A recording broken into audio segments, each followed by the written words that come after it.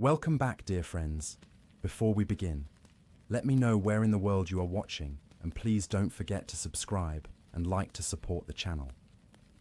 What if I told you that one of history's greatest minds spent his final night sleeping peacefully, knowing he would die the next morning, not tossing and turning, not bargaining with the gods, not overcome with terror or regret, just sleeping. Sleeping so soundly, in fact, that his closest friend couldn't bear to wake him. This isn't fiction. This isn't mythology. This happened in Athens in the year 399 BCE, in a cold prison cell, where a 70-year-old man named Socrates lay waiting for his execution.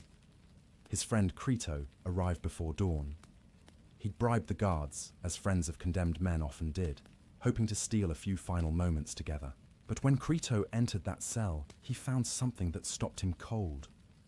Socrates was asleep, not the fitful sleep of the anxious, not the restless half-consciousness of someone awaiting death, but deep, peaceful, undisturbed sleep. The kind of sleep you might have after a satisfying day, with nothing weighing on your conscience, no worries about tomorrow. Crito sat there in the darkness, watching his dearest friend breathe. He couldn't understand it. In just hours, the sun would rise. The prison officials would arrive, the hemlock poison would be prepared, and Socrates would drink it and die. How could anyone sleep through their last night on earth? Later, when Socrates finally woke, Crito would remark on this.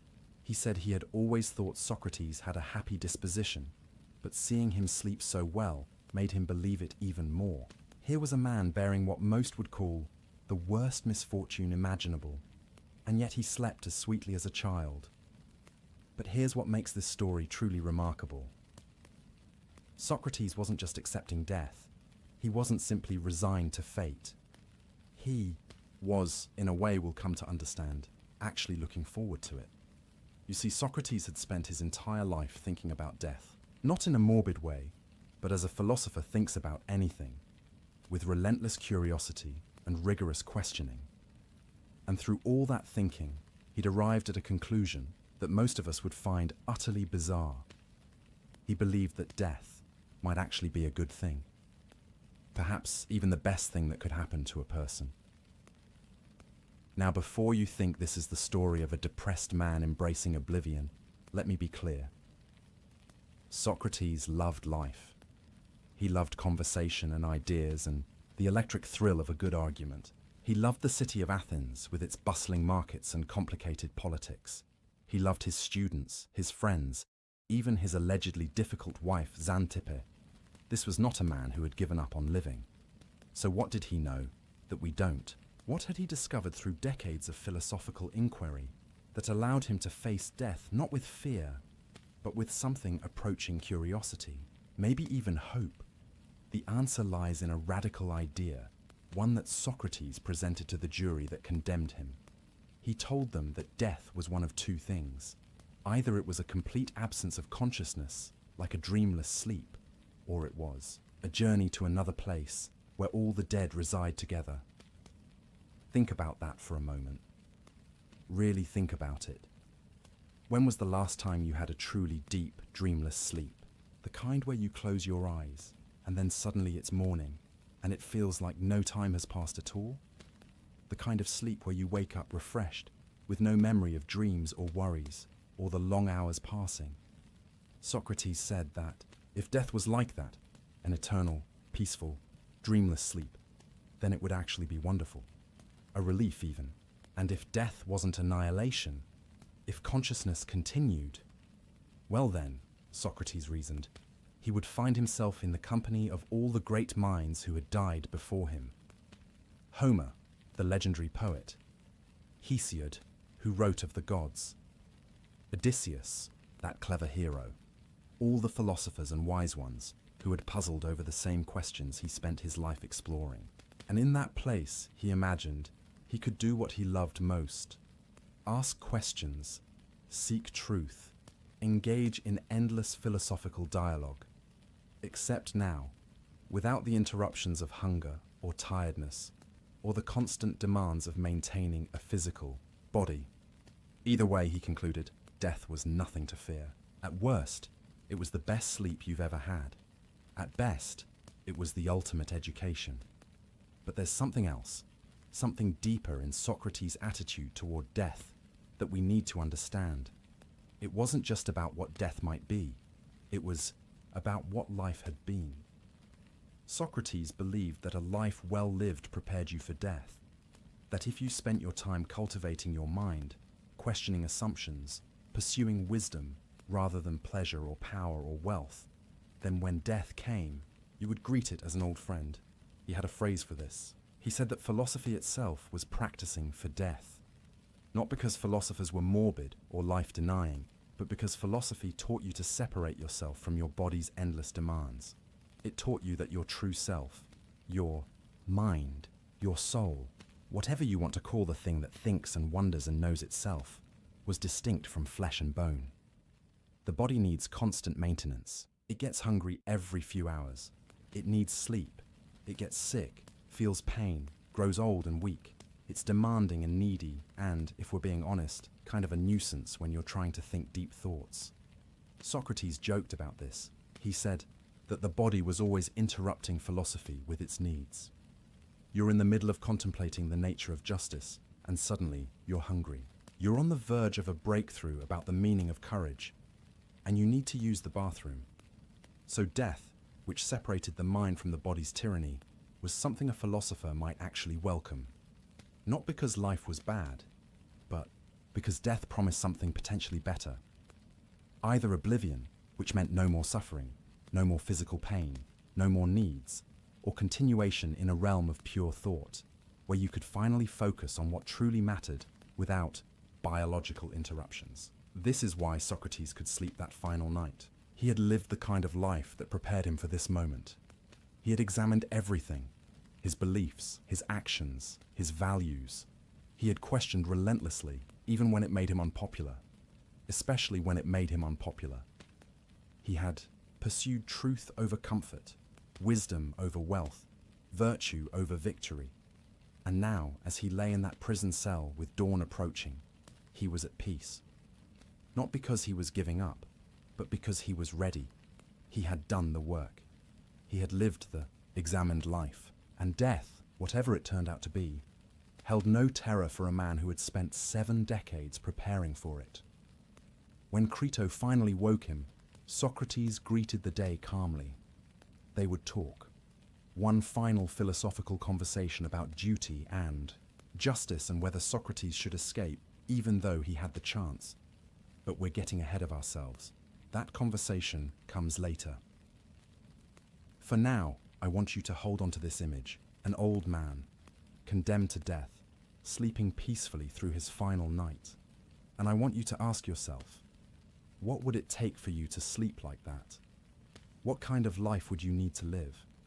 What kind of wisdom would you need to possess? What fears would you need to release? Because that's what this story is really about. Not just how Socrates died, but how he lived.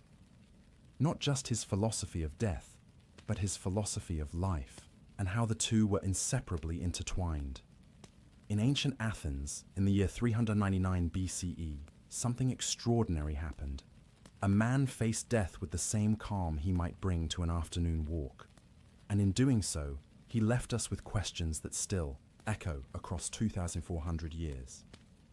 Questions about what matters, about what we should fear and what we shouldn't, about what it means to live well, and whether living well might actually be the secret to dying well. These are the questions we'll explore together tonight, and by the time we're done, you might find yourself thinking about death and life in ways you never have before. But first, we need to go back. Back before the trial, before the accusations, before the prison cell.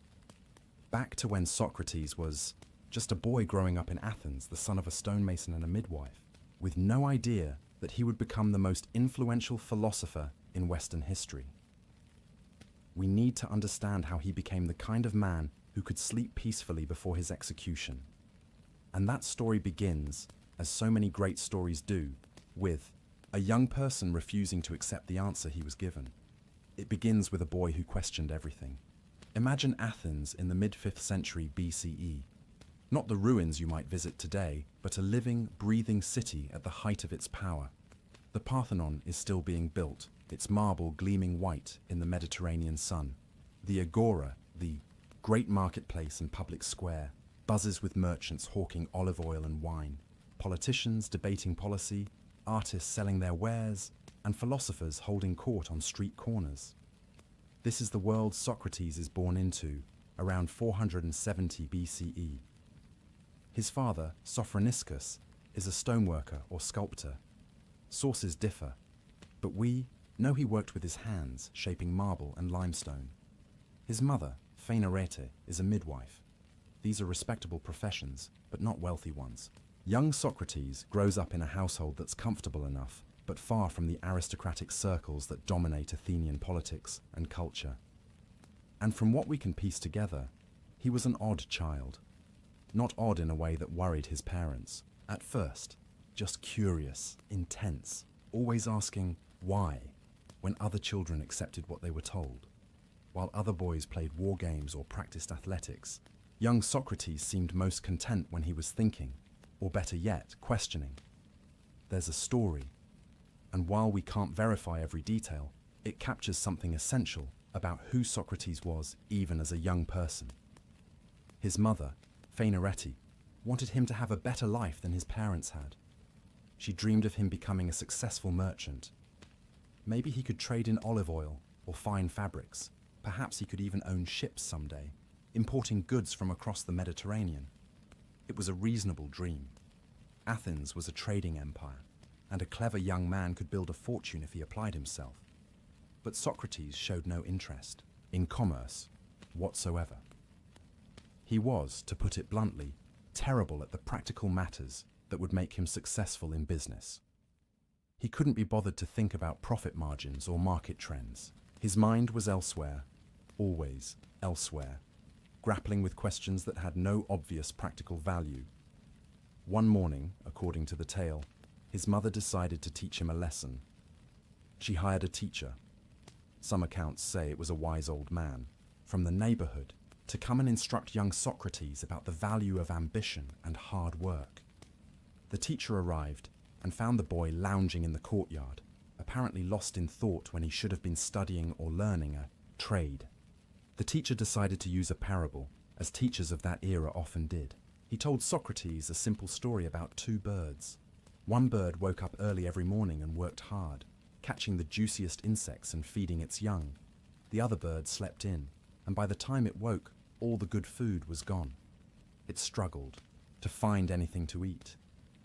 The teacher finished his tale and looked at young Socrates expectantly. "Now, Socrates," he said, "what did you learn from this story?"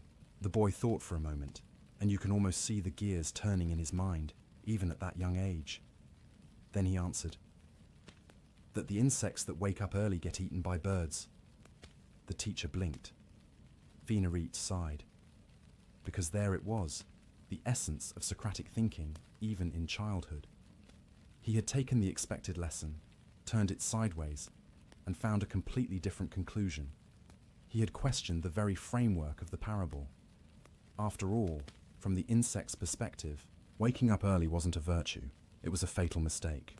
Now we should be careful not to read too much into this story. It might be apocryphal, a legend that grew up around Socrates to illustrate his character. But true or not, it tells us something important. Even as a young person, Socrates had a mind that couldn't simply accept what it was told. He had to examine it from every angle. He had to question the assumptions behind the lesson. And this tendency only grew stronger as he matured. As a young man, Socrates did follow in his father's footsteps for a time, working as a stonecutter or sculptor.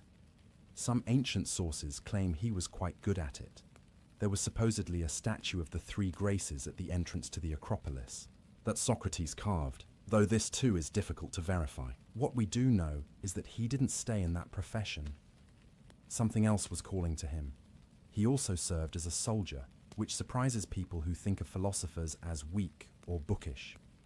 Athens was constantly at war during Socrates' lifetime, against Sparta, against Persia, against various allies who had become enemies, and Socrates fought in several campaigns. By all accounts, he was an excellent soldier, brave in battle, able to endure hardship, and notably tough. There's a famous story about him standing guard duty in the middle of winter, in freezing conditions, while other soldiers huddled together for warmth. Socrates stood there barefoot, apparently lost in thought, seemingly immune to the cold. But warfare, like stone-cutting, didn't hold his attention for long. The questions kept pulling at him. Questions about courage, about justice, about what made a life worth living. Questions that nobody seemed to have good answers to, even though everyone pretended they did. The turning point, the moment that changed everything, came when Socrates was in his 30s. One of his friends, a man named Chaerephon, made a pilgrimage to Delphi, to the famous oracle of Apollo. This was a common practice in ancient Greece. You would travel to Delphi, make an offering, and ask the oracle, a priestess who supposedly channeled the wisdom of the god Apollo, a question. Usually people asked about practical matters. Should I marry this person? Will my crops succeed? Should I start a new business venture? But Chaerephon, knowing his friend Socrates and his constant questioning and his obvious intelligence, asked the oracle something different. He asked, "Is anyone wiser than Socrates?" And the oracle gave an answer that would reverberate through a history. She said, "No one is wiser than Socrates."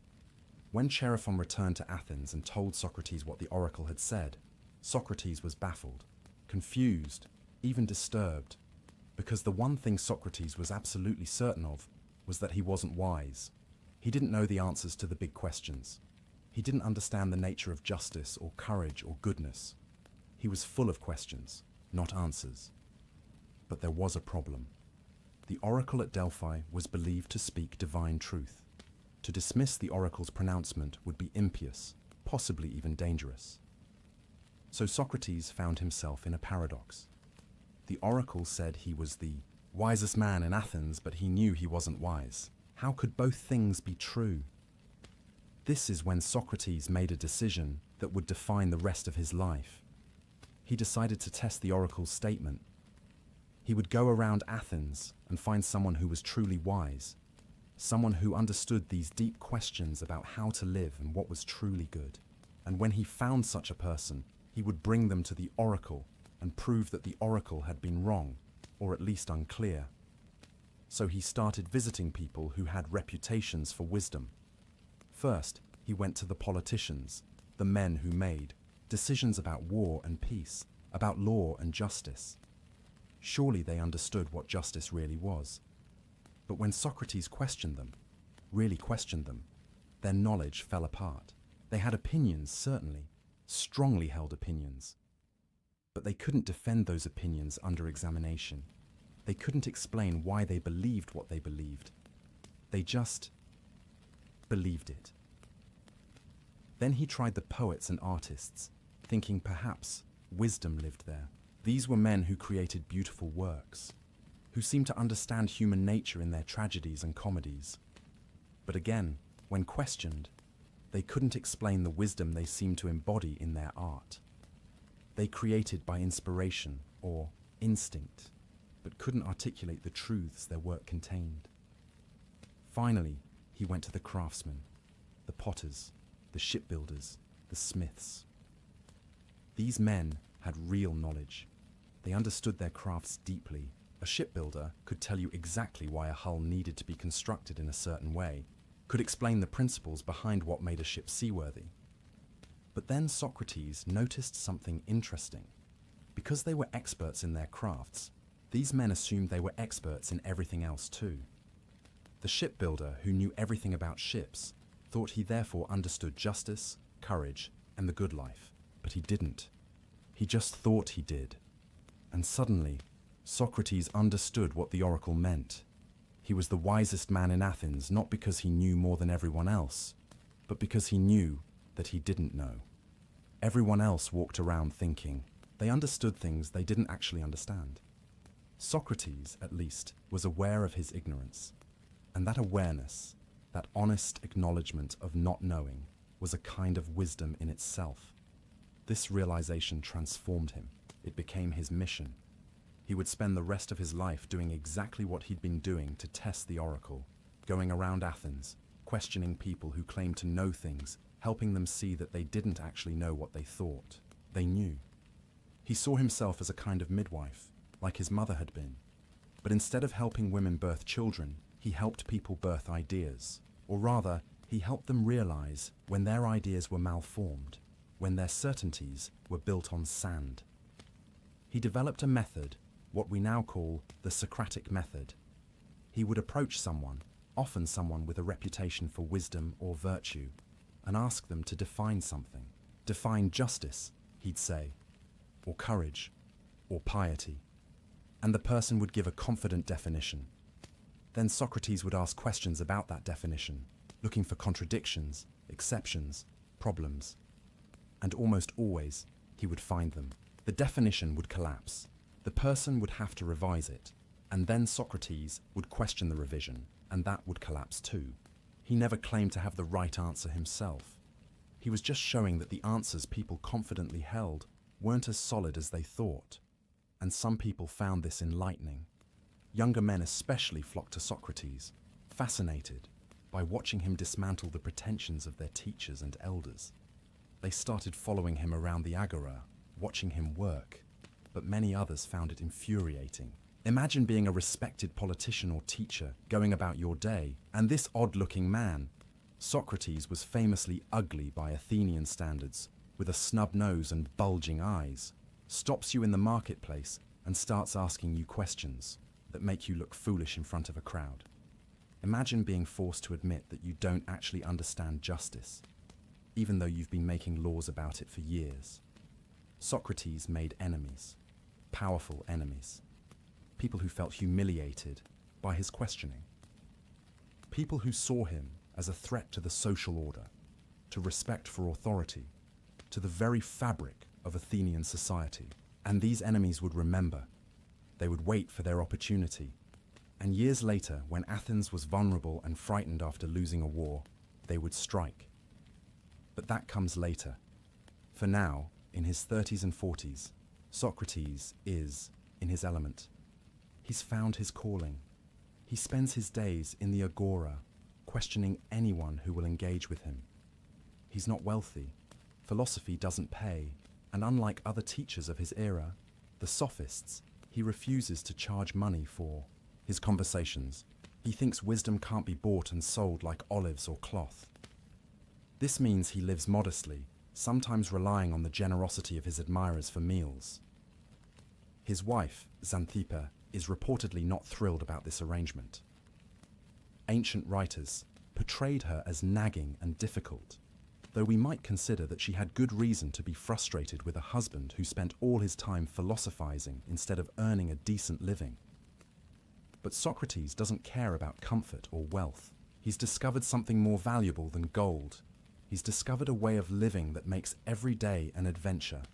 Every conversation is an opportunity to learn, to question, to dig deeper. He's fascinated by how the human mind works, by how we form beliefs, by how we fool ourselves into thinking we understand things we don't, and he's beginning to form some convictions of his own. Not answers to the big questions, he still doesn't claim to have those, but convictions about how to live. He believes that virtue is the most important thing, that it's better to suffer injustice than to commit it, that the quality of your soul matters more than the condition of your body or the size of your bank account, that an examined life, a life where you constantly question yourself and your beliefs, is the only life worth living. These aren't just abstract philosophical positions for Socrates. He lives them. When he's offered bribes, he refuses them. When powerful people tell him to stop asking questions, he ignores them. When he sees injustice, he speaks up, even when it's dangerous to do so. He's not trying to be a martyr or a hero. He's just being consistent with what he believes.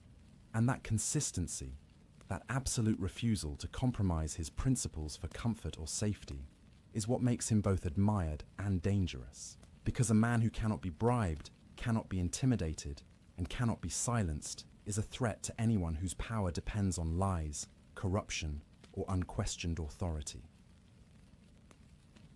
Young Socrates, the boy who questioned the parable of the early bird, has grown into a man who questions everything and everyone. He's become exactly what Athens needs and exactly what Athens' elite fears. He's become a philosopher in the truest sense. Not someone who knows all the answers, but someone who asks all the right questions. And in asking those questions, he's challenging his fellow citizens to examine their own lives, to question their own beliefs, to wake up from the comfortable sleep of unthinking habit. He doesn't know it yet, but this mission will cost him everything. The same sharp mind that won him devoted followers will eventually bring him powerful enemies. The same integrity that made young men admire him will make old men fear him. The same questions that illuminated truth will be twisted into charges of impiety and corruption. But again, we're getting ahead of ourselves. Right now, in the middle of his life, Socrates is at the peak of his powers. He's surrounded by brilliant, young minds who hang on his every word. He's engaged in the work he was born to do. He's living the examined life, and it feels right, feels true, feels like finally being the person he was always meant to be. And in living this way, he's developing a philosophy that will help him face his own death with courage and even joy. Because Socrates is learning something profound about what it means to be human, about what really matters, about how to separate the essential from the trivial. He's learning how to live. And in learning how to live, he's inadvertently learning how to die.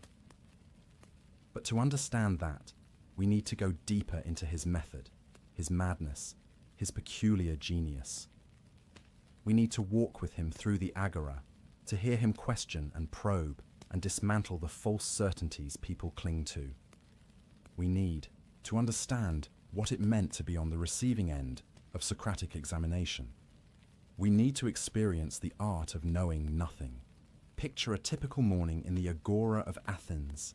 The sun hasn't yet reached its peak, so the marble colonnades still offer some shade from the Mediterranean heat. Vendors are setting up their stalls, pyramids of olives glistening with oil, fabric dyed in rich purples and reds, pottery both practical and decorative. The air smells of bread baking, of fish from the morning's catch, of incense from a nearby shrine. And there, near one of the columns, stands Socrates. He's in his 50s now, at the height of his powers. His appearance is distinctive, impossible to miss. While other philosophers of his era might dress in fine robes to signal their status, Socrates wears the same simple cloak year-round. His feet are bare. He's famous for going barefoot even in winter. His face, as we've mentioned, isn't conventionally handsome. Ancient sources describe him as looking somewhat like a satyr, those mythological creatures that were half man, half goat. But there's something magnetic about him anyway. When he speaks, people listen. A small crowd has already gathered around him. Some are his regular followers, young men from wealthy families who find traditional education boring, but find Socrates endlessly fascinating. Others are passers-by who've stopped out of curiosity. And approaching now is a man named Euthyphro, a religious expert who has a reputation for understanding the will of the gods. This is perfect for Socrates, because Euthyphro is on his way to the courthouse. He's prosecuting his own father for murder. It's a scandalous case that everyone in Athens is talking about. One of the father's workers killed a slave in a drunken rage, and the father bound the killer and threw him in a ditch while sending for religious guidance on what to do. The bound man died of exposure before the advice arrived. Now Euthyphro is charging his father with murder, claiming it's the pious thing to do. Socrates sees an opportunity. He approaches Euthyphro with what seems like genuine curiosity and respect. "Euthyphro, my friend," he says, "you must know a great deal about piety and impiety to be so confident in prosecuting your own father. Most men would worry about whether they were doing the right thing, but you clearly understand piety. Could you teach me? What exactly is piety?" You can imagine Euthyphro's reaction. He's flattered. Here's the famous Socrates, asking for his wisdom. Of course he can explain piety. He's an expert after all, so he offers his first definition. Piety is doing what I'm doing now, prosecuting wrongdoers, whether they're your father or anyone else. It seems like a reasonable answer. But watch what Socrates does next. He doesn't disagree. He doesn't argue. He just asks another question. That's an interesting example, he says. But I asked you what piety is in itself. You've given me an example of a pious act. But what makes an act pious? What is the essential nature of piety that all pious acts share? Euthyphro pauses. He revises his definition. Piety is what is loved by the gods. Better, Socrates agrees. That's more like a real definition. But then, and here's where the method gets interesting, he asks, but which gods? Don't the gods disagree with each other? Zeus approves of some things that Hera despises. Ares loves war while Athena prefers wisdom. So if the gods disagree, how can we say something is pious simply because a god loves it? Euthyphro sees the problem. He refines the definition again. Piety is what all the gods love. Now we're getting somewhere, Socrates says. But here comes the crucial question, the one that cuts to the heart of everything. Is something pious because the gods love it? Or do the gods love it because it is pious? Stop and think about that question for a moment. It sounds like word games, but it's not. It's asking something profound. Is piety just whatever the gods happen to approve of? In which case, piety is arbitrary, and if the gods change their minds, murder could become pious. Or is there something inherently pious about certain acts, something that exists independently of the gods' opinions, which the gods recognize and approve of? Euthyphro struggles with this. He tries several more definitions, each one sounding good at first, each one collapsing under Socrates' gentle questioning.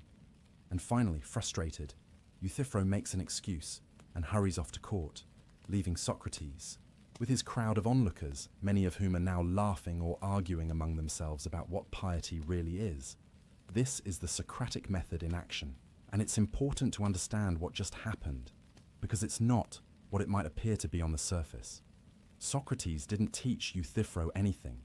He didn't provide a definition of piety. In fact, by the end of the conversation, Euthyphro is more confused than when he started. He came to the agora confident in his knowledge and left uncertain, even embarrassed. So what was the point? Was Socrates just being cruel? Was this intellectual bullying disguised as philosophy? No. This is where we need to understand something crucial about Socratic philosophy.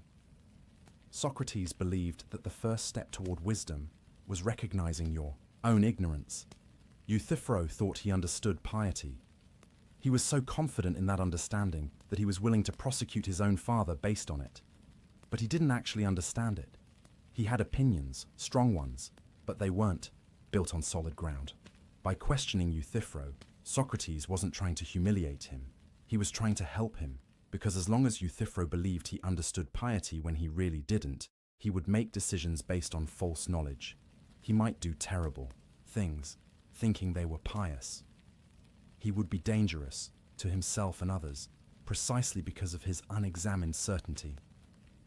But if Euthyphro could be brought to a state of aporia, that Greek word meaning at a loss, without a clear path forward, then something beautiful could happen. The certainty would crack open. Space would appear for real questioning, real learning. He would stop pretending to know and start genuinely seeking. This state of aporia, this experience of being at a loss, was essential to the Socratic method, and it wasn't comfortable. Imagine believing you understood something, building your life around that understanding, and then having someone show you through simple questions that you don't understand it at all. It's destabilizing, frightening even. This is why the young men loved Socrates. When you're young, you haven't yet built your entire life around certain beliefs.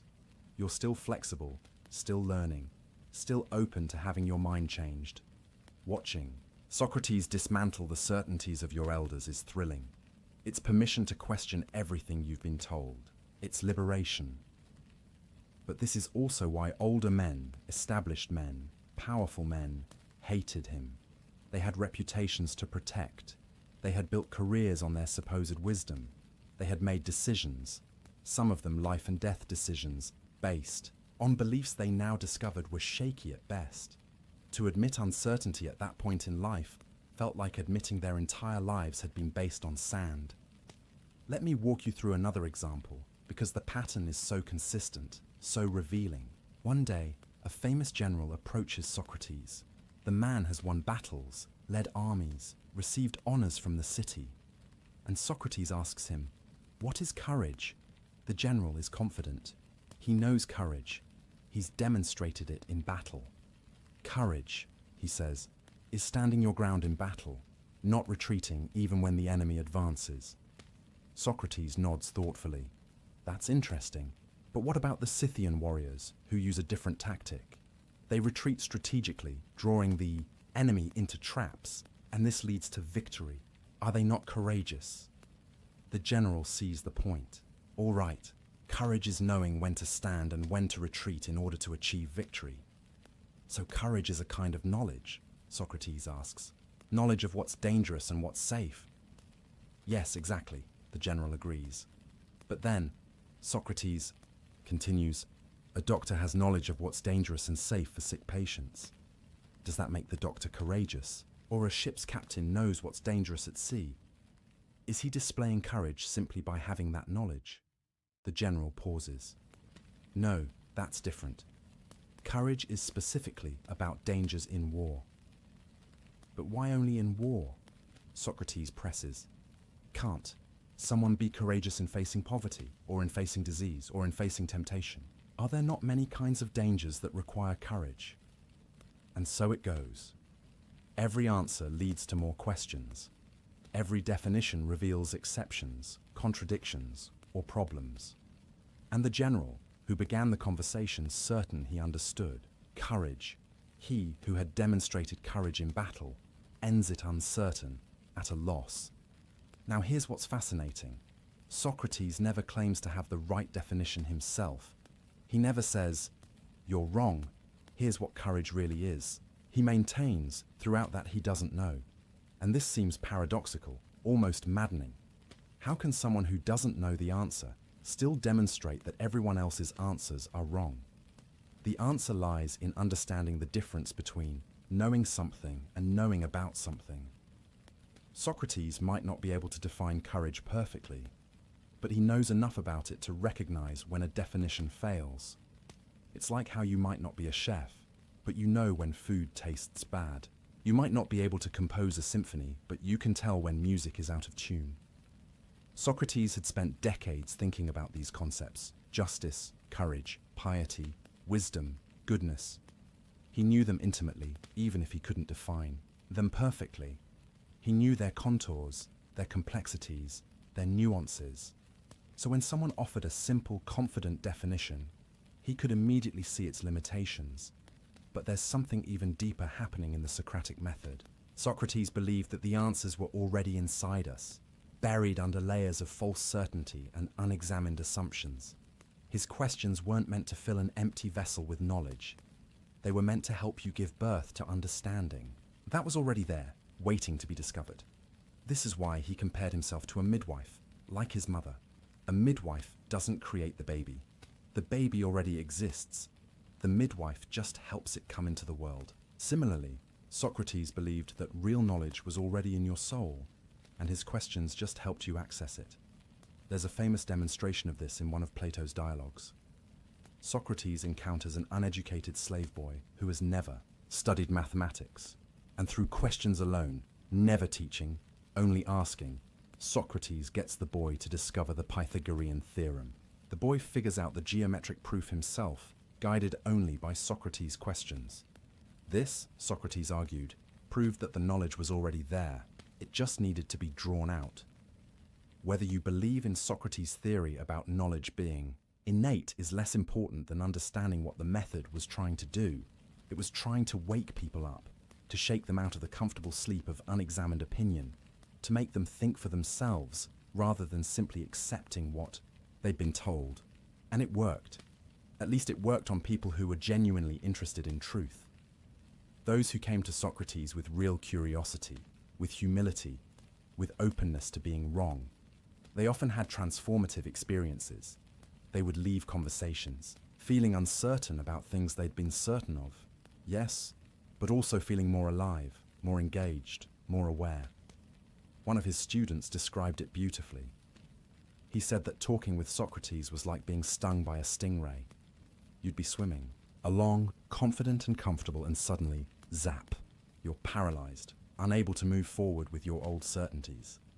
But that paralysis was the beginning of real thought. The problem, of course, was that not everyone appreciated being stung. Some people came to Socrates wanting to show off their knowledge, expecting deference to their expertise. When Socrates questioned them and revealed the limits of that expertise, they didn't feel enlightened. They felt humiliated. And here's where things get dangerous. In a democratic society like Athens, reputation was everything. Your political power, your social standing, your ability to influence decisions, all of it rested on people respecting your wisdom and judgment. So when Socrates publicly demonstrated that you didn't actually understand what you claimed to understand, he wasn't just winning an argument. He was threatening your position in society. Imagine being a wealthy aristocrat who served on juries, advised the assembly, perhaps even led military campaigns. Your neighbors respect you. Young men ask your advice. You're invited to important symposia where decisions are made. And then this strange, ugly, barefoot philosopher stops you in the marketplace and starts asking questions that make you look foolish in front of a crowd that includes your peers, your rivals, and young people who used to respect you. What do you do? Do you admit you don't know what you thought you knew? Do you embrace the aporia, the uncertainty, and start genuinely seeking wisdom? Some did. Those became Socrates' friends and followers. But others, perhaps most, did something else. They got angry. They dismissed Socrates as a sophist, a word twister, a corrupter of youth who taught young people to disrespect their elders. They began to see him not as a gadfly trying to wake Athens up, but as a threat to social order, to tradition, to everything that made Athens great. These men started gathering, started talking among themselves, started plotting. Because there's one thing powerful people hate more than being wrong. It's being publicly shown to be wrong. And Socrates had been publicly showing them to be wrong for decades. But Socrates didn't stop, couldn't stop. Because for him, the examined life was the only life worth living. To stop questioning, to accept easy answers, to let people walk around, confidently ignorant. That would be a betrayal of everything he'd learned from the oracle. He was the wisest man in Athens precisely because he kept asking questions, kept examining, kept pushing. He believed he was on a divine mission. The god. Apollo had essentially told him, through the oracle, that his wisdom lay in recognizing his ignorance. And from that, Socrates had derived a calling. He was meant to go around Athens helping others recognize their ignorance too. He was meant to wake people up, even when it made him unpopular, even when it made him poor. He could have charged for his teaching like the sophists did, but he refused, believing wisdom couldn't be bought, even when it started making him enemies in high places, even when those enemies started becoming dangerous. Because here's what Socrates understood that most of us forget. Comfort is the enemy of truth. If you want to believe comfortable lies, you'll never face uncomfortable truths. If you want to keep your assumptions intact, you can't examine them too closely. If you want peace and prosperity and respect, you probably shouldn't spend your days challenging people's most deeply held beliefs. But Socrates had chosen truth over comfort, wisdom over wealth, the examined life over the easy life.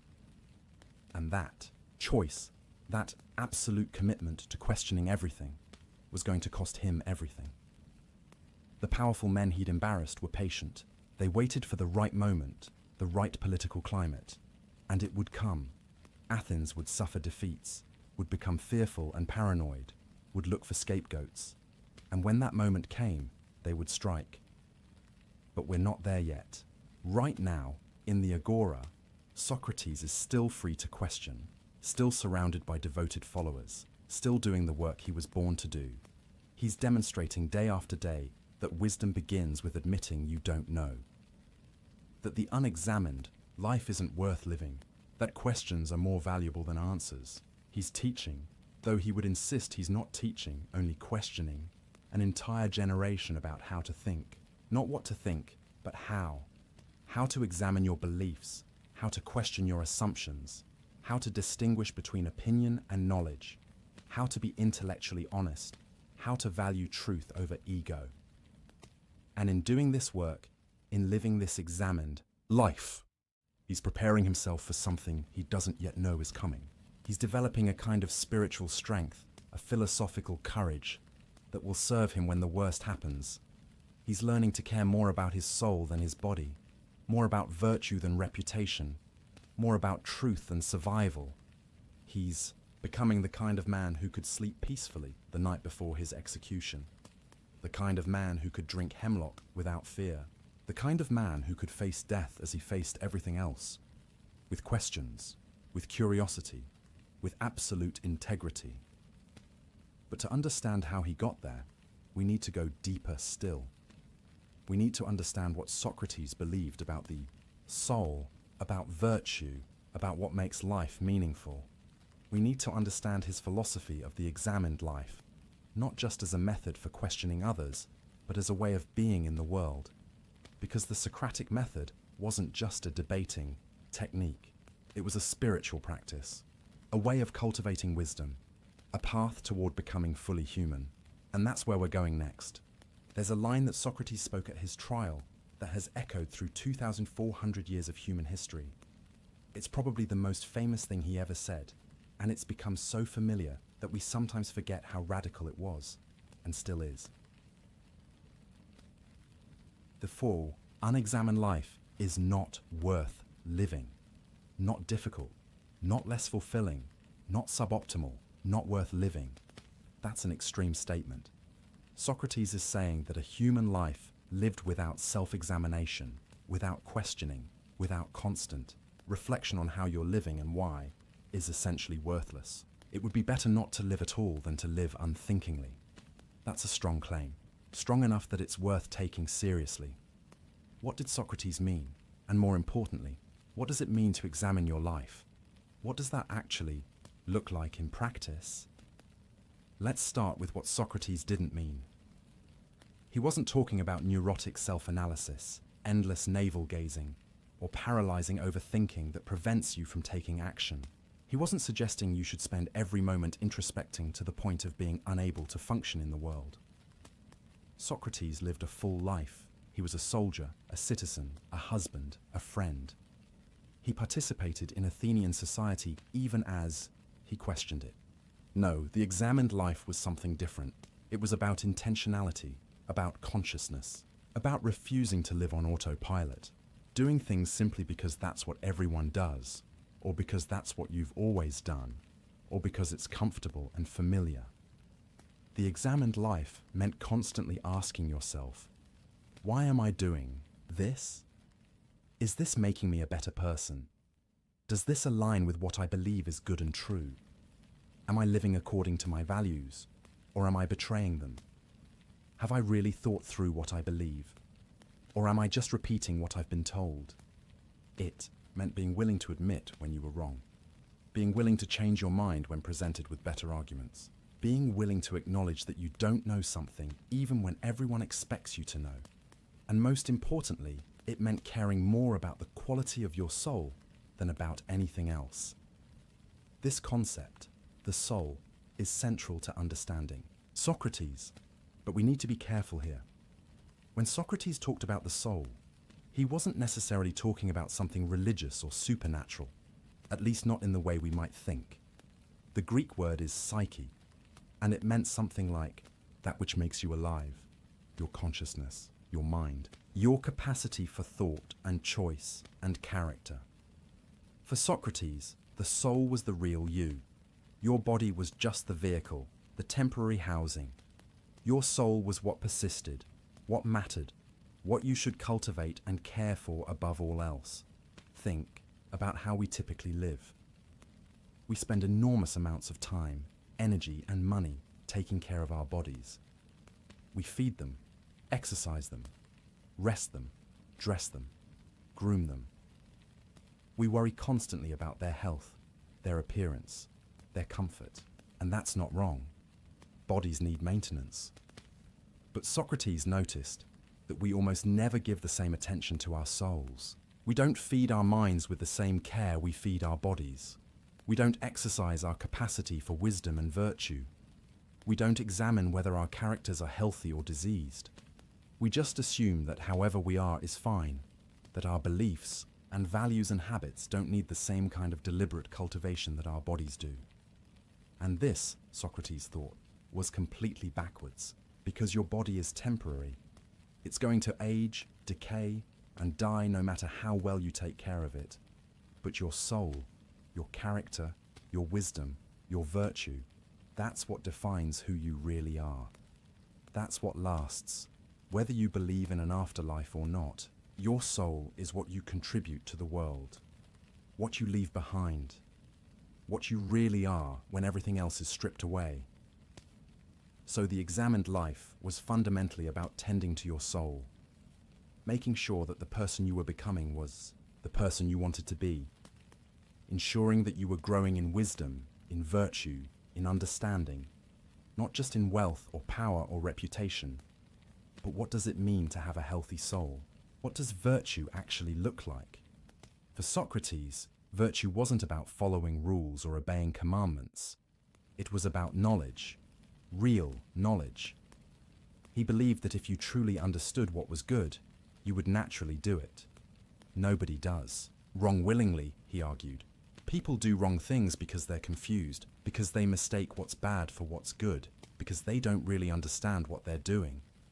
This might sound naive at first. Surely people sometimes knowingly do bad things. Don't we all have experiences of knowing something is wrong but doing it anyway? But Socrates would say, when you do something you know is wrong, it's because in that moment you believe you're getting something good from it. You lie because you believe the benefit of the lie outweighs the cost. You cheat because you believe success gained through cheating is worth more than integrity. You're mistaking a lesser good, temporary pleasure, advantage, safety, for the greater good of having a virtuous soul. If you really understood, deeply understood, that harming your soul is the worst thing you can do to yourself, you wouldn't do it.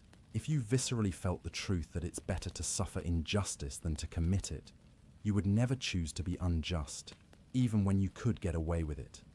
This is why Socrates spent so much time trying to clarify what things like justice, courage, and goodness really were. Because if people truly understood virtue, they would naturally pursue it. The problem wasn't that people were evil. The problem was that they were confused. Let me give you a concrete example of what this looked like in practice. There's a story about Socrates serving on a jury, one of the few times he held any official position in Athens. A group of generals had won a major naval battle, but a storm prevented them from recovering the bodies of fallen soldiers. This was considered a serious religious violation in ancient Athens. The bodies needed proper burial rites, or the souls would wander restlessly. The Field Assembly, in its anger and grief, wanted to try all 10 generals together and execute them all. This was illegal. Each man had the right to an individual trial. But the mob was furious. They wanted justice, or what they thought was justice. They wanted revenge. Socrates was the one member of the presiding committee who refused to allow the illegal vote. He stood alone against the entire angry assembly. People threatened him. They could have charged him with obstruction. They could have harmed him. But Socrates wouldn't budge, because he had examined what justice required, and he knew that violating the law in order to punish people for violating the law was incoherent. It was wrong, no matter how many people demanded it. This is the examined life in action. Socrates had thought deeply about justice. He had questioned his assumptions about it. He had refined his understanding through countless conversations.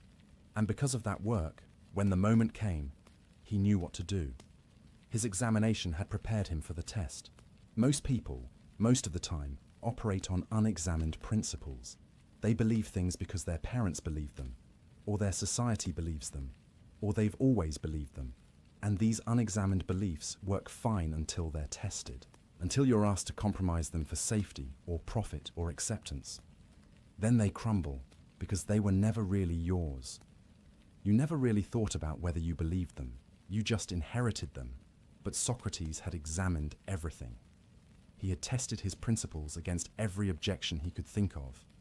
He had refined them through dialogue and debate. So when the moment came to act on them, he had the strength to do it. The examined life had given him certainty, not the false certainty of unquestioned assumption, but the earned certainty of hard-won understanding. This is also why Socrates insisted that virtue was knowledge. If you really know what's right, if you've examined it and tested it and made it truly yours, you'll do it. You won't be swayed by threats or bribes or social pressure, because you'll understand in your bones that compromising your soul for any external reward is a terrible trade. Now you might be thinking, this sounds exhausting. Do I really need to question everything all the time? Can't I just live, make reasonable decisions, try to be a decent person? And the answer is, you can live that way. Most people do, but Socrates would ask you, is that really living? Or is that just existing on autopilot, letting circumstances and social pressure determine who you are?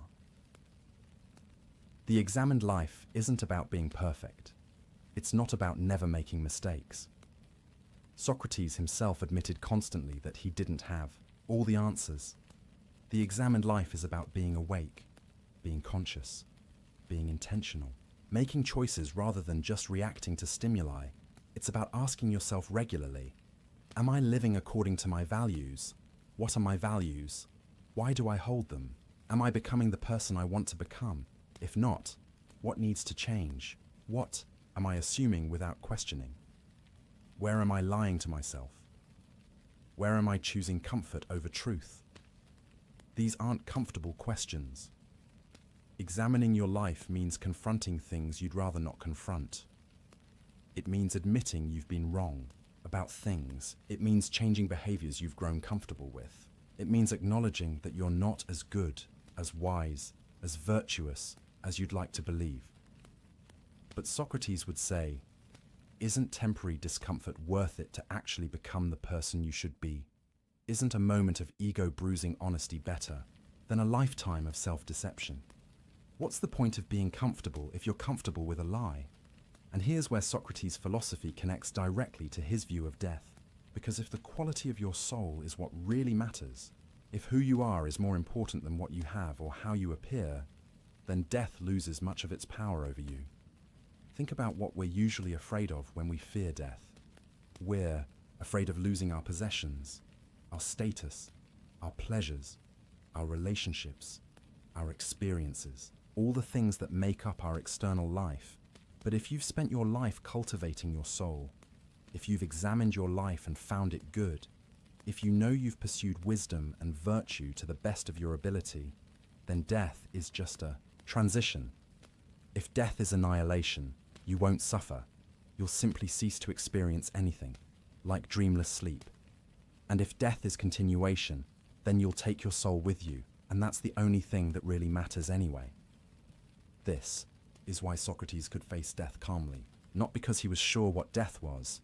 He admitted he didn't know, but because he had lived the examined life. He had tended to his soul. He had pursued virtue over pleasure, wisdom over wealth, truth over comfort. Whatever death turned out to be, he was ready for it. His soul was in good condition. Compare that to someone who has never examined their life, someone who has pursued wealth and power and pleasure, assuming those things made life meaningful. Someone who has built their identity on their body, their possessions, their social status. For such a person, death is terrifying, because death takes away everything they've spent their life accumulating, everything they've used to define themselves. But someone who has cultivated their soul, death can't touch what really matters to them. Their wealth might be taken away, but their wisdom remains. Their body might fail, but their character endures. Their reputation might be slandered, but they know who they really are. This is the practical benefit of the examined life. It's not just about being more thoughtful or philosophical. It's about building something that can't be taken from you. It's about knowing yourself so well that external circumstances can't shake you. It's about having a foundation of examined, tested, chosen principles that you can stand on when everything else is uncertain. Socrates believed that most people were prisoners without knowing it.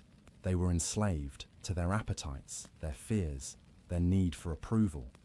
They thought they were free because they could go where they wanted and do what they wanted, but they weren't really making free choices.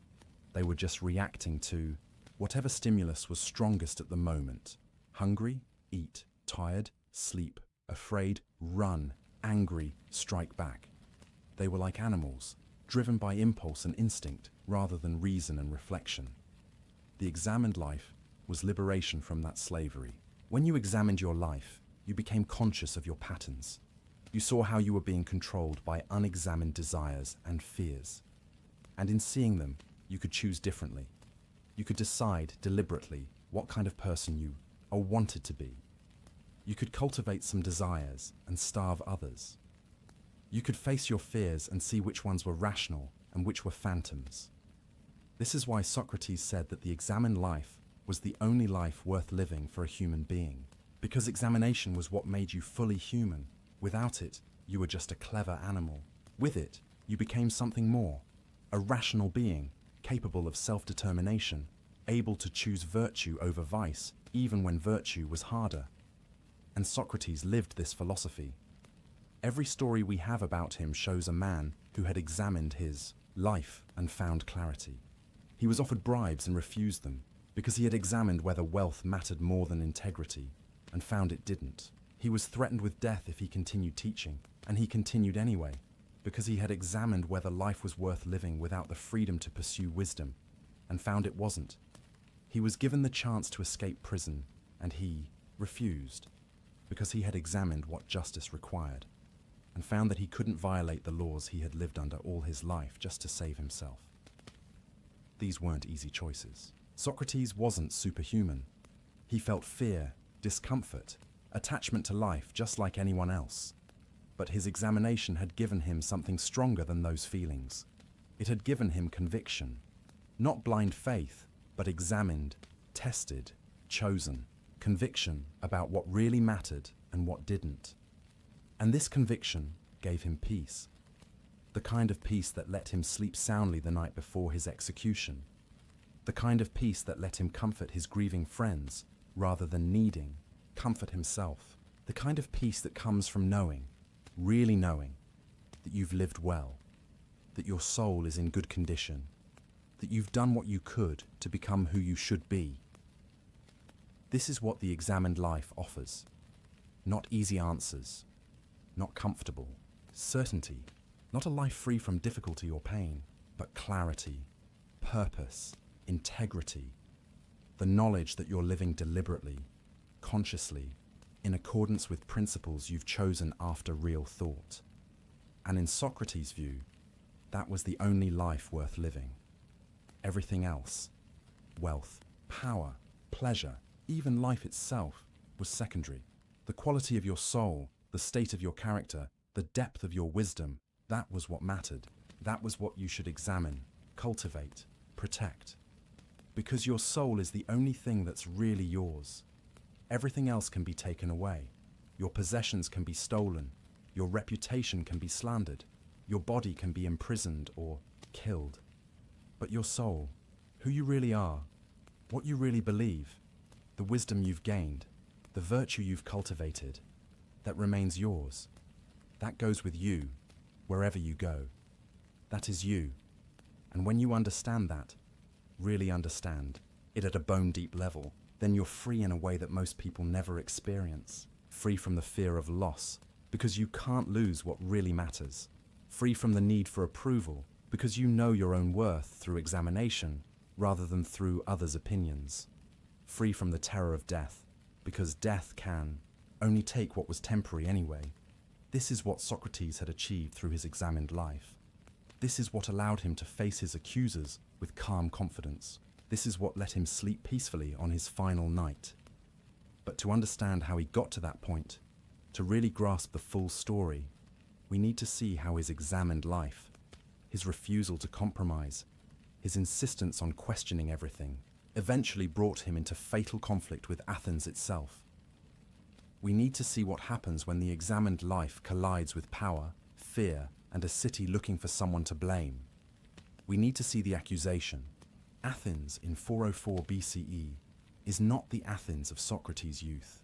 The city that once led the Greek world, that built the Parthenon and pioneered democracy, that produced the great playwrights and thinkers, is broken. The Peloponnesian War, a brutal, decades-long conflict with Sparta, has finally ended, and Athens lost catastrophically. The long walls that protected the city from invasion have been torn down. The powerful navy that made Athens an empire has been reduced to a handful of ships. The democracy that Athenians were so proud of has been temporarily overthrown by a brutal oligarchy called the 30 Tyrants, sponsored by Sparta. The city is traumatized, defeated, humiliated, and deeply, deeply afraid. Fear makes people dangerous. Fear makes them look for enemies within. Fear makes them suspicious of anyone different, anyone questioning, anyone who doesn't fit neatly into the story the city tells itself. And there's one man in Athens who has spent his entire adult life questioning everything, who has made enemies among the powerful, who has an entire generation of young followers who learned from him to challenge authority. That man, of course, is Socrates, and his enemies have been waiting for this moment. Let's be clear about who these enemies were and why they hated him so much. There was Anytus, a wealthy leather merchant who had been prominent in the democratic resistance against the 30 Tyrants. He was a patriot by his own estimation, a defender of Athenian values, and his son had fallen under Socrates' influence, spending time with the philosopher instead of learning his father's business. Worse, the young man had apparently started questioning his father's beliefs, using Socratic methods to point out contradictions in Anytus's thinking. You can imagine how well that went over. Then there was Miletus, a poet, or someone who fancied himself one. Socrates had probably humiliated him in public at some point, as he had so many self-important artists who claimed their work came from divine inspiration, but couldn't explain what wisdom their poetry actually contained. Miletus wasn't particularly bright or influential, but he was angry and willing to be used as a tool. And there was Lycon, a rhetorician, representing a whole class of professional speakers and teachers whom Socrates had spent years demonstrating weren't as wise as they pretended to be. These men and others like them had been collecting grievances for years. Every time Socrates embarrassed someone in the agora, every time he made a politician look foolish, every time a young man questioned his father's authority after studying with Socrates, every time someone's reputation suffered because Socrates exposed their ignorance.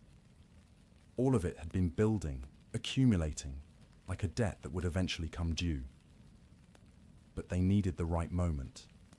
You couldn't just charge Socrates when Athens was confident and secure. He was too well known, too well liked by too many people, including powerful ones. His students included Plato from one of Athens' most distinguished families, and Xenophon, who would become a famous general and historian. Alcibiades, one of Athens' most brilliant but controversial leaders, had been associated with Socrates. Ah, Alcibiades. There's a name that matters.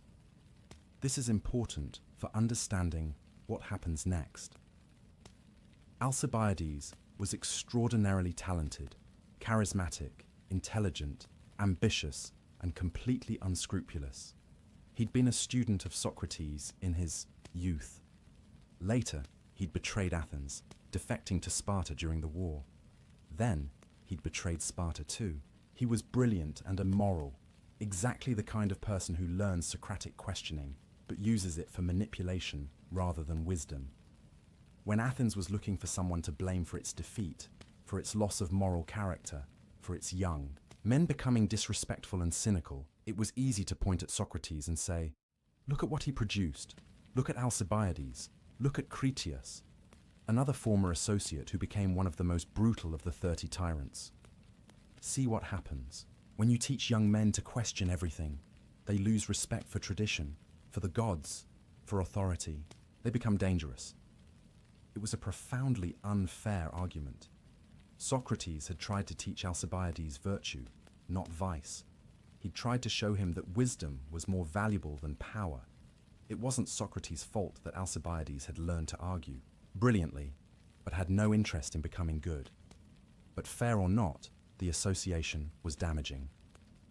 So, in 399 BCE, 5 years after the war ended, and 3 years after democracy had been restored, Socrates' enemies finally made their move. The city was still fragile, still paranoid, still looking for scapegoats. The timing was perfect. The charges were carefully crafted. 3 accusations, each one technically a capital offense. First, corrupting the youth of Athens. This was vague, enough to mean almost anything. It could refer to his questioning of authority, his influence on young men like Alcibiades, his encouragement of independent thinking. It played on every parent's fear that their children were being led astray. Second, not believing in the gods of the city. This was potentially the most dangerous charge. Athens took religion seriously. The gods weren't abstract theological concepts. They were thought to directly influence the city's welfare.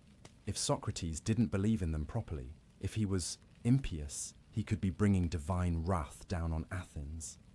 This could explain why Athens had suffered such devastating defeat. The gods were angry because men like Socrates had corrupted the city's piety. Third, introducing new divinities. This charge was interesting because it contradicted the second one. How could he both not believe in the gods and also introduce new ones? But the accusers were referring to something Socrates often talked about. His daimonion, an inner voice or divine sign that warned him away from certain actions.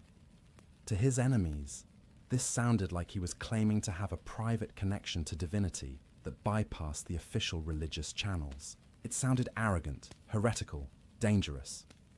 The penalty proposed? Death. When Socrates received the summons to trial, he must have known how serious this was. At 70 years old, he'd lived through enough Athenian politics to recognize a politically motivated prosecution. He knew these men. He probably knew exactly which of his past humiliations they were avenging. But here's what's remarkable. He didn't run. Athens had no police force. It would have been relatively easy to slip away to another city-state, to live out his remaining years in comfortable exile. Many of his friends urged him to do exactly that. Why stay and face trial when the outcome was uncertain and the penalty was death? Socrates' answer was simple. He couldn't live a life inconsistent with his principles. He had spent 70 years arguing that a good person never willingly commits injustice, that it's better to suffer wrong than to do wrong, that you should obey the laws of your city even when it's inconvenient. How could he flee now? How could he save his body by corrupting his soul? So he stayed, and when the day of the trial came, he walked into that courtroom prepared to defend not just himself, but his entire way of life. The trial took place in a large public court. 500 Athenian citizens served as jurors, a huge number by our standards, but typical for Athens. The accusers spoke first, presenting their case. Then Socrates would have his chance to defend himself. There were no lawyers. You represented yourself, made your own arguments. At the end, the jury would vote by dropping a pebble into one of 2 urns, one for guilty, one for innocent. We don't know exactly what Meletus and Anytus said in their accusations, but we have Plato's account of Socrates' defense speech, which he titled The Apology, though apology here means defense, not sorry. And what's astonishing about this speech is that it barely defends Socrates at all, at least not in the way you'd expect. A normal defendant in an Athenian court would have pulled out all the stops. He would have brought his children to weep and beg for mercy. He would have reminded the jury of his military service, his contributions to the city. He would have flattered the jurors, appealed to their emotions, done everything possible to win sympathy. Socrates did almost none of this. Instead, he used the trial as an opportunity to explain, to justify his entire philosophical mission. In a way, he put Athens itself on trial. He began by addressing the charges, but not in the straightforward way the jury expected. He said that before he could answer the formal accusations of Miletus, he needed to address older, deeper prejudices that had built up over decades. He needed to clear away the misconceptions. There are people, he told the jury, who have been saying for years that Socrates is a busybody, someone who inquires into things beneath the earth and in the sky, who makes the weaker argument appear the stronger, and who teaches these things to others. He was referring to a comedy written decades earlier by Aristophanes, called The Clouds, which had portrayed Socrates as a ridiculous figure who ran a thinkery, where he taught young men to argue their way out of debts and obligations. It was satire, exaggerated for laughs, but it had shaped how many Athenians thought about Socrates. "I have nothing to do with such investigations," Socrates told them. "I don't claim to know about the physical world. I don't teach people to make the weaker arguments stronger. I don't run a school or charge fees like the sophists do." So, what did he do? Here Socrates told them about the oracle at Delphi, about his mission to test the oracle's claim that no one was wiser than he was. He explained how he'd gone to supposedly wise people and found they didn't actually know what they claimed to know. How he'd realized that his wisdom consisted in acknowledging his ignorance, while others claimed false knowledge. "This is what I still do," he told them. "I go around examining anyone who seems to be wise, and when I find they're not, I help the god by revealing this. This work keeps me busy. I'm so occupied with this mission that I've neglected my own affairs and live in poverty." Can you imagine how this sounded to the jury? He's on trial for his life, and instead of begging for mercy, he's explaining that he's on a divine mission to expose people's ignorance. He's essentially admitting to the very behavior his accusers found so offensive, but framing it as a service to the god. Then he addressed why the young men followed him around. They enjoy hearing people questioned who think they're wise but aren't. And they try to imitate me, examining others. And when they do, those who are exposed get angry, but not at themselves for being foolish. They get angry at Socrates for supposedly corrupting these young men. It's a brilliant rhetorical move. He's saying, "You don't really think I'm corrupting the youth. You're just angry because I and my students have exposed your ignorance."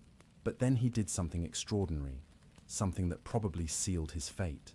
He turned to Miletus directly and began to cross-examine him, right there in court, using the Socratic method on his accuser. "Miletus," he said, "you claim I corrupt the youth, but tell me, who improves them? Who makes them better?" Miletus, probably not expecting this approach, fumbled a bit and said, "The laws? No, I mean what person? Who has the knowledge to improve young people?" "The jurors," Miletus answered. "All of them?" "Yes." "What about the audience here, and the council members, and the assembly? Do they all improve the youth?" "Yes, all of them." "So according to you," Socrates said, "every Athenian improves the youth except me, and I alone corrupt them. Is that really what you're saying?" You can almost hear the trap closing, because obviously it's absurd to claim that literally everyone improves young people, except one man. Socrates was demonstrating, right there in court, that Miletus hadn't thought through his accusations. He was revealing the prosecutor's ignorance the same way he'd done to countless people in the agora. Then Socrates pressed further. "Tell me, Miletus, is it better to live among good citizens or bad ones?" "Good ones, obviously. And does anyone want to be harmed by those around them?" "Of course not." "Then you're accusing me either of corrupting the youth unintentionally, or of corrupting them knowing that they'll harm me. The first means I shouldn't be punished. You should educate me. The second makes no sense. Why would I intentionally make my neighbors worse, knowing they'd harm me?" It was classic Socratic argumentation. He was showing that the charges were incoherent, but he wasn't making friends with the jury. He was doing to Miletus what he'd done to so many others, and the jury was watching someone they might know personally, someone who'd brought these charges, being made to look foolish. When Socrates addressed the religious charges about not believing in the gods, he was even more pointed. He got Miletus to contradict himself, first saying Socrates didn't believe in gods at all, then saying he introduced new ones. You can't have it both ways, Miletus. Either I'm an atheist, or I believe in new gods. Which is it? By the time Socrates was done with Miletus, he'd thoroughly demolished the logical consistency of the charges. He'd shown them to be poorly thought out, contradictory, probably motivated by personal grudges rather than genuine concern for Athens. But then, and this is crucial, instead of stopping there, instead of pivoting to sympathy and mercy, Socrates doubled down. He told the jury that even if they offered to acquit him on the condition that he stopped philosophizing, he would refuse. I cannot stop, he said. The God has placed me here to question people and help them care for their souls. If you kill me, you won't find another like me easily. I'm like a gadfly on a noble but sluggish horse. I sting you awake. You might swat me away, but you'll regret it when you fall back into sleepy thoughtlessness. And then he said something that must have infuriated many in that courtroom. I'm doing you a favor by being here. In fact, Athens should give me free meals for life in the Prytaneum, the highest honor the city could bestow, usually reserved for Olympic victors and great benefactors. Because no one cares more for your welfare than I do. Can you imagine? He's on trial for his life, and he's telling 500 jurors that they should be honoring him, not prosecuting him. That he's Athens' greatest asset. That they need him more than he needs them. It was defiant, proud, uncompromising. And it was completely in character, because Socrates had never compromised his principles for comfort or safety. Why would he start now? He did, toward the end of his speech, acknowledge his military service. He mentioned that he'd served with distinction at 3 major battles: Potidaea, Amphipolis, Delium. He'd held his post when others fled. He'd been brave in the face of death. If I was willing to risk death in battle to serve Athens, he said, how can I abandon the post the God has given me now, just because I'm afraid? That would be true impiety, disobeying the divine mission because I fear death. And he concluded with a statement that would echo through history. I'm not afraid of death, gentlemen. I'm afraid of doing wrong. Death is nothing to fear. What I fear is standing before the gods someday and having to explain why I betrayed truth and virtue to save my life. When the speech ended, the jury voted. It was close, much closer than his accusers probably expected. Out of 500 jurors, about 280 voted guilty. About 220 voted to acquit. If just 30 people had voted differently, Socrates would have walked free, but they didn't. The verdict was guilty. Now came the penalty phase. In Athenian law, the prosecution proposed a penalty, and the defense could propose an alternative. The jury would then choose between them. The prosecution had proposed death. This was Socrates' chance. He could propose exile. He could propose a fine. The jury had voted guilty, but it was close enough that they might choose a gentler punishment if he gave them the option. Many jurors probably wanted to punish him somehow, but didn't want him dead. Instead, Socrates initially proposed that Athens give him free meals for life in the Prytaneum. He was serious, or at least he was making a philosophical point about what justice really required. But obviously, this wasn't going to fly with a jury that had just convicted him. His friends, watching in horror, finally convinced him to at least propose a fine. Socrates offered to pay 30 minae, a significant sum, guaranteed by wealthy friends like Plato. It was still less than might be expected, still somewhat insulting to the court's dignity. The jury voted again on the penalty. This time, more voted for death. The margin was larger. By trying to maintain his dignity, by refusing to grovel or compromise, Socrates had alienated jurors who might have shown mercy. His pride, or his integrity, depending on how you view it, had sealed. His fate. The verdict was final. Death by hemlock poison. And here's what's remarkable. Socrates' immediate reaction wasn't fear or anger or even sadness. It was philosophical speculation. He turned to the jurors and gave one final speech, separate from his defense about what this meant. To those who had voted to acquit him, he said, "Don't be upset for me. This might be a blessing. My daimonian, my inner warning voice, which has stopped me whenever I was about to do something wrong, it didn't stop me at all today. Not when I entered the court, not during my speech, not at any point. That suggests that what happened to me is good, not bad." And then he offered that analysis of death we've already touched on. Either death is like a dreamless sleep, in which case it's pleasant, a relief from life's troubles, or death is a journey to another place, where he'll meet the great thinkers and heroes of the past. Either way, nothing to fear. If I die now, having lived a good life, what loss is that? But if I'd compromised my principles to live longer, that would have been true death, the death of my soul. To the jurors who had voted for his death, he was less kind. "You think you've escaped being tested by condemning me, but I warn you, you'll have more critics now, younger ones, harsher ones. By killing me, you won't silence the questions. You'll just create more questioners." It was a prophecy, and it would prove true. Plato would write, Xenophon would write, others would remember.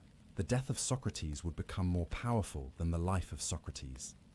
His enemies thought they were silencing a troublesome gadfly. They were creating a martyr for philosophy itself. As the court session ended and the guards prepared to take Socrates to prison, he turned to his friends with what might have been a slight smile. "Now it's time for us to go. I to death, and you to life. Which of us goes to the better fate, only the God knows." Even at that moment, sentenced to die, he was questioning. Still uncertain, still humble in the face of the ultimate mystery. But one thing he was certain of: he'd lived according to his principles. He'd maintained his integrity. He'd refused to compromise his soul to save his body. And that meant, in the deepest sense, he'd won. The jury might have condemned him to death, but they couldn't make him do wrong. They couldn't corrupt his virtue. They couldn't touch what really mattered. The examined life had prepared him for this moment, and he was ready. But between the sentencing and the execution, there would be weeks of waiting, weeks in prison, time for friends to visit, to argue, to plead, to plan escapes. Time for Socrates to have conversations that would be remembered forever. Time for one particular dream, mysterious and symbolic, that would reveal something about what he was feeling beneath that philosophical calm. Time for temptation. Time for final tests. Time for goodbyes. And time, on that last night, for the deepest sleep a condemned man had ever slept. The prison is quiet now. It's early morning, that liminal time between night and dawn, when the world holds its breath. The stone walls are cold, the light still grey and uncertain. And in this silence, Socrates is asleep. His friend Crito sits, watching him, as we mentioned at the beginning of our story. But what we didn't tell you yet is what Socrates was dreaming. What vision came to him in that prison cell, in those weeks between his trial and his execution. Dreams fascinated the ancient Greeks in ways we might struggle to understand today. They weren't simply random firing of neurons, the brain processing daily events. Dreams were messages, prophecies, windows into a reality deeper than the waking world. The gods spoke through dreams. The dead visited in dreams. Your dreams could tell you the future, warn you of danger, reveal hidden truths. So when Socrates had a particular dream during his imprisonment, and when he chose to tell people about it, they paid attention. They tried to interpret it. And we should too, because this dream reveals something important about what Socrates was feeling beneath his philosophical composure. The dream was simple on the surface, but rich with symbolism. Socrates dreamed that a woman came to him. She was beautiful, dressed in white robes, and she spoke to him, quoting a line from Homer's Iliad. "On the third day, you will reach fertile Phthia. That's it. That's the whole dream. A beautiful woman, in white, a quote from Homer, a mention of Phthia and the third day. But let's unpack what this meant, because every element carries weight. First, the woman in white. White was associated with purity, with the divine, with death. White robes were what you wore for religious ceremonies, for funerals. So already, the imagery suggests something sacred, something connected to the boundary between life and death. Then there's the quote itself, from the Iliad. It's what Achilles says, or at least what Homer imagines Achilles thinking, when he's angry at Agamemnon and considering abandoning the Greek army at Troy. Achilles is furious because Agamemnon has dishonored him, taken his war prize, treated him unjustly. And Achilles thinks, why should I stay here and fight for these people? I could go home. I could reach Phthia, his homeland, in 3 days if I left now. Phthia, in the geography of Homer's world, was Achilles' home. It was where he came from, where he belonged. It represented safety, comfort, the place where he was loved and valued rather than dishonored and disrespected. And the third day in Socrates' dream, well, that had an obvious interpretation. Socrates told Crito about this dream, and he interpreted it himself. It meant he would die in 3 days. That was when the sacred ship would return from Delos, ending the religious period during which no executions could be carried out. The third day would bring his death.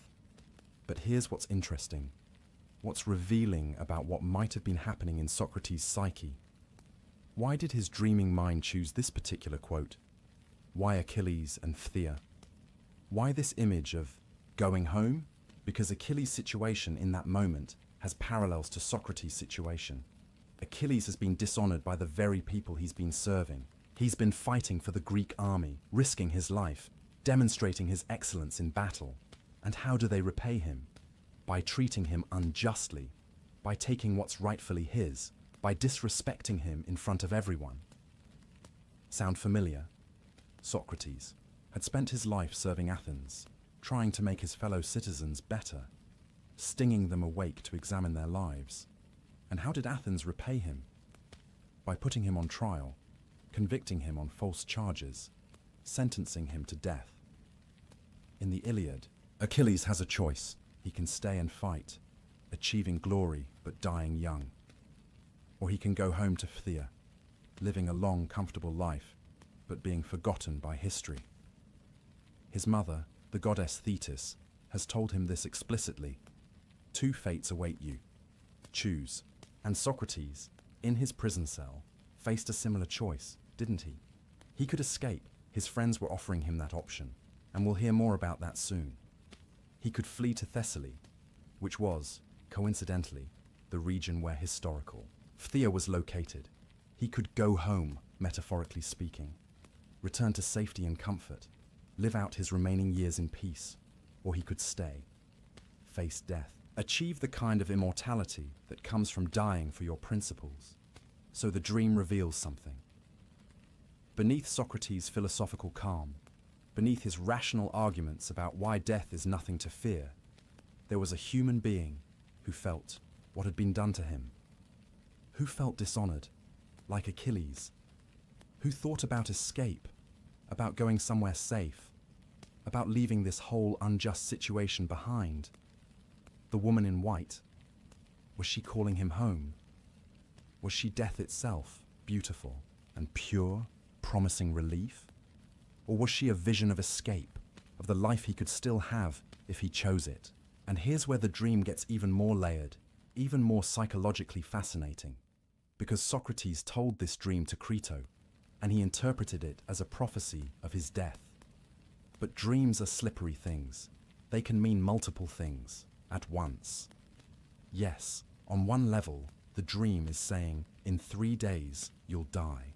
You'll reach your true home, whatever that is. Phthia might represent Hades, the afterlife, the final destination. But on another level, the dream might be expressing a wish, a desire, deep and probably inadmissible to Socrates' conscious mind, to escape, to go to Thessaly, to fertile Phthia, to live. The dream gives him permission to think about escape by disguising it as a prophecy of death. Think about the symbolism of fertility. Fertile phthia.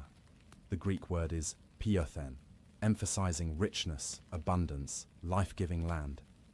Is that really a metaphor for death? Or is it a metaphor for life, for escaping Athens and going somewhere you can grow old, have more conversations, see more sunrises? But Socrates, committed to his principles, interprets the dream in the way that allows him to stay on his chosen path. He reads it as a prophecy that closes off the possibility of escape rather than opening it up. The dream is clear, he tells Crito. I'll die in 3 days. Is the dream really that clear? Or is Socrates choosing the interpretation that fits with what he's already decided to do? We can't know for certain. Dream interpretation, even in our modern age with psychology and neuroscience, remains more art than science. In ancient Athens, it was even more ambiguous. The same dream could be read multiple ways, but what we can say is this. The dream reveals that Socrates was human, that he wasn't simply a rational thinking machine, calmly analyzing his situation without emotion. The dream shows us the conflict beneath the surface, the pull toward life, toward escape, toward fertile Phthia, where he could rest and be safe, and it shows us that he felt the parallel to Achilles, that he saw himself as having been dishonored by his city, just as Achilles was dishonored by Agamemnon, that he understood he was making a choice between two fates, escape and obscurity, or death and immortal fame. Achilles, in the end, chose glory over long life. He stayed at Troy. He fought. He died young. And he became the most famous hero in Greek mythology, his name remembered for thousands of years. Socrates would make the same choice. But unlike Achilles, whose choice was driven by pride and the desire for glory, Socrates' choice was driven by principle, by the belief that it's better to die justly than to live unjustly, by the conviction that escaping would corrupt his soul, more surely than hemlock could kill his body. Still, the dream shows us it was a choice, not an easy, automatic decision, but a genuine struggle. The human part of Socrates wanted to live, wanted to escape, wanted relief from this terrible situation. The philosophical part of Socrates knew what he had to do. And the dream, with its beautiful woman in white, with its promise of reaching home in 3 days, bridged both possibilities. It could be read as encouragement to escape, or as prophecy of death. It was ambiguous enough to hold both meanings, to let Socrates think about escape while still choosing to stay. There's another layer to consider.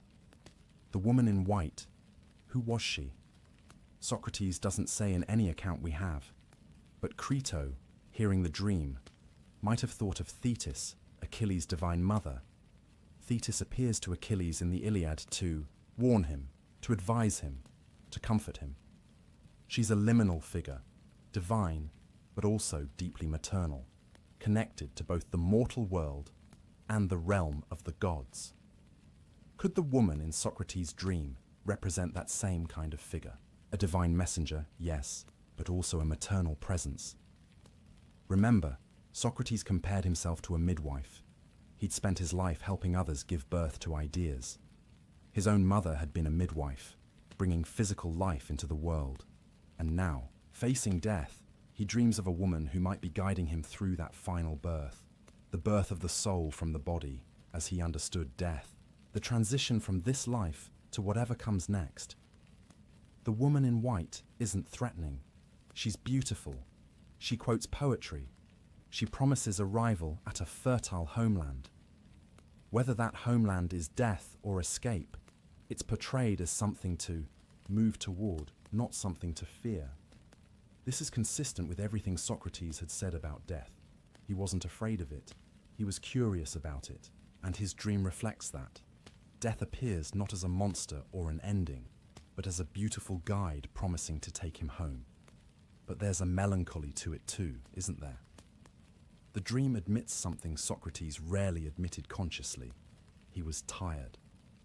Fertile Phthia is a place of rest, After all his years of questioning, of fighting, of standing alone against the ignorance and hostility of his fellow citizens, wouldn't it be nice to just stop, to rest, to go home, whether home meant Thessaly and continued life, or Hades and the afterlife, or simply the cessation of consciousness, dreamless sleep, as he described it.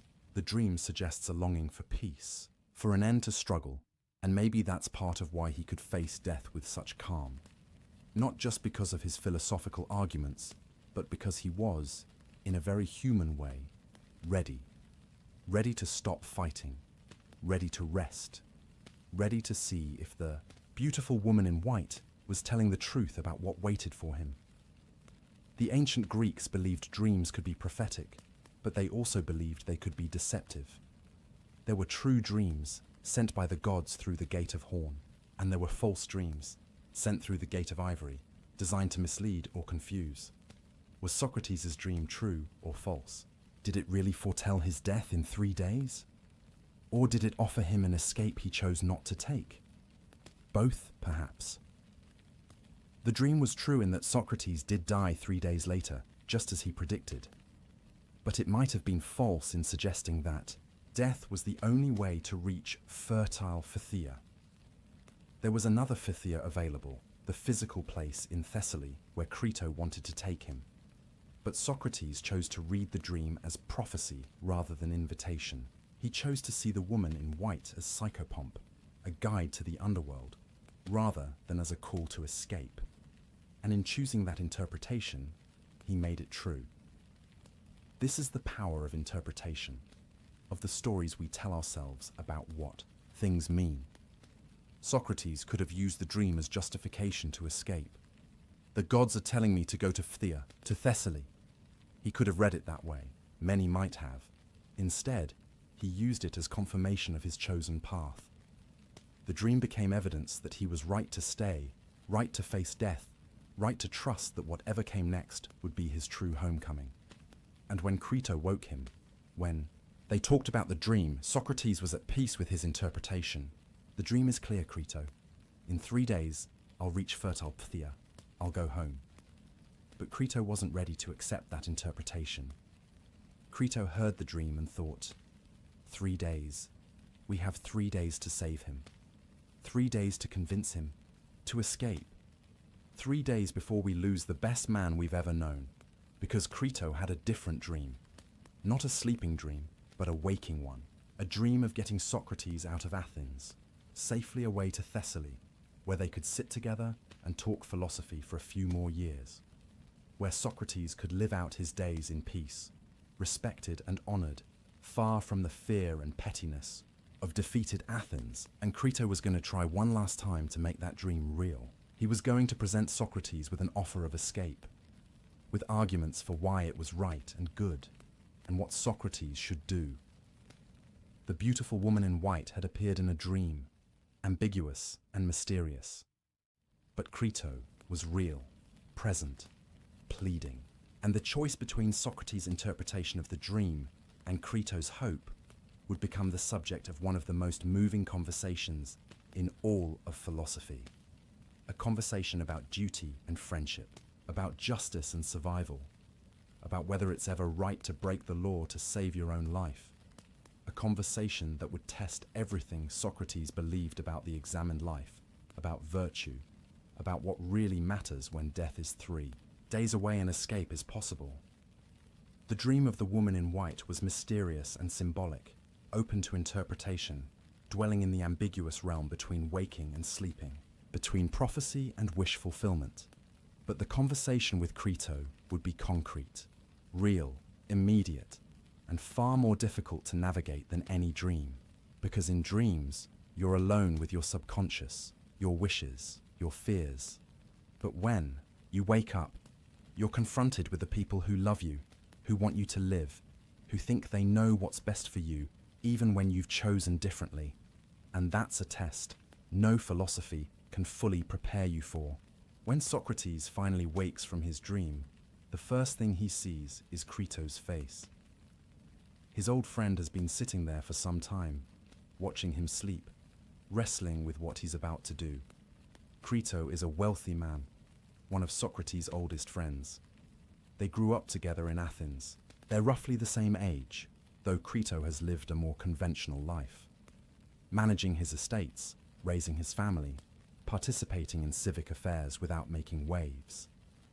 He's always admired Socrates, perhaps even been a bit in awe of him, but he's also worried about him, worried that Socrates' principles will get him killed. And now those fears have come true. The trial is over. The sentence has been passed.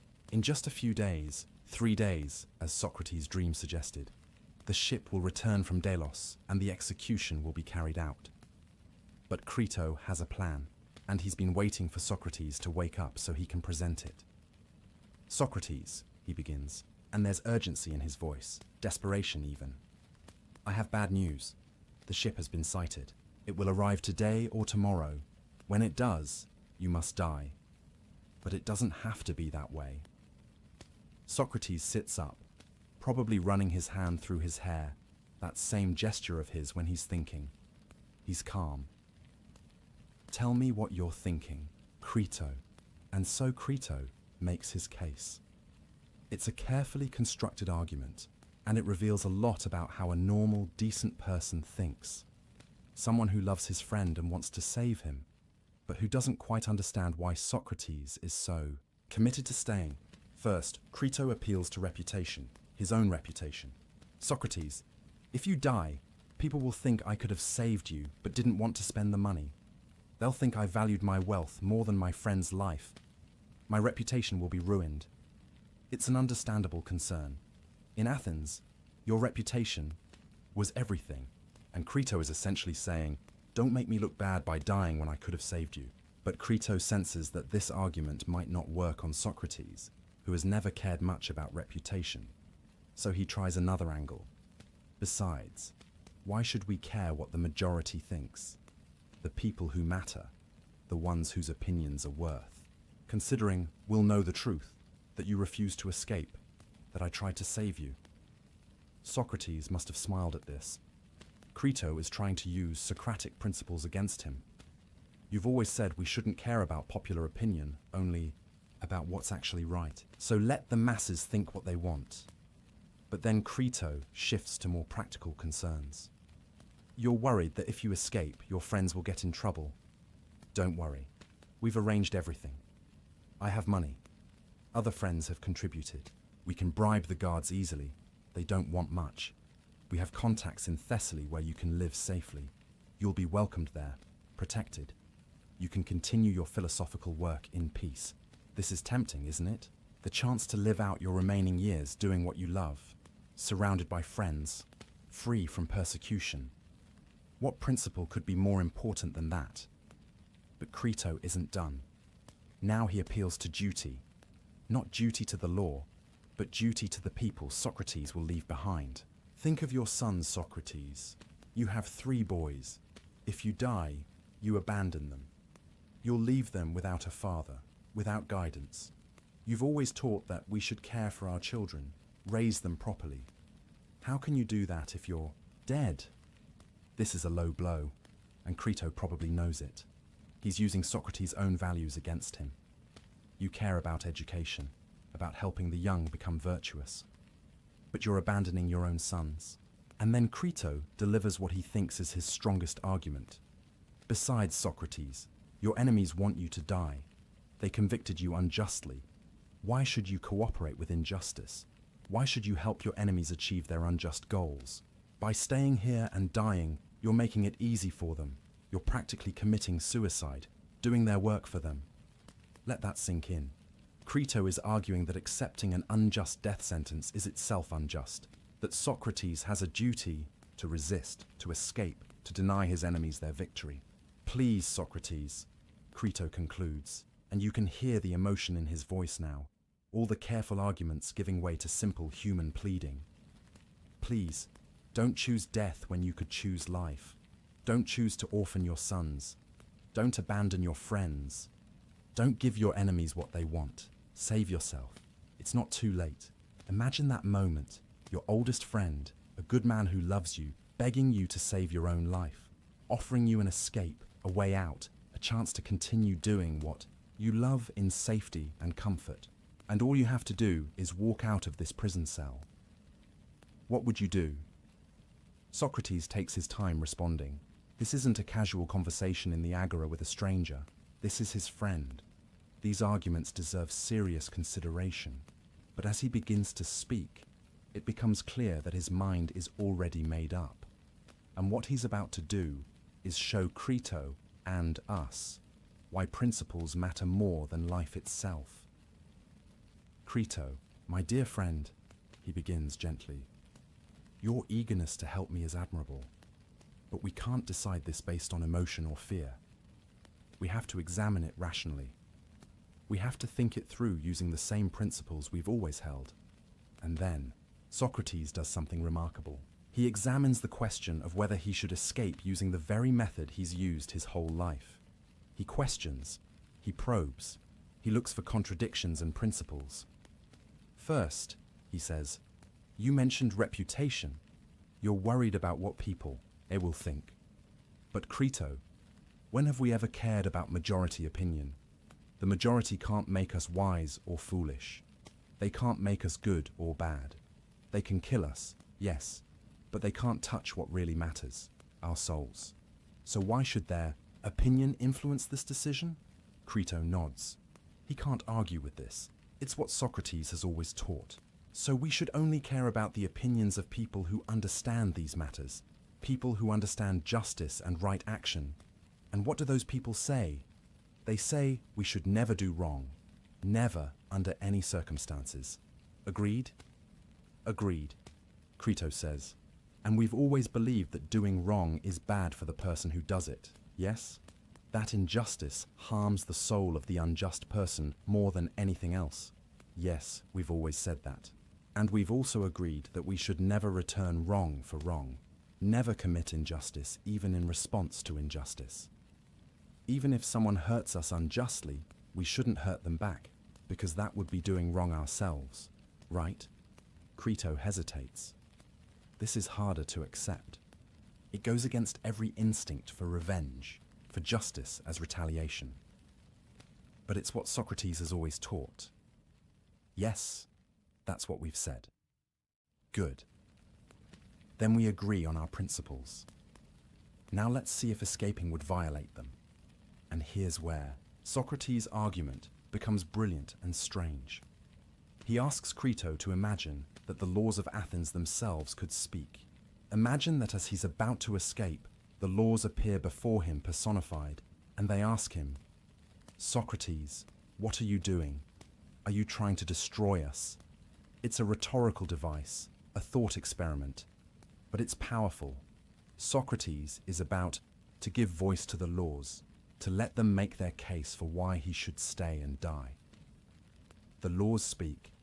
Socrates, we brought you into the world. Through us, your parents married legally and had you. We educated you. We gave you the framework within which you lived your entire life. We protected you. We gave you the freedom to pursue philosophy. We never forced you to stay in Athens. You could have left at any time if you disagreed with us. But you stayed. For 70 years you lived under our protection, raised your family here, did your work here. Doesn't that imply an agreement, a covenant? Socrates is essentially arguing that by living in Athens his whole life, by participating in its civic life, by raising his children there, he entered into an implicit contract with the city's laws. And that contract binds him even. Now, the laws continue. If you escape now, Socrates, you'll be breaking that agreement. You'll be saying that the laws apply to everyone except you. You participated in the trial. You had your chance to defend yourself. The jury voted. And now, because you don't like the outcome, you want to ignore the law and escape.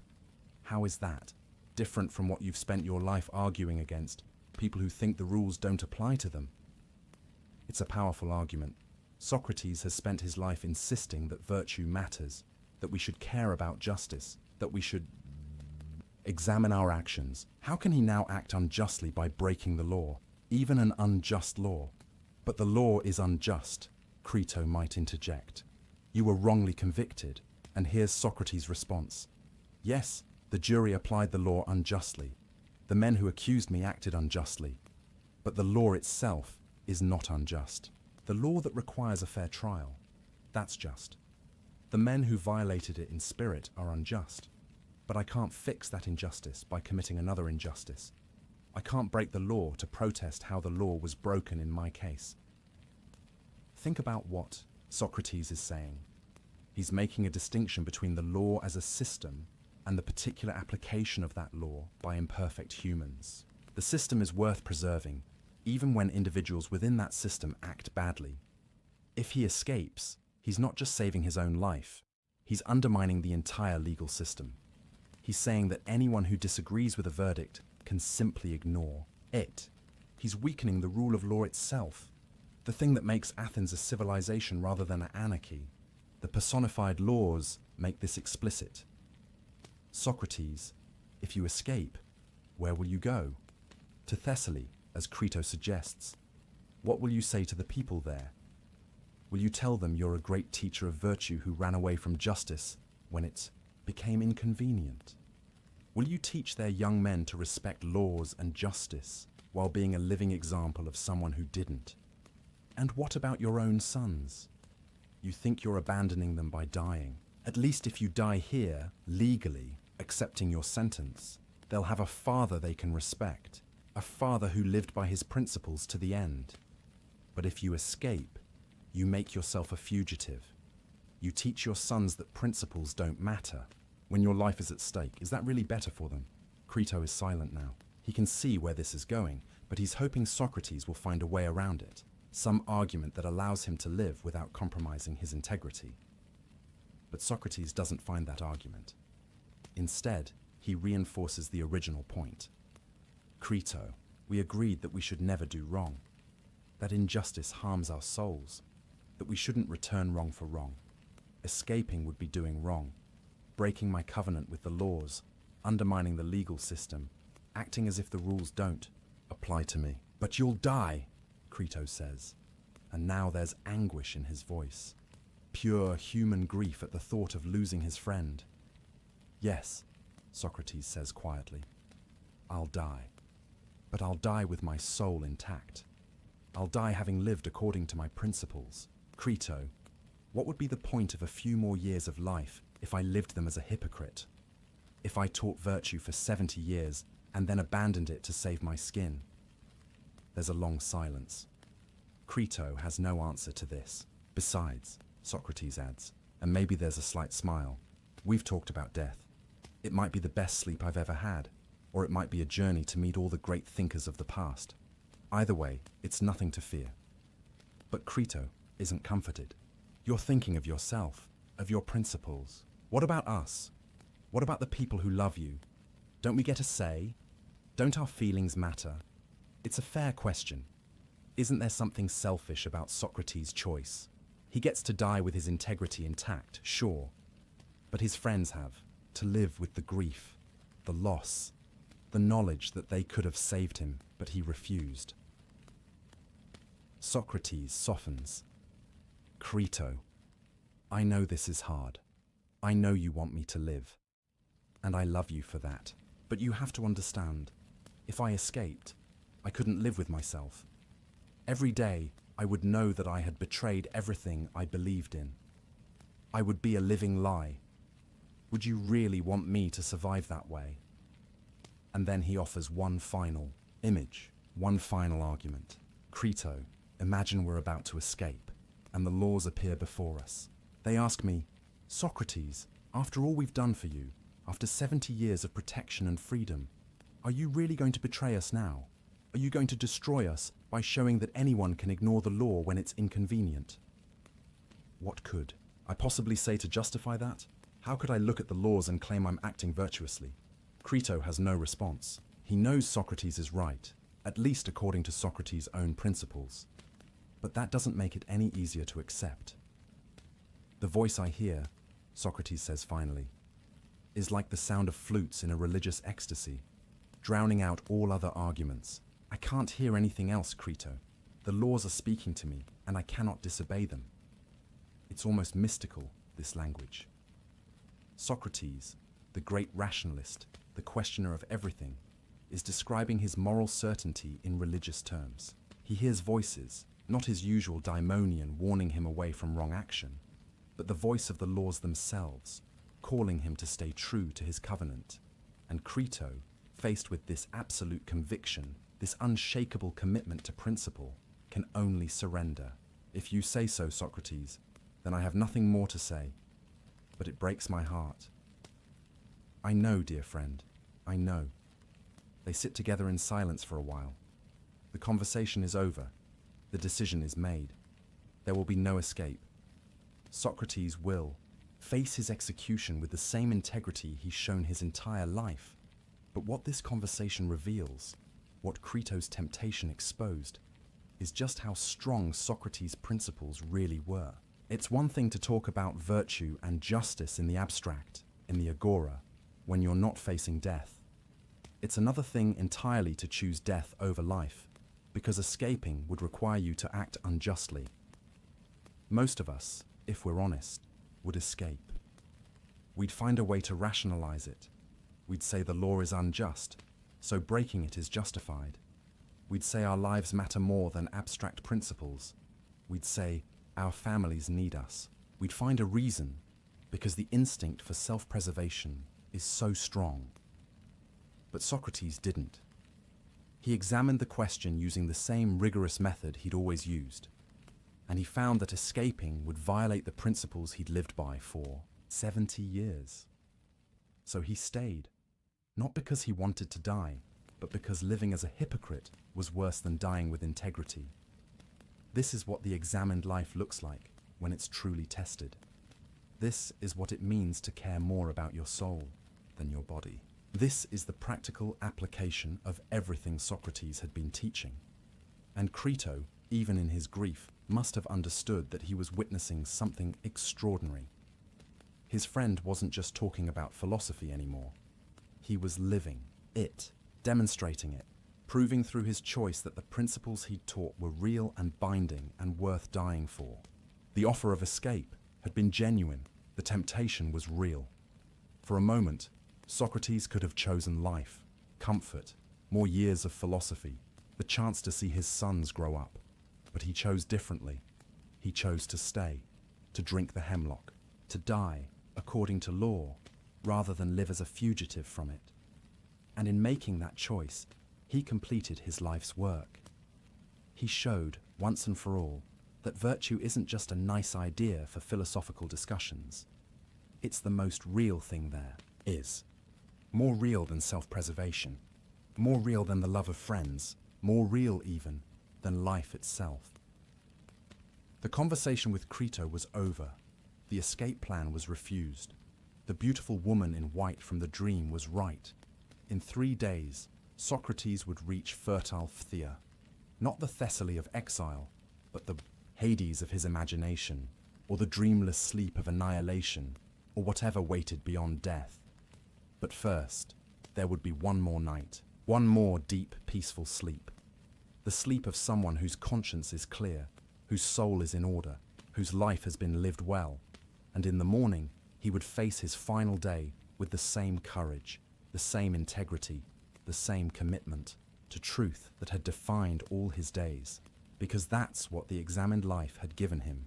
Not the ability to escape death, but the ability to face it without fear. Not the power to avoid suffering, but the strength to suffer justly rather than to survive unjustly. It was enough. More than enough. It was everything. After Crito leaves, after the conversation about escape has ended, after the decision has been made final, Socrates is alone in his cell. The stone walls are cold. The small window lets in the grey light of late afternoon. Tomorrow, the ship will arrive. Tomorrow he will die. What do you do with that knowledge? How do you spend your last night on earth when you know, with absolute certainty, that morning will bring your execution? Most of us can't really imagine it. We think about death in abstract terms, as something far off, something that happens to other people or to our future selves, but not to us, not now, not tomorrow morning. But Socrates knew. The countdown was definite. The hours were numbered, and what did he do with those hours? According to every account we have, he did something that still astounds people more than 2,000 years later. He slept. Not fitfully, tossing and turning with anxiety. Not sedated or exhausted into unconsciousness, but peacefully, deeply, soundly, the kind of sleep you have when your mind is at rest, when nothing is troubling your conscience, when you're at peace with yourself and the world. Crito, who had been visiting throughout the imprisonment and who came again early that final morning, found Socrates sleeping so peacefully that he couldn't bring himself to wake him. He sat there in the pre-dawn darkness, watching his friend breathe, marveling at the calmness of his face. How? How is this possible? How does someone sleep peacefully the night before their execution? Let's think about what keeps us awake at night in normal circumstances. Worry about the future, regret about the past, anxiety about things we can't control, guilt about things we've done wrong, fear of loss, pain, failure, death. Our minds race, spinning through scenarios, obsessing over problems, rehearsing conversations, imagining disasters. But Socrates had none of this keeping him awake. Or rather, he'd done the work of examining and resolving all of it. Worry about the future? He'd examined death thoroughly and concluded it was either dreamless sleep or continuation in another realm. Either way, nothing to fear. The future, at least his personal future, was settled. There was nothing more to worry about. Regret about the past. He'd lived the examined life. He'd done his best to pursue wisdom and virtue. He'd questioned everything, including himself. Were there mistakes? Certainly, but they were honest mistakes, made in good faith, not betrayals of his principles. There was nothing he needed to lie awake regretting. Guilt about wrong actions. This is key. Socrates hadn't compromised his principles to save himself. He'd refused to escape even when he could have. He was dying unjustly, yes, but he wasn't acting unjustly. His conscience was clear. There was no guilt gnawing at him, no voice saying, "You betrayed yourself. You're a hypocrite. You didn't live up to what you believed." Anxiety about things beyond his control. He'd long ago accepted that he couldn't control what other people did, their opinions, their judgments, their actions. He could only control himself, his own choices, his own soul, and he'd controlled that well. The rest was up to the gods, or fate, or chance, whatever you wanted to call it. Fear of the pain of death? The hemlock poison, as we'll see, was relatively painless. It caused gradual numbness and paralysis, working from the extremities inward. Unpleasant, certainly, but not agony. And Socrates had already faced death in battle multiple times. He knew he could endure physical discomfort without losing his composure. So what was left to keep him awake? Nothing. Everything that usually keeps humans tossing and turning in the night. He'd addressed it, examined it, resolved it, accepted it. This is the power of the examined life when it's fully realized. Socrates had spent 70 years preparing for this moment, though he probably didn't know it. Every conversation about virtue, every questioning of assumptions, every examination of what really mattered, every choice to prioritize soul over body, wisdom over wealth, integrity over comfort, all of it had been training for this final test, and he passed. Not because he was superhuman or felt no fear, but because he'd done the work. He'd examined his life and found it good.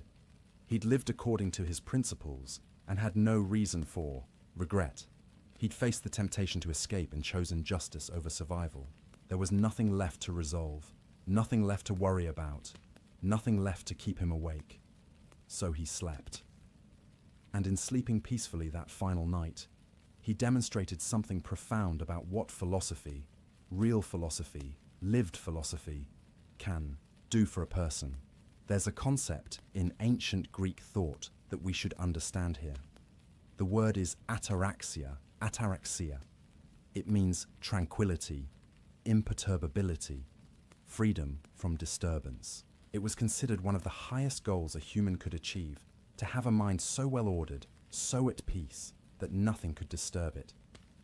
The Stoics, who would come after Socrates and be deeply influenced by him, made ataraxia central to their philosophy. They believed that through rational examination of what's truly good and truly bad, through distinguishing between what you can control and what you can't, through accepting fate while maintaining virtue, you could achieve a state of profound inner peace. Not numbness or indifference, but genuine tranquility rooted in wisdom.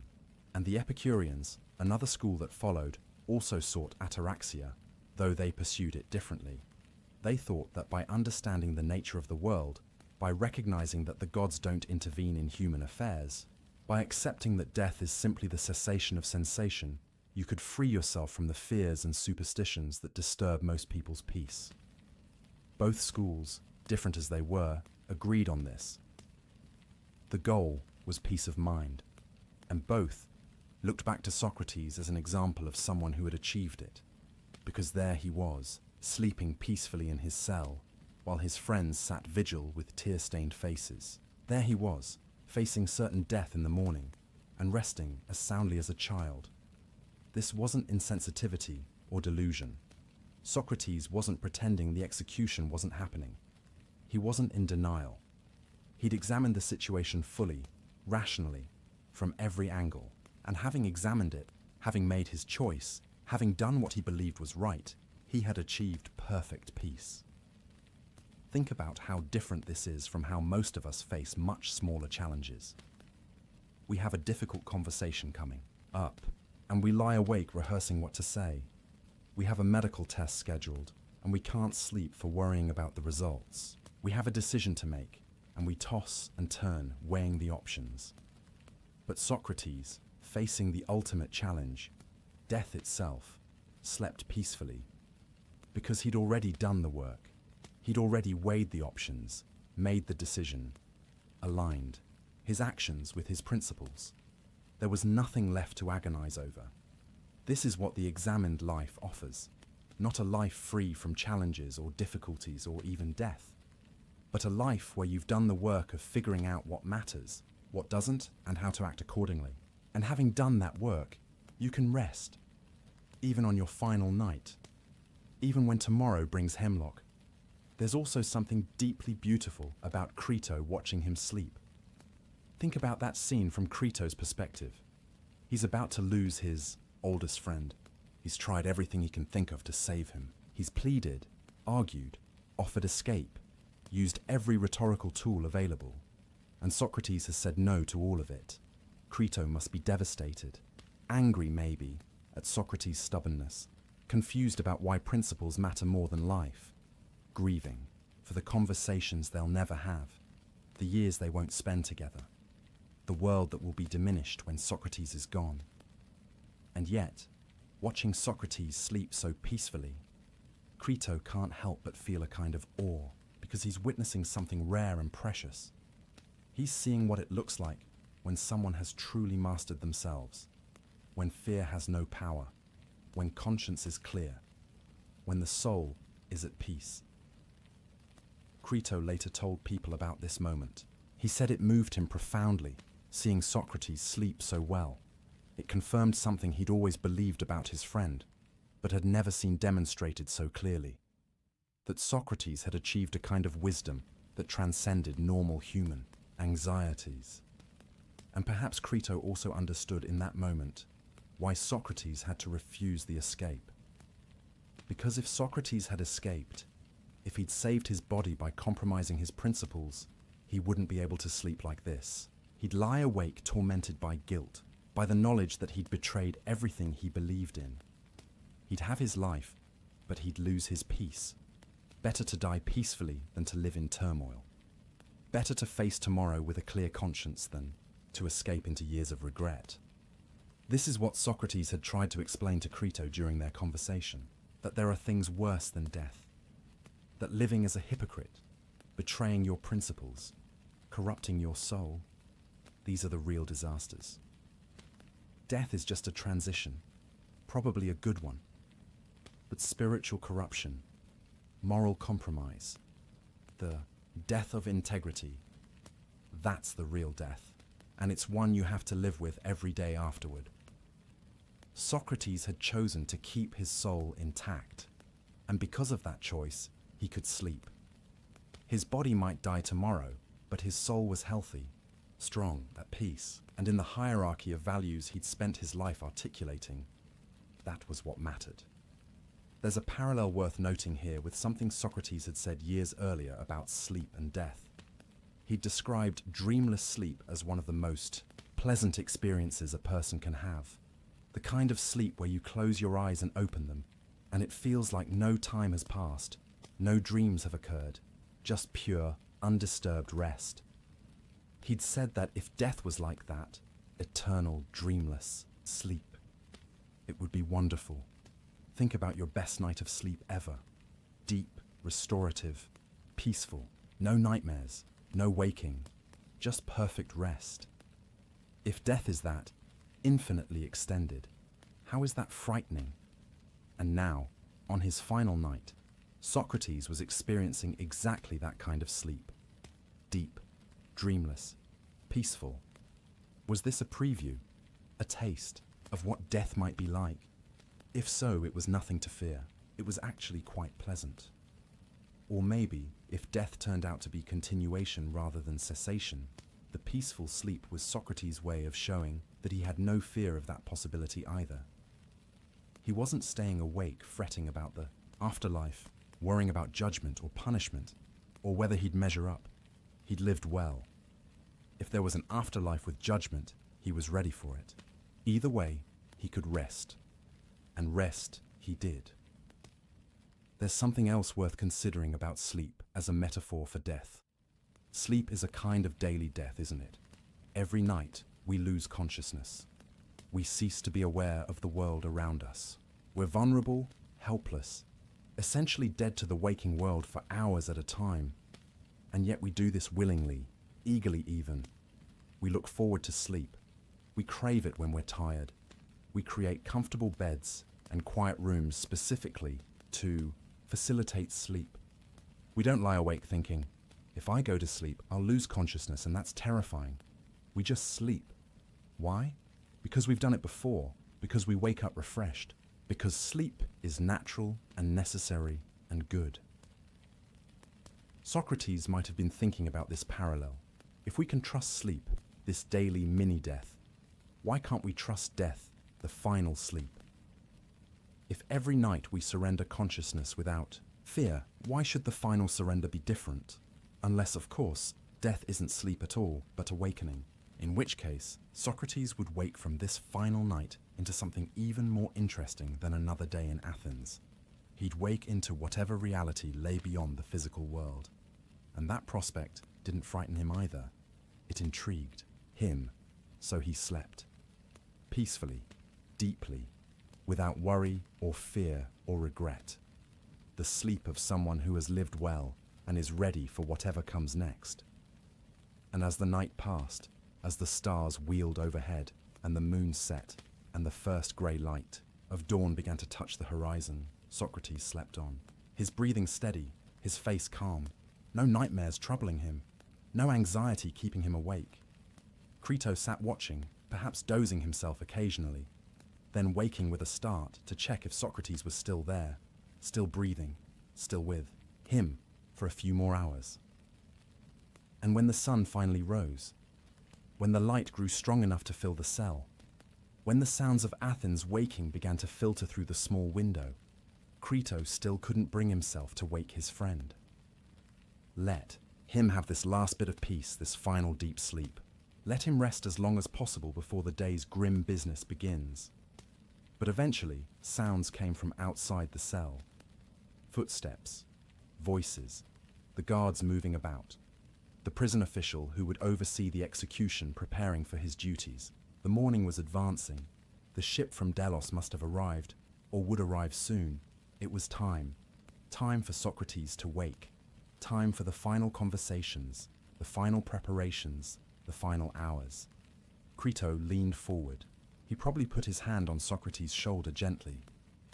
"Socrates," he said quietly, "it's morning. It's time to wake up." And Socrates opened his eyes. not startled or disoriented, but calmly, as one wakes from a good night's sleep. He looked at Crito. Maybe he smiled slightly. "Good morning, my friend," he might have said. "Is it time?" "Yes," Crito answered, and his voice probably broke a little. "It's time." Socrates sat up, stretched perhaps, oriented himself to the day, his last day, and according to every account we have, he greeted it with the same calm he'd shown the night before. No panic, no last-minute regrets, no breakdown or crisis, just acceptance, readiness, peace. Because he'd slept well, he'd rested. His conscience was clear, his principles intact, his soul at peace. Whatever this day brought, he was ready for it. The examined life had given him this gift, the ability to face his final morning with tranquility, to wake from peaceful sleep into the day of his death without fear. And that gift, that profound, inner peace in the face of ultimate loss, was the culmination of everything he taught and lived. It was proof that philosophy wasn't just words, wasn't just clever arguments and abstract principles. It was something real, something powerful, something that could sustain you, even when everything else was being taken away. Socrates had slept peacefully on his final night. And in doing so, he'd demonstrated something extraordinary about what human beings can achieve when they live deliberately, examine thoroughly, and choose virtue over everything else. He'd shown that death, the thing we fear most, can be faced without terror. That life, even when it's about to end, can still be lived with grace. That the soul, properly tended, can remain at peace even when the body faces destruction. He'd shown, in the simplest and most profound way possible, what the examined life makes possible. And now, as morning light filled his cell and his final day began, he would show one more thing: how to die well, how to face the end with dignity, with courage, with philosophical grace. But before we get to that final scene, we need to understand what Socrates believed about death itself. We need to explore his two possibilities in depth: the dreamless sleep or the journey to another realm. We need to understand why neither option frightened him, and what that tells us about how to think about our own mortality. Because Socrates' peaceful sleep was rooted in his philosophical understanding of death. And that understanding, radical in its time and still challenging today, is the key to everything that follows. Now that Socrates is awake, now that his final day has begun, we need to step back and really understand what he believed about death. Because his calm in the face of execution wasn't just personal courage or stoic resignation. It was rooted in a carefully thought-out philosophy of death that challenged everything most people believed, and still challenges us today. Let's return to the argument Socrates made to the jury after they'd sentenced him to death. This wasn't his defense speech trying to avoid conviction. That was over. The verdict was in. Death was certain.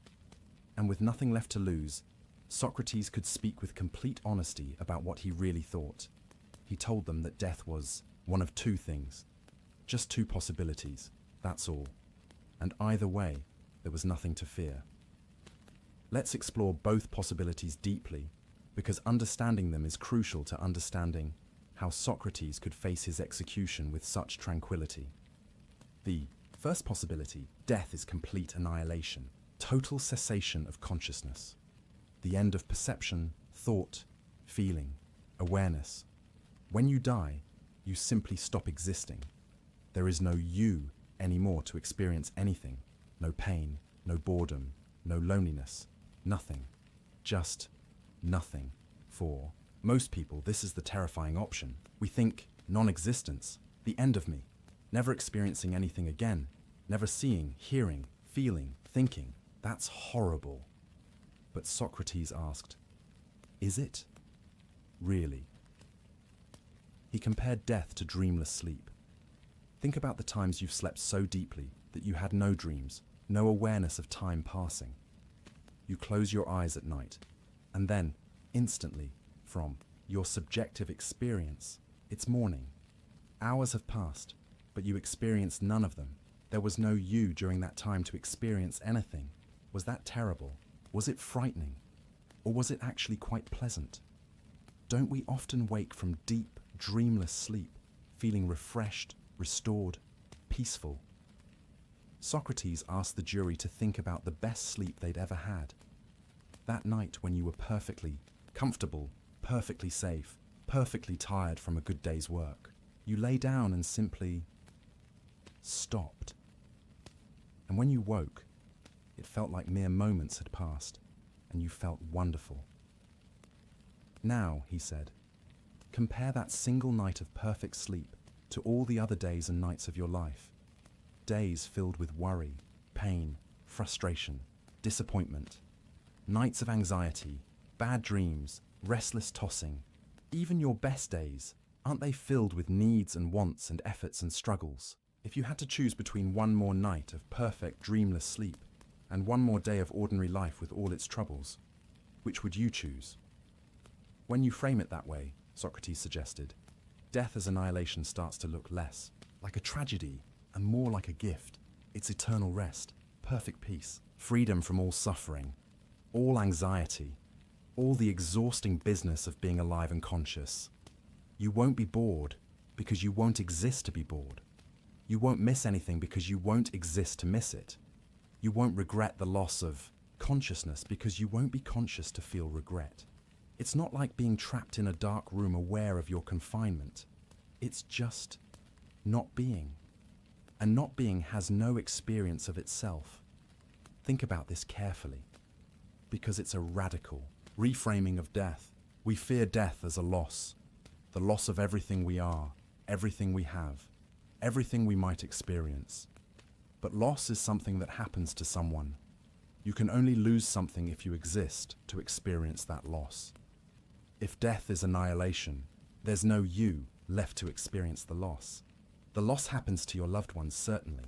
They lose you, but you don't lose anything because you're not there anymore to have or to lose. Socrates was essentially arguing that fearing death as annihilation is philosophically incoherent.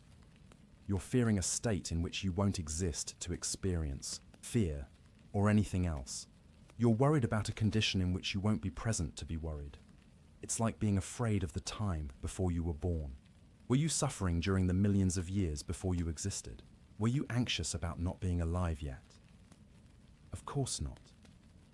You weren't there to suffer or be anxious. Death as annihilation is just returning to that state. And that state wasn't bad. It wasn't anything at all. The Roman philosopher Lucretius, who was influenced by Greek thought, put it beautifully a few centuries after Socrates. He said, "Why should we fear death? When we exist, death is not present. And when death is present, we do not exist. Death is nothing to us." Socrates anticipated this argument. If death is nothing, if it's just the cessation of being, then it's not something to fear. At worst, it's neutral. At best, it's the most perfect rest you could ever have. But Socrates didn't stop there, because there was a second possibility. What if death isn't annihilation? What if consciousness continues? What if the soul, the psyche, the essential you, survives the death of the body and goes somewhere else? For many people, this might seem like the comforting option. At least you still exist. At least there's something rather than nothing. But it could also be terrifying. What if you go to a place of punishment? What if you're judged and found wanting? What if the afterlife is worse than this life? Socrates addressed these concerns head-on, and his answer reveals something beautiful about how he understood justice, virtue, and the nature of reality itself. He said, "If there is an afterlife, if consciousness continues after death, then I'm going to Hades, the Greek underworld, where all the dead were believed to go. And what's in Hades? According to the traditional stories, the place is ruled by just judges: Minos, Rhadamanthus, Aeacus. These were legendary figures known for their fairness and wisdom. So if I go there, Socrates reasoned, I'll be judged justly.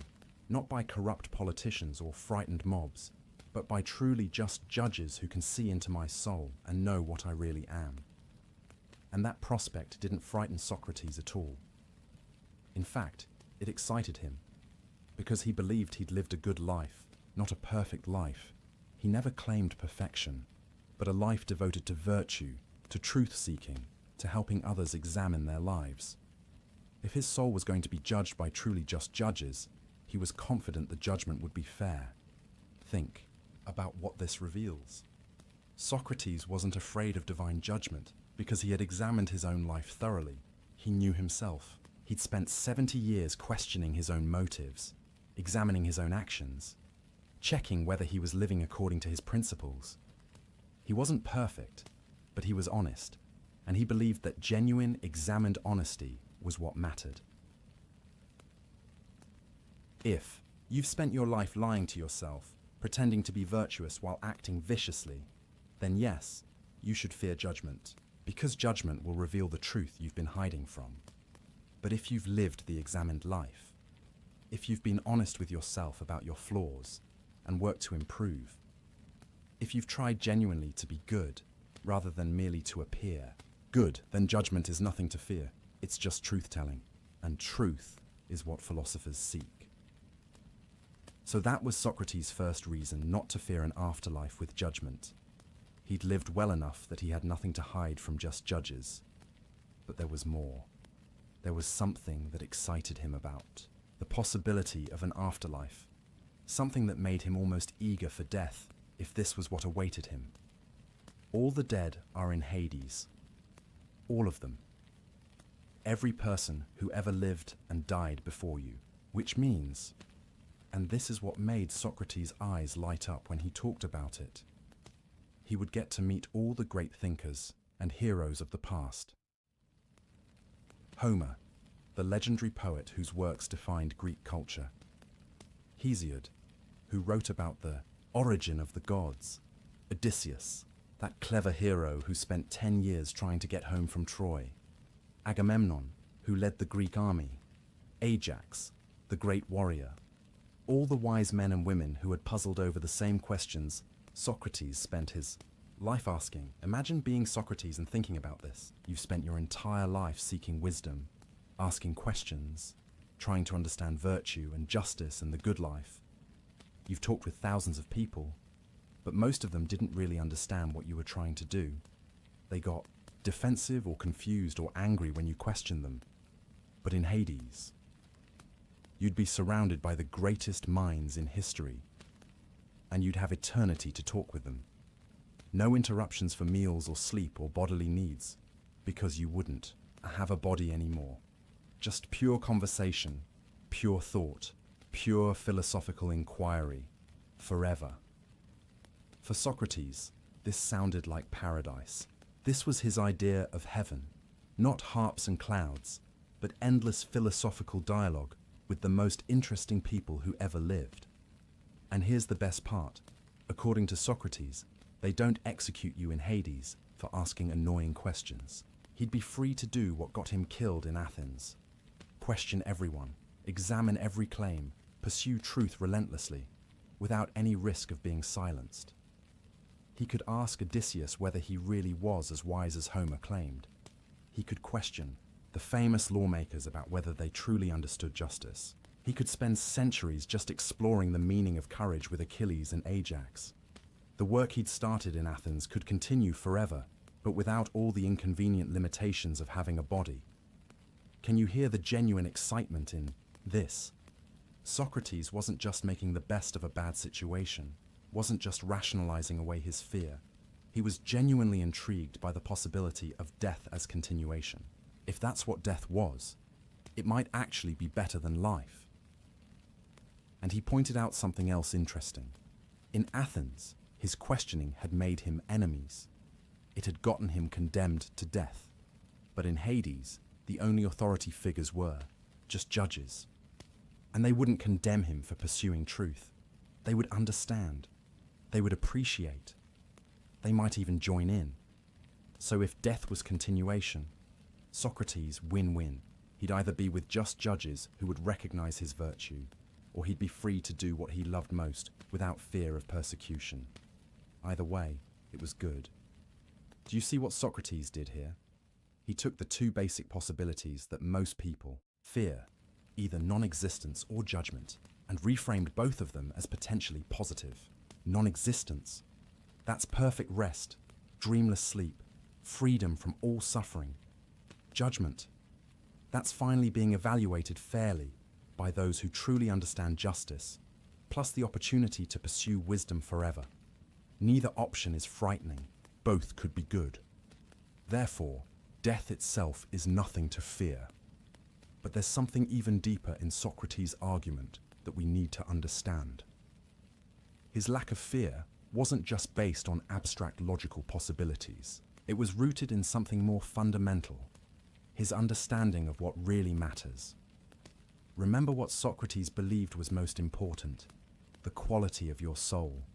Not your body, not your possessions, not your reputation, your soul, your character, your virtue, your wisdom. That was what really mattered, what really defined who you were. And here's the crucial point. Death can't touch that. If death is annihilation, then yes, your soul ceases to exist along with everything else. But in that case, there's no you left to regret it or suffer from it. And before you cease to exist, your soul was good. You lived well. The quality of your existence while it lasted was high.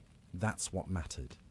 If death is continuation, then your soul is literally all you take with you.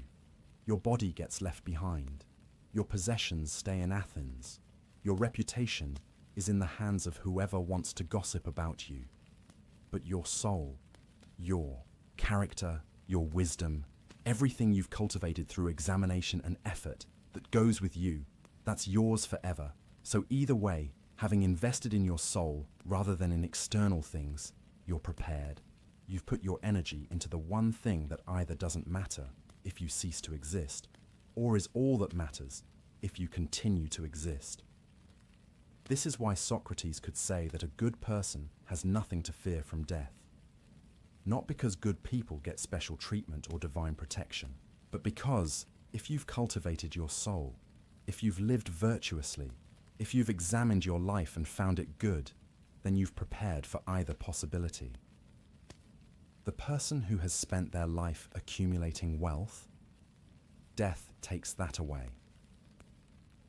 The person who has invested everything in their body, their beauty, their strength, their physical pleasures, death destroys that. The person whose entire identity is wrapped up in their social status or their career or other people's opinions of them, death strips all of that away. But the person who has cultivated virtue, who has gained wisdom, who has developed their character, death can't touch any of that. It either preserves it eternally or ends everything, including the capacity to suffer, loss. This is the genius of Socrates' philosophy of death. It's not wishful thinking or blind faith. It's a careful analysis of possibilities, combined with a clear understanding of what's valuable. If you value things that death can take away, you'll fear death. If you value the one thing death either preserves or makes irrelevant, you won't fear death. It's almost that simple. Of course, Socrates acknowledged that he didn't know which possibility was true. He couldn't know. No one who was alive could know for certain what happened after death. That was one of the few things he was absolutely certain of, his own ignorance about death's true nature. But that's the point. He didn't need to know. He'd examined both possibilities, thought them through carefully, and found that neither was frightening. So death itself, whatever it turned out to be, held no terror. This is the examined life applied to the ultimate question. Instead of just inheriting fears about death from culture or religion or other people, Socrates examined those fears. He looked at what death might actually be, thought through the implications of each possibility, and realized that there was nothing there that should frighten a person who had lived well. And this brings us back to why he could sleep peacefully that final night. He wasn't in denial about death. He wasn't pretending it wasn't happening or suppressing his fear. He had genuinely examined death, understood it as well as anyone could, and concluded that it was, at worst, nothing, and, at best, wonderful. So, why not sleep? Why lie awake worrying about something that might be perfect rest, or might be the greatest adventure?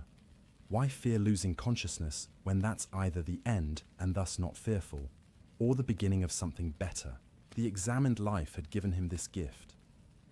The ability to think clearly about death without panic, to analyze it rationally, to strip away the culturally inherited fears and see what was really there.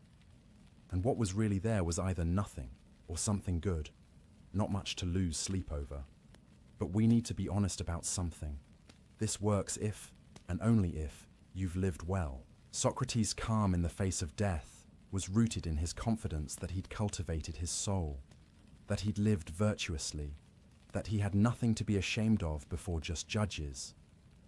What if you haven't? What if you've spent your life pursuing wealth and power and pleasure?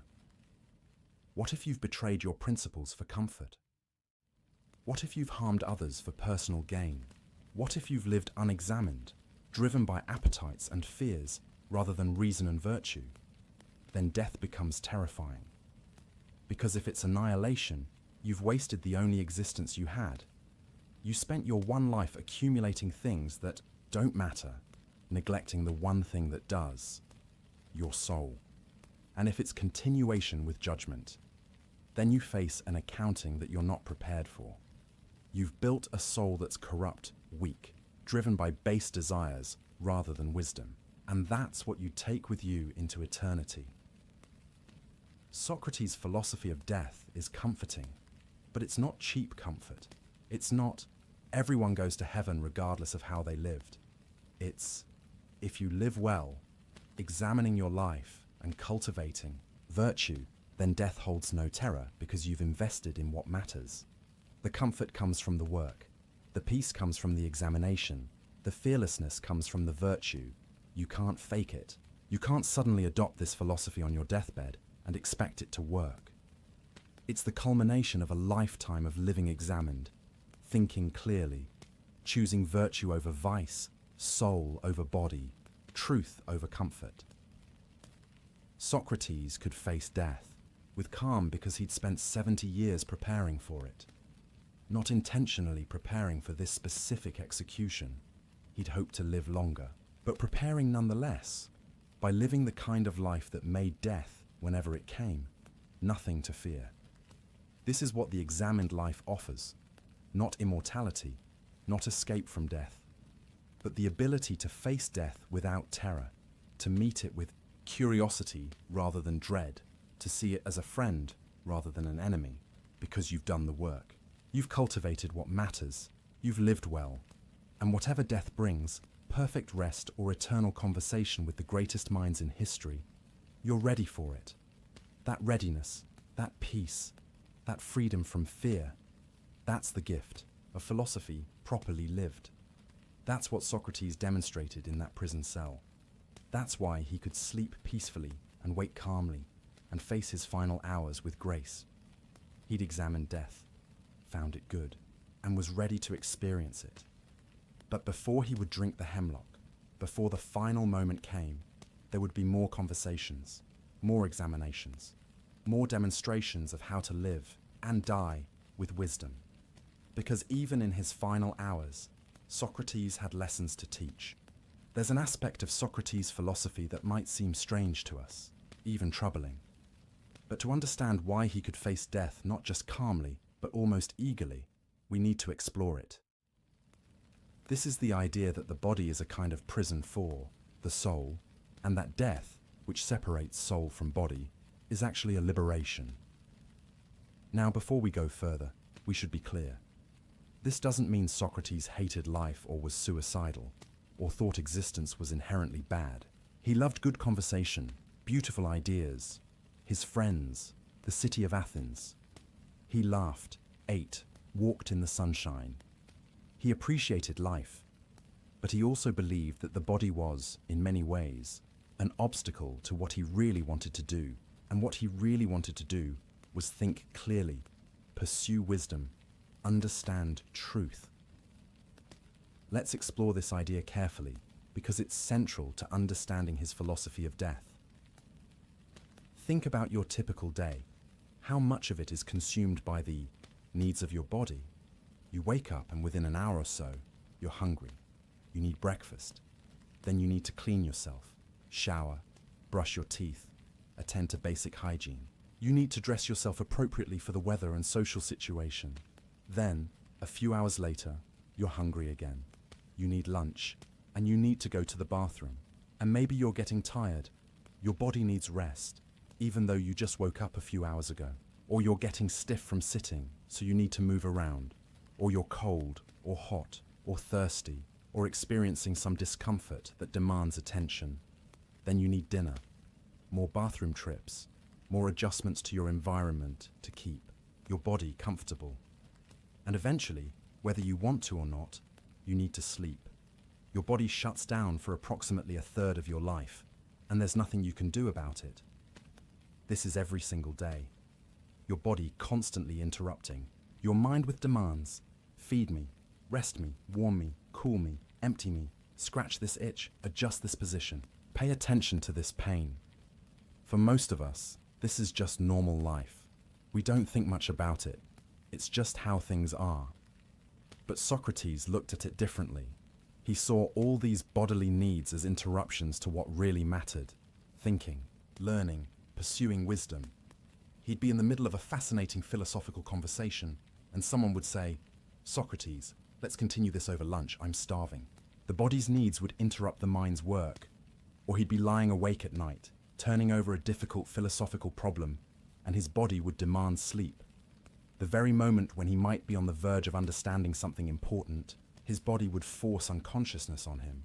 Or he'd want to spend hours thinking about justice, but his body would get sick, or feel pain, or need to be somewhere else to earn money to feed itself. The body, from this perspective, is demanding and needy and constant. It requires maintenance the way a machine requires maintenance. Except, you can't just take a day off from maintaining your body. It needs attention every single day, multiple times per day, for your entire life. And that's when everything goes well. When your body is healthy and young and strong. As you age, the maintenance becomes even more demanding. Things hurt. Things stop working properly. You need more rest, more medical attention, more accommodation for increasing limitations. Socrates was 70 when he died, old by ancient standards, though not unheard of. He'd lived long enough to experience his body's decline, to feel things that used to be easy become difficult, to need more rest, to have less energy, to feel the body becoming less obedient to the will. And through all of this, his mind, his soul, remained sharp, still asking questions, still pursuing wisdom, still trying to understand, but increasingly trapped in a body that was wearing out. Now, contrast this with what Socrates imagined consciousness without a body would be like.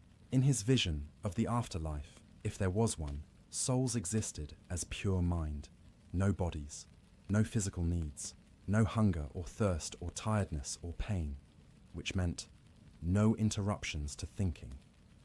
You could pursue a philosophical question for as long as you wanted without needing to stop for lunch. You could have a conversation with Homer or Hesiod that lasted centuries without anyone needing to sleep. You could focus completely on ideas without any bodily discomfort distracting you. From Socrates' perspective, this sounded wonderful. This was what philosophy had been training him for all along. Life as pure thought, pure reason, pure consciousness, without all the messy biological needs getting in the way. This is why he said that philosophy was practicing for death. Not because philosophers were morbid or death-obsessed, but because philosophical practice was essentially learning to separate your soul from your body's demands. Learning to think clearly despite physical discomfort. Learning to prioritize mental cultivation over physical pleasure. Learning to identify yourself with your mind rather than your body. Every time Socrates stood in the agora for hours, so absorbed in conversation that he forgot to eat, he was practicing this separation. Every time he endured physical hardship, in military campaigns without complaint, he was strengthening his soul's independence from his body's discomfort. Every time he chose to live in poverty rather than abandon philosophy, he was demonstrating that his soul's health mattered more than his body's comfort. He was training himself to be essentially less attached to his body, less identified with it, less controlled by its needs and wants and demands.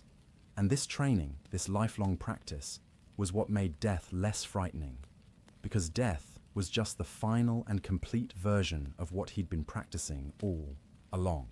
The ultimate separation of soul from body, the final liberation from physical demands. Now, we need to be careful here. There's a version of this philosophy that can become unhealthy, the idea that the body is evil, that physical pleasure is wrong, that we should punish or deny our bodies. That's not what Socrates was teaching. He wasn't an ascetic who tortured his body or denied it all pleasure. He ate when he was hungry. He appreciated good food when it was offered. He had a family, which implies physical intimacy. He wore simple clothes, but he wore clothes. He went barefoot, but not because he thought feet were evil, more likely because it was comfortable for him, and he didn't care about social conventions. The point wasn't that bodies are bad. The point was that bodies are temporary and demanding, while souls can be permanent and self-sufficient. So if you have to choose where to invest your limited time and energy, invest in your soul. Think of it this way. Imagine you're renting an apartment temporarily. You know you'll only be there for a year, maybe less. How much time and money do you put into renovating it? Probably not much. You keep it clean and functional, but you don't invest heavily in improving something you'll have to leave soon. But if you're building a house you'll live in for decades, or that you'll pass on to your children, you invest differently. You put in the time and effort to make it strong and beautiful and lasting. For Socrates, the body was like the rental apartment, temporary housing. You maintain it sufficiently, but you don't mistake it for your real home.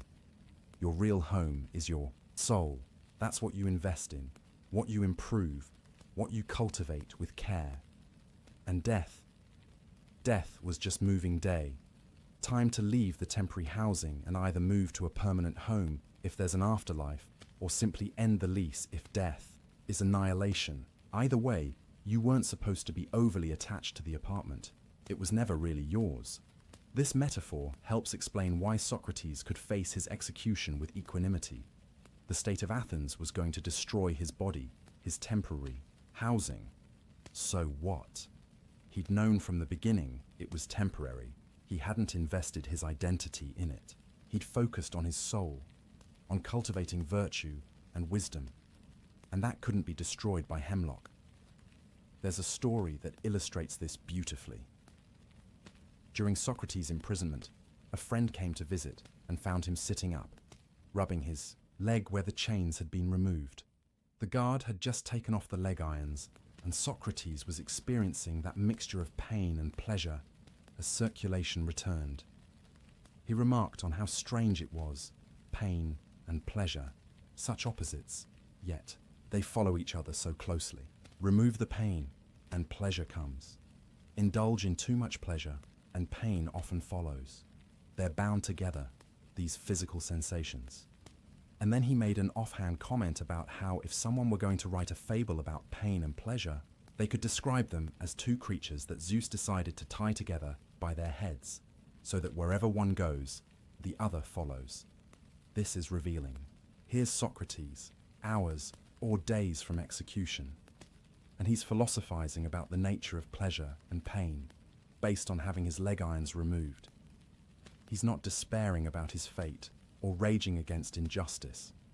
He's observing, analyzing, trying to understand, and his observation is essentially this. Physical sensations, pleasure and pain, are bound together and inherently unstable. You can't have one without the other, but that's a feature of bodily existence, not of the soul. The soul, properly cultivated, can be at peace regardless of whether the body is experiencing pleasure or pain. This is what Socrates had achieved. His body was in prison, his body had been chained, his body would soon be poisoned. But his soul His soul was free, free from the dominance of physical sensation, free from the tyranny of bodily needs, free from fear of bodily death. And this freedom, this independence of soul from body, was what philosophy had given him. It was what the examined life had cultivated. And it was what made death not just bearable, but, in a strange way, a culmination of everything he'd been working toward. Think about what death represented for Socrates. If his philosophy was right, if death was either annihilation or continuation as pure mind, then either way it meant freedom from the body's constant demands. No more hunger interrupting thoughts, no more tiredness forcing sleep when you want to think, no more pain distracting from philosophy, no more aging body limiting what you can do, no more biological needs determining how you spend your time. Just consciousness, just thought, just the soul, doing what it does best, thinking, understanding, pursuing wisdom, without any physical obstacles. For someone who had spent their entire life frustrated by the body's interruptions, this was genuinely appealing. Not because life was bad, but because this aspect of life, being bound to a needy, aging, mortal body, was finally ending. It's like being a painter who loves to paint, but whose hands are arthritic and painful. Every brushstroke costs something. The thing you love most is impeded by your physical condition. And then imagine someone offers you a way to paint without hands, to create directly from imagination without physical limitations. Wouldn't that be appealing? Not because you hate painting or hate life, but because you could finally do what you love without the physical impediments. That's how Socrates thought about death. He loved wisdom, loved philosophy, loved thinking and understanding, and his body increasingly got in the way. Death promised either perfect rest, fine, he was tired anyway, or pure consciousness, even better, philosophy without physical limitations. This is radically different from how most of us think about death. We fear losing our bodies because we identify with them. We are our bodies, in our understanding, our experiences, our pleasures, our connections to the world, all mediated through our bodies. To lose the body is to lose everything. But Socrates had spent his life cultivating a different identity. He identified with his soul, his mind, his consciousness. His body was something he had, not something he was. And when you have that perspective, death becomes much less frightening. There's a deeper philosophical point here about suffering and happiness. Socrates believed that most human misery comes from being too attached to the body and its pleasures. We suffer when our bodies are in pain. We suffer when we can't have the physical pleasures we crave. We suffer when our bodies age and decline. We suffer when we compare our bodies to others and find them lacking. All of this suffering comes from over-identifying with the body, from thinking that bodily condition determines happiness. But what if it doesn't? What if happiness comes from the soul's condition, from wisdom, virtue, integrity, self-knowledge? Then physical suffering becomes much more bearable. Not because it doesn't hurt, it does, but because it doesn't threaten what really matters. Your body can be uncomfortable, imprisoned, even dying, and your soul can still be at peace. This was Socrates' lived experience in that prison. His body was confined, awaiting execution, but his soul was free. He spent his final days having fascinating conversations, thinking through difficult problems, teaching and learning and doing what he loved most. The prison couldn't confine what really mattered, and the hemlock would soon kill his body. But his soul, if it continued, wonderful. If it didn't, he wouldn't be there to regret it. Either way, the hemlock was powerless against what truly mattered. This is the ultimate freedom that Socrates' philosophy offered. Freedom from the fear of bodily death, because you've learned to distinguish yourself from your body. Freedom from dependence on physical circumstances for happiness, because you've cultivated something interior that circumstances can't touch. It's not easy to achieve. It takes a lifetime of practice, of examination, of choosing soul over body, again and again. But for someone who does achieve it, death loses its sting. The body might be a prison, but the soul can be free. And death? Death was just the prison door opening. Socrates was ready to walk through that door. Not because he hated the prison, but because he'd never really been imprisoned in the first place. His soul had been free all along, and death would just make that freedom complete and obvious. In a few hours, he would demonstrate this one final time. He would show his friends that a man who has cultivated his soul can face bodily death with grace, with calm, with philosophical clarity. He would prove that the body's death is not the person's death, or at least not the death of what really matters. But we're not quite there yet. We have a few more things to understand about those final hours, about the people who gathered to say goodbye, about the conversations that happened, and the children who came to see their father one last time. Because even as Socrates prepared to demonstrate his philosophy of death, he remained fully human, a father, a friend, a teacher, a man saying farewell to the life he had loved, even as he welcomed what came next. The sun is climbing higher now. Morning has fully arrived, and with it comes the certainty. Today is the day. The ship from Delos has been sighted. The sacred period is over. There are no more delays, no more waiting, no more maybe tomorrow. Today, Socrates will die. His friends have been arriving at the prison since early morning. Not just Crito, but others, many others.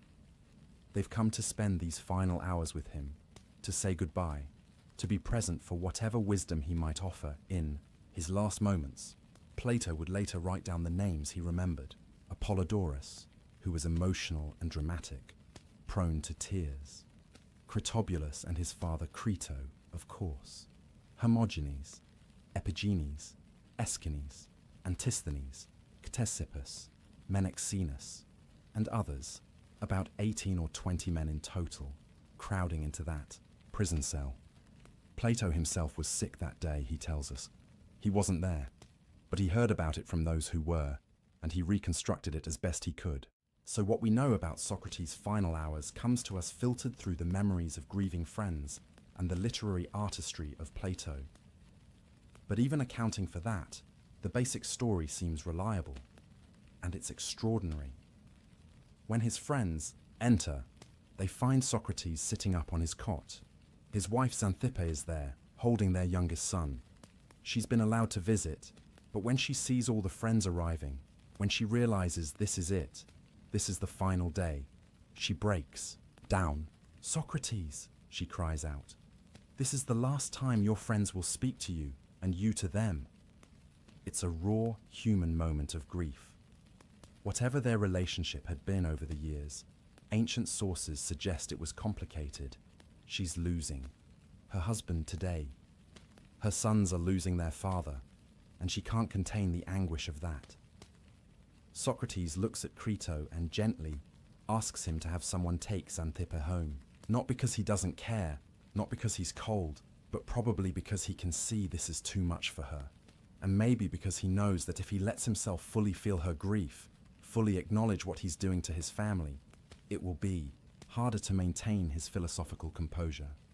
So Xanthippe is led away weeping, holding their child, and Socrates turns to his friends, his philosophical companions. The men who have followed him through the agora, listened to his questions, tried to learn his methods. These are the people he'll spend his final hours with. And what does he do? What would you do if you knew you had only a few hours left to live? Socrates does what he's always done. He philosophizes. He asks questions. He pursues truth. Even now, especially now, he demonstrates what it means to live the examined life until the very end. They talk about the soul, about whether it's immortal, about what happens after death. The conversation goes deep. Plato reconstructed it later as the dialogue called Phaedo, and it's one of the most beautiful and philosophically rich texts we have. Socrates presents arguments for why the soul might be immortal. Not with certainty. He never claims certainty about what he doesn't know. but with reasonable arguments that give hope and comfort to his friends.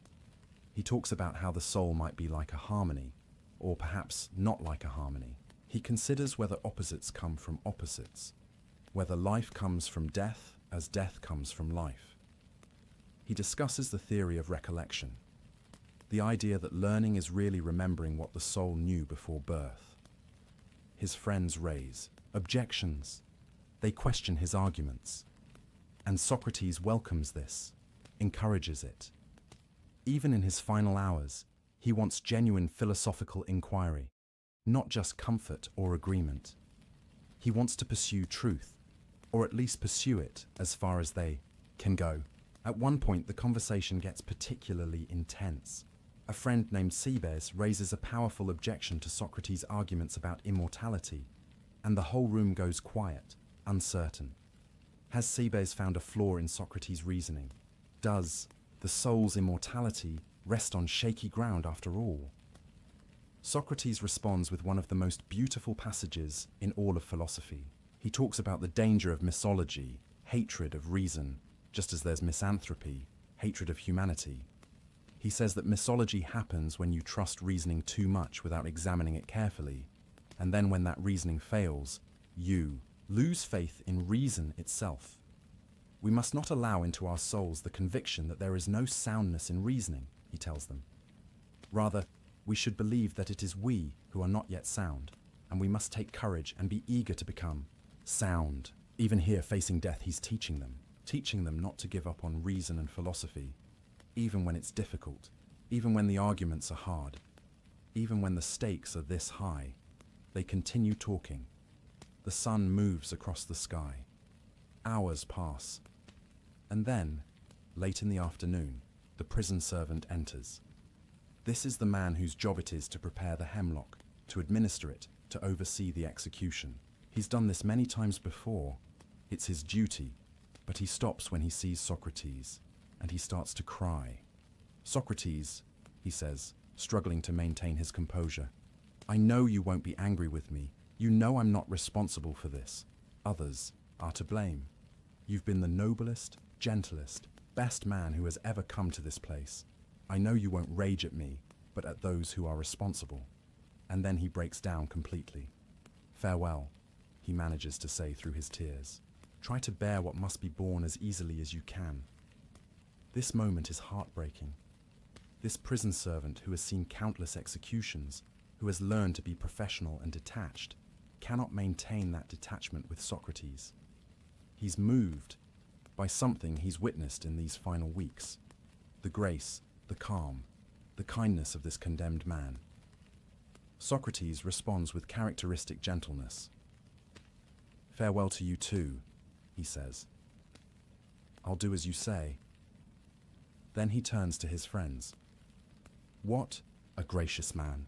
Throughout my time here, he's visited me and talked with me, and now see how generously he weeps for me. Come, let's obey him. Let someone bring the poison if it's ready.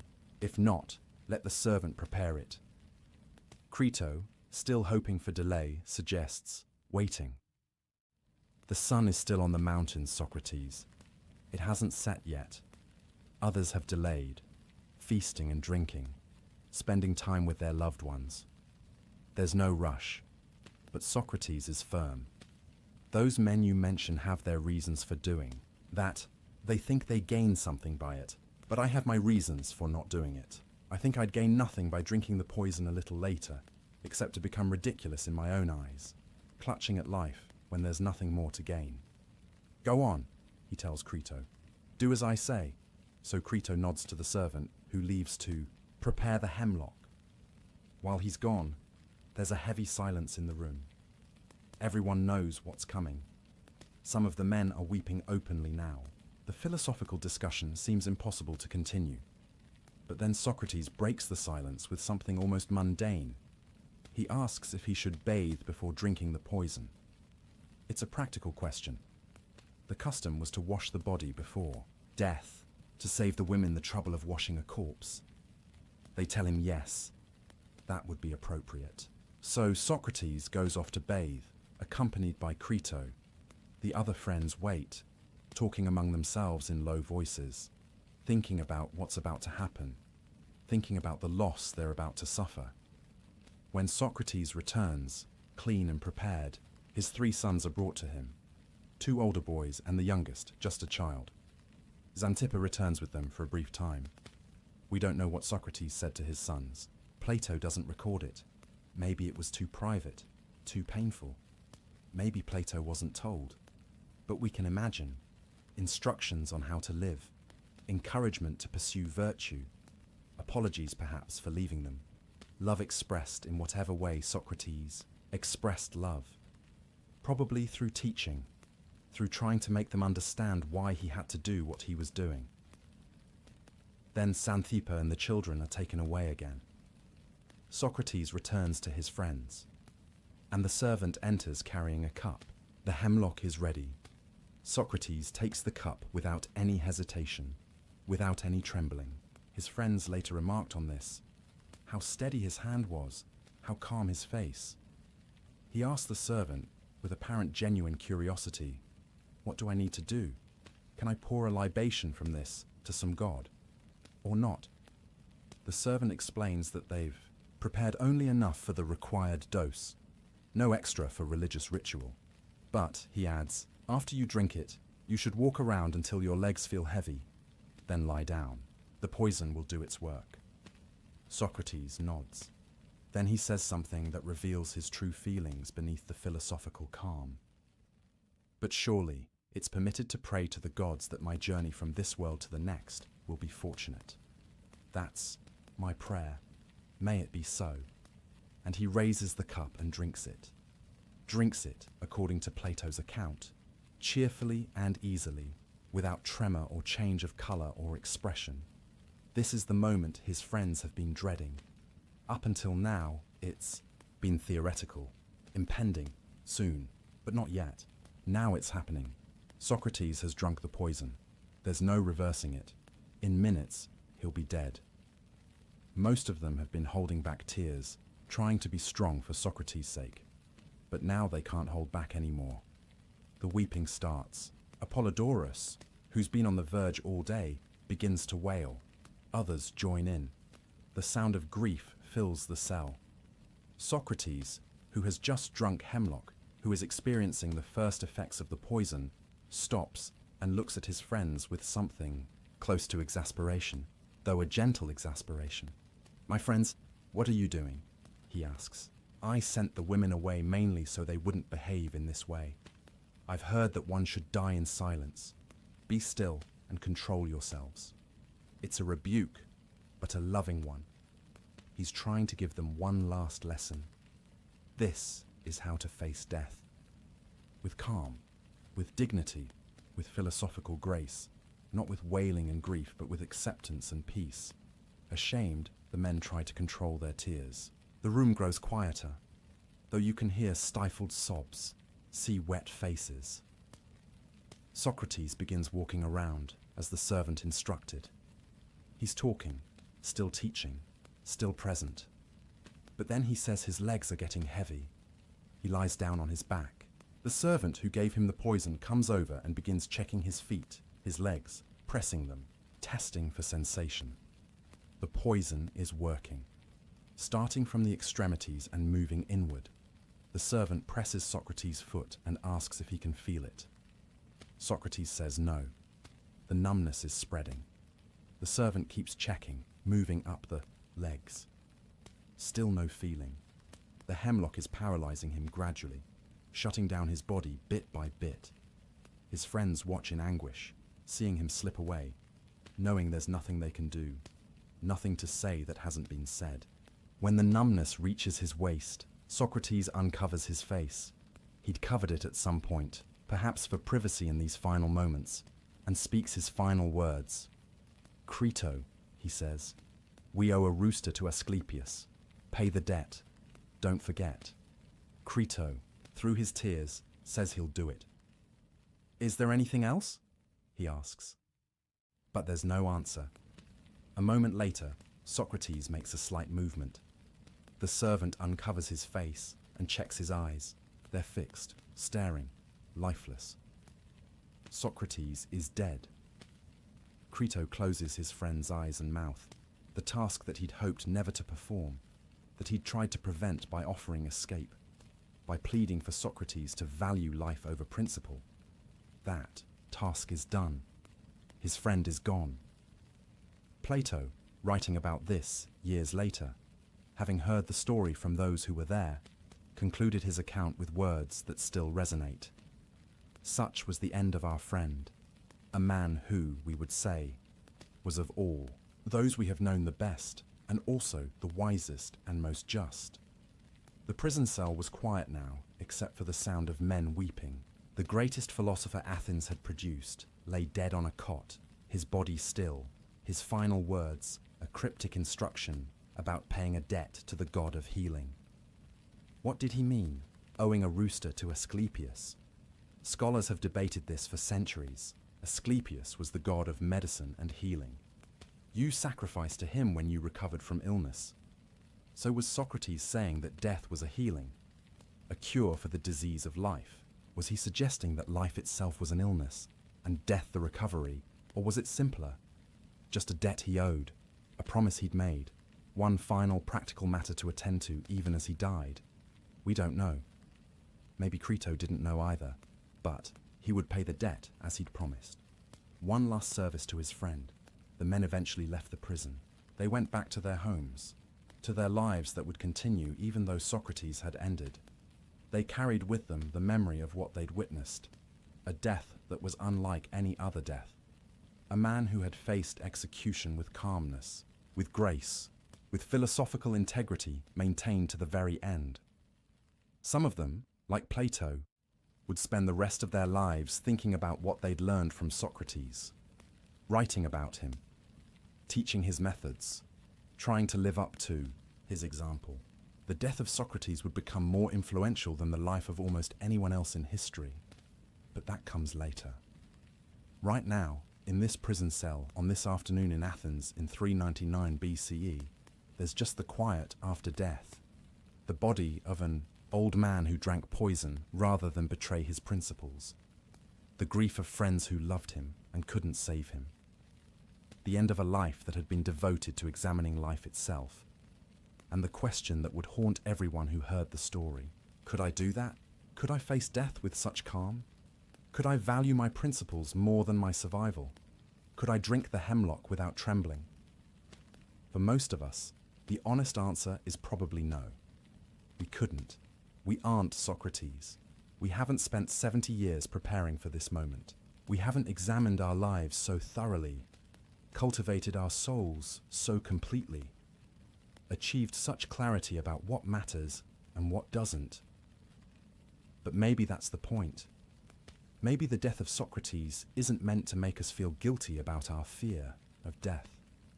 Maybe it's meant to show us what's possible, what a human being can achieve through examination, through philosophy, through living deliberately and consciously.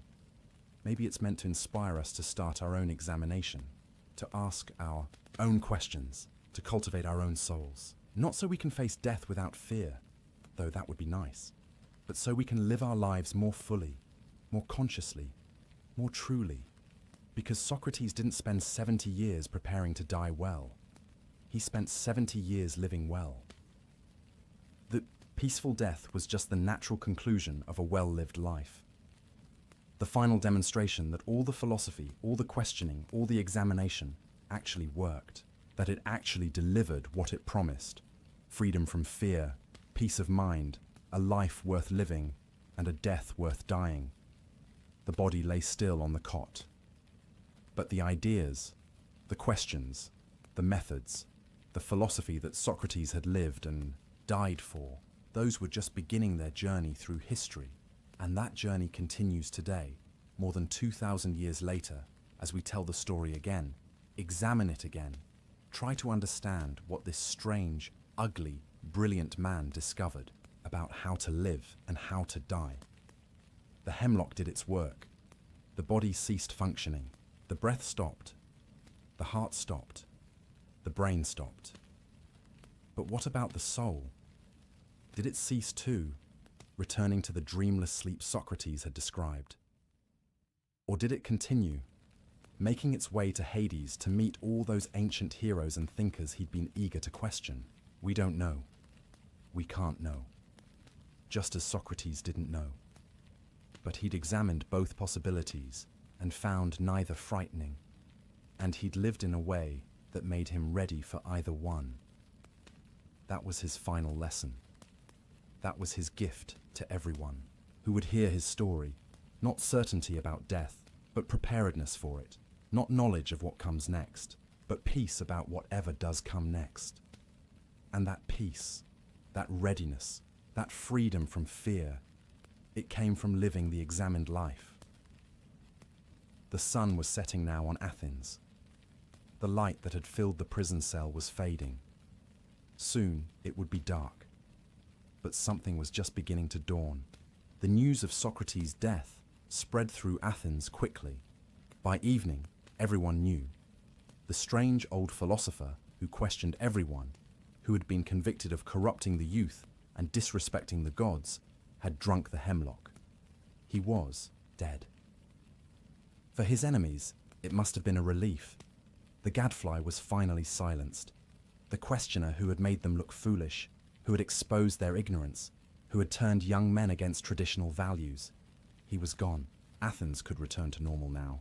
But they were wrong, profoundly wrong, because Socrates' death didn't end his influence. In many ways, it was just the beginning. Think about what would have happened if Socrates had escaped, if he'd fled to Thessaly, as Crito had begged him to do. He would have lived a few more years, perhaps. He could have continued teaching in exile. Some students might have followed him, but he would have been diminished. A man who talked about principles, but abandoned them when they became inconvenient. A philosopher who preached virtue, but chose survival over integrity. His enemies in Athens would have said, "See?" All his fine talk about the examined life, and when it mattered, he ran away like a coward. His teachings would have lost their power. His example would have been compromised. He might have lived longer, but his philosophy would have died. Instead, by refusing to escape, by drinking the hemlock with calm dignity, by dying exactly as his philosophy said a wise person should die, Socrates did something extraordinary. He proved that everything he'd taught was real, not just clever words or abstract theory, but a genuine way of living and dying that actually worked. His death became the ultimate validation of his philosophy. It said, this isn't just talk, this is real. A person who lives the examined life, who cultivates their soul, who values virtue over survival, really can face death without fear. I'm showing you. I'm proving it. Watch. And people did watch. People are still watching. More than 2,000 years later. Plato was 28 when Socrates died. He'd been studying with him for 8 years or so. He was devastated by the death. So devastated that he left Athens for a while, traveling, processing his grief, trying to make sense of what had happened. But then he came back, and he began to write. Not abstract philosophical treatises, but dialogues, conversations, dramatized recreations of Socrates in action, questioning, examining, pursuing wisdom. He wrote about the trial, about the prison conversations, about the death scene. He wrote dialogue after dialogue, always with Socrates as the central character, the questioner, the searcher for truth. Through Plato's writings, Socrates became immortal. Not just remembered, but present. Anyone who read Plato's dialogues could meet Socrates, hear his voice, see him at work. The man was dead, but the method lived on, and Plato wasn't the only one. Xenophon wrote about Socrates too. Other students wrote, taught, founded schools based on what they'd learned from him. Within a generation, Socrates was famous not just in Athens, but throughout the Greek world. And the philosophers who came after, the Stoics, the Cynics, the Skeptics, various schools with different interpretations, almost all of them looked back to Socrates as the founder, the exemplar, the one who showed what philosophy really was. He became, in death, what he'd never quite been in life, the father of Western philosophy, not because he wrote anything, he didn't, Not because he founded a school, he didn't do that either, but because he lived and died in a way that proved philosophy wasn't just intellectual games. It was a way of life that could transform how you thought, how you lived, and how you faced death. The Stoics in particular were profoundly influenced by Socrates' death. They built an entire philosophy around the idea that virtue is the only true good, that external things like health and wealth and even life itself are indifferent, neither good nor bad in themselves. What matters is how you respond to them, what choices you make, how you maintain your character regardless of circumstances. And when they wanted to illustrate this philosophy, when they needed an example of someone who had truly achieved Stoic virtue, they pointed to Socrates. Look at how he died, they said.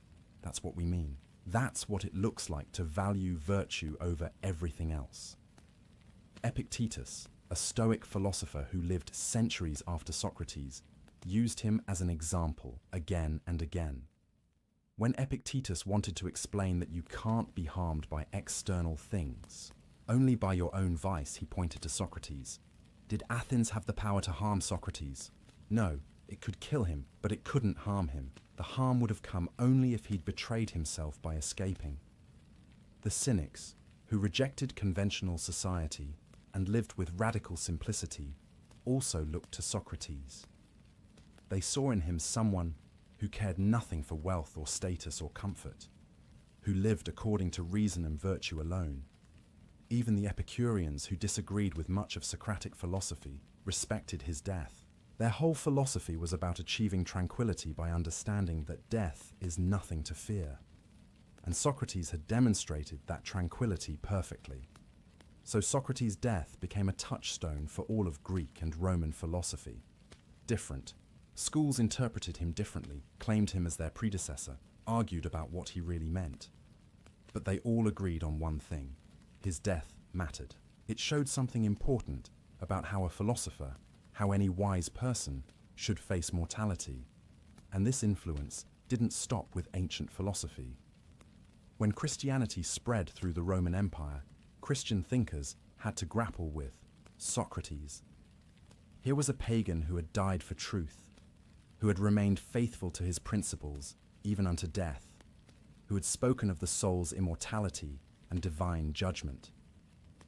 In some ways, he seemed almost like a Christian saint avant la lettre, before Christianity even existed. Some early Christian writers, like Justin Martyr, argued that Socrates had been inspired by the divine Logos, the same force that would later be fully revealed in Christ. They saw his death as a kind of proto-martyrdom, a prefiguring of Christian witness. Throughout the Middle Ages, despite being a pagan, Socrates was respected and studied.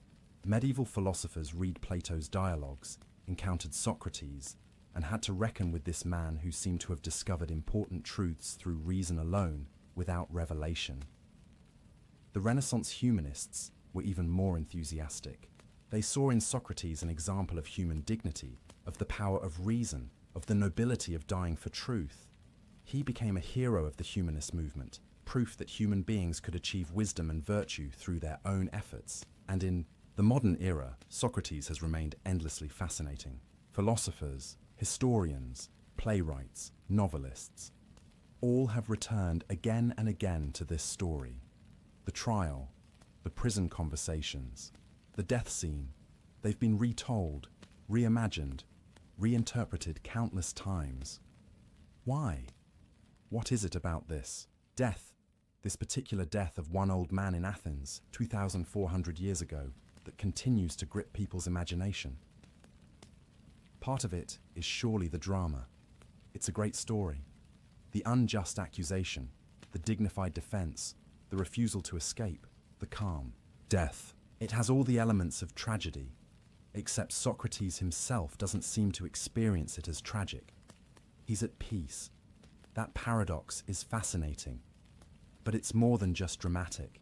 Socrates' death asks us a question that never gets old, never becomes irrelevant. What would you die for?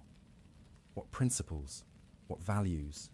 What truths matter enough to you that you choose death rather than betray them? Most of us, if we're honest, don't have a good answer to that question. We'd like to think we have principles we'd die for, but we're not sure. We haven't been tested. We hope we never will be. Socrates shows us what it looks like when someone actually faces that test and passes. When someone really does value their soul more than their body, truth more than survival, integrity more than life itself. And in showing us that, he forces us to examine our own lives. Would we drink the hemlock? Could we? What would it take for us to develop the kind of wisdom, the kind of courage, the kind of clarity that Socrates had? This is why the death of Socrates is still taught in philosophy classes, still referenced, in ethical discussions, still appearing in books and films and plays, because it represents something we aspire to, even if we doubt we could achieve it. It represents the examined life taken to its logical conclusion. It shows us what philosophy looks like when it's not just academic or theoretical, but actually lived, when it actually transforms how you face the ultimate test. But there's something else important about Socrates' legacy that we need to understand.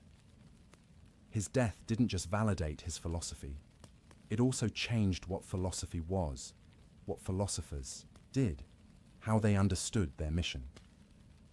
Before Socrates, Greek philosophy was mostly about understanding the natural world. What is everything made of? How did the cosmos come into being? What are the fundamental elements? These were important questions, but they were external. They were about the world out there. Socrates changed the focus. He made philosophy about the self, about how to live, about virtue and the soul. He made it personal and practical. Philosophy wasn't just about understanding nature. It was about improving yourself, examining your life, becoming a better person. And he showed that this kind of philosophy had real stakes. It wasn't just interesting, intellectual work. It was a way of life that could get you killed, because it challenged power, exposed hypocrisy, questioned authority. But it was also a way of life that could give you a kind of peace and freedom that nothing else could. After Socrates, that's what philosophy became. Not just natural science or logic puzzles, but a guide to living. A way of achieving wisdom and tranquility. A path to the good life. The Stoics made this explicit. They divided philosophy into three parts: logic, physics, and ethics. But they said ethics was the most important, and the others only mattered insofar as they helped you live well. Philosophy was about how to live and how to die. This Socratic understanding of philosophy dominated for centuries. Whether you were Stoic or Epicurean or Cynic or skeptic, you agreed that philosophy was supposed to transform your life, not just fill your head with theories. It's only in the modern era that philosophy has become primarily academic, primarily theoretical, primarily separated from life. And even now, there's a counter-movement. People trying to recover philosophy as a way of life, trying to make it practical again, trying to return to the Socratic ideal. And when they do, when they ask what that ideal looks like, they look back to Socrates, to his method of questioning, to his focus on ethics, to his calm in the face of death. The death itself becomes a teaching. It says, this is what matters. This is what philosophy is for. Not publishing papers or winning arguments, but developing the kind of wisdom and courage that lets you face anything, even death, with tranquility. There's a famous painting of the death of Socrates by Jacques-Louis David, painted in 1787, more than 2,000 years after the event. It shows Socrates, upright in bed, one hand reaching for the cup of hemlock, the other hand raised as if still teaching, still making a point. Around him are his grieving students. His body is idealized, heroic, like a classical statue. It's not historically accurate. Socrates was 70 and probably didn't look that noble. But it captures something true about how his death has been remembered. As noble, as heroic, as a moment of supreme moral courage. That painting influenced how generations of people thought about death, about principle, about courage. It became an icon of the Enlightenment, of the power of reason, of the dignity of dying for truth. And it's just one of hundreds of artistic representations of Socrates' death. Sculptures, paintings, plays, operas, films. Artists keep returning to this moment, trying to capture it, to understand it, to show what it means, because it does mean something. Not just historically, not just philosophically, but personally. It asks each person who encounters it, how will you face death? What will you have lived for? When everything is stripped away, what will remain? Socrates had an answer. He'd examined his life thoroughly. He'd cultivated his soul carefully. He'd lived according to his principles consistently. And when death came, he was ready. He'd done the work. His soul was in order. There was nothing to fear. Most of us haven't done that work, haven't examined that thoroughly, haven't lived that consistently. And so death remains frightening, because we know we're not ready. We know there are things unexamined, things unresolved, things we've been putting off. But Socrates' death tells us it's not too late. Start now. Begin the examination. Ask the questions. Pursue wisdom. Cultivate your soul. Live deliberately, consciously, according to principles you've actually thought through. You probably won't have to drink hemlock. You probably won't be condemned to death by your city, but you will die someday. That's certain. And when that day comes, wouldn't it be better to face it as Socrates did? With calmness, with clarity, with a well-examined life behind you. That's the gift his death gave us. Not a formula for avoiding death. We can't. Not even certain knowledge about what happens after death. We still don't have that. But an example of how to face death when it comes. An example of a life well lived, a soul well cultivated, a death well met, and the knowledge that it's possible, that a human being really can achieve this, that through examination and philosophy and virtue, you really can develop the kind of wisdom that makes death nothing to fear. Socrates did it. We saw him do it. We have the testimony of his friends who were there, who watched him drink the hemlock without trembling, who heard his final words, who witnessed his peaceful end.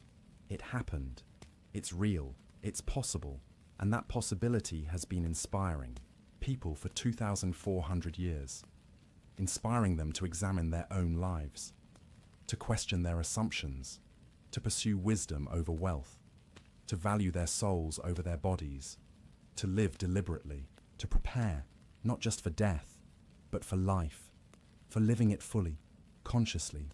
Well, the hemlock killed the man, but the example, the teaching, that can never die, it lives in every person who hears the story and asks, could I do that? Should I try to live that way? What would the examined life look like for me? Those questions keep Socrates alive. Those questions are his immortality, far more certain than any afterlife in Hades. He wanted to spend eternity questioning the great thinkers of the past. Maybe, in a way, he got his wish, because we're still questioning him, still thinking about him, still examining his life and death and trying to understand what he discovered. And in doing that, in examining his examined life, we're doing exactly what he wanted us to do. We're questioning, we're thinking. We're not accepting easy answers. We're living more consciously. That's the legacy. That's what his death taught us about life. Not that death is nothing, it's real and it matters, but that a life well lived makes death bearable, maybe even beautiful. That wisdom is real and achievable. That courage isn't the absence of fear, but the ability to act rightly despite fear. That the soul really is more valuable than the body, if by soul we mean character, wisdom, virtue, everything that makes you who you truly are. 2,400 years, that's how long Socrates has been dead.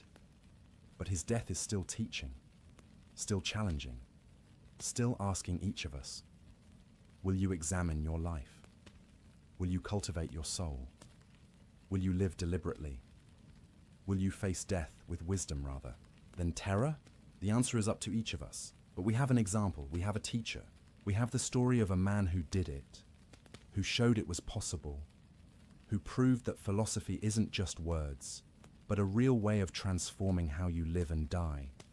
That's what death taught us about life. That's what Socrates gave us. That's his gift to every generation that comes after him, including ours. The body has been dead for millennia, but the soul, the teaching, the example, the questions, that's immortal. Just as Socrates hoped it would be, so we've traveled with Socrates from his questioning youth to his peaceful death. We've examined his philosophy, understood his courage, witnessed his final moments. But now we need to ask, what does this mean for us? How do we actually live? With these insights, how do we practice what Socrates taught? Because that's what it is, a practice, not a belief system you adopt once and forget about, not a philosophy you agree with intellectually, but never apply. A practice, something you do regularly, intentionally, as a way of life. Let's talk about what it means to live with death in mind, not morbidly, not obsessively, but consciously, the way Socrates did. The Stoics, who learned so much from Socrates, had a specific practice for this. They called it memento mori. Remember that you will die. It sounds grim, it sounds depressing, but they didn't mean it that way at all. The point of remembering death isn't to make you sad or fearful. The point is to wake you up, to help you see what matters and what doesn't, to give you perspective on all the trivial things that consume your attention and energy. Think about how we normally live. We act as if we have infinite time. We put off important conversations until later.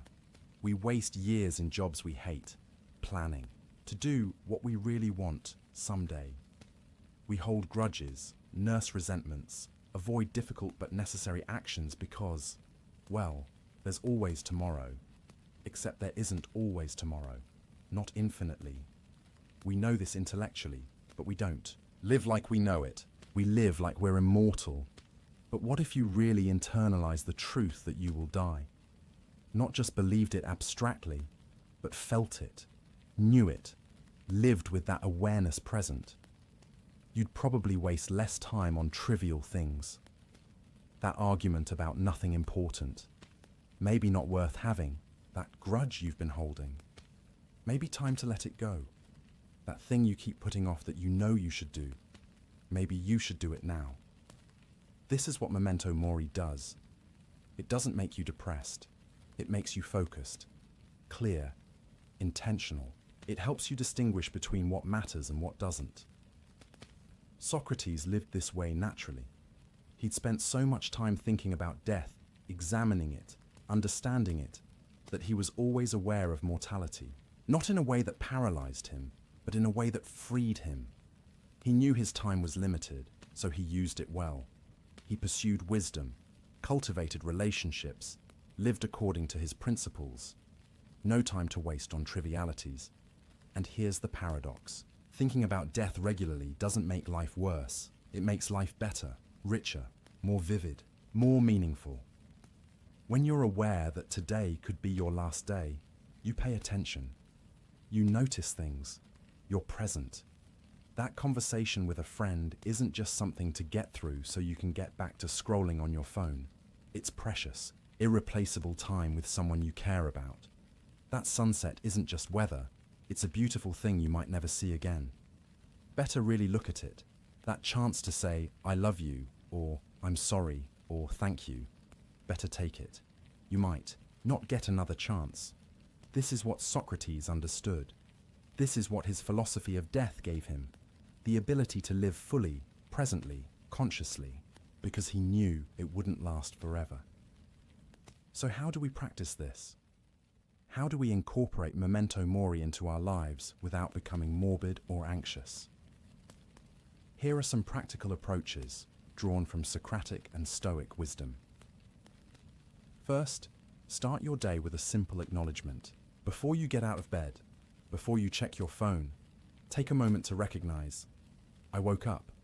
I'm alive. This is not guaranteed.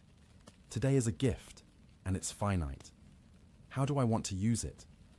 This isn't about inducing anxiety. It's about inducing clarity. What actually matters today? What should I prioritize? What should I let go of as unimportant? The The Stoic emperor Marcus Aurelius did this.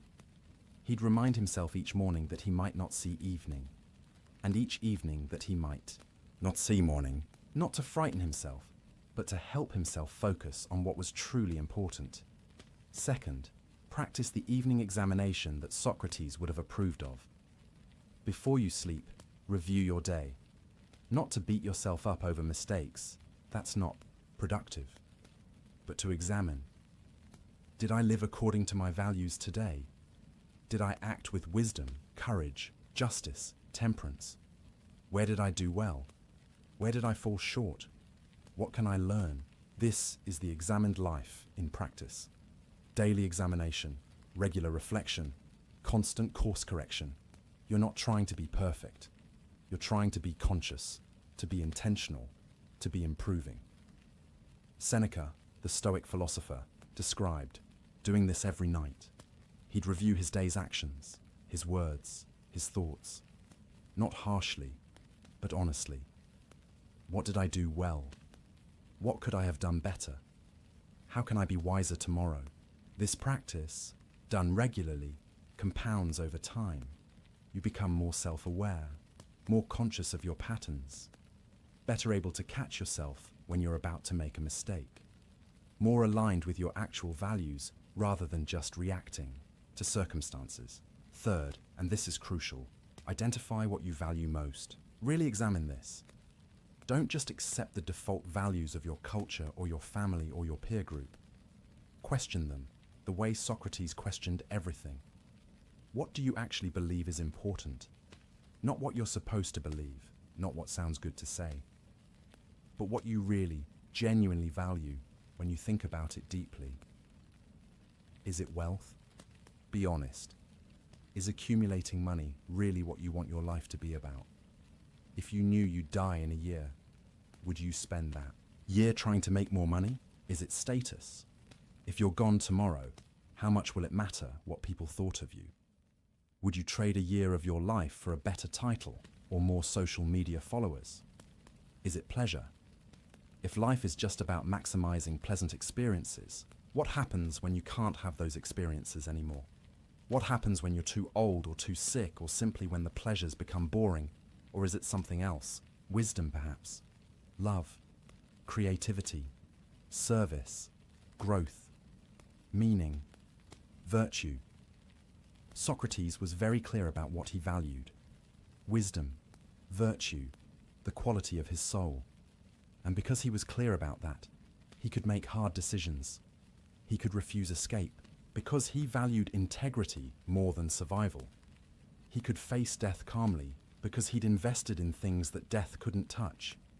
If you're not clear about your values, you'll be blown around by circumstances, by other people's expectations, by whatever seems urgent in the moment.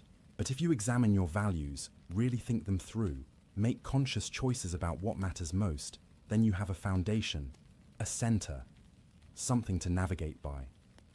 Fourth, practice small deaths. This might sound strange, but bear with me. What I mean is, practice letting go of things before you're forced to. That argument you want to win but doesn't really matter. Let it go. That grudge you're holding, release it. That attachment to being right, to being admired, to being comfortable. Practice loosening your grip. These are small deaths, small experiences of losing something, accepting loss, surviving it, and discovering you're okay. You're still you. The loss didn't destroy you, and this practice, repeated many times, prepares you for bigger losses, for aging, which is the body slowly dying, for the loss of loved ones, eventually for your own death. If you've never practiced letting go of anything, if you cling desperately to everything you have, then every loss will be devastating. But if you've practiced, if you've learned that you can lose things and be okay, then even major losses become more bearable. This was part of Socratic philosophy too. The recognition that everything external to your soul, your body, your possessions, your reputation, other people's opinions, all of it can be taken away. And if your happiness depends on keeping all of that, you'll be miserable, because loss is inevitable. But if your happiness comes from your soul's quality, from your wisdom and virtue and character, then you're free, because those can't be taken away unless you abandon them yourself. Fifth, contemplate worst-case scenarios. Not to induce fear, but to remove it. The Stoics called this premeditatio malorum, premeditation of evils. What's the worst thing that could happen? Really think about it. You could lose your job. You could get sick. Someone you love could die. You could die. And then ask, if that happened, would I survive it? Could I handle it? What would I do? Usually you realize that even worst-case scenarios are survivable. Not easy, not pleasant, but survivable. And this realization is liberating. It removes much of the fear that controls us. Socrates faced the actual worst case, unjust execution, and he handled it. He demonstrated that even that was survivable in a sense. His body died, but his soul, his integrity, his wisdom, his principles remained intact. Most of us will never face anything that extreme.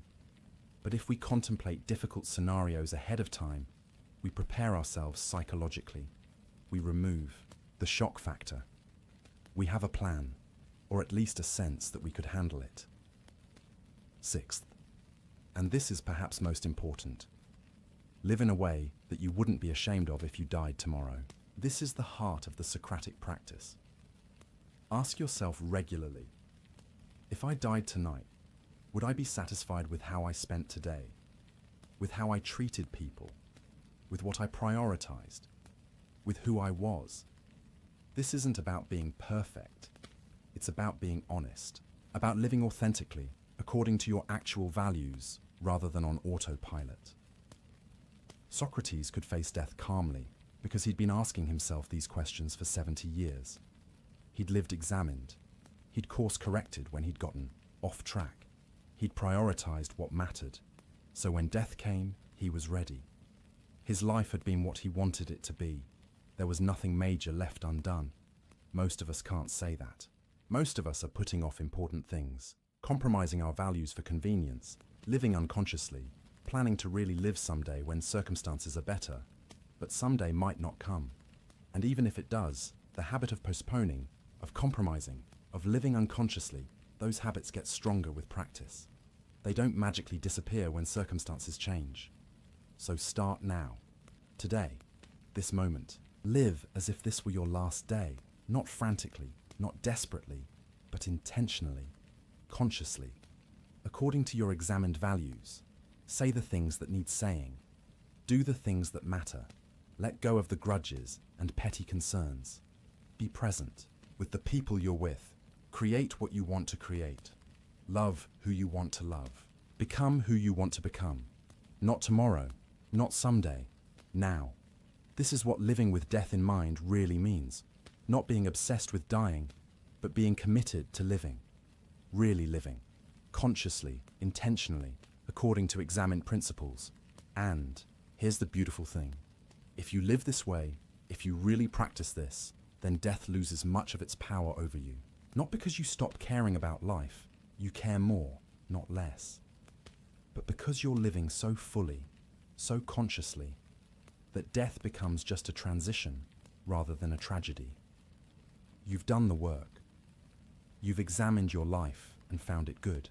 You've cultivated your soul. You've lived according to your principles.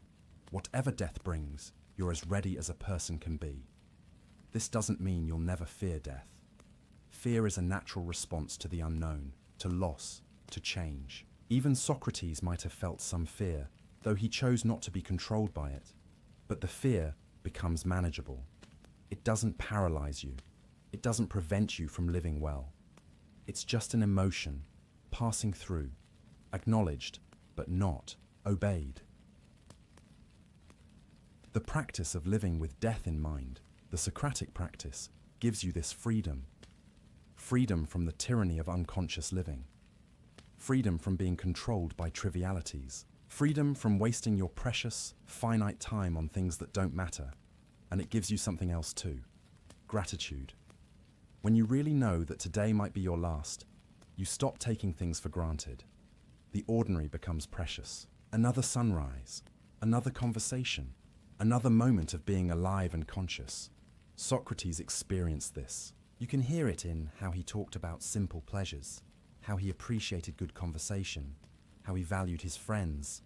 He wasn't jaded or bored with life. He was grateful for it, right up until the end. That's what the practice offers. Not depression or anxiety, but clarity and gratitude. Not a worse life, but a better one. Not more fear of death, but less and more appreciation for life. So start today. Practice a little examination. Acknowledge your mortality. Consider your values. Let go of something unimportant. Live a bit more consciously, a bit more intentionally. You don't have to be Socrates. You don't have to face execution with perfect calm. You just have to be a little more awake than you were yesterday, a little more examined, a little more alive. Do that consistently, over time, and you'll be amazed at the transformation, at how much clearer life becomes, how much more meaningful, how much more free you feel. This is the Socratic practice. This is what living with death in mind really means, and it's available to anyone who chooses to begin, even now, even you, even today. And so we return to where we began, to that image of Socrates sleeping peacefully on his final night, his friend watching over him, the dawn approaching, the end certain, yet the sleep undisturbed. What did he know that allowed him to rest so completely? What had he discovered in his 70 years of questioning, examining, seeking wisdom? Perhaps it was simply this: that the unknown is not the same as the terrible. That uncertainty is not the same as fear. That not knowing what comes after death doesn't mean what comes after death is bad. We spend so much of our lives demanding certainty. We want to know what will happen. We want guarantees. We want the future mapped out so we can feel safe. And when we can't have that certainty, especially about death, we fill the void with fear. But Socrates took a different approach. He examined the unknown. He looked at what death might be, thought through the possibilities, and found that none of them were necessarily frightening. And then he let go. He accepted that he couldn't know for certain, and he found peace in that acceptance. This is a profound lesson, one we can carry with us not just about death, but about all the uncertainties in life. You don't know what tomorrow will bring. You can't know. But does that mean tomorrow will be terrible? Or does it just mean tomorrow is unknown, which means it could be good, could be bad, could be neutral, could be surprising in ways you can't predict? When you frame it that way, when you recognize that uncertainty doesn't equal disaster, something shifts. The anxiety loosens its grip just a little. You can breathe a bit easier. This is what Socrates found in his philosophy of death. Not certainty. He never had that. But peace in uncertainty. The recognition that he'd done what he could, lived as well as he could, examined as thoroughly as he could, and whatever came next, dreamless sleep or eternal conversation with the great minds of history, he was ready. That readiness, that peace, that's what we've been exploring throughout this long night together. Think about how far we've traveled. We met young Socrates, questioning the parable of the birds, already seeing the world differently than those around him. We watched him develop his method, his mission, his commitment to the examined life. We saw him make enemies, face trial, refuse escape, drink the hemlock without fear, and through it all we've been asking, how? How did he do it? What made this possible? And the answer, complex as we've explored it, comes down to something simple. He did the work. He examined. He questioned. He cultivated his soul. He aligned his actions with his values. He lived consciously, deliberately, intentionally. And when you do that work, really do it, over years and decades, death becomes different. Not easy, perhaps. Not without natural fear or sadness at leaving life behind, but not the terror that haunts so many. not the desperate clinging and denial, just a transition, a change, the next thing. As you lie here now, in this moment, thinking about these ideas, you're doing something Socrates would have approved of. You're examining, you're thinking, you're not just accepting the default fears and assumptions about death. You're looking at them, questioning them, trying to understand. That's the beginning. That's how it starts. One question, one examination, one moment of conscious thought instead of unconscious reaction. And if you continue that practice, if you make examination a habit, if you question your assumptions regularly, if you cultivate your soul consciously, then over time, you'll find what Socrates found. Not certainty, not perfect peace, but something real and valuable. You'll find that you're less controlled by fear, less driven by unconscious impulses, more aligned with your actual values, more present in your life, more able to face difficulties with clarity rather than panic. And yes, more able to face death, when it eventually comes, with something approaching calm, because you'll have done the work. You'll have examined your life and found it good, or at least found it honest. You'll have cultivated what matters. You'll have lived deliberately, and that's all anyone can do. That's all Socrates did. He was just a man, after all. Not a god, not perfect, not immune to human feelings. Just a man who questioned everything, thought deeply about how to live, and then lived according to what he discovered. You can do that too. Maybe not as thoroughly as Socrates. 70 years is a long time to devote to philosophy, but you can do some of it. Start where you are. Examine what you can. Question what seems questionable. Live a bit more consciously each day and over time that compounds. The examined life becomes easier, more natural. The peace becomes more accessible. The fear becomes more manageable. You might not ever sleep as peacefully as Socrates did on his final night, but you might sleep better than you do now. You might face each day with more clarity, more purpose, more presence.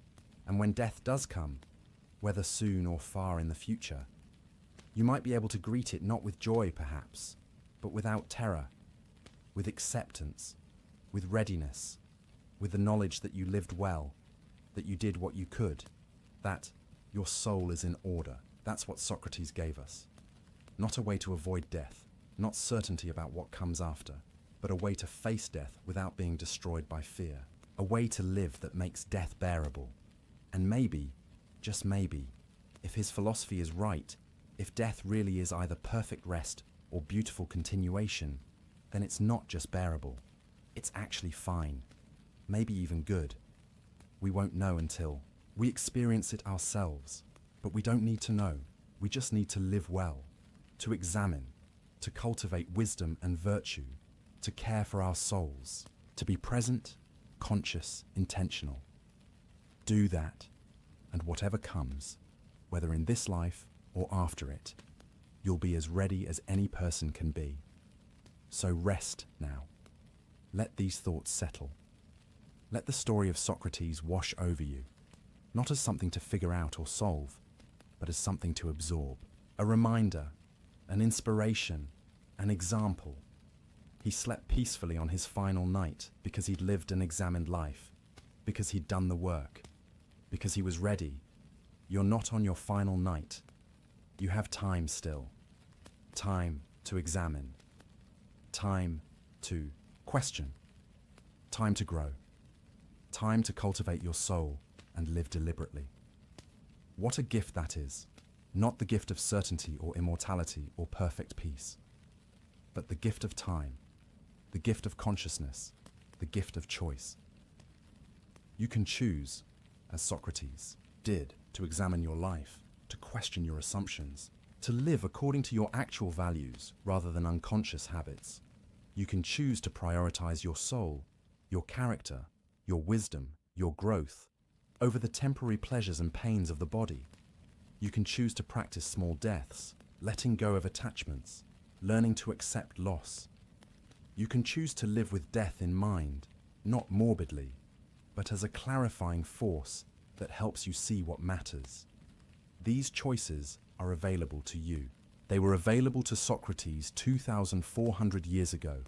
They're available to you now. They'll be available tomorrow and the next day and every day you have left. That's the beauty of philosophy as a practice.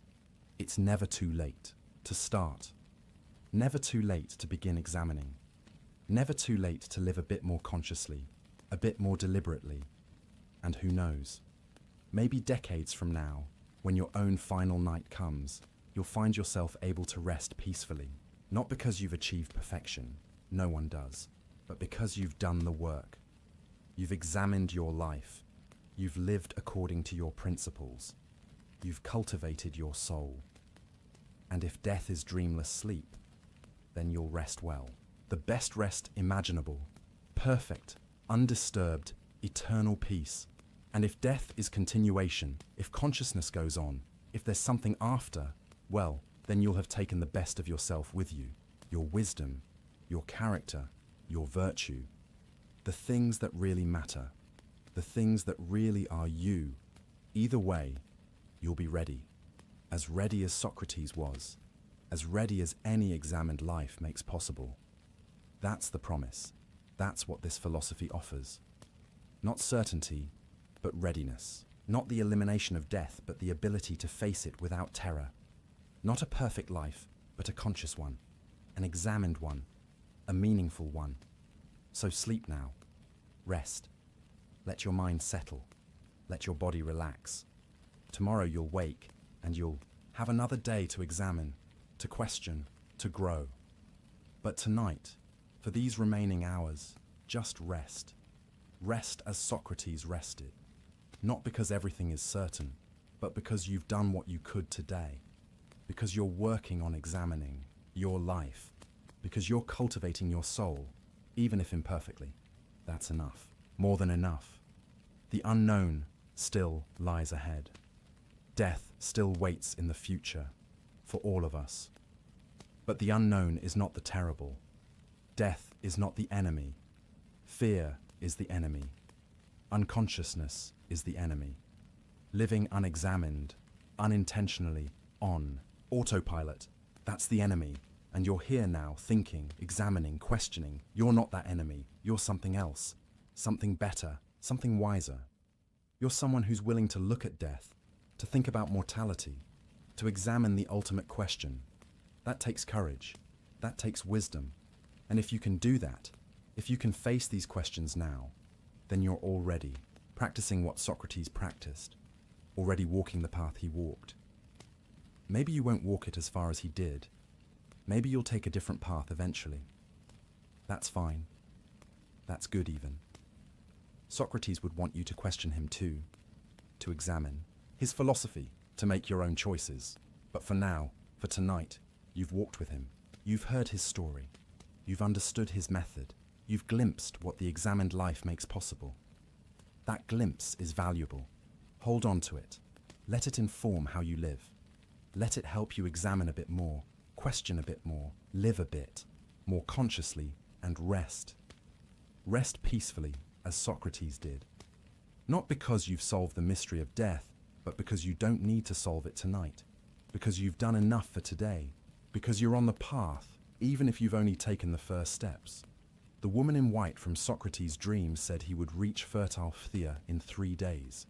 For him, that meant death. But for you, it might mean something else. A place of rest, a place of peace, a place where the examined life bears fruit. You'll get there, not in 3 days perhaps, but eventually, if you keep examining, keep questioning, keep living consciously. And when you arrive, whether in this life or after it, you'll find what Socrates found. Not all the answers, but peace with not having them. Not certainty, but readiness for whatever comes. That's enough. That's everything, really. So rest now, dear friend. Rest peacefully. Tomorrow brings another chance to examine, to question, to grow. But tonight, just sleep. Sleep as deeply as Socrates slept on his final night. Sleep without fear, without anxiety, without clinging. Just sleep. The examined life awaits you in the morning. But for now, let it wait. For now, just rest. Rest well.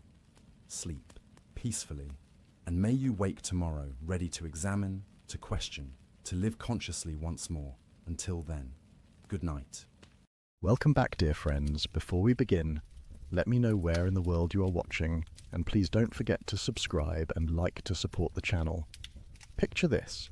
A 13-year-old boy stands in a sunlit courtyard in northern Greece, surrounded by gardens that will become his classroom for the next 3 years. His father, the most powerful king in the Greek world, has just introduced him to a middle-aged philosopher with small, penetrating eyes and a slight lisp. The boy is Alexander, destined to conquer an empire stretching from Greece to India. The philosopher is Aristotle, who will conquer something far more enduring. He will map the territory of human excellence itself. Aristotle leans forward and asks the young prince a question that will echo through 23 centuries to reach us tonight. What does it mean to live well? Not how to conquer kingdoms, not how to accumulate wealth or fame or power, but something more fundamental, more urgent, more intimately relevant to each of us preparing for sleep on this quiet evening. What does it mean for a human being to flourish?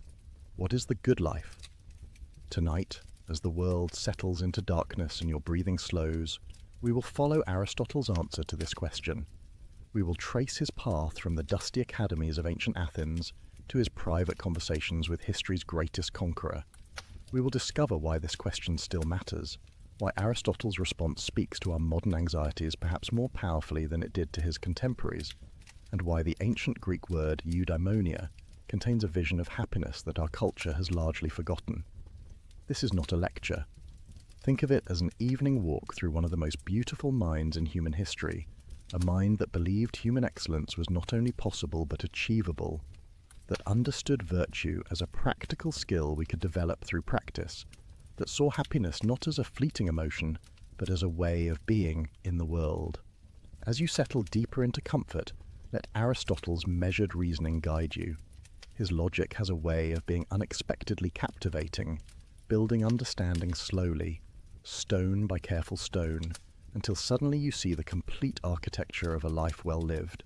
Fair warning, you may find yourself wide awake at the end, mind illuminated by ideas that have guided humanity's greatest achievements. But even if sleep claims you early, these thoughts will settle into your rest like seeds in fertile soil, quietly working their transformation while you dream. So breathe deeply, let the tensions of your day release, and allow yourself to wonder, as that young prince wondered in a garden 2 millennia ago, what would it mean for me to truly flourish? The ancient Greeks had no word for religion as we understand it. They had no word for science as a separate discipline. They had no division between mind and body, no split between reason and emotion, no separation of private ethics from public politics. What they had was philosophy, literally the love of wisdom, and it encompassed everything. To study philosophy in ancient Athens was to ask the most practical question imaginable. How should I live? Into this world, in the year 384 before the Common Era, a boy was born in the small coastal city of Stagira on the Macedonian frontier. His name was Aristotle. His father, Nicomachus, served as court physician to King Amyntas of Macedon, and from his earliest years Aristotle was exposed to the careful observation, the empirical attention to detail that characterized medical practice. While other children learned through myths and stories, young Aristotle watched his father examine symptoms, make diagnoses, test remedies. The lesson would shape everything that followed. Look first at what actually is before theorizing about what might be. Tragedy struck early. Nicomachus died when Aristotle was still a boy, perhaps 10 years old. The young philosopher-to-be was sent to live with a guardian, Proxenus, who recognized something remarkable in his charge's hungry intellect. At 17, Aristotle was dispatched on the long journey to Athens, to the greatest center of learning the world had ever known, Plato's Academy. Imagine the journey. A young man from the provinces carrying whatever scrolls and tablets a traveling student could manage, walking the dusty road southward, past villages and olive groves, over mountain passes where bandits lurked, through landscapes sacred to gods whose temples crowned every prominent hill. And then, finally, Athens herself. The city of Pericles and Socrates, still glorious despite recent defeats in war, her white marble temples catching the Mediterranean sun, her agora buzzing with merchants and philosophers, her theatre where Sophocles had premiered his tragedies, her law courts where citizens argued about justice and the good. The academy stood outside the city walls, in a grove sacred to the hero Academus. Here Plato, already in his 60s, taught a remarkable collection of students how to think. Not what to think, but how, through dialogue and debate, through mathematical precision and logical rigour, through the relentless questioning that his teacher Socrates had pioneered. The method was simple and devastating. Take any claim about reality, any assumption about justice or beauty or truth, and ask, what do you mean by that? How do you know? Could it be otherwise? Question after question after question until either the claim stood on solid foundation or collapsed into incoherence. Aristotle arrived at this intellectual crucible at precisely the right moment. His mind was formed enough to engage seriously with Plato's ideas, but flexible enough to be shaped by them. And for the next 20 years, he remained, studying and eventually teaching, absorbing Plato's vision while slowly developing his own. What was that vision? Plato believed that the world we experience through our senses, this world of stones and trees and flesh, is not fully real. Behind it, or above it, or somehow beyond it, exists a realm of perfect forms. The triangle you draw on paper is always imperfect, but there exists the form of triangle, perfect and eternal. The beautiful person you see is beautiful only by participating in the form of beauty itself. Justice in our world is always approximate, but justice itself exists in this transcendent realm, perfect and unchanging. It was a breathtaking vision, answering profound questions about how knowledge is possible and why we recognize universal concepts despite experiencing only particular instances. But Aristotle found himself increasingly troubled by it. If these forms exist separately from the world of experience, how exactly do particular things participate in them? How does the form of horse make this particular horse here and now? The explanation seemed to push the mystery back one step without really solving it. More fundamentally, Aristotle couldn't shake his physician father's influence. Look at the world, his training insisted. Study what actually exists. The answers aren't in some transcendent realm, but here, in the structures and patterns of nature itself. Don't flee from particulars to universals, but find the universal within the particular. Walking through the Academy's gardens, past the stone colonnades where students debated, beneath olive trees that dappled the sunlight, Aristotle began formulating an alternative. Yes, we need universal concepts to understand reality. Yes, we recognize patterns that transcend individual instances, but perhaps these universals exist in things themselves, not in some separate realm. Perhaps the form of a horse is what makes this particular arrangement of matter a horse rather than a tree. Form and matter together constitute reality, inseparable, interdependent. The disagreement was profound, but never acrimonious. In later writings, Aristotle would criticize his teacher's theory of forms, but always with respect, always acknowledging Plato's brilliance. Plato is dear to me, but truth is dearer. This saying captures Aristotle's spirit. Loyalty to persons matters, but loyalty to truth matters more.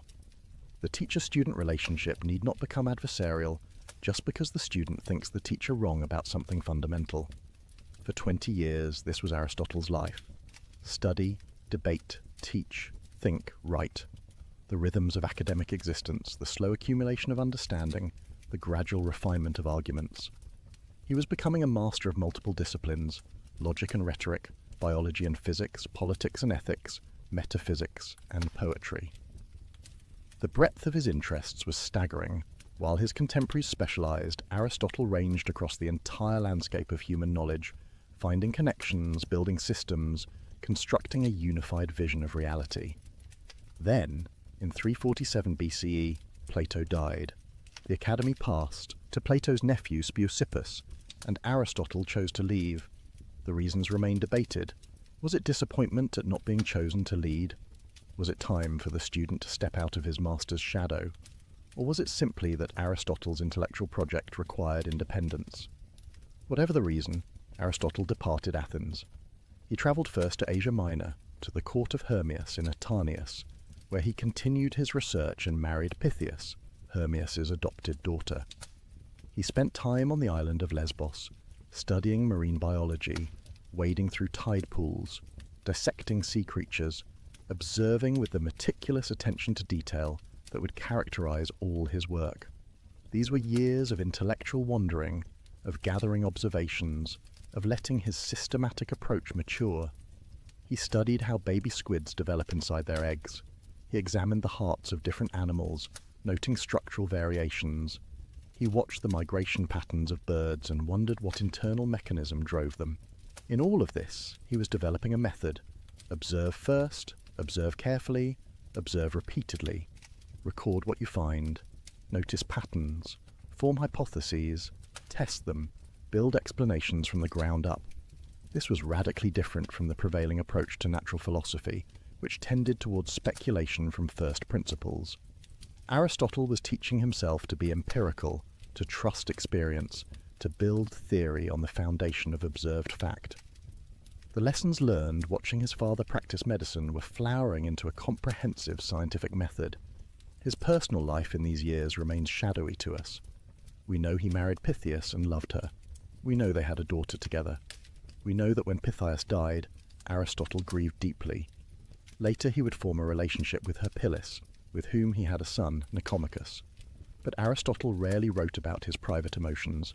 His work focused outward, on the structures of reality, on the patterns of nature, on the principles of living well. Then, around 343 BCE, an invitation arrived that would change everything. King Philip of Macedon, who was transforming his kingdom into the dominant military power in Greece, wanted a tutor for his 13-year-old son. And he wanted that tutor to be Aristotle. Why? Perhaps because Aristotle's father had served Philip's own father as court physician, creating a family connection. Perhaps because Aristotle, though not yet famous, had already acquired a reputation for brilliance. Perhaps because Philip, in his ambition to unite Greece under Macedonian leadership, wanted his heir educated in the finest Greek traditions. Whatever the reason, the offer came with considerable inducements. Philip promised to rebuild Stagira, Aristotle's home city, which he himself had destroyed in an earlier campaign. The payment would be generous, the position would be prestigious. But most importantly, Aristotle would have the opportunity to shape the mind of a future king, to plant ideas of justice and virtue and excellence in a boy who would wield tremendous power, to perhaps create through education a ruler who would govern wisely and well, for a philosopher who believed that ethics and politics were inseparable, that the good life required a good community. This opportunity must have been irresistible. And so Aristotle journeyed north, back to the Macedonian frontier of his youth, to meet the young prince who would become Alexander the Great. The teaching took place at Mieza, a small village in the verdant countryside outside the Macedonian capital. Here, in or near a temple dedicated to the nymphs, surrounded by forests and streams, Aristotle established what amounted to a private academy for Alexander and a select group of other young Macedonian nobles. Among these students were Hephaestion, who would become Alexander's closest companion, and Ptolemy, who would eventually rule Egypt. The future masters of the Hellenistic world all sat at Aristotle's feet, learning how to think. What did they learn? Not a catechism, but a method. Aristotle taught them to observe carefully, to reason systematically, to question assumptions, to distinguish valid arguments from fallacies. He taught them rhetoric, the art of persuasive speech, and politics, the science of organizing communities. He taught them natural philosophy, examining plants and animals, discussing the principles that govern growth and change. He taught them ethics, exploring questions of courage and justice and the nature of the good life, and crucially, he taught them Homer. Alexander developed an intense love for the Iliad, identifying with Achilles, the warrior hero who chose glory over long life. Some accounts say Alexander carried a copy of the Iliad with him throughout his campaigns, annotated by Aristotle himself, keeping it under his pillow alongside his dagger. The fusion of philosophical training and heroic ambition would have profound consequences. The relationship between teacher and student was complex, mixing genuine affection with fundamental disagreements that would only deepen over time. Aristotle saw himself as forming Alexander's character, instilling virtue, teaching moderation and practical wisdom. But Alexander's nature ran to extremes. He was passionate where Aristotle counseled balance, impetuous where Aristotle advised deliberation, hungry for glory where Aristotle emphasized the contemplative life. They walked together through the countryside around Mieza, the middle-aged philosopher and the adolescent prince, discussing the nature of courage, the different forms of government, the relationship between happiness and virtue. Aristotle must have known even then that his student would achieve great things. What he couldn't have known was how completely those achievements would diverge from his own values. For Aristotle believed in Greek superiority. He viewed non-Greeks, Persians, Egyptians, all the peoples who would fall to Alexander's conquests, as barbarians, natural slaves, suited only to serve their Greek masters. This ugly prejudice was common in classical Greece, born from centuries of conflict with Persia, reinforced by cultural chauvinism. When Aristotle advised Alexander on politics, he apparently suggested treating Greeks as free citizens and barbarians, as subjects to be ruled despotically. Alexander would ultimately reject this advice. His great vision, perhaps his greatest, was of a multicultural empire where Greeks and Persians could intermarry, where talent mattered more than ethnicity, where civilization could transcend its Greek origins. In this, the student proved wiser than the teacher. But that lay in the future. For 3 years the education continued. Philosophy in the morning, physical training in the afternoon, discussions of metaphysics and dissections of animals, poetry and mathematics, the young nobles learning not just information but how to think, how to argue, how to analyze. Aristotle was forming minds, planting seeds that would bear fruit in ways he couldn't anticipate. Then, in 340 BCE, Philip summoned his son home. At 16, Alexander would serve as regent while his father campaigned in Thrace. The formal education was over.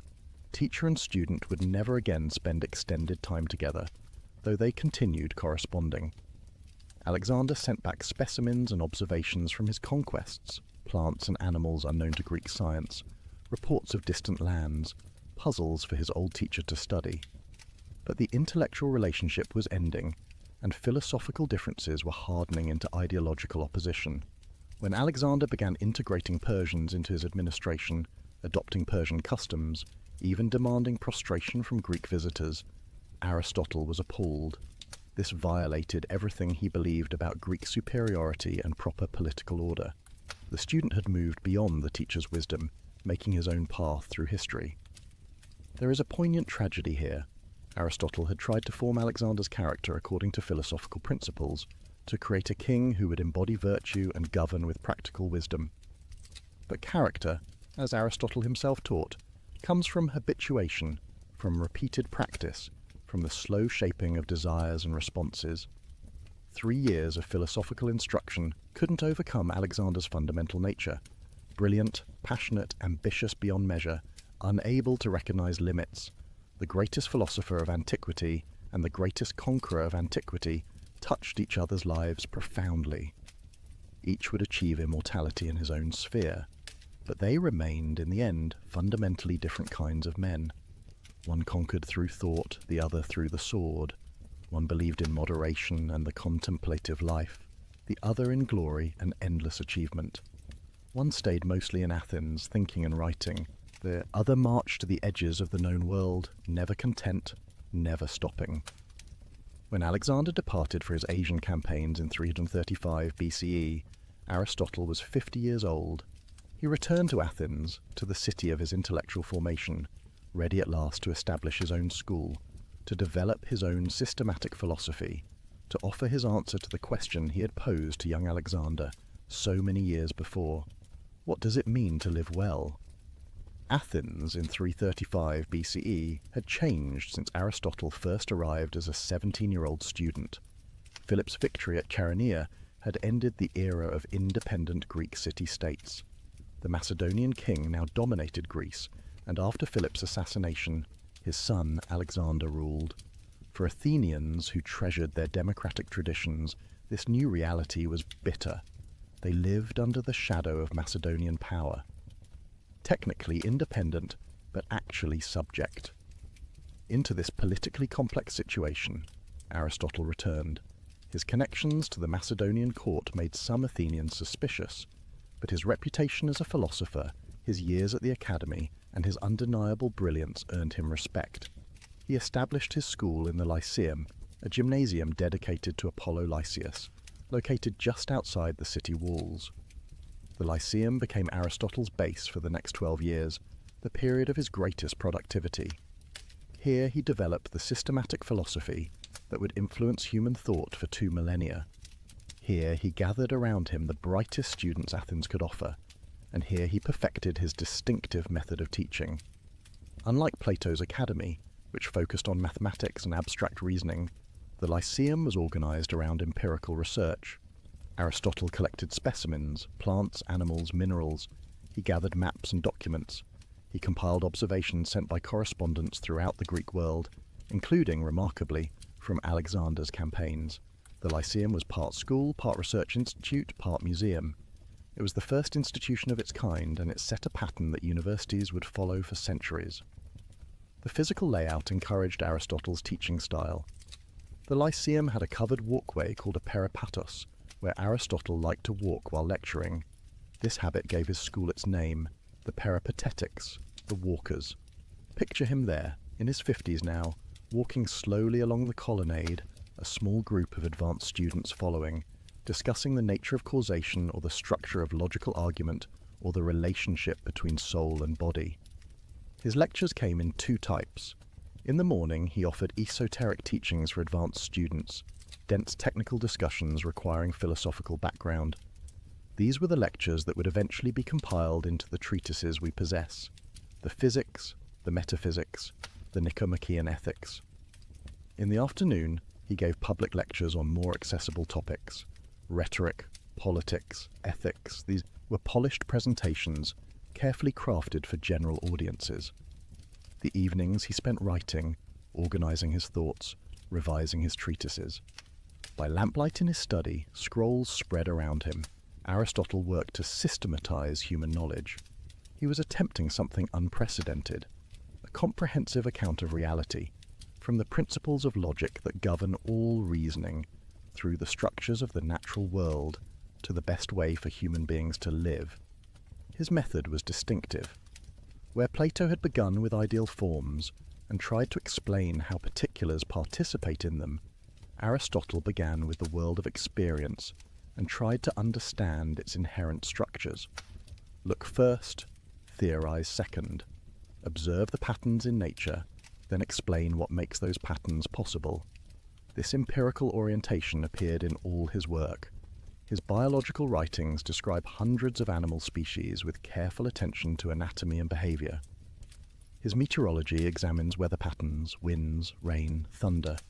His politics analyzes 158 different constitutions of Greek city-states, comparing their structures and outcomes. Even his ethics, as we will see, begins with observed facts about human nature and behavior rather than abstract principles. But Aristotle was no mere compiler of facts. What made him revolutionary was his ability to organize observations into systematic understanding. He developed logic as a formal discipline, creating tools for rigorous reasoning. He pioneered the study of causation, distinguishing 4 different ways we can answer why questions. He analyzed motion, change, time, place, infinity. He investigated language, categorizing different types of statements and studying how meaning works. And running through all of this was a deep conviction that the universe makes sense. Reality is not chaos but cosmos, not random but ordered. Natural things have purposes, built-in tendencies, characteristic activities. Understanding something means grasping its nature, its function, what it's meant to be and do.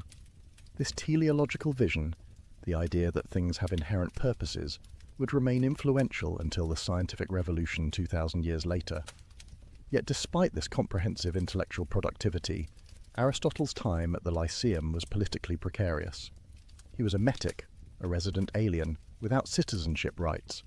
He depended on the tolerance of a city that had reasons to distrust him. When Alexander died suddenly in 323 BCE, everything changed.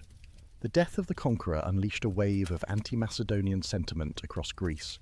Athens erupted in rebellion, and Aristotle, known to have been Alexander's tutor, connected to the Macedonian court, suddenly found himself in danger. Charges of impiety were brought against him, the same charges that had led to Socrates' execution 76 years earlier. Aristotle was 62 years old, at the height of his intellectual powers. He had spent 12 years building the Lyceum into one of the ancient world's great centres of learning. His systematic philosophy was substantially complete, but the political situation was untenable. Rather than stand trial, Aristotle chose to leave Athens. He reportedly said he would not let the city sin twice against philosophy, a reference to Socrates' fate. He retired to Chalcis on the island of Euboea, where his mother's family had property. And there, less than a year after leaving Athens, he died of a stomach illness. It was 322 BCE. The greatest systematic philosopher in history was gone, leaving behind an intellectual legacy that would shape Western thought for 2,000 years. But we've spent long enough on biography. We know the man, the context, the journey. Now we must turn to what matters most, his ideas. Specifically, his answer to the question that launched our evening together, the question he posed to young Alexander in that sunlit garden at Mieza.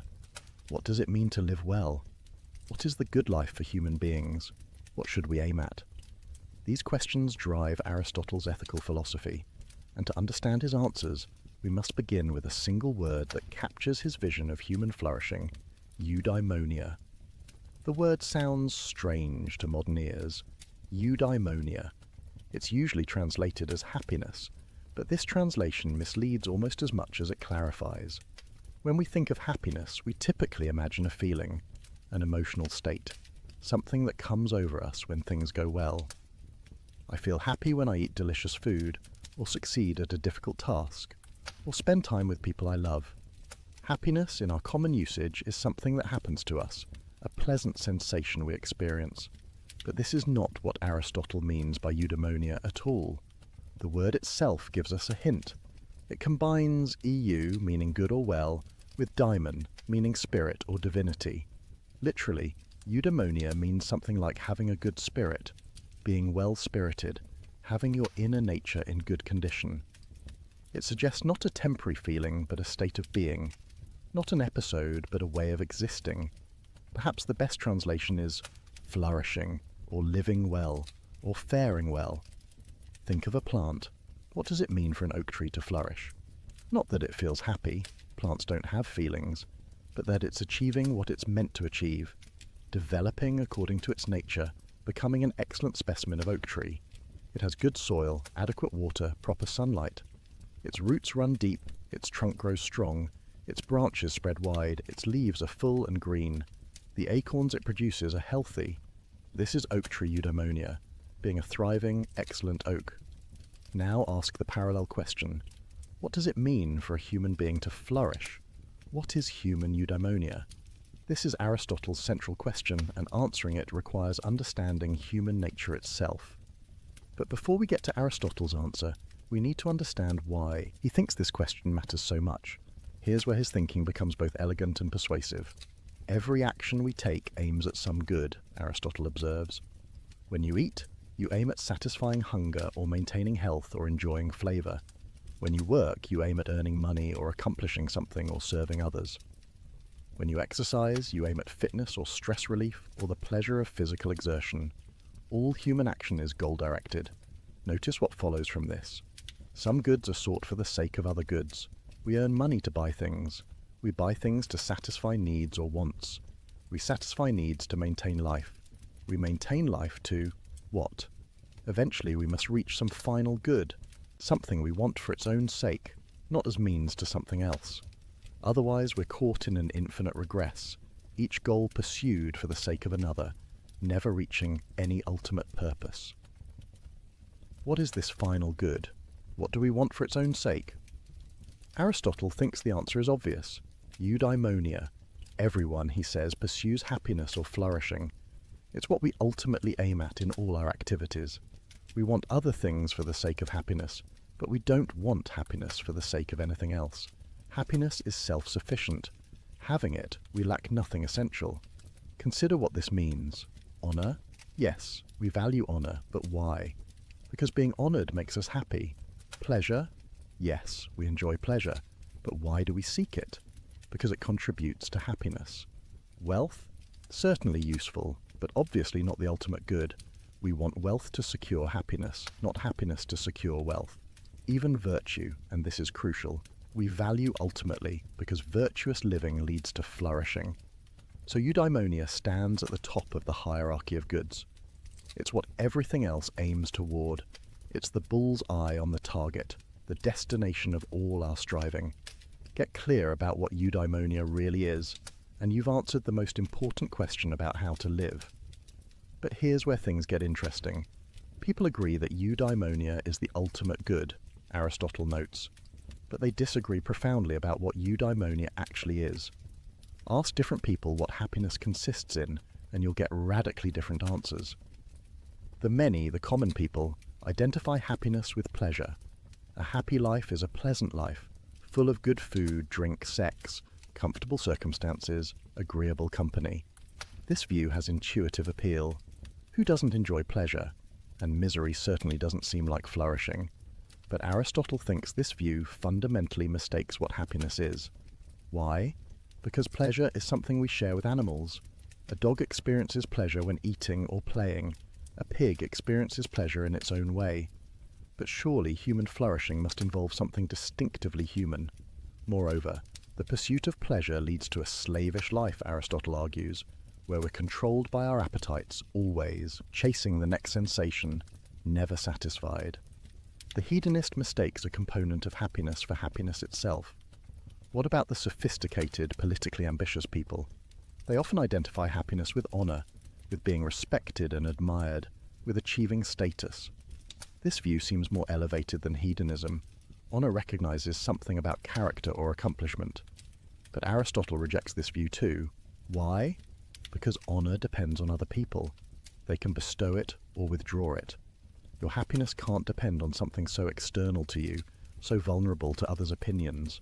Moreover, we pursue honor because we believe we deserve it, because we've achieved something excellent.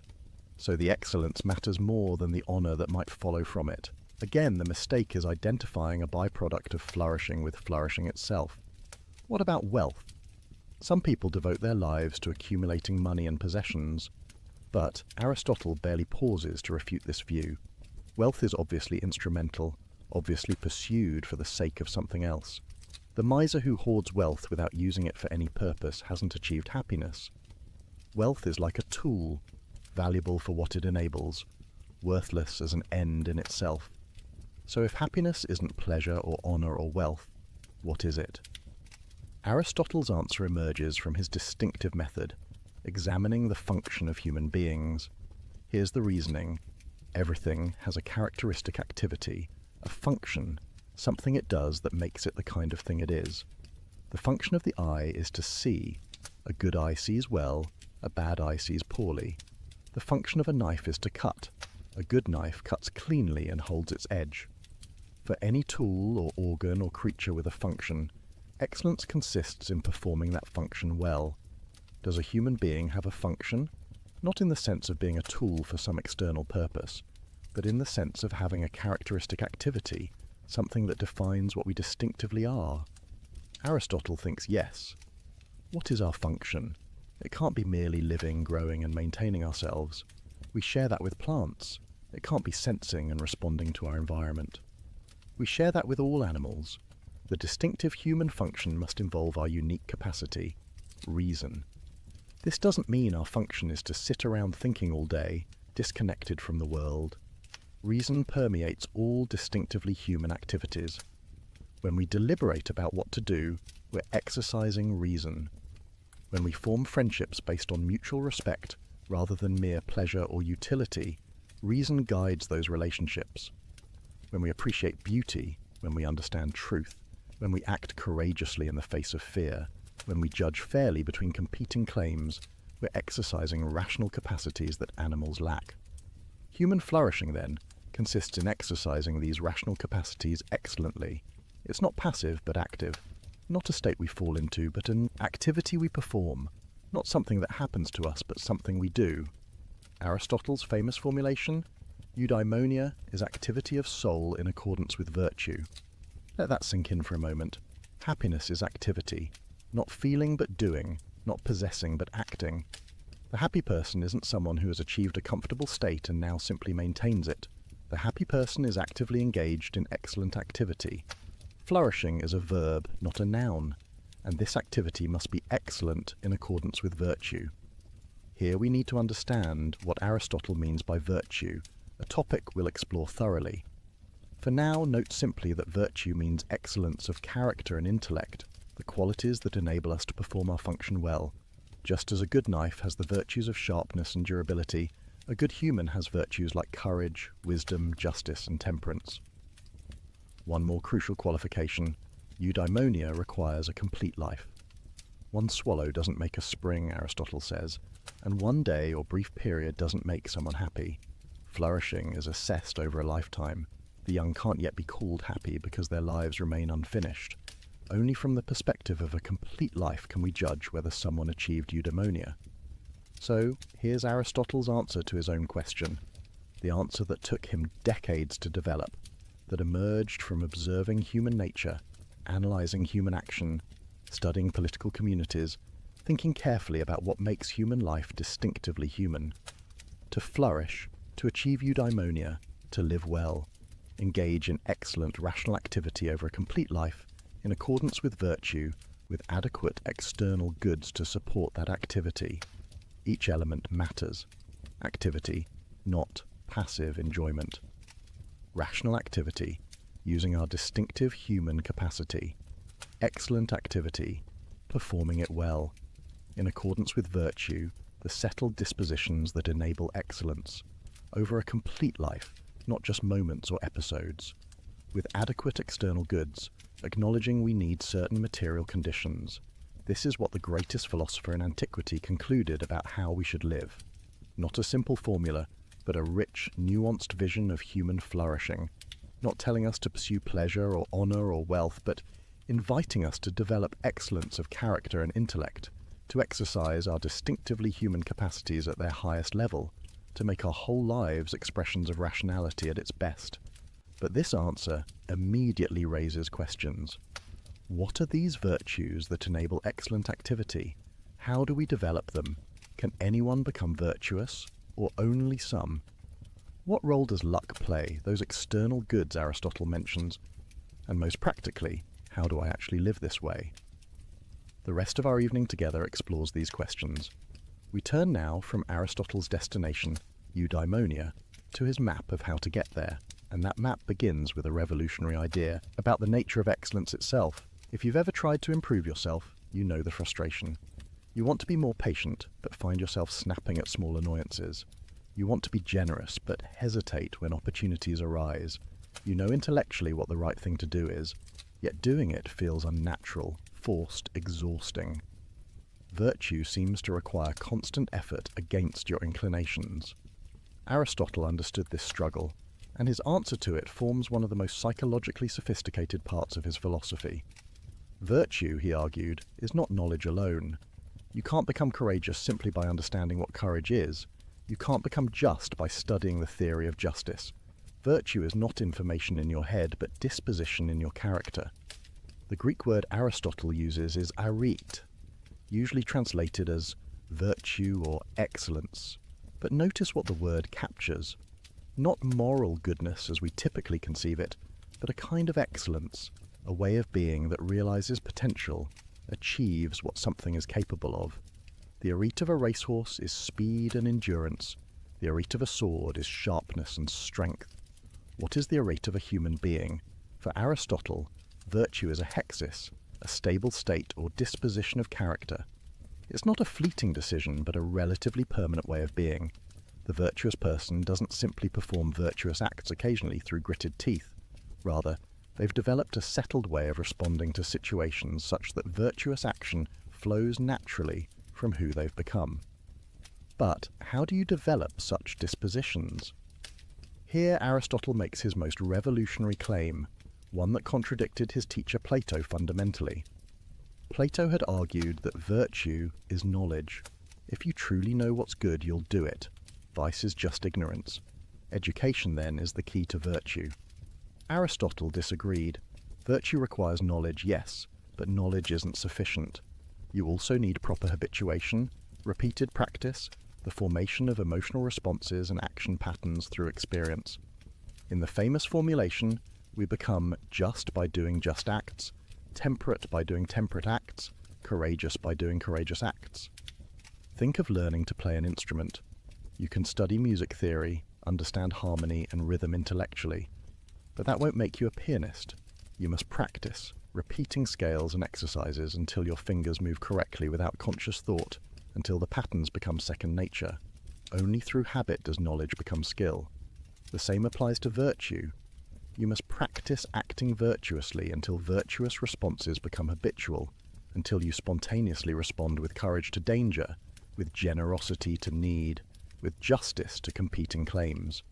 Eventually, these responses feel natural rather than forced. This is when you've truly become virtuous. But practice according to what pattern? What makes an act courageous rather than cowardly or reckless? What distinguishes generous, giving from wasteful excess, or stingy withholding? Aristotle's answer: virtue is a mean between extremes. This doctrine of the mean, sometimes called the golden mean, represents Aristotle's most distinctive contribution to ethics. Every virtue, he argues, lies between two vices, one of excess and one of deficiency. Think of it as a spectrum with virtue in the middle, though not at the exact mathematical centre. Take courage, the paradigm virtue in Greek culture. What is courage? Not absence of fear. That would be insensibility or foolhardiness. The coward feels appropriate fear but is paralysed by it, unable to act when action is needed.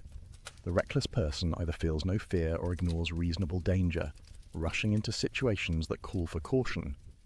Courage lies between these extremes, feeling fear appropriately, but acting despite it when the situation demands.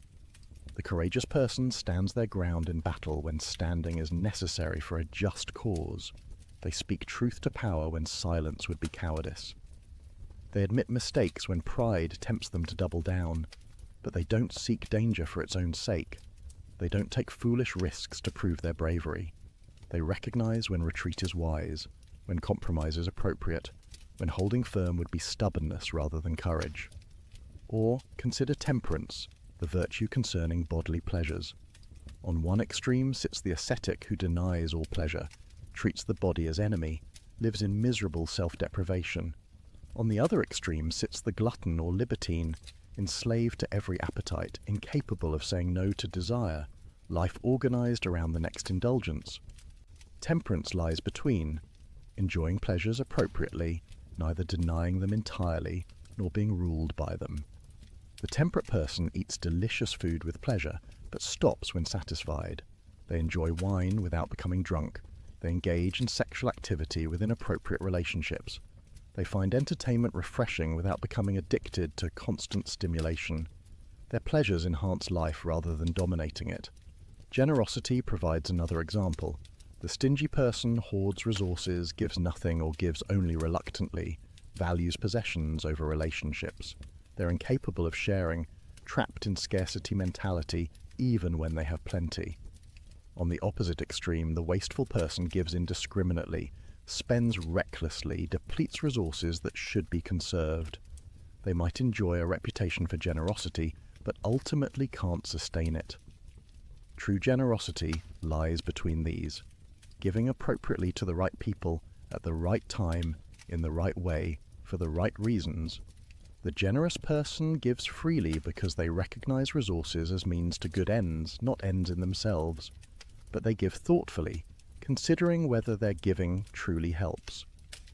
They balance present generosity with future capacity. They give neither too much nor too little, but what the situation requires. Each virtue follows this pattern. Patience lies between apathy, caring about nothing, and explosive anger, losing control over trivialities. The patient person feels anger at genuine injustice, but remains calm in the face of minor annoyances. They know when anger is appropriate and when it's destructive. Truthfulness lies between self-deprecation, underselling yourself, and boastfulness, inflating your accomplishments. The truthful person represents themselves accurately, neither falsely modest nor arrogantly exaggerating. Even wit is a virtue for Aristotle. The boorish person has no sense of humour, can't appreciate jokes, makes social situations uncomfortable with their heavy seriousness. The buffoon jokes constantly, unable to be serious when situations demand it, offends others with inappropriate humour. Wittiness lies between having a sense of humour, knowing when levity is appropriate, making others comfortable without descending into mockery or constant joking. Aristotle identifies many virtues, each with its characteristic pattern of mean between extremes. But several things about this doctrine need emphasis. First, the mean is not mathematical. Virtue doesn't lie at the exact midpoint between extremes. Rather, it's relative to the person and circumstances. The amount of food that's moderate for an athlete differs from what's moderate for a sedentary person. The degree of fear that's appropriate facing a mugger differs from what's appropriate facing a bear. Context matters. Second, finding the mean requires judgment. There's no formula you can simply apply. You must understand the situation, consider what's at stake, recognize relevant factors, then determine what response hits the mean. This judgment, practical wisdom or phronesis, we'll explore more deeply. For now, note that virtue requires intelligence, not just good intentions. Third, not every action or emotion has a virtuous mean. Some things are inherently wrong regardless of amount. Murder isn't excessive killing with moderate killing as virtue. Adultery isn't excessive love. Theft isn't excessive taking. Some acts violate virtue by their very nature. Fourth, the mean is difficult to achieve. The extremes are easier. It's relatively simple to never give anything, stinginess, or to give everything away, wastefulness. Finding the generous mean requires sensitivity to circumstances, understanding of consequences, practical wisdom about what's truly helpful. This is why virtue is rare, and why becoming virtuous requires sustained effort. Finally, and most importantly, the doctrine of the mean reveals something profound about human psychology. Most vices aren't entirely evil impulses we must suppress. Rather, they're good impulses taken too far or not far enough. Fear is appropriate, sometimes. Anger has its place, occasionally. Even the desire for pleasure isn't wrong within limits. This means the path to virtue isn't destroying natural responses, but properly ordering them. Not eliminating fear, but feeling it appropriately. Not suppressing anger, but expressing it rightly. Not denying pleasure, but enjoying it well. Virtue cultivates nature rather than fighting it. Develops our capacities rather than destroying them. Achieves harmony rather than conflict within the soul. Think about what this means practically. You're trying to become more patient. The Aristotelian approach isn't to suppress all irritation, to pretend nothing bothers you, to become some sort of unfeeling automaton. Rather, it's to develop the ability to distinguish genuine wrongs, deserving anger, from minor inconveniences deserving forbearance, to feel proportionate responses to situations, to recognize when your irritation serves no good purpose and let it go, or you're trying to be more confident without becoming arrogant. The Aristotelian approach isn't to split the difference mathematically between self-hatred and narcissism. It's to develop an accurate understanding of your genuine abilities, to present yourself truthfully, to claim credit you deserve without exaggerating, to acknowledge limitations without false modesty. It's complex, nuanced, requiring self-knowledge and situational awareness. This is why virtue takes time. You can't just decide to be virtuous and have it done. You must practice repeatedly in various situations, gradually developing the sensitivity and judgment that enables hitting the mean reliably. Like any skill, it improves with experience and deteriorates without practice. But the doctrine of the mean, elegant as it is, raises a crucial question. How do you develop the judgment to find the mean? How do you know what courage requires in this particular situation? How do you determine where generosity lies between stinginess and wastefulness right now with this person? Aristotle's answer: practical wisdom, phronesis, the intellectual virtue that enables all the moral virtues. If virtue is the destination, practical wisdom is the compass. Without it, even the best intentions lead astray. You might want to be generous, but give in ways that harm rather than help. You might aim at courage, but misjudge what the situation demands. You might pursue the mean, but lack the perception to find it. Practical wisdom is hard to define precisely because it's fundamentally practical rather than theoretical. It's not knowledge of universal principles that can be stated in abstract formulas. It's the ability to see what's required in particular situations, to recognize what action would hit the mean, to understand how general principles apply in specific contexts. Think of an expert chef. They know recipes, understand cooking techniques, can explain why certain ingredients work together. But their expertise goes beyond this theoretical knowledge. When actually cooking, they adjust by taste, compensate for ingredient variations, improvise when something goes wrong. They see what the dish needs, right now, not just what recipes generally recommend. This is practical wisdom applied to cooking. Or consider a skilled therapist. They understand psychological theory, know research about what treatments work. But with any particular client, they must perceive that person's specific needs, recognize what approach will help them, adjust strategies when initial attempts don't work. They exercise judgment that goes beyond applying rules, wisdom that emerges from experience with particulars. Practical wisdom works similarly in ethics. The person with phronesis perceives what situations truly demand. They see that this apparent conflict between friendship and honesty actually requires tactful truth-telling. They recognize that this request for help, though sincere, would enable destructive behavior. They understand that standing firm here would be courage, but standing firm there would be stubbornness. How do they see these things? Through experience, primarily. Practical wisdom develops over time as you face various situations. Try different responses, observe consequences, learn from mistakes. You can't acquire it from books alone, any more than you can become a chef or therapist purely through reading. You must practice repeatedly in the messiness of actual circumstances. But experience alone isn't sufficient. You need to experience situations with the right orientation, paying attention to what's morally relevant, trying to hit the mean, caring about doing the right thing. Bad people accumulate experience without developing practical wisdom because they're paying attention to the wrong things, pursuing the wrong goals, developing skill at vice rather than virtue. This creates a puzzle Aristotle recognizes. You need virtue to develop practical wisdom, because only the virtuous person perceives situations correctly, judges what's truly good, aims at the right target. But you need practical wisdom to exercise virtue, because without it, you can't determine what the virtuous response requires. They seem to depend on each other, creating a circle. Aristotle's answer: they develop together in a spiral. You start with basic good habits instilled in childhood, following rules your parents teach, imitating people you respect. This isn't yet true virtue, because you're following external guidance rather than your own practical wisdom. But it starts forming your character, shaping your emotional responses, giving you some initial grasp of what virtue looks like. As your rational capacities mature, you begin understanding why these rules exist, what purposes they serve, how to apply them in new situations. Your practical wisdom develops as you reason about what to do, learn from experience, refine your judgment. And as your practical wisdom grows, your virtue becomes more complete, more flexible, more reliably excellent. Eventually, you reach the mature state where virtue and practical wisdom fully interpenetrate. You spontaneously perceive what situations demand.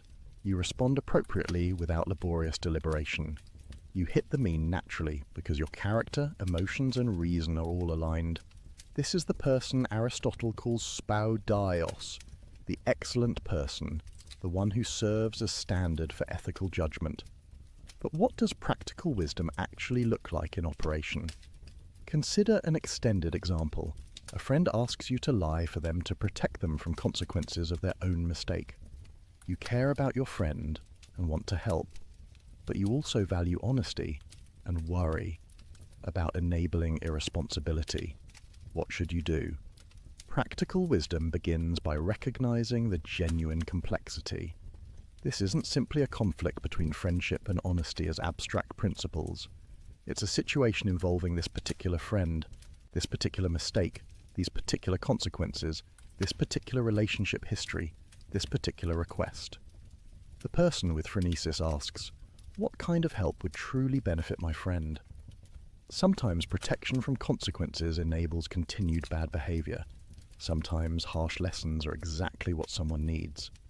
But sometimes consequences are disproportionate to mistakes, and a friend should offer shelter, which is this. They consider, what does my friend need to hear right now? A refusal to lie might communicate respect for their ability to handle difficulty, or it might feel like abandonment when they're vulnerable. How strong is our friendship? Can it bear the strain of my refusing? Would refusing strengthen or damage it? They weigh. What are the actual stakes? Will this lie enable serious harm to my friend or others? Will the truth lead to catastrophic consequences? Or are the stakes relatively minor, more about comfort than genuine well-being? They think through, what are the alternatives? Maybe there's a way to help without lying, to support while still being honest, to stand beside my friend without endorsing their evasion. Notice what's happening here. Practical wisdom doesn't consult some ethical decision procedure, doesn't apply an algorithm, doesn't reduce the situation to a simple case of conflicting principles.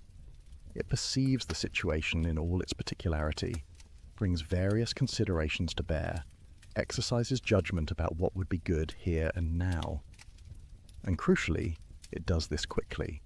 The person with developed phronesis doesn't labour through all these considerations explicitly. They see what's required almost immediately, the way an expert chef tastes a dish and knows what it needs. The deliberation I've spelled out happens rapidly, often non-consciously, leading to a clear sense of the right course of action. This is why practical wisdom is an intellectual virtue, but one closely connected to moral virtue. It's not purely cognitive, not simply a matter of clever reasoning. Your emotions, desires, character all influence how you perceive situations and what responses seem reasonable. The vicious person lacks practical wisdom, not because they're stupid, but because their distorted character makes them perceive situations wrongly, see apparent goods as real goods, miss what's truly important. Take the same situation with someone lacking practical wisdom. They might not even recognize the ethical complexity, might think it's simply about whether they're willing to inconvenience themselves for their friend. Or they might see the ethical dimension but reason poorly about it, either thinking loyalty always trumps honesty, or thinking honesty always requires blunt truth-telling regardless of circumstances. They lack the nuanced perception and judgment that practical wisdom provides. Or consider someone with practical wisdom navigating a different challenge. You're in a meeting where a colleague takes credit for your work. What does virtue require? Practical wisdom helps you see this clearly. First, assess the stakes.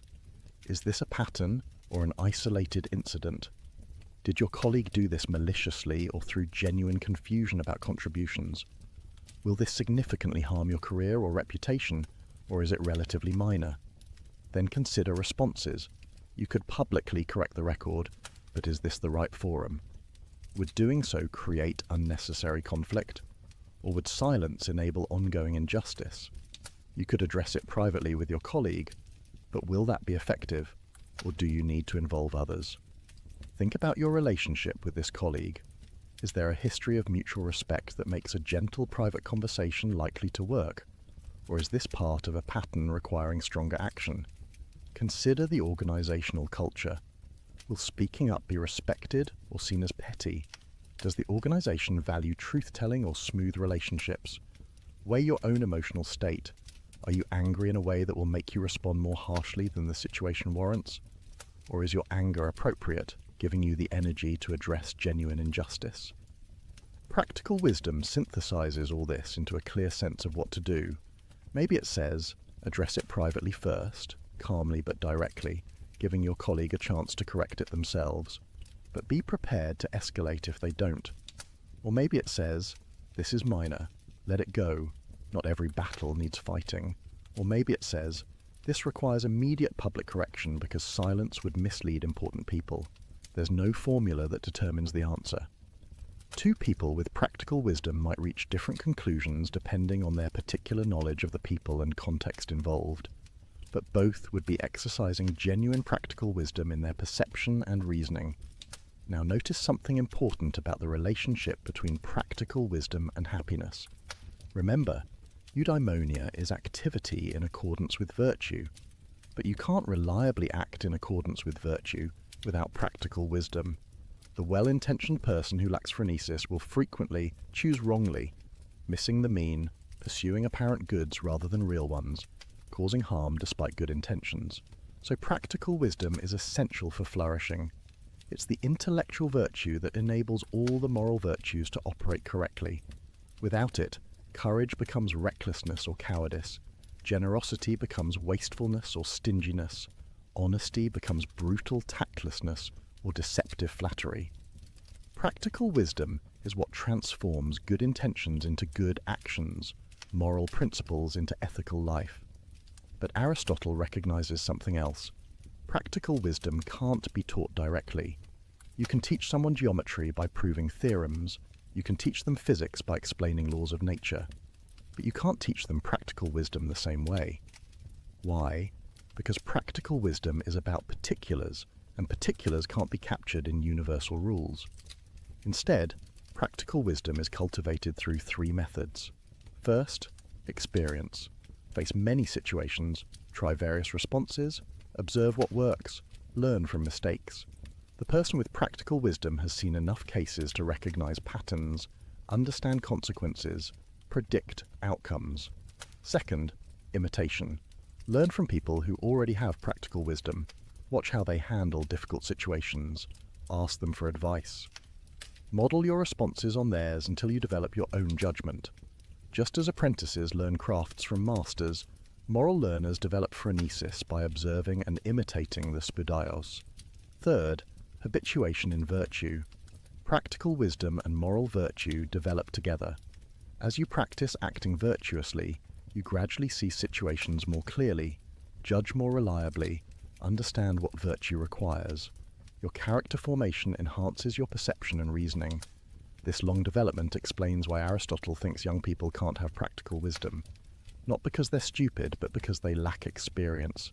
They haven't faced enough situations, haven't learned from enough mistakes, haven't had time to develop the perceptual sensitivity that phronesis requires. This is also why the young can be skilled at mathematics or chess, but not at ethical reasoning. The former depend on abilities they already possess. The latter requires experience they haven't yet accumulated. The implication is humbling. You can't shortcut the development of practical wisdom. You can't read a book on ethics and suddenly possess phronesis. You must live, act, experience, reflect, learn, grow. It takes years, decades, a lifetime. The development of practical wisdom is the work of a complete life. But here's the hopeful part. The development is possible. You can become someone with practical wisdom through sustained effort over time. And as you develop it, making good choices becomes easier, more natural, more reliable. Eventually you become the person others turn to for ethical advice, the one who sees clearly when others are confused, who knows what to do when situations are complex. This is moral expertise, and like any expertise, it transforms how you experience the world. The expert musician hears nuances in performances others miss. The expert chef tastes subtleties others overlook. The person with practical wisdom perceives ethical dimensions of situations others don't notice, sees possibilities for action others don't recognize, understands consequences others don't anticipate. And this expertise serves eudaimonia directly. It enables you to act excellently, to exercise virtue reliably, to navigate life's complexities without constantly stumbling. Practical wisdom makes flourishing possible by giving you the tools to live well consistently over time. But how does this development happen? How do we actually become virtuous? This brings us to one of Aristotle's most important psychological insights. We are not born virtuous or vicious. Human infants are born with capacities for virtue, with the raw material, but not with virtue itself. A child can become courageous or cowardly, generous or stingy, just or unjust. Which they become depends on their formation. This formation happens through habituation, through repeated practice, through the gradual shaping of character. We become just by doing just acts, temperate by doing temperate acts, courageous by doing courageous acts. The famous analogy, we learn to play the harp by playing it, we become builders by building, we become good by doing good. But this raises an obvious question, one that puzzled commentators for centuries. If we become virtuous by acting virtuously, how do we perform the first virtuous acts before we're virtuous? It seems impossible, like saying you learn to swim by swimming, but how can you swim before you know how to swim? Aristotle's answer involves distinguishing stages of moral development. In childhood, we act virtuously through external guidance. Parents and teachers tell us what to do. We obey rules we don't yet fully understand. We imitate people we respect. We follow social conventions. At this stage, we're doing virtuous acts without having virtue as a settled disposition. This childhood formation is crucial. Through it, we develop the right emotional responses. We learn to take pleasure in noble actions and pain in shameful ones. Our desires begin aligning with what's genuinely good. We build the foundation on which virtue will eventually stand. As we mature and our rational capacities develop, we begin understanding why these rules exist, what purposes they serve. We internalize the principles rather than just following external commands. We start choosing virtuous acts for their own sake, because we recognize them as good, not merely because authority figures say so. Eventually, for those who successfully develop, virtue becomes a settled hexis, a stable disposition. Now we spontaneously perceive what situations require. We feel appropriate emotions and perform appropriate actions without constant deliberation. The struggle diminishes. Virtuous action flows naturally from who we've become. This is true virtue, choosing virtuous acts for their own sake, from a stable character with the right emotions and motivations. It's qualitatively different from simply performing the same external behaviors out of fear of punishment or hope for reward. But the transition between stages isn't always smooth. Many people get stuck in intermediate states, understanding intellectually what they should do, but finding themselves unable to do it consistently. Aristotle has a name for this frustrating condition, acrasia, usually translated as weakness of will or incontinence. The person with acrasia knows what's right. They genuinely believe they should exercise, control their temper, resist the extra dessert, do the work they've been avoiding. But when the moment comes, they act against their better judgment. They do what they know they shouldn't and immediately regret it. This phenomenon puzzled Greek philosophers. How is acrasia possible? If you truly know what's good, why would you choose what's bad? Socrates had argued that acrasia is impossible. If you choose badly, you must not really know what's good. What looks like choosing bad while knowing good is actually not knowing at all. Aristotle disagrees. Acrasia is real. People genuinely do act against their knowledge. But how? His explanation involves distinguishing different ways of having knowledge.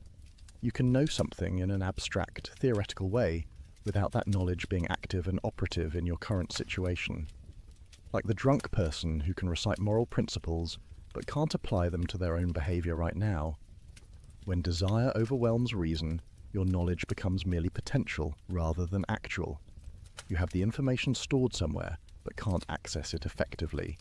Your emotions or appetites override your rational judgment in the moment. Afterwards, when desire subsides, your knowledge becomes active again, and you wonder how you could have acted so foolishly. The person with complete virtue doesn't face this problem because their emotions and reason are aligned.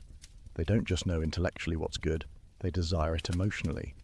Their appetites have been shaped through habituation to want what's genuinely worth wanting, so they don't experience the internal conflict that characterizes acrasia.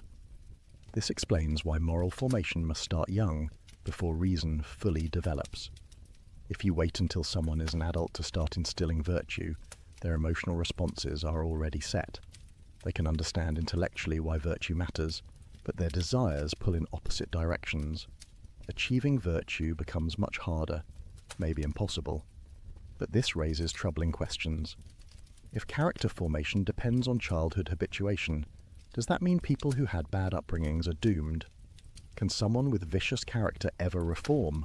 Or is virtue available only to those lucky enough to receive proper early training? Aristotle is somewhat pessimistic here. He thinks character change is very difficult once dispositions are set. The person whose appetites were poorly formed in youth will struggle to achieve virtue later. Not impossible, but requiring tremendous sustained effort, working against ingrained patterns, fighting one's own habituated responses. This is one reason why Aristotle emphasizes the importance of good laws and proper education. Society has responsibility to raise children well, to instill virtue in the young, to create conditions that enable character formation. The person with proper upbringing has a massive advantage in achieving eudaimonia. Those denied this advantage face much steeper paths, but even with good upbringing, moral development continues throughout life. You don't achieve complete virtue at age 20 and then simply maintain it. Rather, virtue deepens and matures through continued experience and reflection. The courage of a young soldier differs from the courage of a seasoned leader. The justice of an apprentice judge differs from the justice of a wise elder. Practical wisdom develops gradually as you face new situations, learn from mistakes, refine your judgment. This means moral development is lifelong work. You never reach a point where you can relax, where virtue is so secure you need not attend to it anymore. Until your complete life ends, the project of becoming excellent continues. But here's the encouraging part. Progress is genuinely possible at any stage, even if you start with disadvantages, even if your character formation was poor, even if you've made countless mistakes, you can still move toward virtue. Maybe you won't achieve the complete virtue of someone with every advantage, but you can become better than you were, more virtuous than you are, closer to excellence than you started. The path requires honesty about your current state, clear vision of where you want to go, sustained effort in practicing virtue, patience with setbacks, and perhaps most importantly, surrounding yourself with virtuous people who model excellence and support your development. Because you can't become virtuous alone. We are social creatures, shaped by our communities, influenced by those around us. The company we keep forms our character as surely as our own choices do. This brings us to one of the most beautiful aspects of Aristotle's ethics, his account of friendship. No one, Aristotle says, would choose to live without friends, even if he had all other goods. Not wealth, not honor, not pleasure, not even virtue itself could make a life good without friendship. Friendship is not optional for eudaimonia, but essential, not an extra pleasure, but a necessary component of human flourishing. The Greek word philia, translated as friendship, has broader scope than our English word. It includes family affection, romantic love, civic bonds, collegial relationships, and what we'd call friendship in the narrow sense. Aristotle examines all these forms, but he's most interested in what he calls complete or perfect friendship, the highest form of human relationship. To understand complete friendship, we must distinguish it from two lesser forms. First, friendships of utility. These relationships exist because each person is useful to the other. Business partners, professional networks, neighbors who help each other, colleagues who collaborate, all exemplify friendships of utility. Nothing wrong with such relationships, but they're inherently fragile. When the usefulness ends, the friendship dissolves. Second, friendships of pleasure. These relationships exist because each person enjoys the other's company. Drinking buddies, hobby companions, people you have fun with, romantic relationships based primarily on physical attraction, all exemplify friendships of pleasure. Again, nothing wrong with them, but they're conditional. When you no longer find each other pleasant, when tastes change or circumstances shift, the friendship fades. Both utility friendships and pleasure friendships are real friendships in Aristotle's view. They involve genuine affection, though in a qualified way.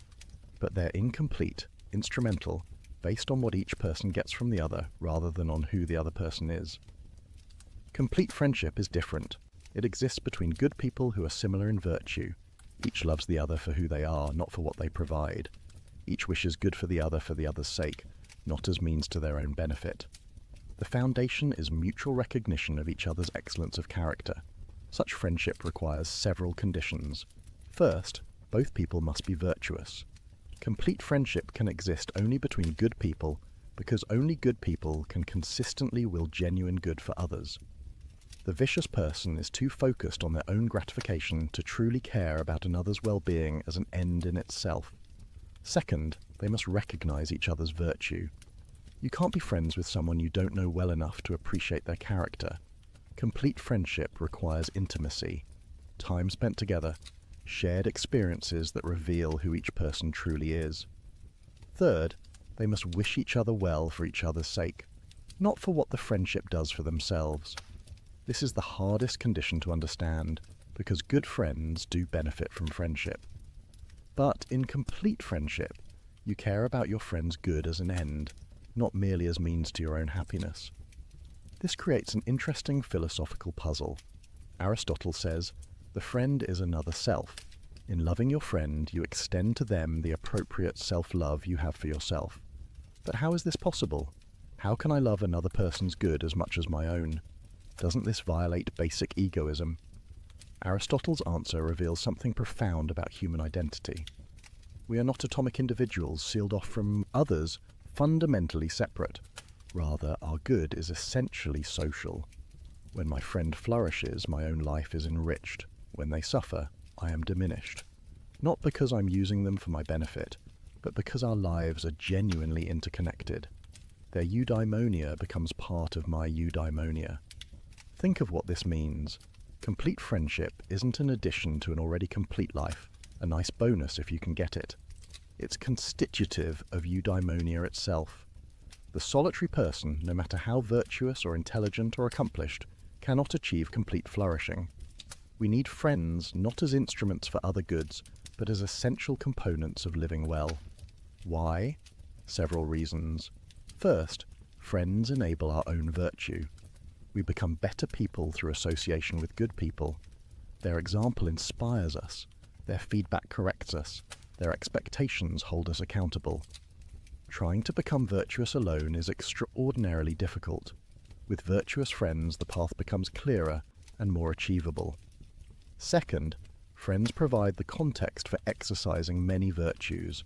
Justice finds its highest expression in relationships between equals. Generosity manifests most beautifully in giving to friends. Even courage and temperance are strengthened by acting together with others who share our commitment to excellence. Virtue practiced with friends becomes more complete than virtue practiced alone. Third, friends enhance our understanding. Through conversation, we clarify our thoughts, test our ideas, see things from new perspectives. The friend acts as mirror and lens, reflecting back to us aspects of ourselves we might not perceive, focusing our attention on truths we might overlook. Philosophical understanding deepens through dialogue with friends. Fourth, friends multiply our joys and divide our sorrows. Achievements feel more meaningful when celebrated together.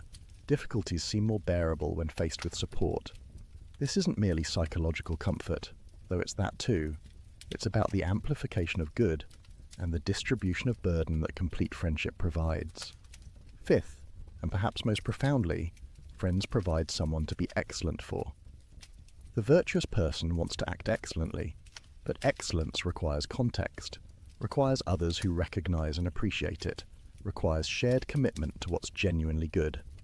Friends create the space where virtue can be fully expressed and appropriately valued, but complete friendship is rare. Why? Because it requires virtue in both parties, and virtue itself is rare, because it requires time and intimacy, and most people lack the opportunity for deep connection with many others, because it requires reciprocity of affection and recognition, and finding someone who both appreciates your virtue and whom you appreciate is uncommon. Aristotle thinks you can have only a few complete friendships, not because you should limit them artificially, but because the conditions make having many impossible. You simply don't have time for intimate relationship with dozens of people. You can't share life deeply enough with large numbers to achieve the recognition and reciprocity that complete friendship requires. This doesn't mean you shouldn't have utility friendships or pleasure friendships with many people. Those relationships serve important functions and enrich life. But the deepest form of friendship, the kind that's essential to eudaimonia, can exist with only a handful of people at most. What do friends do together? Share virtuous activities, Aristotle says, not merely spend time in each other's presence, but engage in excellent activity together, study philosophy together, work for justice together, pursue understanding together, raise children together, build communities together. The content matters less than the shared commitment to excellence. This is why Aristotle emphasizes that friends must spend time together. Friendship isn't maintained by goodwill from a distance. You must actually live significant parts of your life with your friends, engaging in shared activity, creating common history. The modern challenge of maintaining friendships across great distances would have seemed to Aristotle to threaten friendship's very possibility. But what about relationships where one person is clearly superior in virtue or wisdom or social position? Can friendship exist between unequals? Aristotle's answer is nuanced. Complete friendship requires equality in the relevant sense. Both people must be virtuous and recognize each other as such. But this doesn't mean equality in every respect. The philosopher can be friends with the student if the student has enough virtue to appreciate excellence and enough wisdom to recognize it in the teacher. The parent can be friends with the adult child if mutual respect and recognition exist. The ruler can be friends with the citizen if both are committed to justice and the common good. What matters is that each receives from the relationship in proportion to what they contribute. Not mathematical equality, but proportionate equality. The student receives more wisdom, the teacher receives more honor, the child receives more care, the parent receives more gratitude, the citizen receives more protection, the ruler receives more support. As long as these proportionate exchanges occur with appropriate reciprocity, friendship can exist even between unequals. This understanding of friendship connects to Aristotle's politics, a topic we'll explore more fully. For now, note that he thinks political communities require something like friendship to function well. Not that all citizens must be close personal friends, but that civic bonds share something with friendship structure: mutual goodwill, shared commitment to common good, recognition of each other as valuable members of the community. The best city-states, Aristotle argues, cultivate this civic friendship or concord. Citizens care about each other's well-being, not just instrumentally, but as ends in themselves. They deliberate together about the common good rather than competing for purely private interests. They create conditions where everyone can flourish rather than some thriving at others' expense. This is one reason why excessive inequality threatens political health. When gaps between rich and poor become too wide, civic friendship becomes impossible. The rich can't see the poor as similar in virtue because the poor lack opportunities to develop virtue. The poor can't recognize themselves in the rich because their lives are too different. Political conflict replaces mutual goodwill, but we're getting ahead of ourselves. Before exploring politics, we need to complete our understanding of Aristotle's account of eudaimonia. Because there's one more component we haven't yet addressed, one that complicates everything we've said so far. Remember, Aristotle defined eudaimonia as activity of soul in accordance with virtue over a complete life. We've explored virtue extensively, examined practical wisdom, investigated moral development. But there's an intellectual component to eudaimonia we've barely mentioned: the life of contemplation. In Book 10 of the Nicomachean Ethics, Aristotle makes a surprising claim. The happiest life, he says, is the contemplative life, the life devoted to philosophy and understanding for their own sake, not the life of moral virtue, not the life of political engagement, but the life of theoria, of intellectual contemplation of truth. This seems to contradict everything that came before. After spending 9 books discussing moral virtue, practical wisdom, action in the world, suddenly Aristotle elevates a life of pure thought above everything else. What's going on? The contemplative life deserves its place as highest eudaimonia, Aristotle argues, because it exercises the highest part of human nature, the intellect. While moral virtue involves our emotions, our relationships with others, our bodily nature, contemplation is purely intellectual. It engages reason at its purest, understanding reality for the sake of understanding itself. Think about what happens in contemplation. You study mathematics, working through proofs, understanding necessary relationships. You investigate the structure of reality, examining the causes that explain why things are as they are. You explore philosophical questions about knowledge, being, goodness. In all of this, you're exercising theoretical wisdom, Sophia, the intellectual virtue that grasps fundamental truths. What makes this activity so excellent? Several factors. First, it's the most self-sufficient activity. Moral virtue requires other people. Politics requires a community. Even practical wisdom needs situations to navigate. But contemplation can be pursued alone.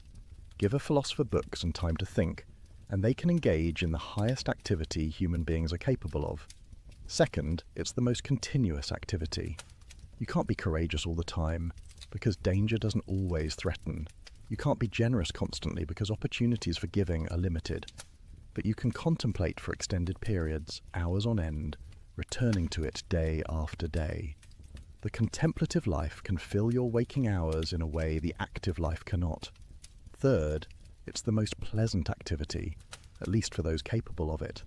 The pleasures of understanding, of intellectual discovery, of grasping truth, surpass bodily pleasures in intensity and duration.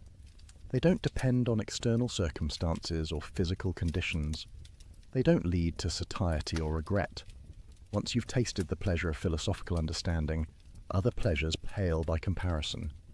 Fourth, contemplation is loved for itself, not for any consequence. We contemplate because understanding is intrinsically worthwhile, not because it leads to something else.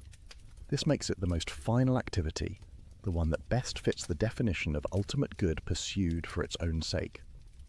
Finally, and most importantly, contemplation is the most godlike activity available to humans.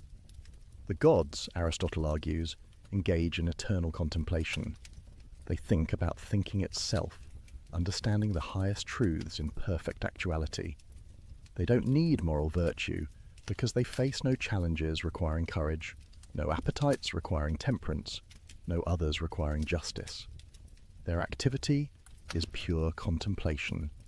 When we contemplate, we participate in divine activity. We transcend, however briefly, our animal nature. We rise above the bodily and emotional aspects of human life to engage in the purely intellectual activity that constitutes divine existence. In contemplation, we become most truly ourselves precisely by becoming most like God. This vision of the contemplative life raises many questions. Is Aristotle suggesting we should all become philosophers, abandoning practical life for pure study? Is he contradicting his earlier emphasis on moral virtue and political engagement? Or is there a way to integrate contemplation with the active life? Aristotle is aware of these tensions. He acknowledges that the contemplative life is too high for man. We're not pure intellects, but embodied creatures with physical needs, emotional nature, social dependencies. We can't sustain contemplation continuously. We need food, sleep, relationships, engagement with the world. The purely contemplative life is an ideal we can approximate but never fully achieve. Moreover, contemplation requires favorable external conditions. You need leisure, freedom from pressing material concerns, education, books, perhaps colleagues to discuss ideas with. The philosopher needs a supportive community that allows them to withdraw from practical affairs. Not everyone has access to these conditions. The contemplative life, like all forms of eudaimonia, requires good fortune. But here's Aristotle's nuanced position. The contemplative life is the highest form of eudaimonia, the most divine, the most complete expression of human nature at its best. But the life of moral and political virtue constitutes a secondary form of eudaimonia, genuinely excellent, though less perfect than contemplation. Most people will pursue this secondary happiness, engaging in virtuous action in the world, forming friendships, participating in political community, exercising practical wisdom in navigating life's challenges. This is genuinely good, genuinely fulfilling, genuinely a form of flourishing.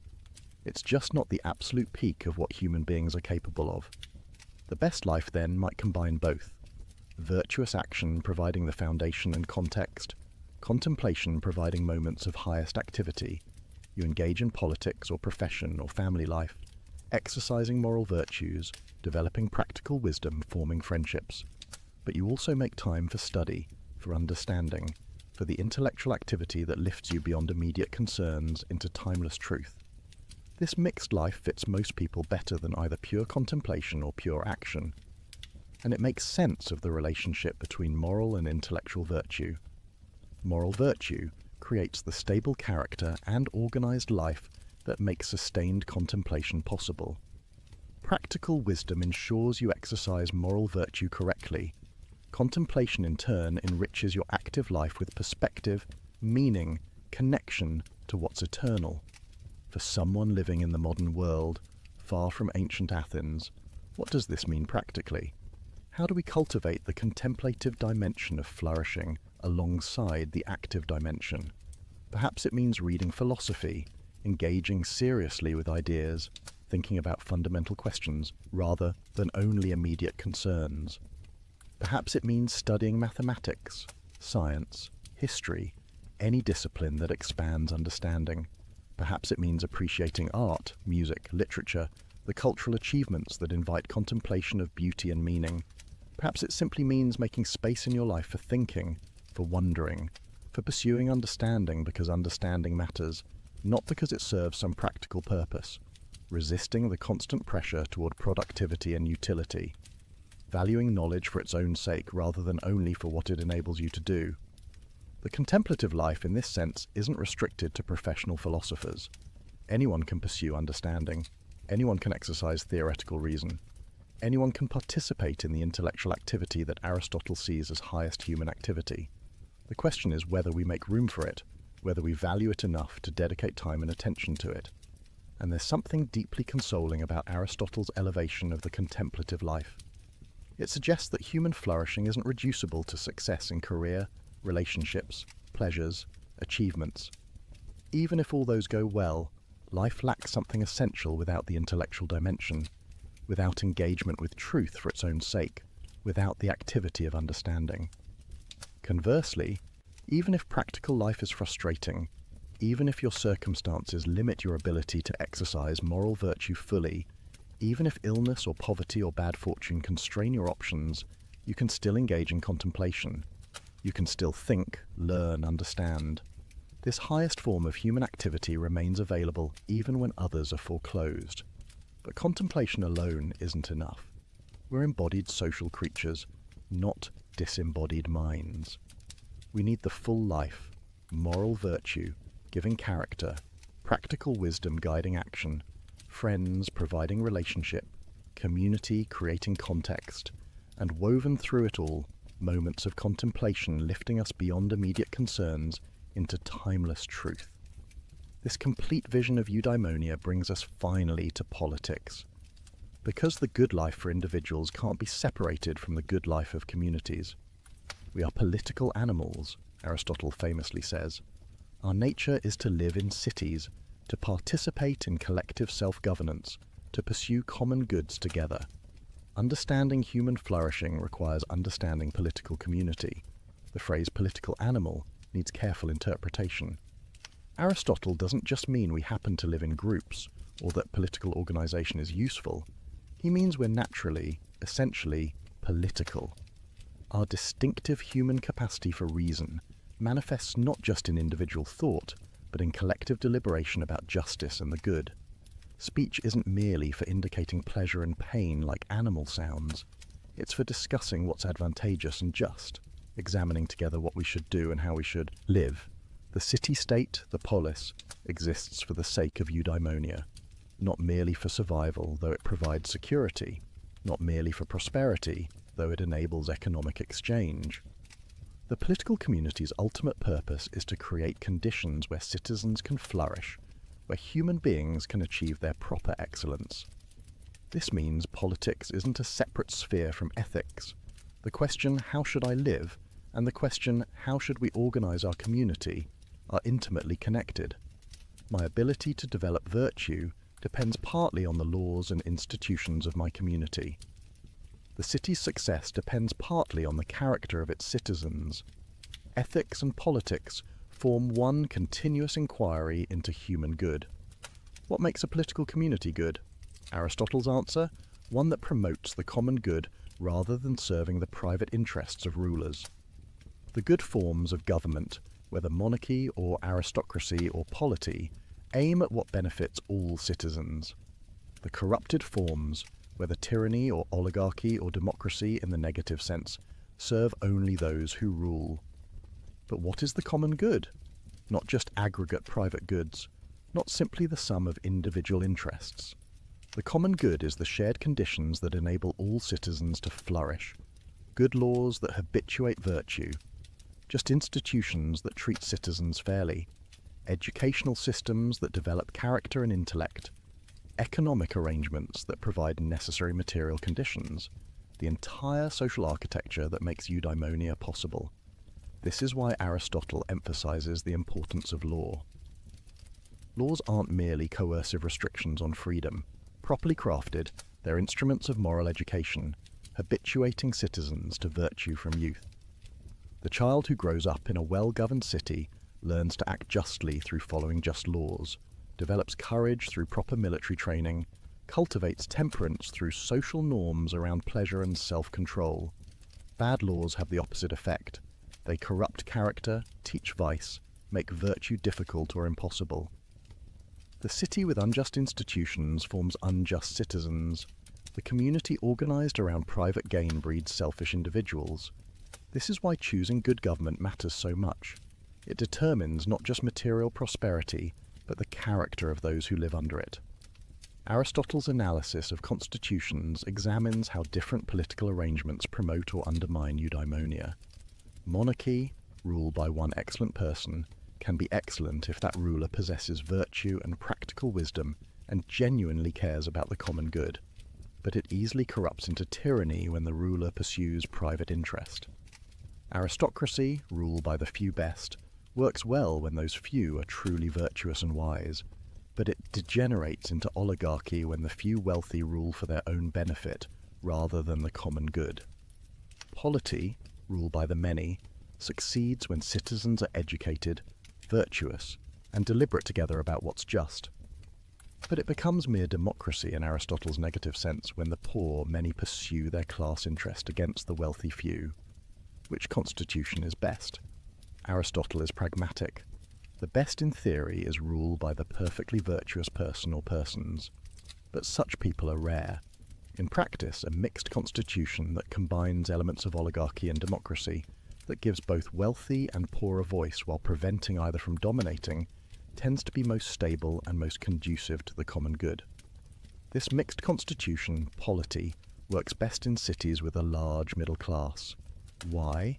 Because the middle class moderates between extremes. Not so wealthy, they become arrogant and disconnected from common concerns. Not so poor, they become envious and desperate. They have enough to live decently, but not enough to corrupt. They're invested in stability, but open to gradual improvement. The vision is remarkably democratic for its time, though still limited by Greek prejudices. Aristotle thinks citizenship should be relatively widespread, that many should participate in deliberation about the common good, that rotation in offices prevents concentration of power. The good city encourages active participation rather than passive subjection. But his vision remains exclusionary in ways we must reject. He defended slavery as natural, argued that some humans are suited only to serve others, justified exploitation of those he considered inferior. This is morally abhorrent, contradicted by what we now know about human equality and universal dignity. Similarly, Aristotle excluded women from citizenship, considered them naturally subordinate to men, denied them the opportunity for full development of rational capacities. Again, this is indefensible, rooted in the prejudices of his culture rather than sound reasoning. And his view that Greeks were naturally superior to barbarians, that non-Greeks existed to be ruled by Greeks, reflects a cultural chauvinism we must unequivocally reject. These errors matter. They're not incidental features we can ignore while accepting the rest of Aristotle's politics. They reveal how even brilliant philosophers can be limited by their historical circumstances, how unquestioned assumptions can corrupt otherwise sound reasoning, how we must always read critically rather than accepting authority blindly. But we can learn from Aristotle's political insights while rejecting his prejudices. The core idea remains valuable. Political communities exist to enable human flourishing. Good government creates conditions for citizens to develop virtue and exercise it excellently. Justice requires distributing benefits and burdens fairly. Citizens should participate actively in collective self-governance. Applied to contemporary politics, these principles suggest questions we should ask about any society. Do our laws and institutions promote character development? Do economic arrangements enable most people to acquire the education and resources necessary for flourishing? Do political structures encourage active participation or create apathy? Does the distribution of wealth and power allow for civic friendship? Or does excessive inequality fracture community? Aristotle would likely critique contemporary democracies for failing to educate citizens in virtue, for allowing wealth to corrupt political processes, for fragmenting civic identity through excessive individualism. But he would also recognize the expansion of citizenship beyond his limited vision, the rejection of slavery and subjugation, the opportunity for more people to develop their capacities. The task in any era is to structure communities to promote eudaimonia as widely as possible, not to guarantee happiness, which depends partly on individual effort and choice, but to create conditions where pursuing excellence is possible, where virtue is encouraged, where people have genuine opportunities to flourish. This requires attention to multiple dimensions: material, adequate resources, economic opportunity, security from violence and deprivation, educational, schools that develop both moral and intellectual virtues prepare people for active citizenship. Social, institutions that bring people together across differences, create opportunities for civic friendship. Legal, just laws that treat people fairly, habituate virtue, protect rights. No society perfectly achieves these conditions. But the question isn't perfection, but direction. Are we moving toward or away from arrangements that enable widespread flourishing? Are our policies conducive to virtue development or corrosive of character? Do our institutions promote common good or serve only narrow interests?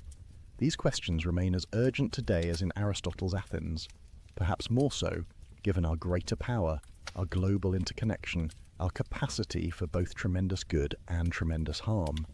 The ancient philosophers' insistence that politics matters morally, that political arrangements shape character, that communities bear responsibility for creating conditions that enable flourishing, speaks directly to our contemporary challenges. But politics and ethics together don't exhaust Aristotle's philosophy. He developed comprehensive accounts of knowledge, logic, metaphysics, biology. The intellectual virtues he discusses aren't limited to practical wisdom. Understanding his full vision of human excellence requires examining the life of mind in multiple dimensions. Aristotle distinguishes 5 intellectual virtues, 5 excellences of thinking that human beings can develop. We've explored practical wisdom extensively, but there are 4 others, each with its characteristic domain and method. Scientific knowledge, episteme, grasps universal necessary truths through demonstration. It's the knowledge you have when you understand not just that something is so, but why it must be so. Mathematical. Proofs exemplify episteme. You don't just see that the theorem is true, you understand why it couldn't be otherwise, following logical necessity from axioms to conclusion. Intuitive reason, nous, grasps first principles directly. These are the starting points for reasoning, the axioms and assumptions that demonstrations build on. They can't themselves be proven, because all proof depends on them. But they're not arbitrary. No perceives them as self-evident truths, foundations that require no further justification because nothing could be more certain. Together, episteme and nous constitute theoretical wisdom, Sophia. The person with Sophia both grasps first principles through intuitive reason and understands what follows from them through scientific knowledge. They have systematic understanding of reality's fundamental structure. This is the highest intellectual virtue, the one exercised in contemplation, the peak of human cognitive achievement. Practical wisdom, phronesis, we've already examined. Its excellence in deliberating about what conduces to living well, about how to act in particular situations to achieve good ends. Unlike theoretical wisdom, which grasps unchanging truths, practical wisdom deals with contingent matters, things that could be otherwise, situations requiring judgment and choice. Craft knowledge, techne, is excellence in making or producing things. The carpenter has techne regarding construction, the chef regarding cooking, the physician regarding healing. Like practical wisdom, techne deals with variable matters, things that depend on human choice and skill. But unlike practical wisdom, which aims at action itself, techne aims at producing some external product.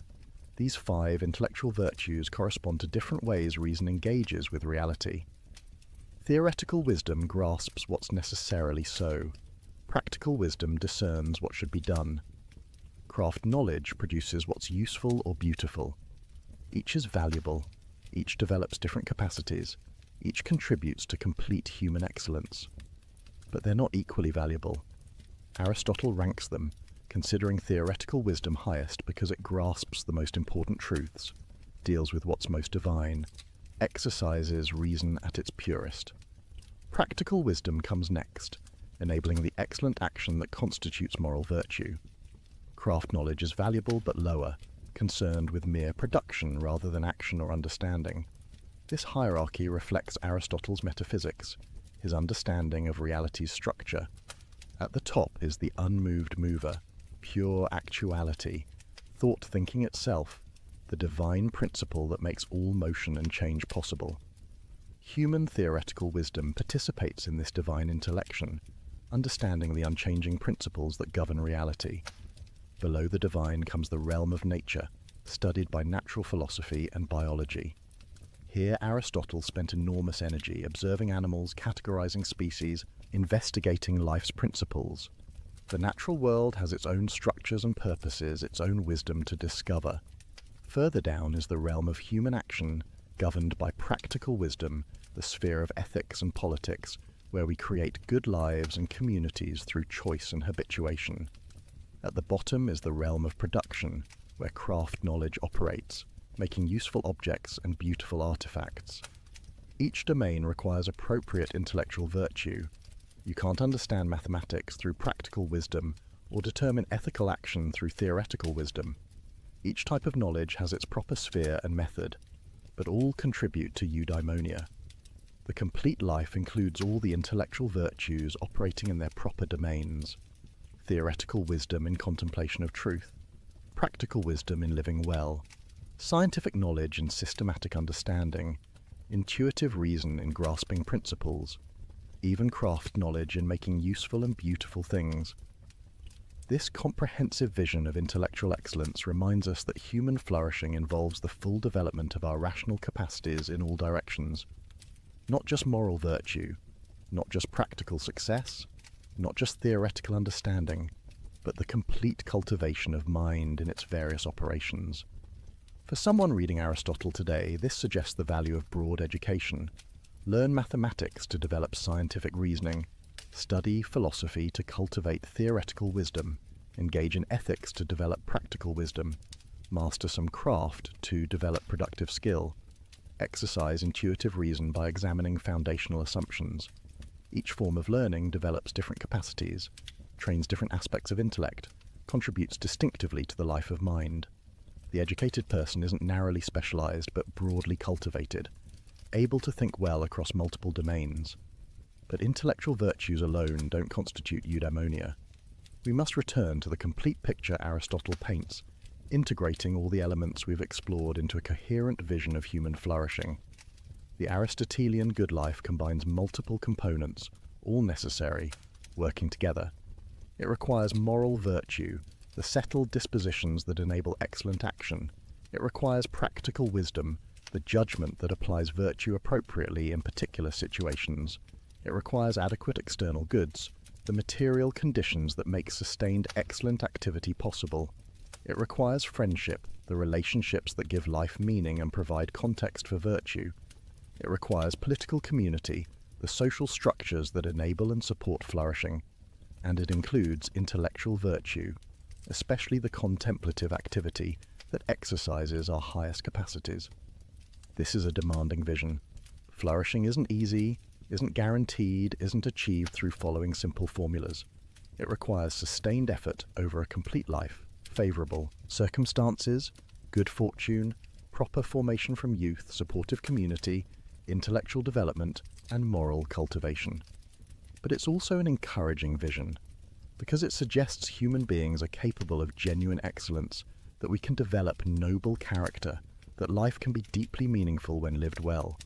The possibility of eudaimonia, however difficult to achieve, remains genuinely open to us. What would an Aristotelian life look like in practice? Let's sketch a day in such a life, recognizing that details vary with circumstances, that there's no single correct way to live excellently, but that certain patterns characterize flourishing. You wake with a sense of purpose, not dread. Your life has direction, aims at something genuinely worthwhile, allows you to exercise capacities you've developed through sustained effort. You've habituated yourself to rising at a reasonable hour, neither sleeping excessively nor depriving yourself of necessary rest. Morning offers time for contemplation. Perhaps you read philosophy, engaging seriously with ideas. Perhaps you study something that exercises theoretical reason, mathematics, history, science. Perhaps you simply think, reflecting on fundamental questions, exercising mind for its own sake. This isn't preparation for something else but valuable activity itself. Work occupies much of your day. Not any work, but work that allows exercise of excellence. If you're fortunate, you've found a role that uses your distinctive abilities, contributes to common good, allows you to develop craft or intellectual or leadership skills. If not, you're working to change circumstances, or at least finding ways to exercise virtue within constraints. You approach work with practical wisdom, discerning what each situation requires, finding the mean between extremes, acting virtuously even in difficult circumstances, courage when confronting problems, temperance in managing success, justice in dealing with colleagues, generosity in helping others. Meals are occasions for both nourishment and social connection. You eat with temperance, enjoying food without excess. If possible, you share meals with friends or family, the conversation enriching the physical sustenance. You're present to those you're with, not distracted, not checking devices, but engaged in genuine human interaction. Afternoon continues productive activity, whether work or household responsibilities or civic engagement.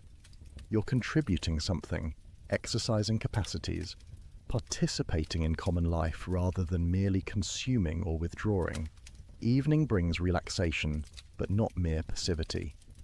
Perhaps physical exercise, maintaining health through appropriate activity, perhaps cultural engagement, attending to art or music or literature, perhaps social time with friends, the complete friendship based on mutual virtue that Aristotle values so highly. Some evenings involve civic participation. You attend community meetings, engage in local politics, contribute to collective deliberation about common good. Not because it's always pleasant, but because political engagement is part of human excellence, part of our nature as political animals. Before sleep, time for reflection. You review the day, considering where you acted well and where you fell short, learning from mistakes, resolving to do better tomorrow. Not harsh self-criticism, but honest assessment aimed at continued growth in virtue. Throughout all this, your emotions are properly ordered. You feel fear when danger genuinely threatens but aren't paralyzed by anxiety. You experience anger at real injustice but aren't ruled by rage. You enjoy pleasures appropriately but aren't enslaved by appetites. Your emotional responses have been shaped through habituation to align with reason. Your relationships are structured appropriately. Family bonds combining natural affection with justice. Friendships of different types. Utility friendships with colleagues. Pleasure friendships with companions. Complete friendships with virtuous equals. All maintained through attention, time, reciprocal goodwill. You live in a community that enables your flourishing. Laws that promote virtue. Institutions that provide opportunities. Economic arrangements that allow for decent material conditions. Political structures that invite participation. Or if your community fails in these ways, you're working for improvement while doing your best under current circumstances. Your character is relatively stable. The virtues you've developed through years of habituation have become second nature. You spontaneously respond appropriately to situations. This doesn't mean you never struggle, never face temptation, never make mistakes. But the overall pattern is one of excellent activity flowing naturally from excellent character. This is what eudaimonia looks like in daily life. Not constant ecstasy, not freedom from all problems, not perfect circumstances, but meaningful activity, virtuous character, genuine relationships, intellectual engagement, political participation, proper emotional responses, all working together over time to constitute a flourishing human life. Of course, Real life is messier than this sketch. External circumstances constrain us. Bad fortune strikes.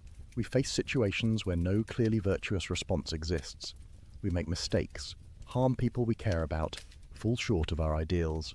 We experience periods of despair, doubt, confusion. Aristotle acknowledges all this. His vision of eudaimonia is realistic, not utopian. He knows flourishing is vulnerable to fortune, that tragedy can strike even the virtuous, that maintaining excellence over a complete life is extremely difficult. But the vision remains worth pursuing, even if we never perfectly achieve it, even if circumstances prevent full flourishing, we can still move in that direction.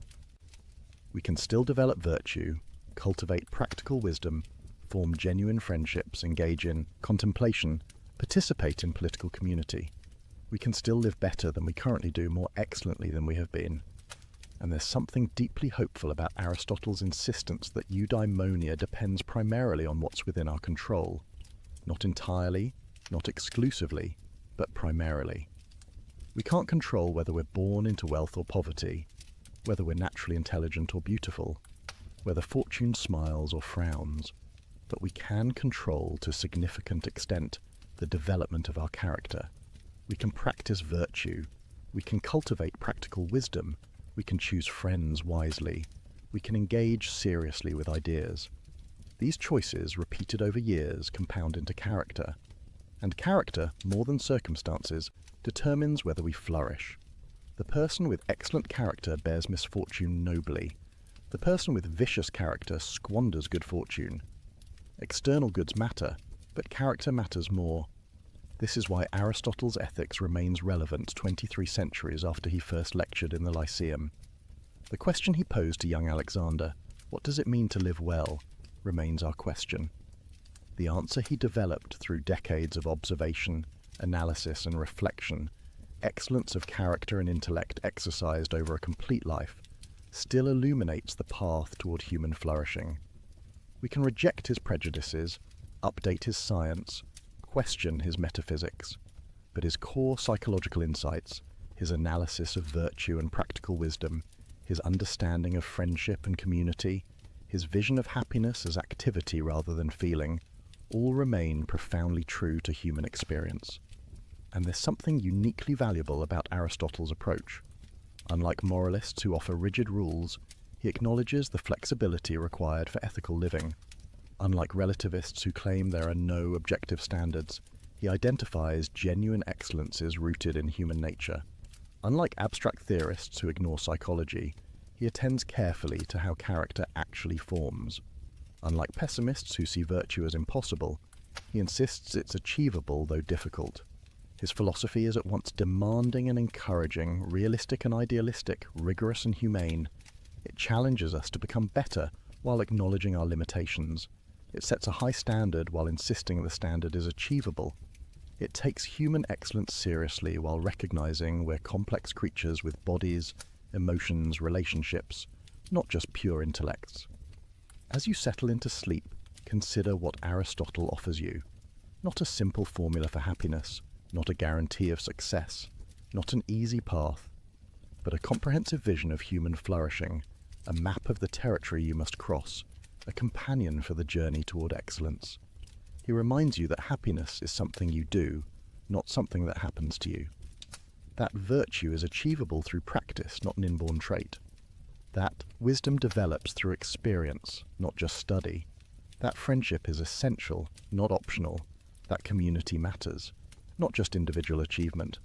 That contemplation enriches life, not just practical success.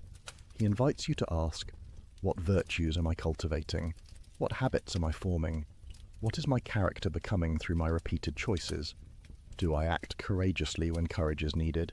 Do I moderate pleasures appropriately? Do I give generously but wisely? Do I develop practical wisdom through attention to experience? He challenges you to examine, who are my friends?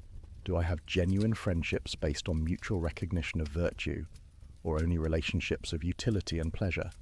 Am I the kind of person capable of complete friendship? Am I someone others would want as a friend? He questions you. How do I spend my time? Is my life filled with excellent activity? Do I exercise my rational capacities? Do I engage in contemplation, pursuing understanding for its own sake? Or do I merely follow pleasures, pursue wealth, seek honours that ring hollow? He asks you, what kind of community do I help create? Do I participate in political life? Do I work for justice and the common good? Do I contribute to conditions that enable others to flourish? Or do I withdraw into private concerns, ignoring civic responsibilities? Most fundamentally, he poses the question that started our evening together. What does it mean for me to live well? What would flourishing look like for someone with my capacities, circumstances, opportunities? How do I move from where I am toward genuine excellence? These are not questions to answer tonight, here in the quiet dark. They're questions for a lifetime. Questions that each day presents anew. Questions that require continuous attention and reflection and choice. But asking them, taking them seriously, letting them guide your decisions, this itself moves you toward the eudaimonia Aristotle describes. The ancient world Aristotle inhabited is long gone. The city-states have fallen. The gods he referenced no longer command worship. The scientific theories he proposed have been superseded. The social structures he took for granted have collapsed. But the questions remain. The capacity for virtue persists. The possibility of practical wisdom endures. The need for friendship continues. The desire for understanding burns as bright.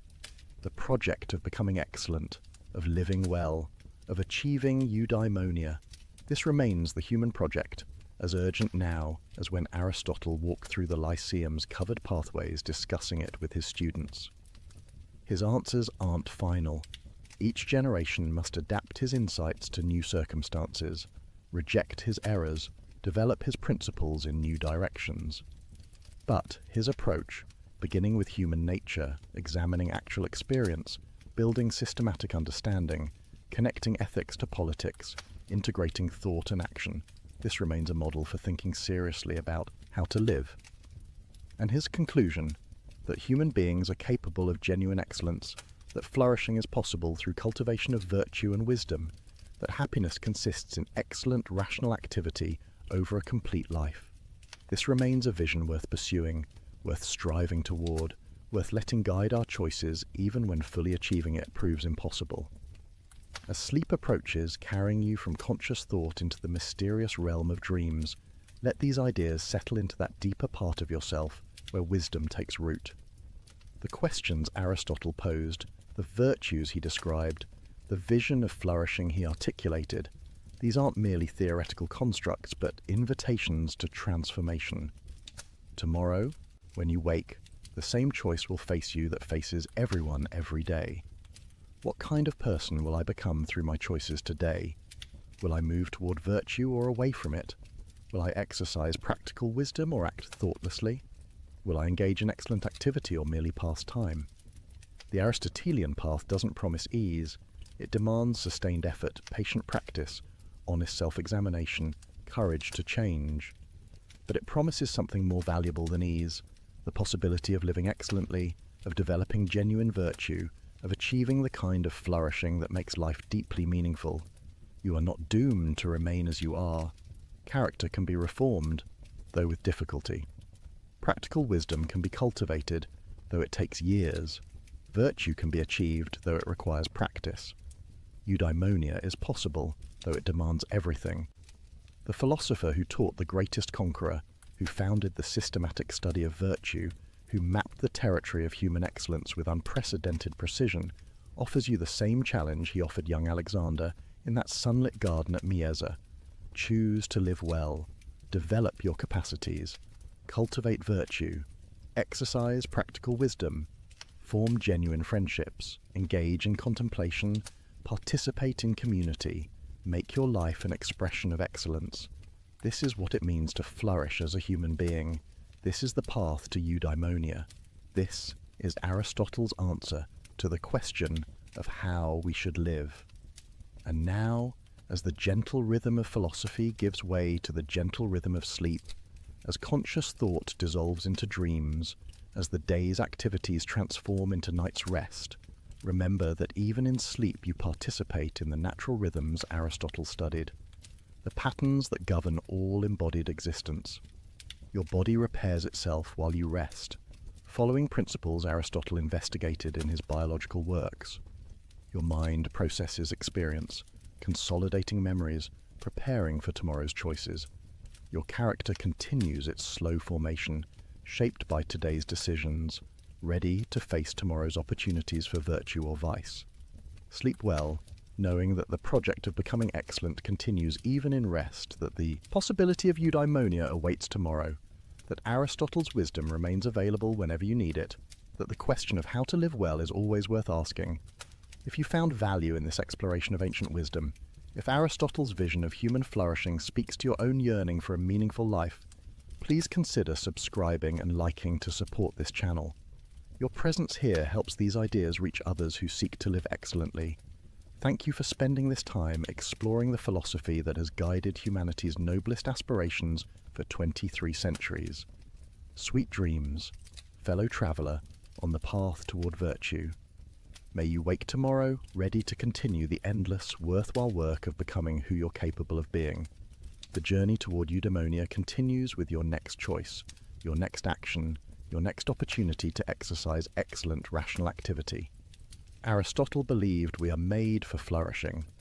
Tonight, as you rest, trust that this is true, and tomorrow, through your choices, prove it. Welcome back, dear friends. Before we begin, let me know where in the world you are watching, and please don't forget to subscribe and like to support the channel. Tonight, we journey into the life and mind of perhaps the most dangerous philosopher who ever lived. Picture, if you will, a young man standing before the elders of his community. He is 23 years old. The year is 1656. In moments, words will be spoken against him that have never been spoken against anyone before, words so filled with fury and rejection that they will echo across centuries. He will be cursed by day and cursed by night, cursed when he lies down and cursed when he rises up. His name will be blotted out from under heaven. No one will be permitted to speak with him, to be under the same roof, to read anything he writes. And this curse, unlike all the others before it, will never be lifted, not even 350 years later, when scholars and rabbis gather to consider whether it is finally time to forgive. What could this young man have said? What ideas could be so threatening, so fundamentally dangerous, that they required not just exile but eternal damnation? The young man's name was Baruch Spinoza, and his crime was offering humanity a new way to see God, nature, and ourselves. A vision so radical, so breathtaking in its implications, that it would shake the foundations of religion and philosophy itself. A vision that would influence minds from Goethe to Einstein, that would secretly circulate through the Enlightenment like contraband, that would be declared as dangerous as any weapon ever forged. But here is what makes Spinoza's story so remarkable. He did not respond to his excommunication with bitterness or revenge. He did not recant or beg forgiveness. He simply walked away from everything he had known, picked up the tools of a lens grinder, and set about thinking his way to truths that would outlast empires. In the quiet of his workshop, between the careful grinding of glass that would help others see more clearly, he constructed a philosophy of such serene power that even those who condemned him could not ultimately ignore it. Tonight, as you settle into rest, we will follow Spinoza's extraordinary journey.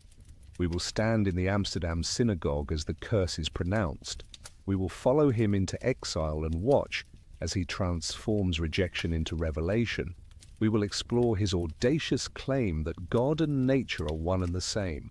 We will discover his revolutionary understanding of emotions, freedom, and what it means to be human. And perhaps, in the gentle unfolding of these ideas, you will find the same strange peace that Spinoza himself discovered in the face of absolute rejection, the peace that comes from seeing yourself not as separate from the universe, but as a wave in an infinite ocean, temporary in form, but eternal in substance.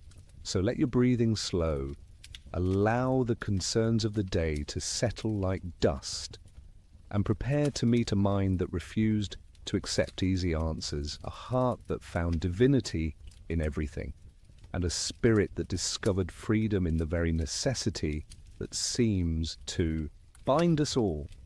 The world Spinoza was born into was one of fear and precarious hope. To understand what would happen to him, we must first understand the community that both nurtured and ultimately rejected him. Amsterdam in the early 17th century was unlike any other place in Europe. While the Inquisition raged across Spain and Portugal, while Jews were expelled, forcibly converted, or worse, the Dutch Republic offered something precious and rare. Not full acceptance, perhaps, but tolerance, room to breathe, permission to worship according to conscience, as long as one did not disturb the public peace. And so they came. The Portuguese Jews, who had lived for generations as conversos, forced Christians who practiced their ancestral faith in secret cellars and locked rooms, always one whispered accusation away from the dungeons of the Inquisition. They came to Amsterdam, this city of canals and commerce, this haven at the edge of Europe, and they began to rebuild, not just their homes and businesses, but their very identities. They learned again how to be Jewish openly, to gather in synagogues instead of hiding in shadows, to speak Hebrew without fear of being overheard. But their freedom was conditional, and they knew it. The Dutch were tolerant, yes, but tolerance had its limits.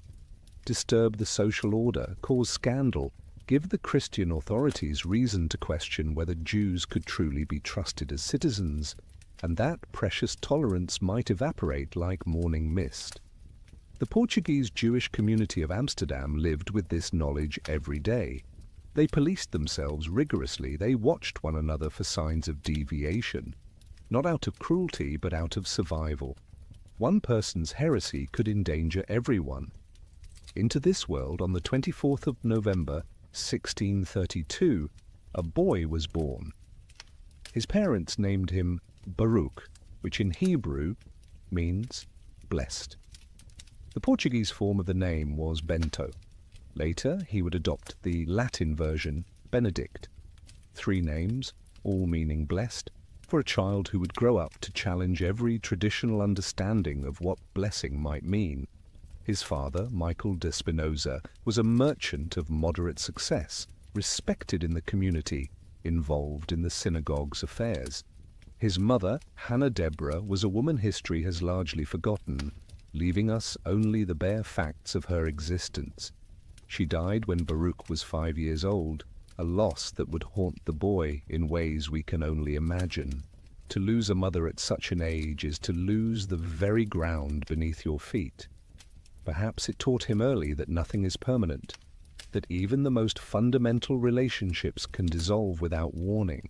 Perhaps it planted the first seeds of the philosophy he would later develop, a philosophy that would insist we must find our peace not in the temporary, but in the eternal.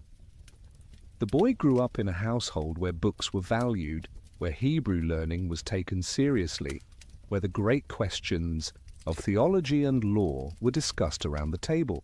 He attended the Talmud Torah school, the community's center of learning, and from the beginning his brilliance was obvious. He absorbed Hebrew, he mastered the Torah and Talmud, he excelled at the intricate logical arguments that Talmudic study required. His teachers must have looked at him with pride, seeing perhaps a future rabbi, a scholar who would bring honor to the community that had suffered so much. But something was stirring in the boy's mind that his teachers did not see or chose not to see. Questions without easy answers, contradictions in the texts he was studying, claims about God that seemed to make God small, petty, almost human in weakness. If God was truly infinite, truly perfect, how could he be moved by prayers or sacrifices? How could he make mistakes, change his mind, feel jealousy or anger? These were the emotions of humans, not of anything that could be called divine. As he entered his late teens, Baruch began to seek learning beyond the synagogue. He found his way to Franciscus van den Enden, a former Jesuit who had become something quite different. An atheist, some whispered. A radical, certainly. A man who taught Latin and introduced his students to the new philosophy flowering across Europe. Descartes, who had dared to doubt everything until he found something certain. Hobbes, who had looked at human society with cold, clear eyes and seen not divine ordination, but natural force. These men were rebuilding philosophy from the ground up, sweeping away centuries of scholastic cobwebs, insisting that reason alone must be the guide. For Baruch, it must have felt like emerging from a dim room into sunlight. Here was a way of thinking that did not start with scripture and twist logic to fit predetermined conclusions. Here was a method that asked only, what is true? What can we know with certainty? What follows necessarily from clear principles? The young man who had memorized so much rabbinic commentary, who knew the Torah so thoroughly, began to see these texts differently, not as eternal revelation, but as human documents shaped by their times, full of contradictions because humans are contradictory. And once you see text that way, once you begin to question whether these words truly came from God, everything else begins to unravel. If the Torah is not literally divine, then the laws it contains are not binding. If Moses did not receive the commandments on Sinai, then why observe them? If the soul is not immortal, then why worry about divine reward and punishment? If God does not intervene in human affairs, then why pray? These thoughts were dangerous beyond measure. In a community still traumatized by persecution, still desperate to maintain its fragile security, such ideas were not just wrong, they were threatening. They threatened the very cohesion that kept the community safe. If young people started thinking this way, what would become of the religion their parents had risked everything to preserve? Baruch's father died in 1654 when the young man was 21. Michael de Spinoza left behind a failing business and substantial debts. Baruch and his brother Gabriel inherited not wealth, but obligations. The young philosopher, brilliant as he was, found himself responsible for an import business he had no interest in, dealing with merchants and contracts when his mind wanted to grapple with substance and infinity. The business struggled, creditors circled, and Baruch, in a move that would enrage the community's leaders, appealed to Dutch civil courts rather than the Jewish community's internal arbitration to resolve his father's debts. This was not just a practical matter, it was a statement. By going to Dutch authorities, Baruch was effectively saying that he did not consider himself bound by the community's jurisdiction. He was asserting his rights as a Dutch citizen over his obligations as a Jew. The community's leaders saw this clearly. Here was a young man who had already been heard expressing heretical views, who was now publicly defying community authority. They could not allow this to continue. They tried first to bring him back quietly. There were meetings, conversations, arguments. Some sources suggest they even offered him money, a stipend, to keep quiet about his views, to at least maintain the appearance of conformity. Imagine that scene.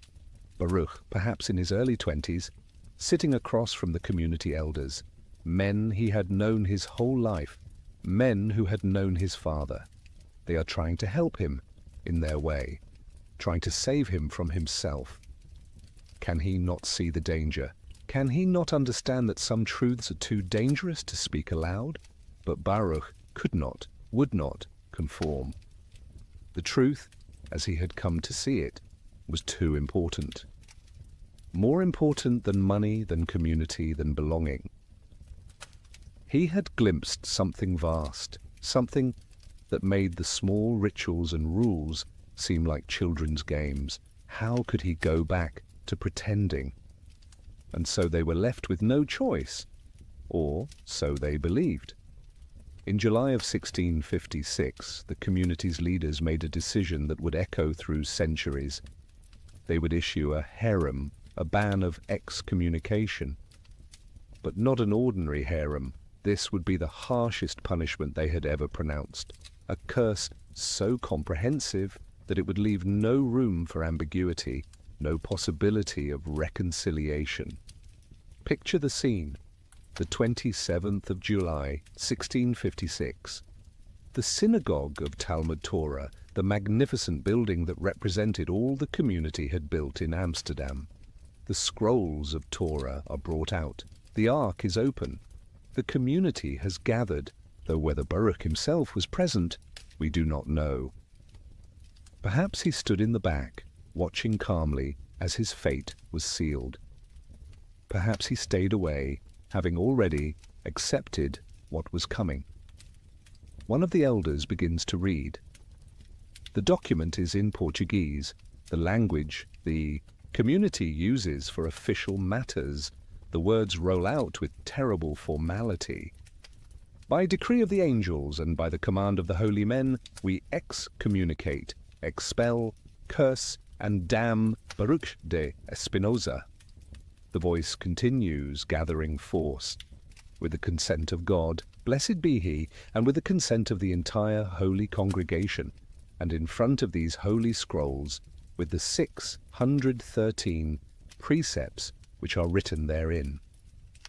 Then come the curses themselves, pulled from every corner of Jewish tradition, piled one upon another like stones, meant to crush utterly. Cursed be he with the excommunication with which Joshua banned Jericho, and with the curse which Elisha cursed the boys, and with all the castigations which are written in the book of the law. The list goes on. Cursed be he by day, and cursed be he by night. Cursed be he when he lies down, and cursed be he when he rises up. Cursed be he when he goes out, and cursed be he when he comes in. No aspect of existence is left uncursed. The ban extends to everything. The Lord will not spare him, but the anger of the Lord and his jealousy shall smoke against that man, and all the curses that are written in this book shall lie upon him, and the Lord shall blot out his name from under heaven. And finally, the practical implications.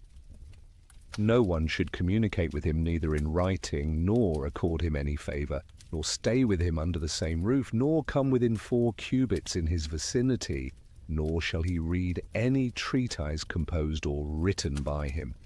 It was comprehensive, total, final. The community that had nurtured him, that held his family history, that connected him to generations of ancestors, was cutting him off completely. He was to become as one dead.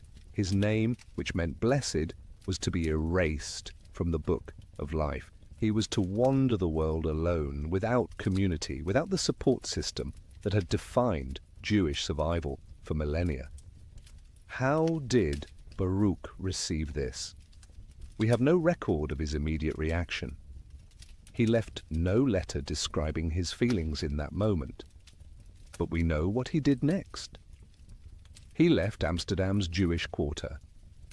He moved first to the outskirts, then to other towns, Leiden, Rensburg, finally The Hague. He took up the trade of lens grinding, a skilled craft that required steady hands and precise measurements that would provide him enough income to live simply while giving him hours each day for the work he really cared about. The work of thinking. There is a story impossible to verify, but telling in what it reveals, that shortly after the excommunication, Baruch was leaving the synagogue when a young man approached him with a knife, perhaps a fanatic who thought he was defending God's honor, perhaps someone looking to prove his loyalty to the community. The attack failed. Baruch was not seriously injured, but he kept the cloak he had been wearing, slashed by the knife, and would later point to it as a reminder, not of bitterness, but of something else, perhaps of the cost of truth, perhaps of the violence that fear and dogma can inspire. And now, alone, rejected, cursed by day and by night, the young man who had been called blessed began the work that would make his name immortal. He began to write down the vision that had cost him everything, the vision of a universe so ordered, so necessary, so beautiful in its iron laws that it would transform how humans understood their place in existence. At the heart of Spinoza's philosophy lies an idea so simple in expression and so revolutionary in implication that it would shake Western thought to its foundations. 3 Latin words that would be whispered in philosophical circles like a secret too dangerous to speak aloud: Deus sive natura, God or nature. God or nature, as if they were interchangeable, as if there were no difference between the divine being who supposedly created the universe and the natural world itself. To understand how radical this was, you must understand what people believed about God in the 17th century. God was understood as a being separate from creation, existing before the universe began, choosing to create it through an act of will, then remaining apart from it, intervening occasionally through miracles, judging humans, rewarding the righteous, and punishing the wicked. God was like a king on a throne, infinitely powerful, but also separate, distant, other. You prayed to this God, you pleased or displeased him through your actions. You hoped for his mercy because his justice was terrifying. Spinoza looked at this picture of God and saw nothing but projection. Humans imagining the divine as a magnified version of themselves. A cosmic father figure, a supernatural emperor. And what Spinoza proposed instead was not quite atheism, though many called it that, but something stranger and in some ways more profound.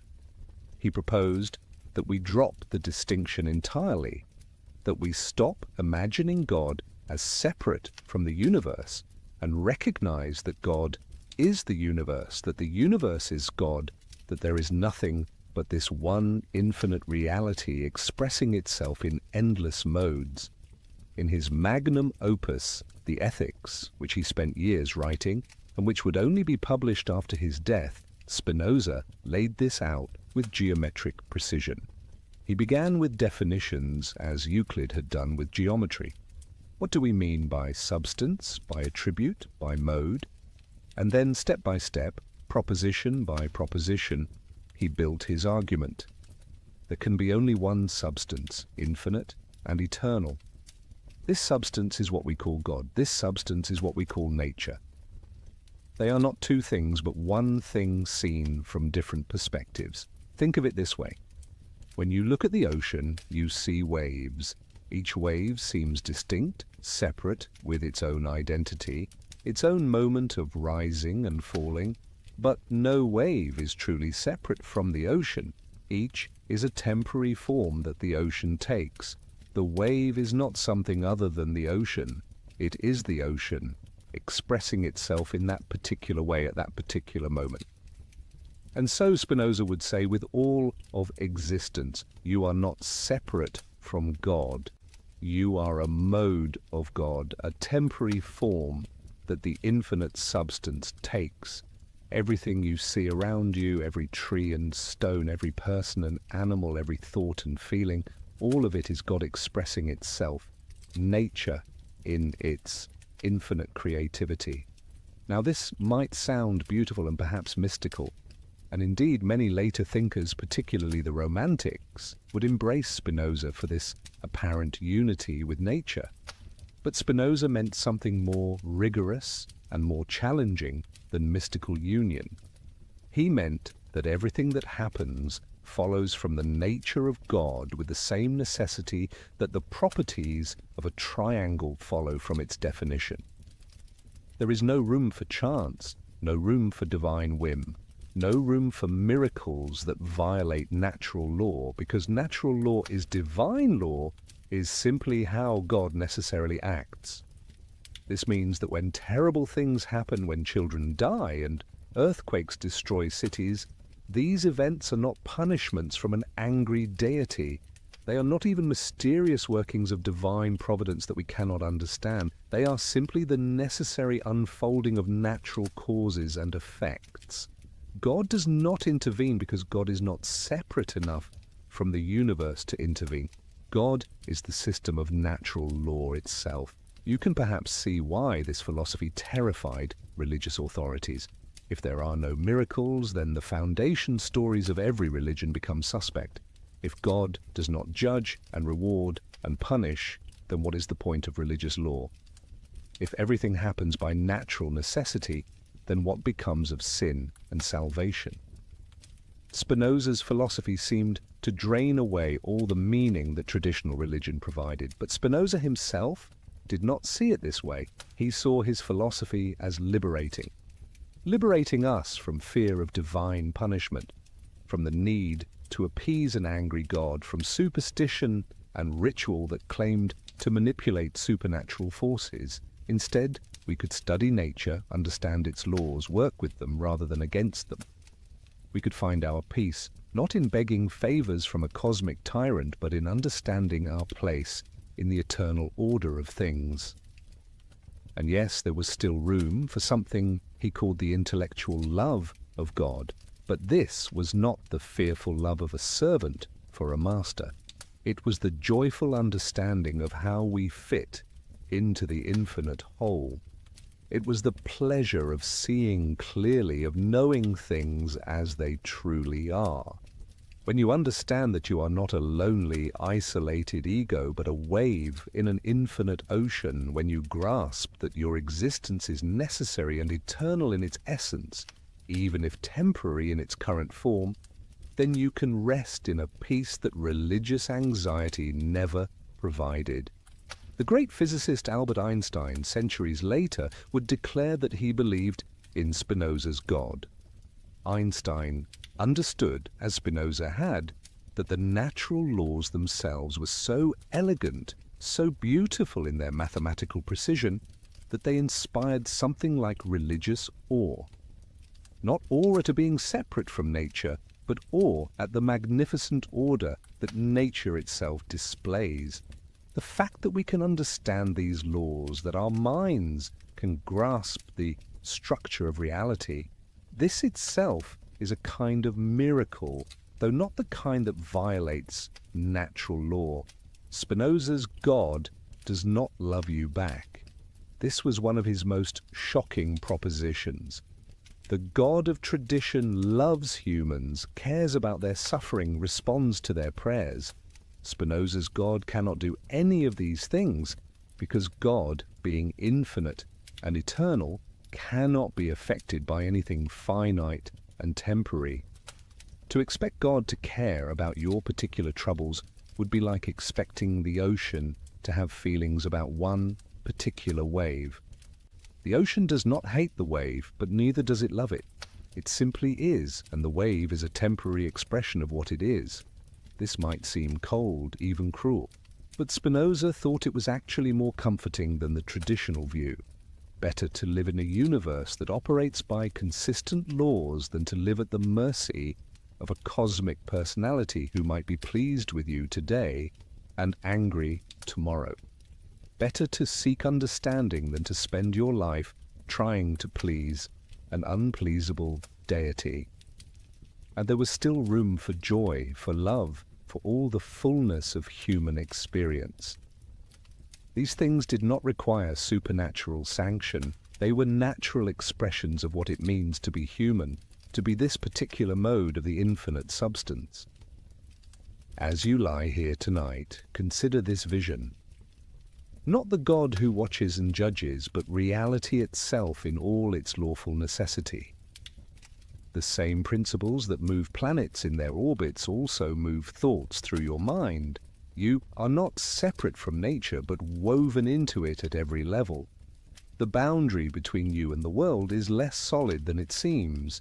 You are an eddy in the great flow, a note in an infinite symphony, a word in a book that has no beginning or end. And this, Spinoza would say, is not a diminishment but a strange enhancement. To know yourself as part of God is to know yourself as necessary as eternal in your essence, as having always belonged to the infinite whole. But Spinoza was not content simply to describe the metaphysical structure of reality. He wanted to understand what it meant to be human within this structure. And central to his understanding of human existence was a concept drawn from medieval philosophy but transformed into something new, the concept of conatus. This Latin word means striving, endeavor, an innate drive to continue existing. Everything that exists, Spinoza argued, strives to persist in its own existence. The stone, if it could be imagined to have consciousness, would want to remain a stone. The tree strives upward towards sunlight, sends roots down seeking water, produces seeds to continue itself. The animal flees danger, seeks food, reproduces. And humans? We too, beneath all our complex thoughts and elaborate cultures, are fundamentally driven by this same principle. We strive to go on existing, we seek what enhances our power of existing and avoid what diminishes it. But Spinoza made an even stronger claim. He argued that this striving is not just something each thing does, it is what each thing is. The essence of any being is its conatus, its striving to persist and enhance itself. You are at your deepest level this drive to continue, to flourish, to extend your being into the future. Everything you desire, every goal you pursue, every fear you flee, can be traced back to this fundamental striving. This might sound like a bleak reduction of human complexity to mere survival instinct, but Spinoza drew from this principle a rich psychology and ethics. Consider how he defined emotions. There are, he claimed, three primary affects from which all others derive. First is desire itself, the conatus made conscious. You want things because you are, in your essence, a striving being. Second is joy, which Spinoza defined as a passage to greater perfection, an increase in your power to act and think. When something aids your striving, when it enhances your capacity to exist and flourish, you experience joy. Third is sadness, the opposite, a passage to lesser perfection, a decrease in your power. When something hinders your striving, diminishes your capacity, you experience sadness. All other emotions are variations or combinations of these three. Love is joy accompanied by the idea of an external cause. You love what brings you joy. Hate is sadness accompanied by the idea of an external cause. You hate what brings you sadness.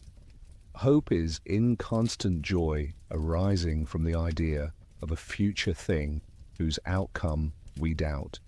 Fear is inconstant sadness from the same source. Jealousy, pride, envy, compassion, Spinoza traced them all back to these fundamental patterns of striving, of passing to greater or lesser power. But here is what makes this analysis so profound.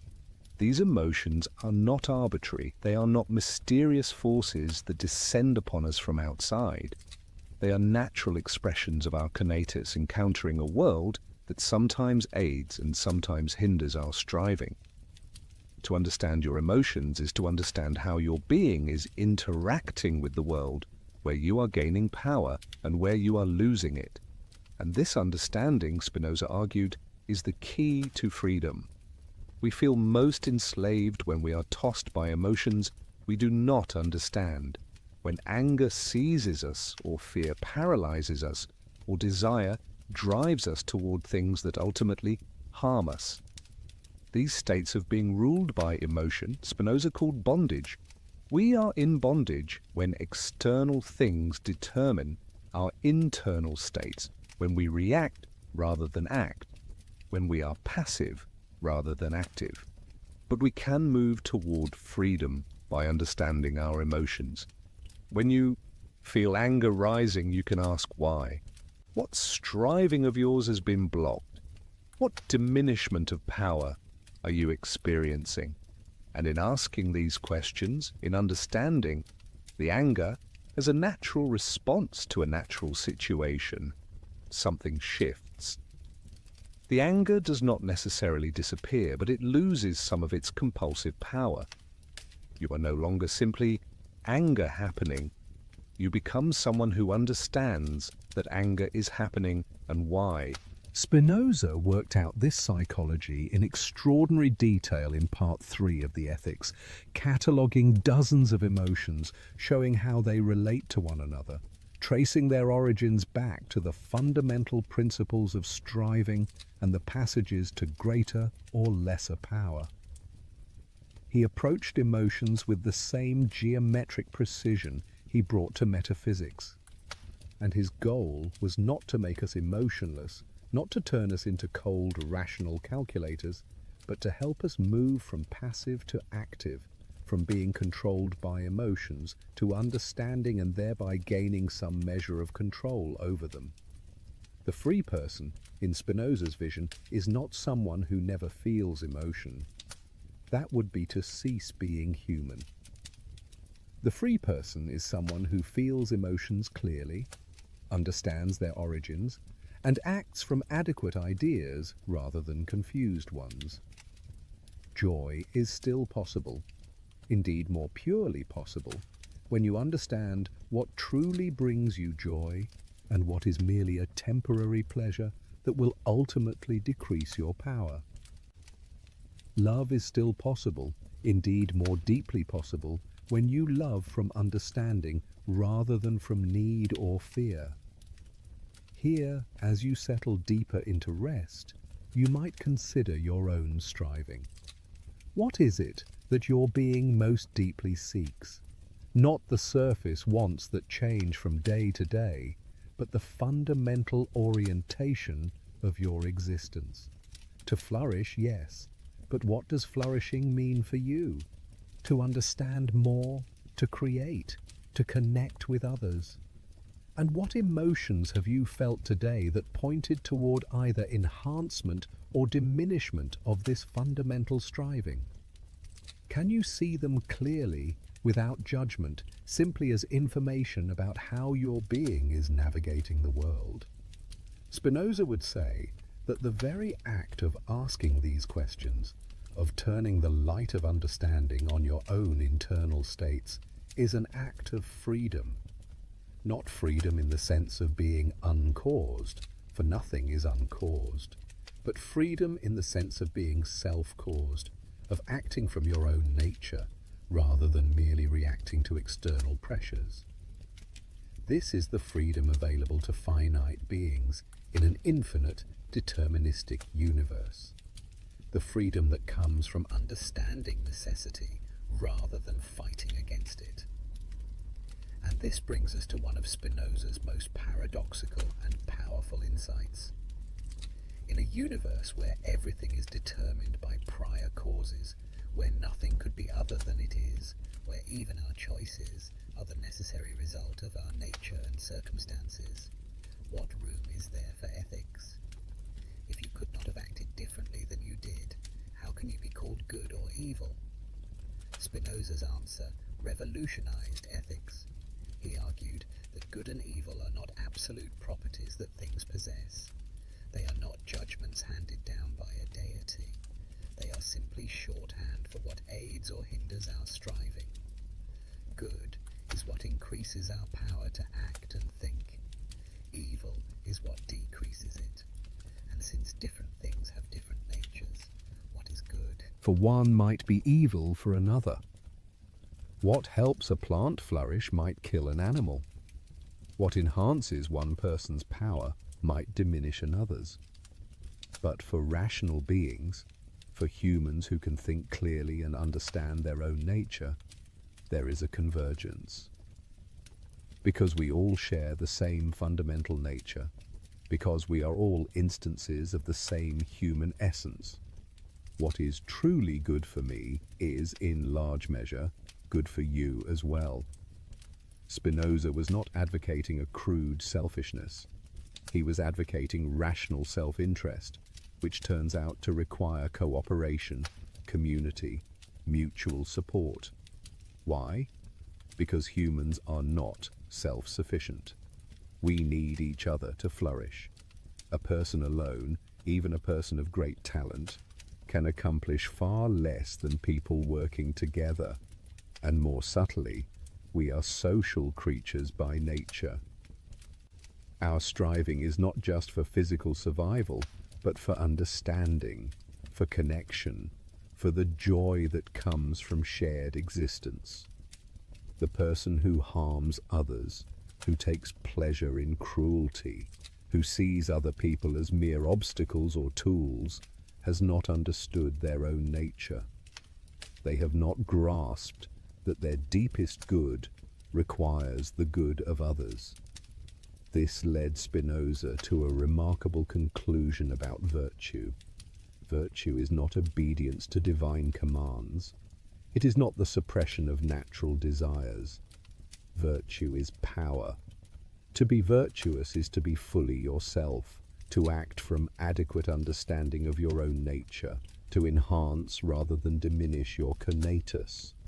The virtuous person is not the one who grimly restrains themselves from pleasure, but the one who has learned to find joy in what truly enhances their being. And the highest virtue, the summit of human existence, is understanding. To know things as they truly are, to grasp the necessary connections between causes and effects, to see yourself and the world clearly. This is the greatest power a human can achieve. This is what Spinoza meant by the intellectual love of God. It is the joy that comes from understanding your place in the infinite whole, from seeing the world sub specie aeternitatis, from the perspective of eternity. This eternal perspective does not mean escaping time or denying the reality of change. It means seeing the necessary pattern within change, understanding how each moment follows from what came before according to eternal laws. It means recognizing that while your individual existence is temporary, what you are in your essence participates in the eternal. Your body will die, yes, but the principles that organize your being, the patterns of thinking and striving that make you who you are, these are eternal truths about the infinite substance expressing itself through you. Spinoza was clear about death. The individual perishes. There is no personal immortality in the sense of your ego continuing forever. But neither is death the absolute end some fear it to be. What you are most deeply, the essence of your being, the patterns of understanding you have achieved, these remain as eternal modifications of the infinite substance. You return to the ocean, but the wave you were has left its mark on the whole. This might seem like cold comfort if what you want is to continue as this specific person forever. But Spinoza thought it was the only honest comfort available, and there was something in it that could bring genuine peace. To know that you are not an accident, that your existence is necessary, that you are an eternal part of an eternal whole, even if your current form is temporary, this can ease the anxiety that comes from feeling isolated and contingent. As sleep approaches, bringing its own small rehearsal of death, you might find some rest in this perspective. Your conscious mind will fade, thoughts will become dreams, then nothing you can remember. But you will wake, and the you that wakes will be continuous with the you that sleeps. The pattern persists through the discontinuity, and so perhaps with the greater sleep. What you are most deeply persists in the infinite pattern, even as this particular configuration of matter and mind dissolves back into the elements. Spinoza was not building a philosophy in isolation from the world. He lived in turbulent political times, and his ideas had profound implications for how societies should be organized, how religious and civil authorities should relate, how freedom should be understood and protected, and these implications would nearly get his books banned and destroyed. In the Dutch Republic of the 17th century, there was more freedom than in most of Europe. But that freedom was under constant threat. The Republican government that had thrown off Spanish rule was engaged in an ongoing power struggle with the House of Orange and with the Dutch Reformed Church. Different factions wanted different things. The Republicans wanted more openness, more tolerance for different religions and philosophies. The Orthodox Calvinists wanted tighter control over what could be thought and said, and the House of Orange played both sides, seeking whatever path would enhance their own power. Spinoza had been writing the Ethics for years, carefully working out his metaphysical and psychological system.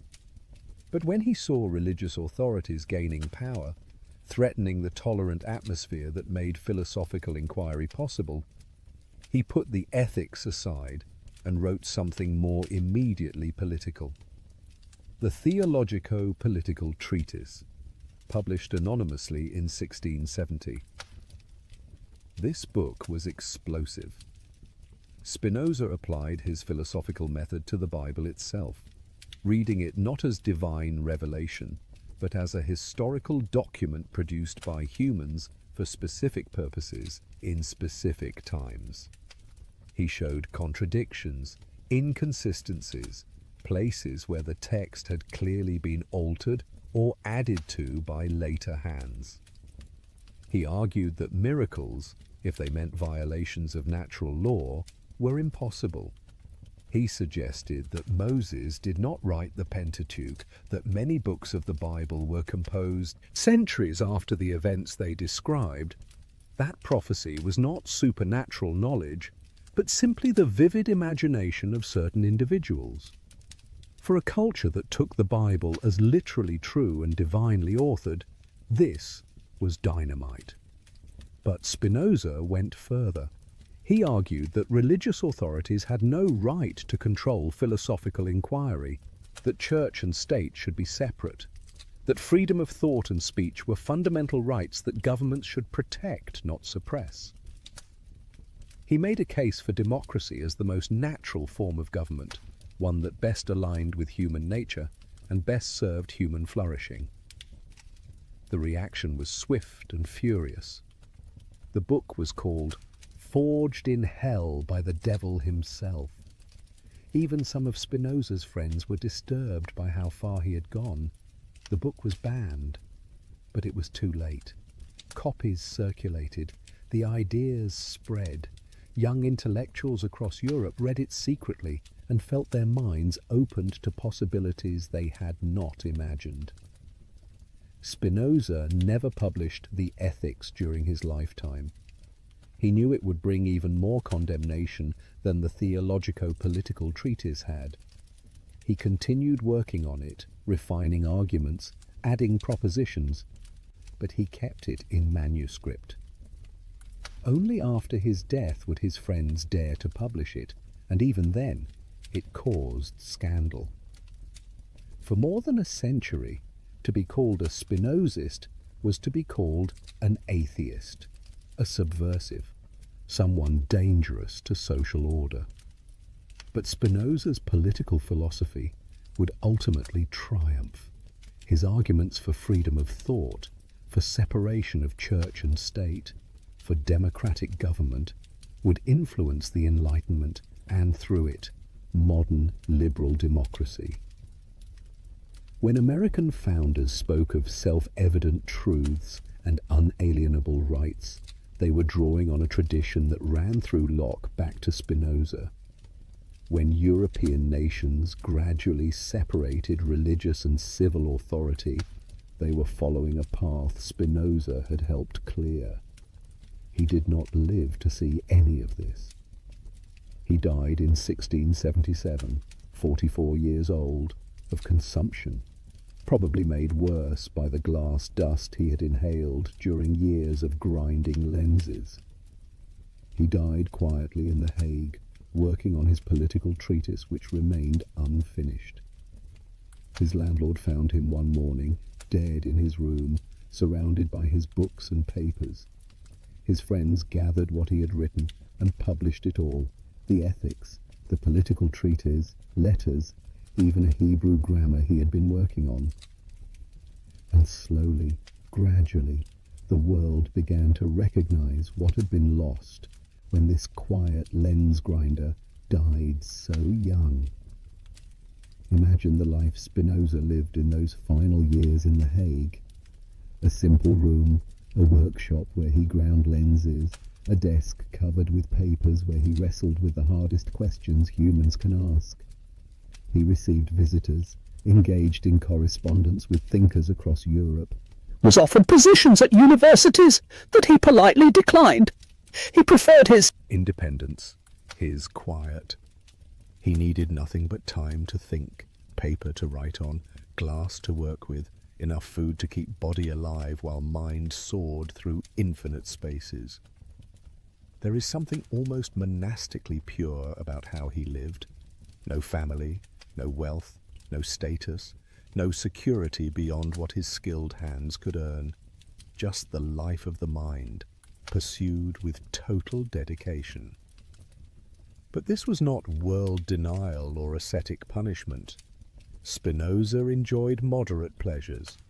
He would walk, smoke a pipe, engage in friendly conversation. He simply did not need the things most people chase. Fame meant nothing to him. Wealth would only have been a distraction.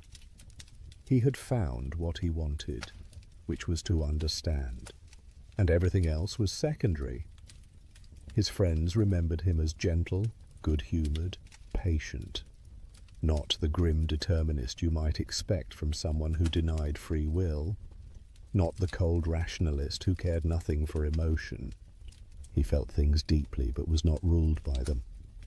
He had achieved something of the freedom he described in the ethics, the freedom that comes from adequate understanding. And he was not bitter about his excommunication, not still nursing wounds from his rejection by the community that had raised him. He had moved beyond that. He bore no grudge against the rabbis who had cursed him. They had acted from their nature and circumstances as all things do. To resent them would be like resenting a stone for falling. They could not have done otherwise, given what they were and what they believed. And in any case, their curse had freed him to become who he needed to become. There is a story about Spinoza and death. As his illness worsened, friends urged him to prepare himself, to think about his soul's salvation, to make his peace with God in whatever way he could. And Spinoza would smile and shake his head. He was already at peace. He understood that what he was would continue in the infinite substance, that his individual existence ending was no more tragic than a wave returning to the ocean. He had seen things from the perspective of eternity, and from that perspective there was nothing to fear. When he died, he left behind almost nothing. Some clothes, some books, a few guilders, his philosophical manuscripts. No children to carry on his name, no wealth to endow institutions, just ideas. Ideas that had been too dangerous to publish during his life, that would remain dangerous for generations after his death, but that would ultimately change how humanity thinks about God, nature, freedom, and what it means to be human. The immediate aftermath of Spinoza's death was chaotic. His books were condemned, banned, burned. To own the ethics was dangerous. To be known as a Spinozist was social and professional suicide. The word itself became an accusation. Spinozist, atheist, subversive, materialist. All these terms were thrown around as epithets meant to mark someone as beyond the pale of acceptable thought. And yet, the ideas spread. They spread precisely because they had been banned, because they were forbidden. Young intellectuals across Europe read Spinoza in secret, met in private to discuss his propositions, felt the foundations of their inherited worldviews cracking open. Here was a way of thinking that made sense of so much that traditional philosophy left mysterious. Here was a rigor, a clarity, a willingness to follow arguments wherever they led, regardless of whether the conclusions were comforting. The Enlightenment, that great flowering of rational inquiry and political reform, owed more to Spinoza than many of its proponents wanted to admit. Voltaire read him. Diderot was influenced by him. The great encyclopedia of human knowledge that Enlightenment thinkers compiled drew on his principles even when it did not cite his name. His critique of biblical authority, his insistence on freedom of thought, his vision of a society based on reason rather than revelation, all of this became part of the intellectual atmosphere of the 18th century. But it was the Romantics who really embraced Spinoza, who rescued him from the charge of being cold and mechanistic. Goethe read him and felt he was looking at the universe with new eyes. Here was not a dead machine, but a living whole, God and nature one and the same, divinity flowing through everything. Wordsworth and Coleridge, though they never mentioned Spinoza by name, were breathing Spinozistic air when they celebrated nature as the dwelling place of the divine. And in Germany, the philosophers who rebuilt metaphysics in the wake of Kant's critical philosophy, thinkers like Hegel and Schelling, they saw in Spinoza a precursor, someone who had glimpsed the absolute, even if he had not quite grasped it correctly. They argued with him, revised him, claimed to move beyond him, but they could not ignore him. He had become part of the bedrock of European philosophy. In the 19th century, Spinoza's reputation began to shift from dangerous heretic to honored philosophical ancestor. Universities included him in their curricula. Scholars wrote learned commentaries on the ethics.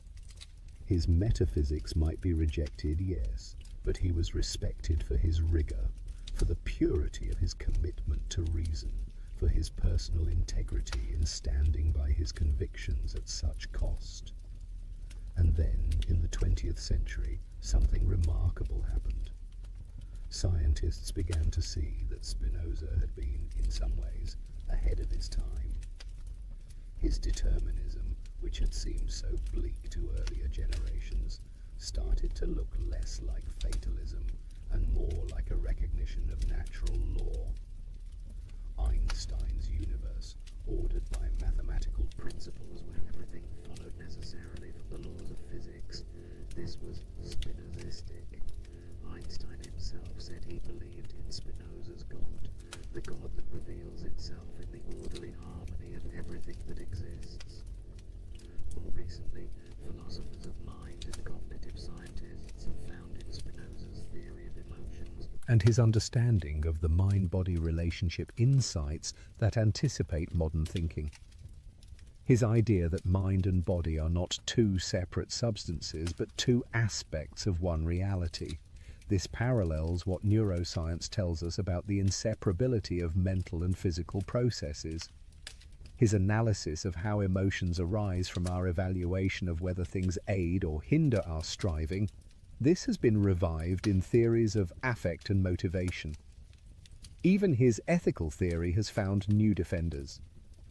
In a world that has largely abandoned belief in divine commands or absolute moral laws, Spinoza's naturalistic ethics, grounded in what actually contributes to human flourishing, seems less radical and more sensible.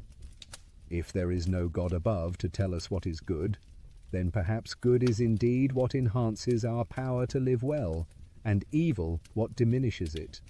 And his excommunication? In 2015, more than 350 years after that terrible curse was pronounced, scholars and rabbis gathered in Amsterdam to debate whether it should finally be lifted. The Portuguese Jewish community, still existing in the same city though vastly changed, considered whether the time had come to acknowledge that they had been wrong, that Spinoza's ideas, however challenging, did not deserve eternal condemnation. The debate was passionate. Some argued that lifting the ban would remove a stain from Judaism's history, would show that the tradition could acknowledge error and embrace one of its most brilliant children, even posthumously. Others, including the chief rabbi, argued that Spinoza's ideas remained incompatible with basic Jewish principles, that to lift the ban would be to suggest the community accepted his pantheism, his rejection of traditional doctrine. In the end, the ban was not lifted.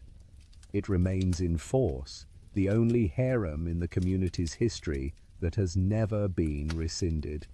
Perhaps that is fitting. Spinoza did not need their forgiveness. He had not asked for it in life, and his ideas do not require it in death. He stands as a figure who chose truth over belonging, understanding over comfort, the infinite perspective over the security of community. His excommunication, far from diminishing him, has become part of what makes his story powerful. Here is someone who paid the full price for his convictions and yet found peace, who was utterly alone and yet connected to everything, who was cursed and yet blessed with insight few humans have achieved. Tonight, as consciousness begins its nightly fading, as the thoughts that seemed so important scatter like dreams, you might hold lightly to something of Spinoza's vision. You are not separate from the universe, but woven into it at every level. Your striving is the universe striving through this particular form. Your consciousness is the infinite substance becoming aware of itself through you. When you disappear into sleep, you return momentarily to something like the ocean from which you arose, and In the morning, you will surge forth again as an individual wave, temporary but necessary, finite but participating in infinity. Spinoza offers no promise of personal immortality, no guarantee that suffering has meaning beyond itself, no assurance that someone is watching over you with love. What he offers instead is perhaps more valuable, the knowledge that you belong, that you are not an accident or an alien in the universe, but an essential expression of what is. That understanding itself is a kind of salvation, not from the world, but within it. That freedom is possible even in a determined universe, the freedom of acting from your own nature rather than being blown about by confused ideas and unexamined emotions. As your breathing slows and deepens, as the boundary between waking and sleeping grows permeable, you are enacting something Spinoza understood well. The self is not as solid as it seems. It is a pattern maintained by continual effort, the conatus asserting itself moment by moment. In sleep, that effort relaxes. The pattern loosens. And you do not cease to exist, but exist differently, in a mode less bounded, less defended, more fluid. And then, in the morning, the pattern reasserts itself. You wake as yourself, memories intact, identity resumed, ready to strive another day. This daily cycle of dissolution and reconstitution might be preparation for the greater dissolution that awaits us all. And if Spinoza is right, that dissolution is not annihilation but transformation, not ending but returning, the wave becoming ocean once more. The individual form releases, but nothing is lost from the total. You are eternal in your essence, even as you are temporary in your existence.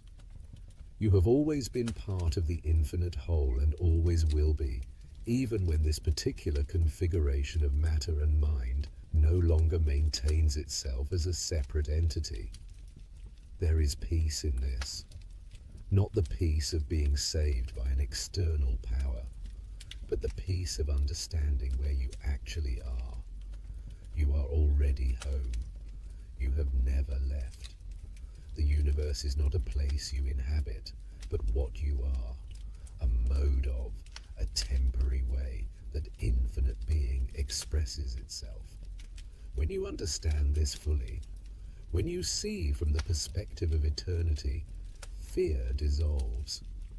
Not because nothing bad can happen to you, but because you recognize that what you are most deeply cannot be harmed, because it is not separate enough to be harmed, because it is the eternal substance itself looking out through these particular eyes for this particular span of time. This is what Spinoza called blessedness, and it is available in life, not just in death. Available to anyone willing to think clearly and honestly about what they are and what the universe is. Available through understanding, through the patient work of moving from confused to adequate ideas, from passive to active emotions, from being controlled by external things to acting from one's own nature. And now, dear friend, let these Ideas settle into the background of awareness. You do not need to hold them tightly or figure them all out. They are seeds that can germinate in their own time. For now, simply rest in the knowledge that you are part of something vast and ordered and beautiful, that the same intelligence that moves the stars moves through you, that you are, in your own small way, the universe becoming conscious of itself, that your life, however brief, is necessary and eternal in its essence. Let your eyes close fully now. Let the day's striving subside. You have done what you could with the power available to you, and that is all any finite being can do. Tomorrow will bring new opportunities for joy, for understanding, for the enhancement of your conatus. But for now, rest. Return to the ocean for a few hours. Be wave becoming water, becoming wave again. Participate in the eternal rhythm of assertion and relaxation, form and formlessness, particular and universal. The curse pronounced against Spinoza has not been lifted, but curses are just words, and words cannot touch what is eternal. The young man who walked out of the synagogue into a life of isolation found more in his solitude than most people find in the embrace of community. He found the key to understanding suffering without being destroyed by it, to accepting necessity without becoming passive, to being fully human without needing the approval of any authority but truth itself. And his ideas, banned and burned and condemned for centuries, have outlasted all their opponents. They are part now of how thoughtful people think about the universe, about consciousness, about freedom and ethics. They have been absorbed into the intellectual bloodstream of humanity. The lens grinder's workshop in The Hague became a kind of monastery where a new vision of existence was carefully polished into clarity. And that vision still shines, still guides, still offers the possibility of the intellectual love of God to anyone willing to think deeply enough. Sleep now. Sleep with the blessing that Spinoza's name promised and that his philosophy delivered. The blessing of understanding, the blessing of seeing clearly, the blessing of knowing that you are an eternal mode of the infinite substance, temporarily individuated as this particular person, destined to return to the ocean but never truly separate from it. The blessing of being exactly what you are, where you are, part of the necessary unfolding of everything that is. And may you wake tomorrow with something of the freedom Spinoza described, the freedom that comes not from being uncaused, but from acting according to your own nature, from understanding rather than being confused, from striving according to adequate ideas, rather than being blown about by every external wind. May you know the joy that comes from increased power, from growing in understanding, from becoming more fully who you are meant to be. The infinite substance expresses itself through countless modes, And you are one of them. Rest in that knowledge. Rest in the eternal pattern of which you are a temporary but necessary expression. Rest as Spinoza rested, understanding that God and nature are one, that you are never separate from the divine, that understanding itself is the highest form of love, and that even death cannot touch what you are in your essence. Good night, blessed seeker. May the intellectual love of God bring you peace. May adequate ideas replace confused ones. May you pass tonight to greater perfection and wake to a morning full of the power to strive, to understand, and to joy. The universe continues its necessary unfolding, and you are part of that great pattern.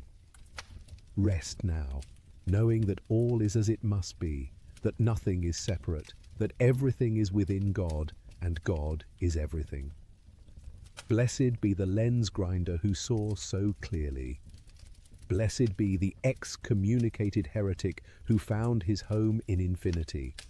Blessed be the philosophy that transforms curses into understanding and solitude into union with everything that is. Sleep deeply, dream well, and know that you are eternal. Welcome back, dear friends.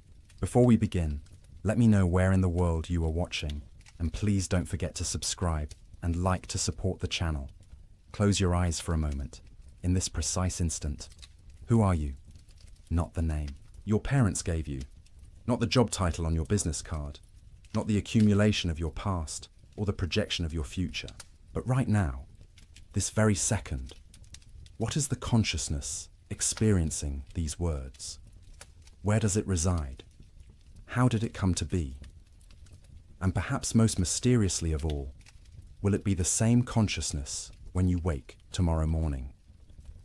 This question, deceptively simple yet infinitely complex, haunted one man so deeply that his answer would reshape the foundations of civilization itself. His name was John Locke, and tonight, as you settle into the quietness of approaching sleep, we will walk together through the cathedral of thought he constructed, stone by philosophical stone, until we discover something extraordinary.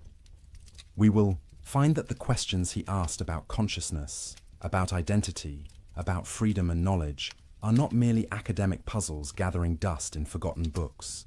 They are the very questions that pulse beneath every moment of your waking life, and perhaps, as we shall see, even your sleeping one. Picture England in the year 1632.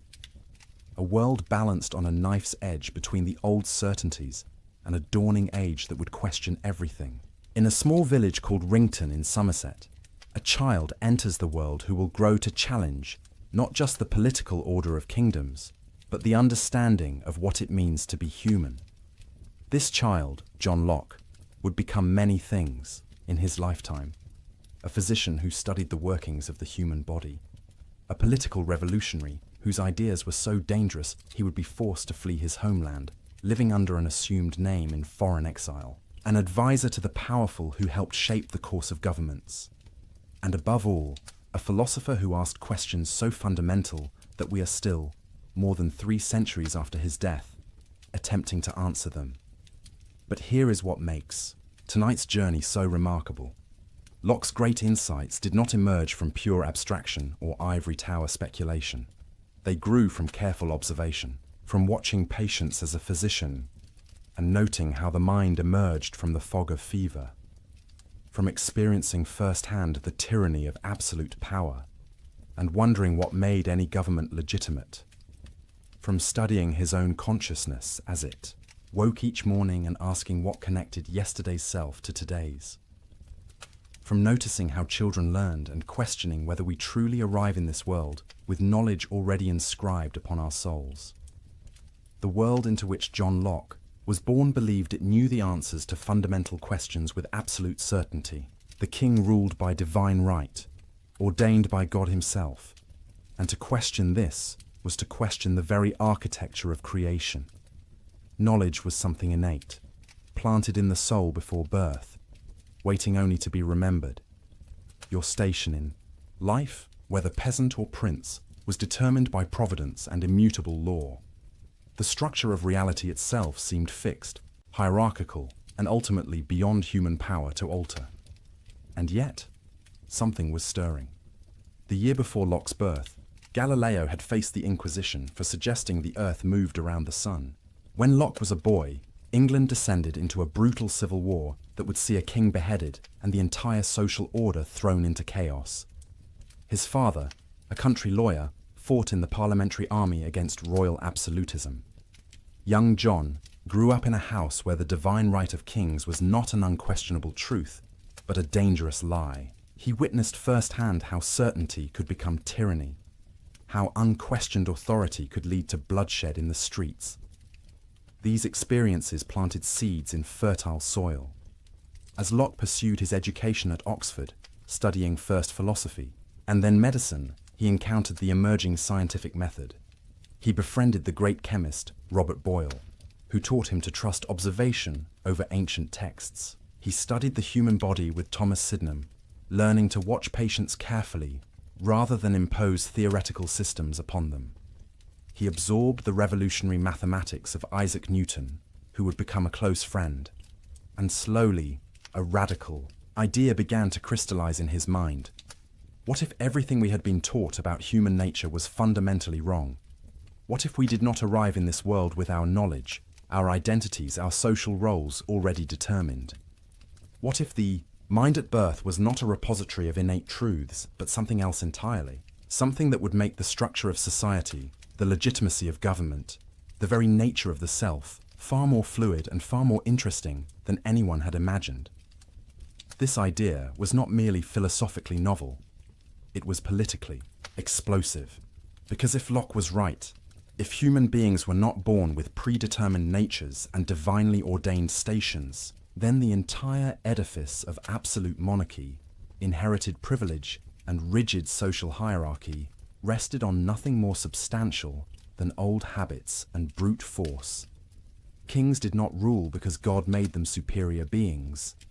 Nobles were not naturally fitted to command peasants. Knowledge was not the exclusive province of the learned elite who claimed to possess truths ordinary people could never grasp. The implications were breathtaking and terrifying, and they would eventually force Locke into exile. Suspected of treason, living under the constant threat of assassination, his books published anonymously lest they trace back to him.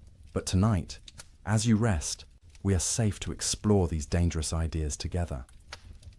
We can follow Locke's reasoning wherever it leads, watching as a new understanding of human consciousness, identity, and freedom emerges from his careful observations and bold conclusions. So let us begin where Locke himself began, with a question so fundamental that everything else would flow from its answer, a question about the origin of ideas, the nature of knowledge, and the contents of the human mind. But I must warn you gently. Once you truly understand Locke's answer, once you see what he saw, you may never look at yourself or the world around you quite the same way again. The familiar will become strange, the certain will become questionable, and the self you thought you knew so intimately will reveal itself as something far more mysterious and magnificent than you ever imagined.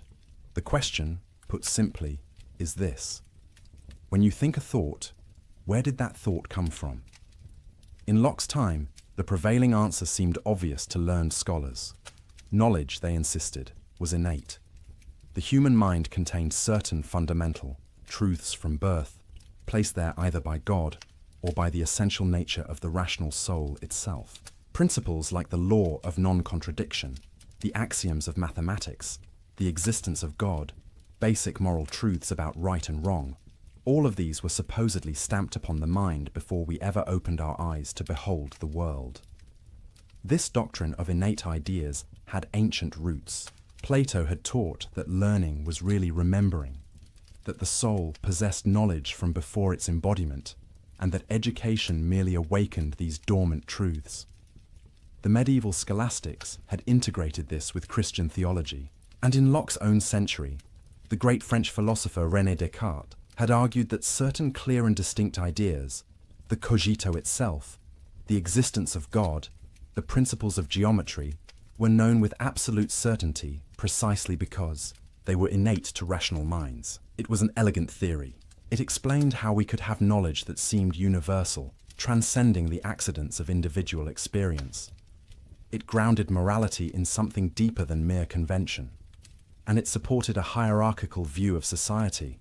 Some souls possess these innate truths more clearly than others, the philosopher more than the peasant, the civilized European more than the savage, the man more than the woman. But John Locke, watching carefully, observing newborn infants, studying people of different cultures, examining his own consciousness, with merciless honesty, became convinced this elegant theory was entirely wrong. Consider a newborn child, he suggested. Observe this tiny being with clear eyes, without preconception.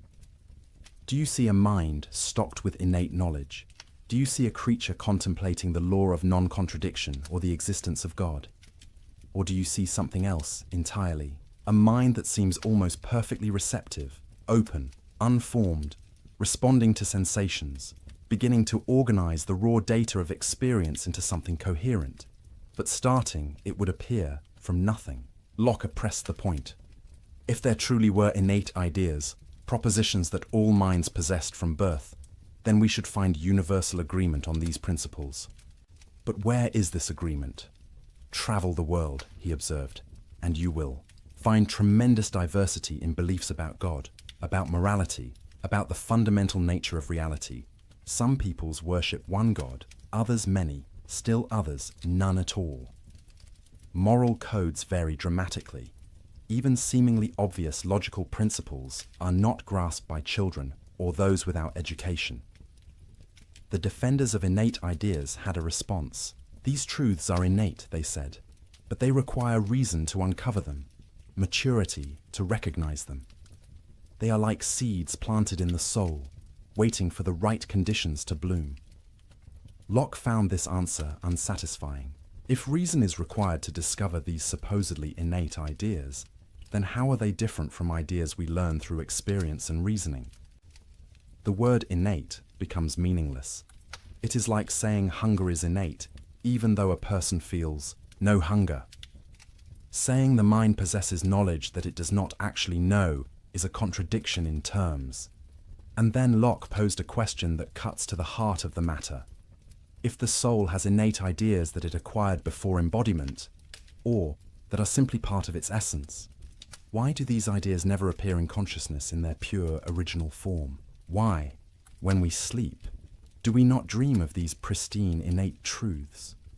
Why does the soul, in its supposed retreat during sleep, never light upon these ideas it possessed before experience touched it? Instead, even our most abstract thoughts, even our strangest dreams, seem to be recombinations of things we have encountered in waking life. The tang of the cask, as Locke beautifully put it, marks even our most sublime conceptions.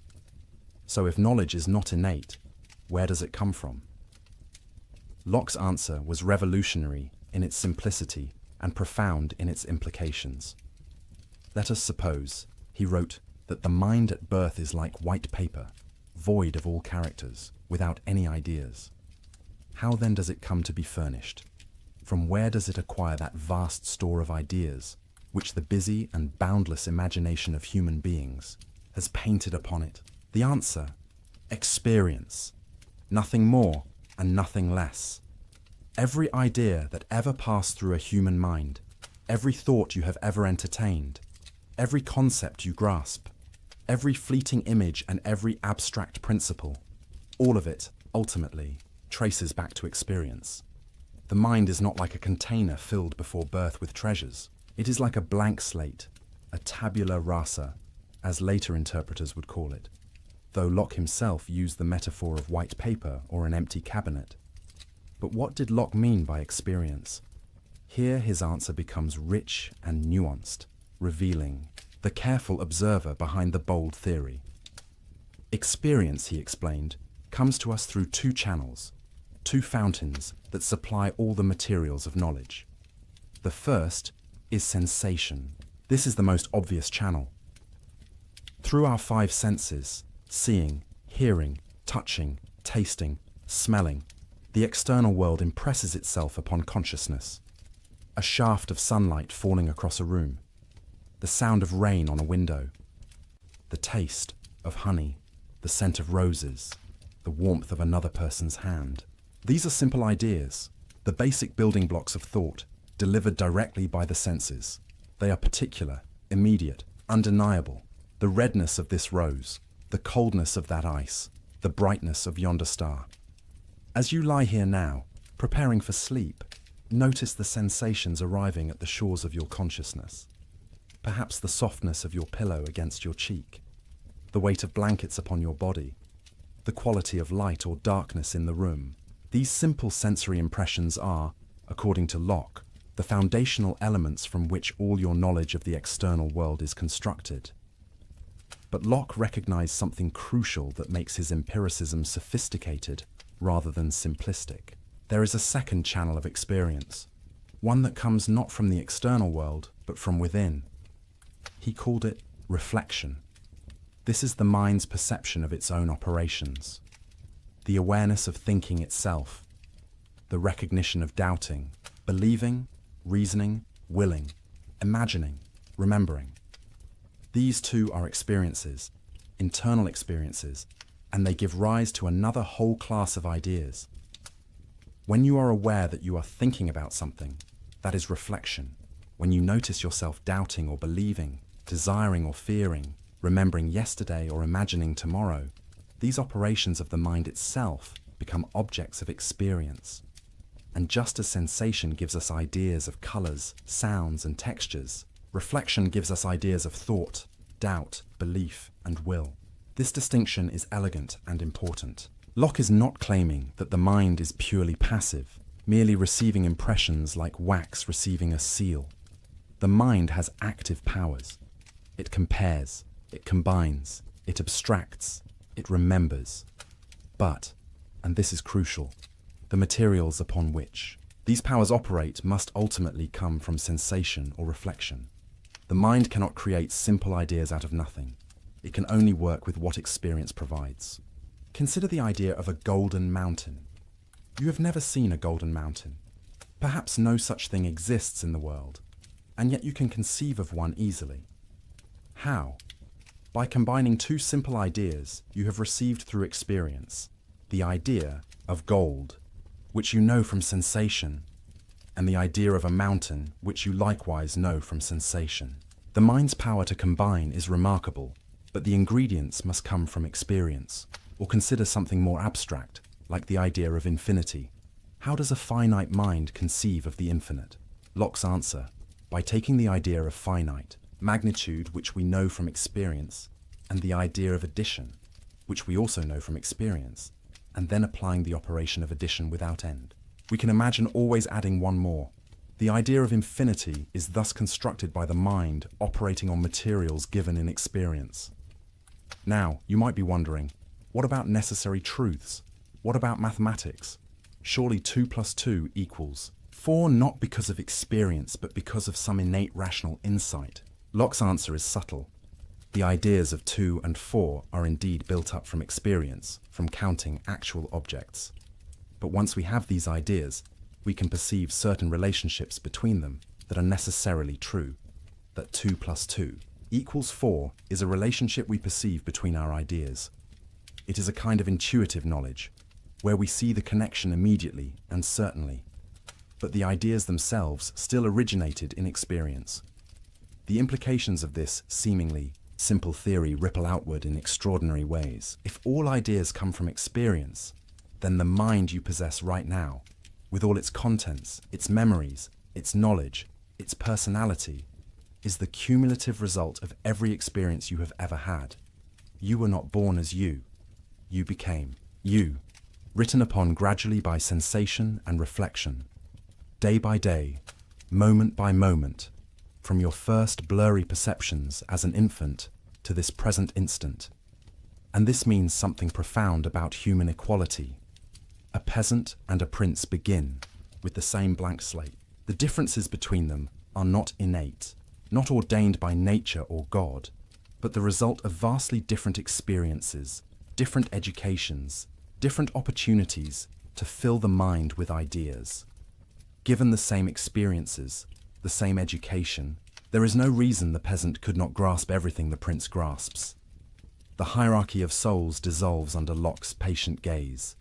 It also means something profound about human potential.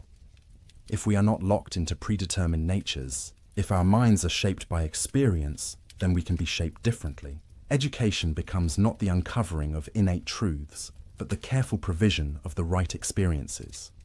Character becomes not fixed essence, but the result of habits formed through repeated experiences.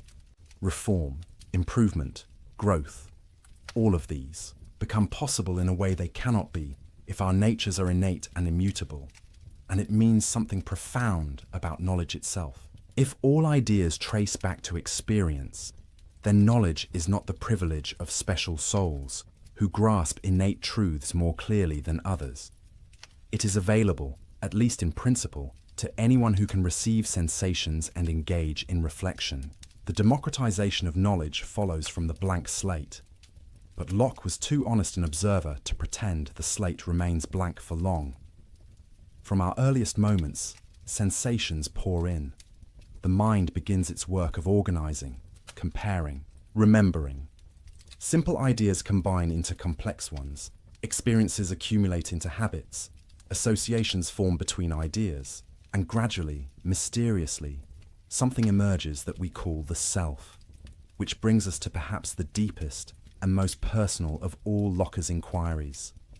Because once you accept that the mind begins as a blank slate and is furnished by experience, a profound question arises. If you are constantly changing, if new experiences are always being added, if the contents of your mind today are different from what they were yesterday and will be different tomorrow, then what makes you you? What is the principle of continuity that connects the infant you once were, the child you became, the adult you are now, and the older person you will someday be? This question of personal identity captivated Locke, and his answer to it may be his most profound and unsettling contribution to philosophy. But to understand his answer, we must first understand what he was arguing against. The traditional view, inherited from medieval philosophy and still dominant in Locke's time, held that personal identity consisted in the identity of substance. You are the same person over time because you are the same substance over time. For dualists like Descartes, this meant you were the same immaterial soul. For others, it might mean the same living organism. Either way, identity was a matter of being the same thing in a substantial sense. But Locke, with his characteristic empiricism, asked a troubling question. How do you know you are the same soul or substance over time? You have no direct experience of your own soul or substantial self. What you have experience of is consciousness. You are aware of your thoughts, your perceptions, your memories. But do you perceive some underlying substance beneath all of this? Locke suggested you do not, and indeed cannot. Consider dreamless sleep, that mysterious state you may soon enter. When you wake tomorrow morning, how will you know you are the same person who went to sleep tonight? Not because you perceive the same substance, whatever that would mean, but because you will remember going to sleep. Your consciousness tomorrow morning will encompass the memories of your consciousness tonight. This continuity of consciousness, Locke suggested, is what constitutes personal identity. He defined a person as a thinking, intelligent being that has reason and reflection and can consider itself as itself, the same thinking thing, in different times and places. And the key to this self-awareness across time is memory. Consciousness, he wrote, as far as it extends, makes the same person. To illustrate this radical idea, Locke proposed thought experiments that still provoke discussion 3 centuries later. Imagine, he suggested, that the soul of a prince, carrying all its memories and consciousness, were to enter the body of a cobbler, a humble shoemaker. Everyone looking at this person would see the cobbler's body. But suppose this body now contained all the memories, all the consciousness of the prince. Who would this person be? The prince or the cobbler? By the substance view, this person would be the cobbler, same body, perhaps same biological organism. But Locke insisted this person would actually be the prince, because personal identity follows consciousness, not substance. Wherever the prince's consciousness goes, there the prince is, regardless of what substance houses that consciousness. Now flip it around. Suppose the cobbler's soul entered the prince's body. Everyone at court would bow to the prince's body. But if this body now contained only the cobbler's memories and consciousness, this person would not be the prince. He would be the cobbler, despite appearances. These thought experiments seem fanciful, and Locke knew they were unlikely ever to occur, but they served a purpose. They clarified that when we care about personal identity, when we worry about whether someone will be held responsible for past actions or rewarded for past virtues, what matters is continuity of consciousness, not identity of substance. This becomes especially clear in cases of memory loss. Suppose a person commits a crime, but then suffers complete amnesia, genuinely losing all memory of the act, and indeed of their entire previous life. Are they still the same person who committed the crime? By the substance view, yes, same body or soul. But by Locke's consciousness view, no. This raises difficult questions about justice and responsibility, questions Locke acknowledged but did not fully resolve. The implications are both comforting and unsettling. Comforting because they suggest personal identity is not a mysterious, metaphysical fact about substances you cannot perceive, but something grounded in the very experience of consciousness you know intimately. Your identity is constituted by your memories, your sense of continuity, your ability to recognize yourself across time, but unsettling because this makes identity more fragile than we might like. What happens if memories are lost? What happens in cases of divided consciousness, like split-brain patients modern neuroscience has discovered? What about false memories, where you remember something that never actually happened? If identity is constituted by consciousness and memory, then identity can be disrupted, fragmented, even multiplied in ways the substance view never allowed. Locke also made a subtle but important distinction between the identity of a man and the identity of a person. The identity of a man, meaning the human organism, might continue even if personal identity is interrupted. Someone in a permanent coma is still the same living human organism, the same man, but perhaps not the same person if consciousness is utterly gone. And conversely, personal identity might in principle continue even if the underlying substance changed, as in the prince and cobbler example. This distinction has profound implications for questions about the afterlife, a topic of great concern in Locke's religious age. Many of his contemporaries worried, how can there be resurrection of the body if the body decays and its matter disperses? Locke's answer offered a kind of reassurance. What matters for the resurrection is not that the exact same matter be reassembled, but that the same consciousness continue. God could, in principle, provide a new body for the same person, as long as consciousness persists. But the deepest implication of Locke's view is this: you are not a thing that has experiences. You are, in some sense, the experiences themselves, or rather, the unity and continuity of consciousness that binds experiences together into a coherent perspective on the world. This consciousness, this awareness that can say I and recognize itself across time, this is the self, and it is built, moment by moment, from the stream of sensations, reflections, and memories that constitute your lived experience. As you lie here, consciousness beginning to dim as sleep approaches, consider this. The person who wakes tomorrow, morning will be you, not because they occupy the same body, though they will, but because their consciousness will encompass tonight. They will remember lying here, listening to these words, feeling the weight of blankets, breathing in and out. The continuity of memory will bridge the gap of sleep, creating the narrative thread that constitutes your identity. But what about sleep itself? Here, Locke made an observation that troubled some of his readers, but follows logically from his view. During deep, dreamless sleep, where is consciousness? It is not present to itself. You are not aware of being asleep while you are in that state, so in what sense are you a person during dreamless sleep? Locke's answer, carefully worded, is that personal identity is interrupted during such times. The sleeping person is the same man, the same human organism, but perhaps not in the fullest sense the same person, since consciousness has ceased. This might seem troubling, but there is something rather beautiful about it. It means that sleep is a kind of small death, a genuine discontinuity in personal existence. And waking is a kind of resurrection, a renewal of the self. Every morning, consciousness returns, memory bridges the gap, and you become yourself again. The self is not a permanent, substantial thing, but an ongoing achievement, a continuity created by consciousness rather than a metaphysical given.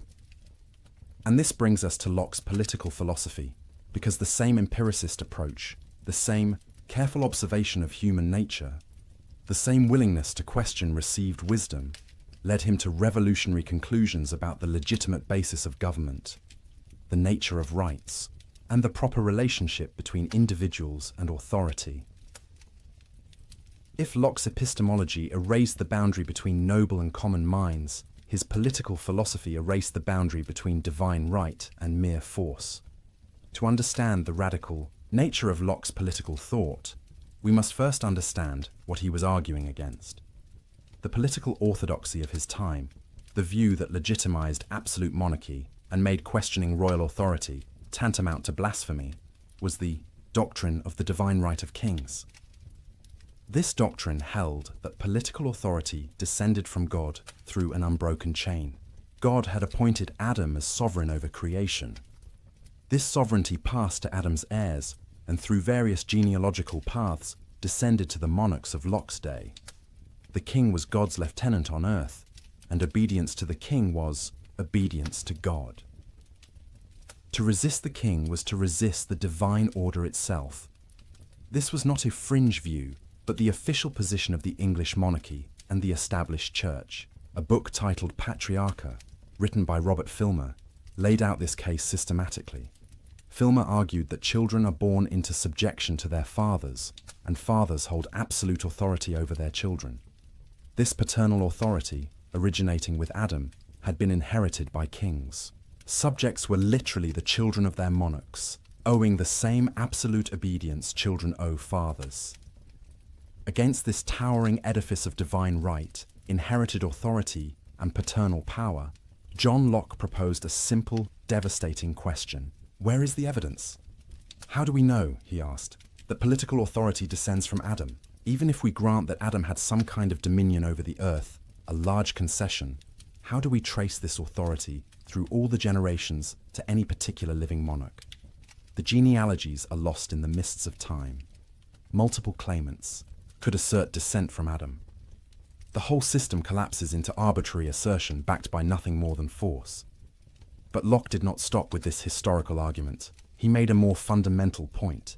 Even if we could trace unbroken descent from Adam, even if we knew with certainty who Adam's rightful heir was, this would not establish political obligation. Because paternal power is not, and never was, absolute.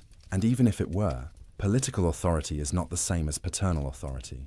What, then, is the true basis of political obligation? What makes a government legitimate? What gives anyone the right to command another person to obey? Locke's answer began with a thought experiment, a device borrowed from earlier political philosophers, but deployed by Locke with devastating effect. Imagine, he wrote, human beings in a state of nature before any government exists. What would this condition be like? Here, Locke's answer differed dramatically from that of Thomas Hobbes, another English philosopher who had also used the state of nature as a conceptual tool. For Hobbes, writing during the chaos of civil war, the state of nature was a nightmare, a war of all against all, where life was solitary, poor, nasty, brutish, and short. Human beings in their natural condition, Hobbes thought, were so dangerous to one another that any government, even the most absolute and tyrannical, was preferable to the anarchy of nature. But Locke, observing human nature more optimistically, saw things differently. The state of nature, he argued, was not a state of war, but a state of perfect freedom and equality. In this natural condition, all persons are equal in the sense that no one has natural authority over anyone else. No one is born to command, no one born to obey. Each person has the right to order their own actions, dispose of their possessions, and live as they see fit, without asking permission from anyone. But, and this is crucial, the state of nature is not a state of license. Freedom does not mean you can do whatever you want. Even in the absence of human government, Locke argued, there is law, natural law, which binds all rational beings. What is this natural law? Locke defined it as the law of reason itself, discernible by any rational creature. And reason, if consulted, teaches certain fundamental principles. First among them, that all human beings, being equal and independent, ought to respect one another's rights to life, liberty, and estate. No one ought to harm another in these fundamental goods without cause. Or, as Locke memorably put it, no, one ought to harm another in their life, health, liberty, or possessions. Why? Because we are all the workmanship of God, made to last during His pleasure, not one another's. Our bodies and lives are not our own property to dispose of as we please. They belong to God who made us. Therefore, we have no right to destroy ourselves or others. But everything else, our actions, our labor, the fruits of our labor, these we do own, and these no one may take from us without our consent. This introduces Locke's famous labor theory of property, an idea that would influence economic thought for centuries. How does private property arise in the state of nature? Locke's answer: through the mixing of labor with natural resources.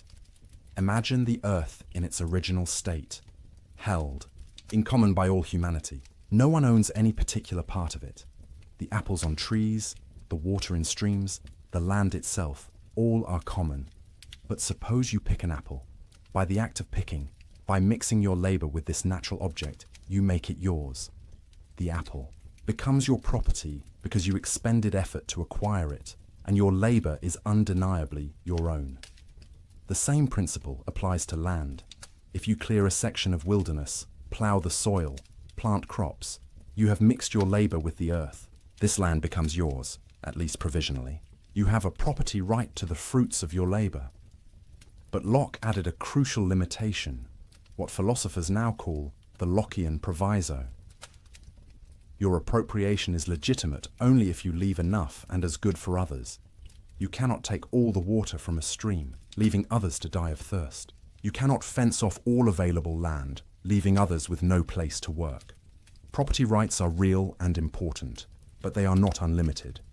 They exist within the constraint that others must also have the opportunity to sustain themselves.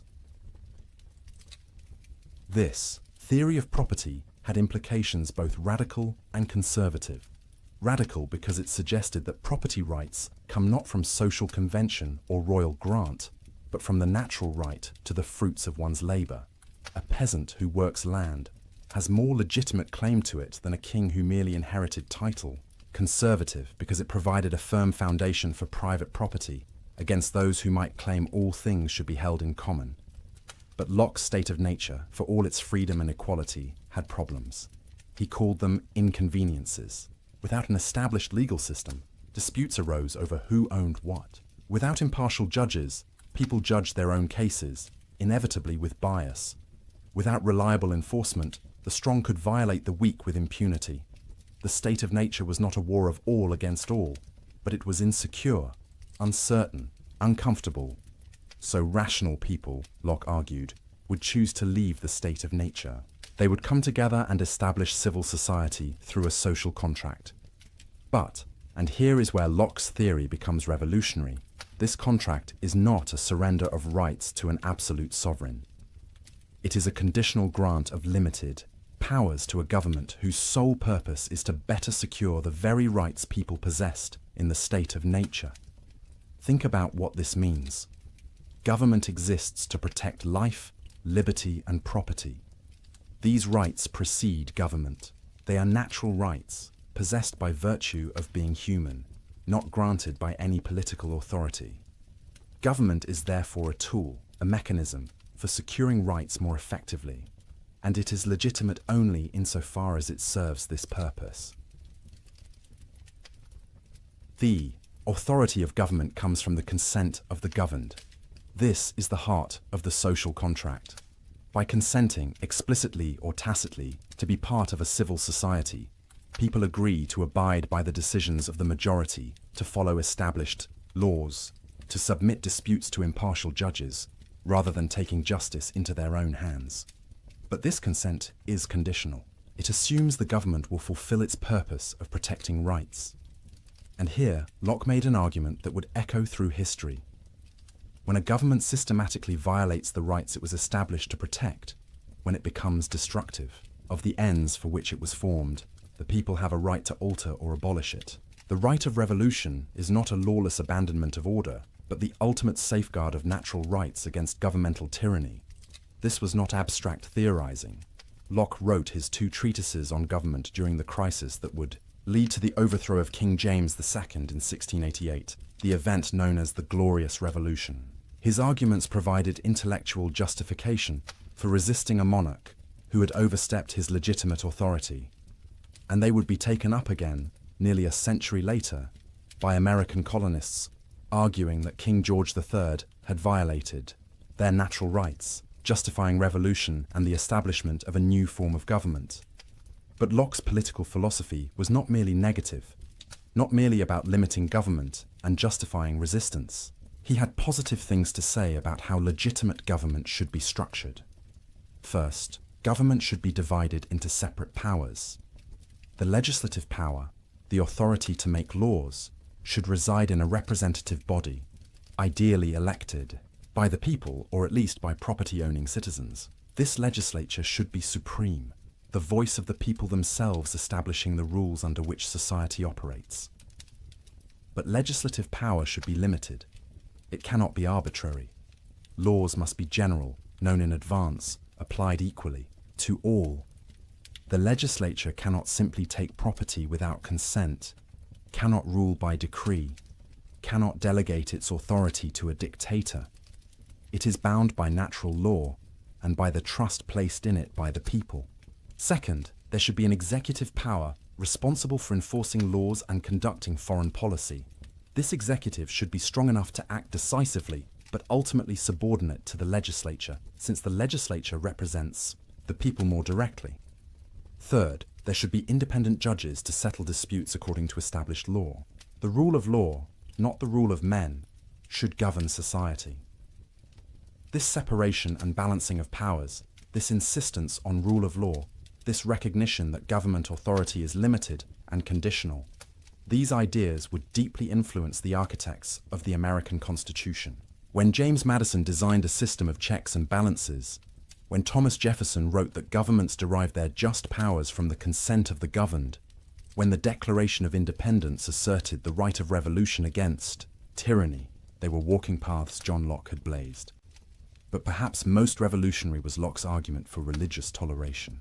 In an age when religious uniformity was enforced by law, when dissenters faced persecution, when wars were fought over questions of faith, Locke argued that government had no business dictating religious belief.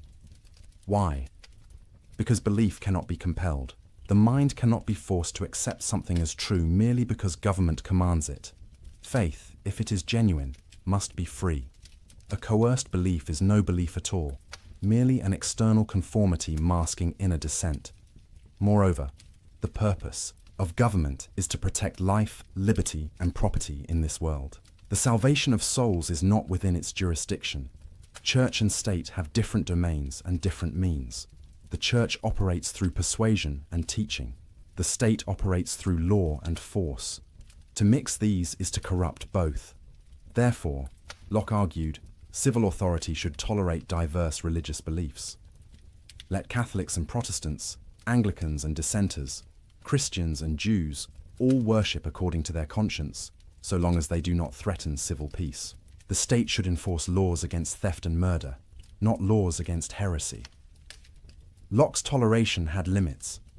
He excluded atheists on the grounds that they could not be trusted to keep oaths, and Catholics on the political grounds that they owed allegiance to a foreign power, the Pope. These exclusions seem narrow and inconsistent today, but in Locke's context, even this limited toleration was radical. And the logic of his argument pointed toward ever greater inclusivity, even if Locke himself did not fully embrace that logic. The implications of Locke's political philosophy ripple forward through centuries. They made possible the democratic revolutions that transformed the Western world.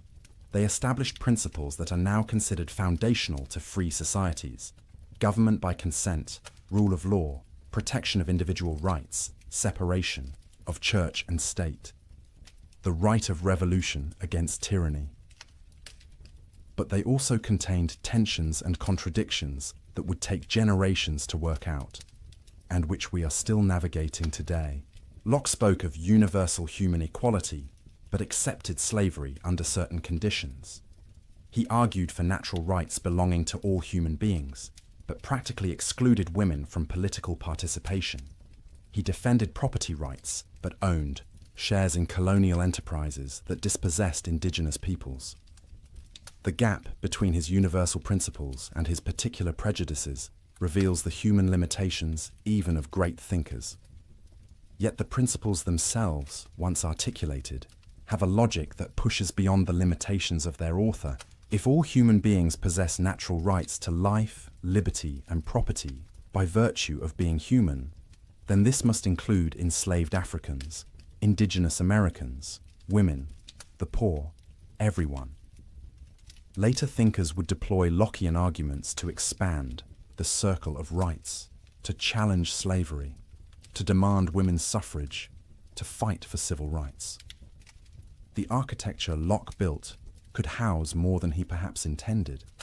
Now, let us return to Locke's epistemology, his theory of knowledge, because there is more depth here than we have yet explored. For Locke was not content simply to say all knowledge comes from experience. He wanted to understand the nature of knowledge itself, its limits and possibilities, with careful precision. Locke distinguished between different kinds of ideas based on their relationship to the world. Some ideas, he argued, genuinely resemble qualities in objects themselves. Others are merely the mind's response to certain physical configurations, not resembling anything in the external world. He called the first kind primary qualities. These include solidity, extension, figure, motion, and number. A ball is genuinely round, genuinely in motion, genuinely possesses a certain size and mass. These qualities belong to the object itself and would exist even if no mind perceived them. But then there are secondary qualities: color, taste, smell, sound, warmth. These, Locke argued, do not really exist in objects themselves in the way they appear to us. Color is not in the rose, but is the effect the rose's physical structure has on our visual system. Sweetness is not in the honey, but is the sensation honey produces in our taste organs. The warmth you feel is not in the fire itself, which is merely rapidly moving particles, but is the effect of those particles on your nervous system. This distinction might seem technical, but it has profound implications. It means the world as it exists independently of perception is quite different from the world as we experience it. The universe of pure physics, Locke suggested, is colorless, soundless, odorless, a realm of particles in motion with various sizes, shapes, and speeds. All the richness of sensory experience, the redness of red, the sweetness of sweet, the warmth of warmth, these are contributions of the perceiving mind. Does this make secondary qualities less real? Not exactly. They are real experiences, real qualities of our perceptual states. But they do not resemble anything in the external world in the way primary qualities do. And this means that our experience, while caused by the external world, is not a perfect mirror of it. This leads to a sobering recognition of the limits of human knowledge. We can know that external objects exist and affect us. We can know their primary qualities through careful observation and measurement. But our access to the ultimate nature of things, to the real essences of substances, is severely limited. Locke distinguished between nominal essences and real essences. The nominal essence of something is the set of observable properties by which we classify it. The nominal essence of gold, for example, might be yellowish metal, heavy, malleable, doesn't rust. These are the properties we use to identify gold and distinguish it from other substances. But the real essence of gold, its ultimate constitution, the internal structure that explains why it has these observable properties, this we do not know.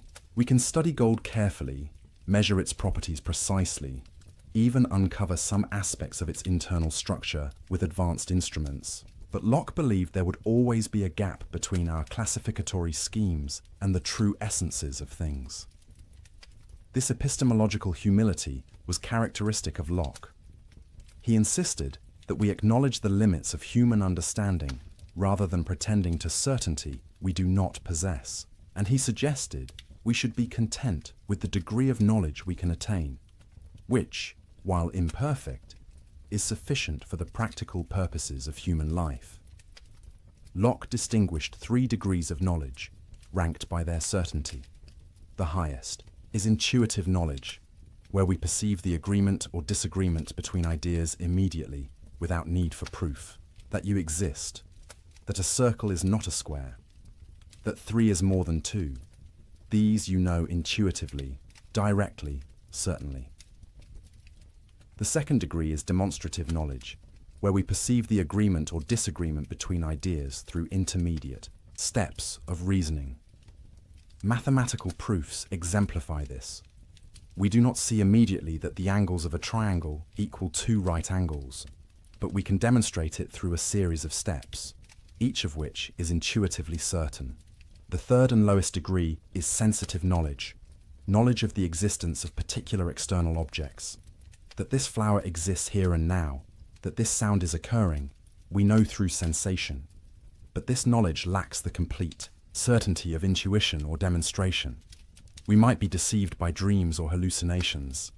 Still, the evidence is strong enough for practical purposes. We can be reasonably certain of the existence of objects we currently perceive. What about everything else, the vast realm of beliefs about things we do not currently perceive or cannot demonstrate? Here Locke introduced the concept of probability. Most of our beliefs are not knowledge in the strict sense, but probable judgments based on evidence. The sun will rise tomorrow. Paris is the capital of France. Bread nourishes. These are highly probable beliefs, but they lack the absolute certainty of intuition or demonstration. This means we should proportion our assent to the evidence. Where evidence is strong, believe strongly. Where evidence is weak, believe tentatively, and be willing to revise beliefs when new evidence emerges. This scientific attitude, this intellectual humility, combined with confidence in reason and observation, was central to Locke's vision of human knowledge. Locke also devoted considerable attention to language, recognizing that words are essential to thought, but also a frequent source of confusion and error. Words, he argued, stand for ideas in the mind of the person using them. Communication works when my words call up in your mind ideas similar to those in mine. But this process is imperfect. Words can be vague, ambiguous, used inconsistently. Much of human disagreement, Locke thought, stems from linguistic confusion rather than genuine differences of opinion. People use the same words to mean different things, or different words to mean the same thing, and waste time in fruitless debate. If we would only define our terms clearly, many disputes would dissolve.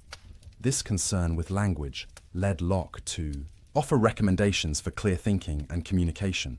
Define your terms explicitly. Use words consistently. Distinguish between different senses of the same word. Don't assume others mean by a word exactly what you mean. These may seem like common sense, but Locke observed that people violate these principles constantly, leading to endless confusion. As you settle deeper into rest, consider how Locke's epistemology offers a kind of peace. We need not pretend to certainty we do not possess. We need not claim knowledge of ultimate essences or absolute truths beyond our grasp. It is enough to observe carefully, reason honestly, proportion belief to evidence, and remain open to correction. This is intellectual humility, but it is also intellectual confidence.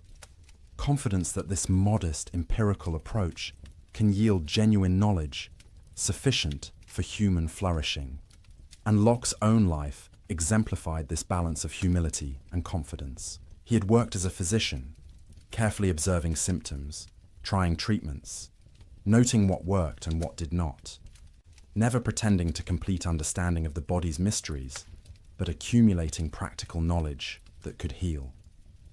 He had studied politics, watching governments rise and fall, noting the patterns of tyranny and the conditions of stability, never claiming to know the perfect system, but articulating principles that could guide toward justice. He had examined his own consciousness, noting the flow of sensations and thoughts, the operations of memory and association, never pretending to fathom the ultimate mystery of awareness, but describing accurately what could be observed. This empirical attitude, this willingness to learn from experience while acknowledging the limits of knowledge, was not merely an intellectual position.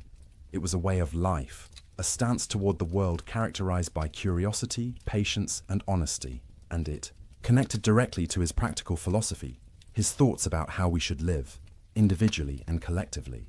Because if the mind is shaped by experience, then we bear responsibility for the experiences we provide, to ourselves, and especially to the next generation.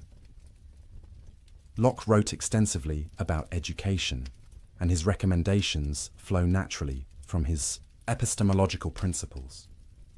If the mind at birth is a blank slate, then education is literally everything.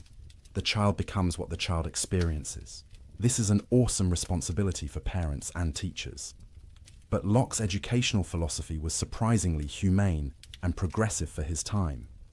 He opposed the harsh physical discipline common in schools, arguing that beating children teaches them only fear and resentment. He recommended gentle guidance, the formation of good habits through positive example, the cultivation of reason rather than mere obedience. Play is important, he argued, because children learn through activity.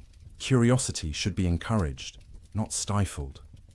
Education should be adapted to the child's individual temperament and abilities, not forced into a rigid mold. The goal is to form character, to develop judgment and self-discipline, to prepare the child for the responsibilities of adult life in a free society. Locke also emphasized physical education and health. A sound mind in a sound body, he believed. Children should spend time outdoors, should develop physical skills and stamina, should learn to endure some discomfort without complaint. But this toughening should be balanced with genuine care and affection, and education should be practical as well as theoretical. Learn useful skills. Study the world around you. Don't just memorize ancient texts. Observe nature directly. This emphasis on practical, experiential learning would influence educational reformers for centuries. Locke's economic thought also reflected his broader philosophical commitments. He was an advocate of what we might call economic liberalism, though that term would come later. He believed in the right to private property, as we have seen, grounded in the labor theory of value. He defended commercial activity and criticized those who viewed trade as morally suspect. But he also recognized that economic systems could be just or unjust. Property rights were important, but not absolute. The Lockean proviso, enough and as good left for others, imposed moral constraints on appropriation, and government had legitimate roles in the economy, providing infrastructure, coining money, enforcing contracts, preventing fraud. Locke served for several years on the Board of Trade in England, advising the government on economic policy. He wrote about monetary policy, interest rates, the relationship between trade and national prosperity. His approach was empirical, based on observation of how economies actually functioned rather than abstract theorizing. In all of this, we see the consistent application of Lockean principles. Freedom is valuable, both political and economic. But freedom exists within a framework of natural law, natural rights, and mutual obligation. The individual is important but not isolated. We are separate persons with our own rights, but we are also social beings who flourish only in community with others.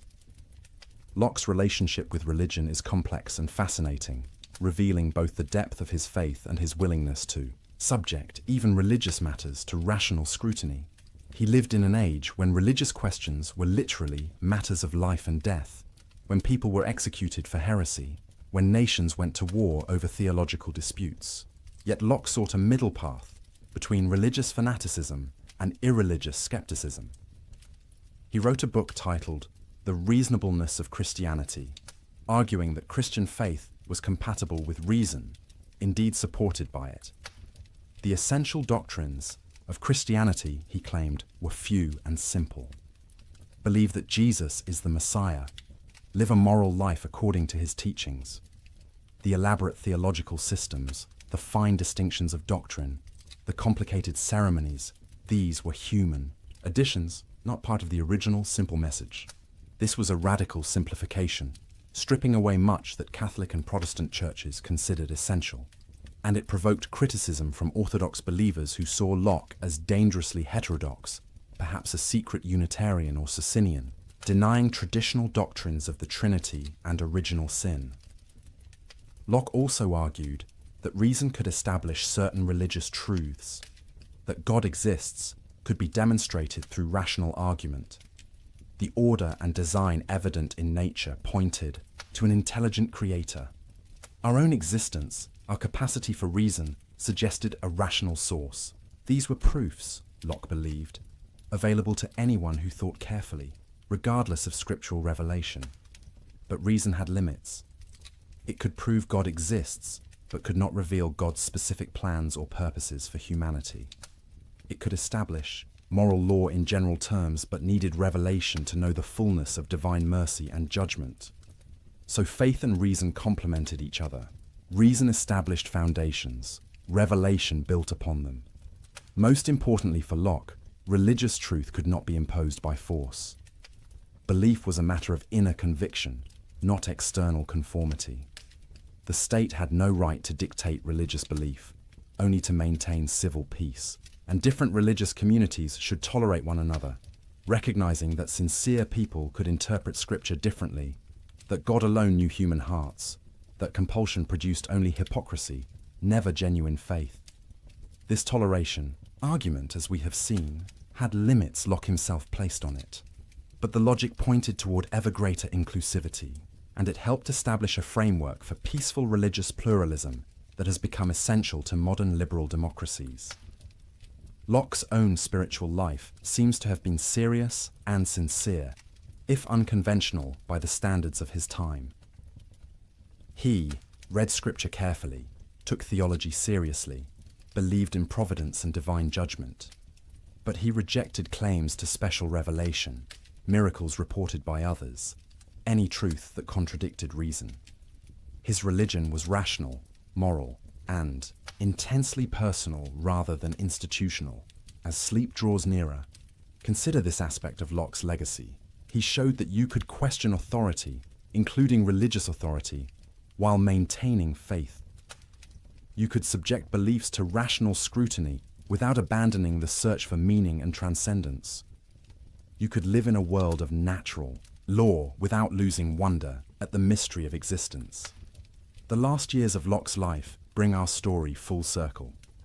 After decades of danger, exile, and uncertainty, he finally saw his major works published and acknowledged.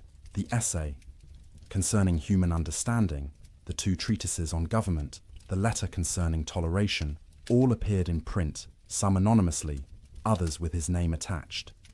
He became a respected figure, sought out by younger thinkers, consulted by government officials.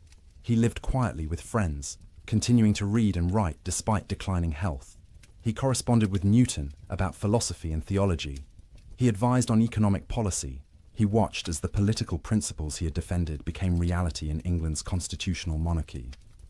But he never sought fame or power for themselves.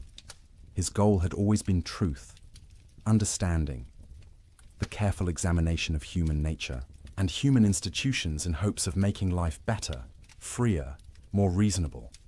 He had risked everything for these ideals, and he had lived to see them gain a foothold in the world. When Locke died in 1704, at the age of 72, he left behind a body of work that would shape the modern world. But he also left questions, tensions, incompleteness. His philosophy was not a finished system, but a beginning, an opening of pathways that others would walk. And they came, those others, building on Locke's foundations, criticizing his assumptions, developing his insights, pushing his principles to conclusions he had not reached. The Irish philosopher George Berkeley, a generation younger, accepted Locke's empiricism, but pushed it toward idealism. If we only know our ideas, never things themselves, perhaps only ideas exist. Matter itself might be a fiction. All that exists is minds and the ideas they perceive. This was not what Locke intended, but it showed the power and the danger of the empiricist approach. Push it far enough, and you might end up doubting the external world entirely.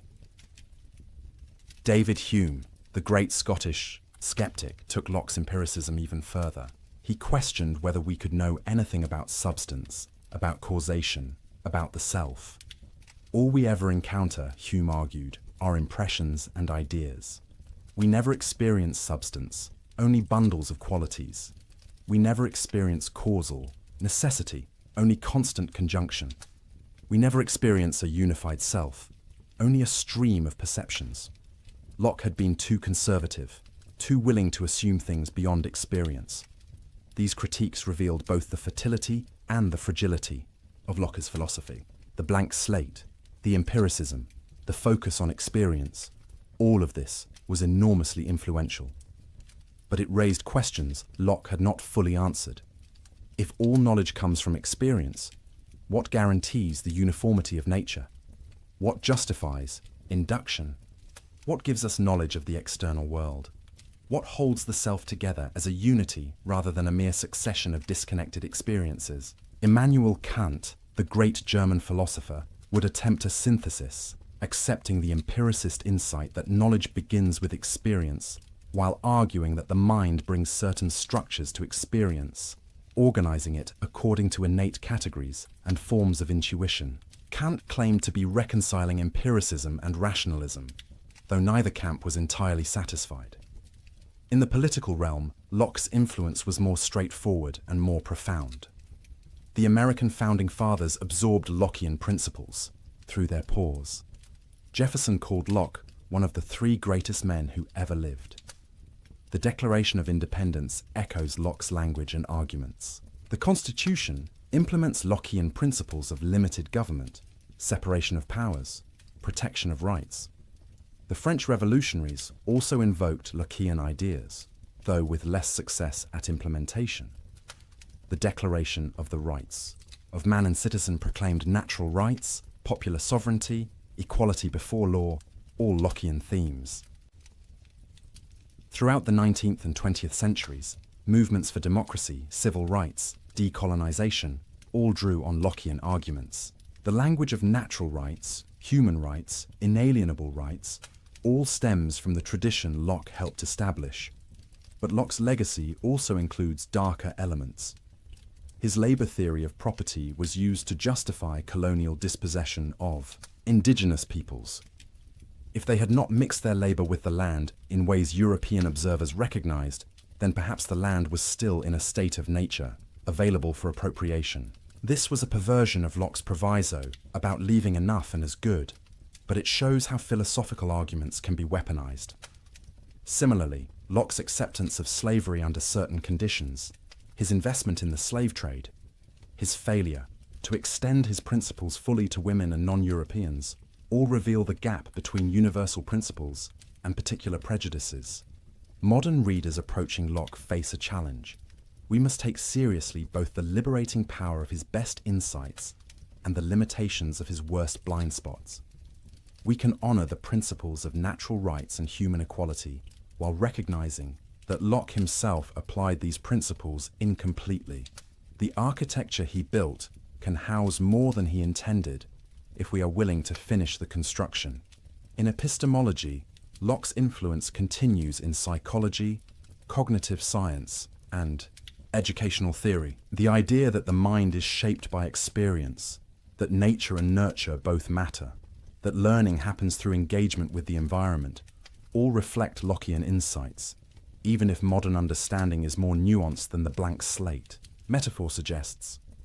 We now know that human infants are not quite blank slates.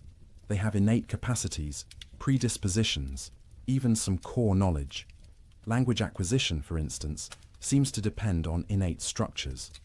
Moral intuitions appear very early, but experience still plays an enormous role in shaping these capacities, filling them with specific content, developing them in particular directions. The debate between nativism and empiricism continues, but in a more sophisticated form than Locke could have anticipated. In political philosophy, Lockean liberalism remains a powerful tradition, though contested from multiple directions. Some argue it is too individualistic, neglecting community and solidarity. Others say it is not individualistic enough, that Locke's acceptance of majority rule threatens minority rights. Feminists point out its historical exclusion of women. Marxists criticize its defense of private property. Communitarians question its social contract framework.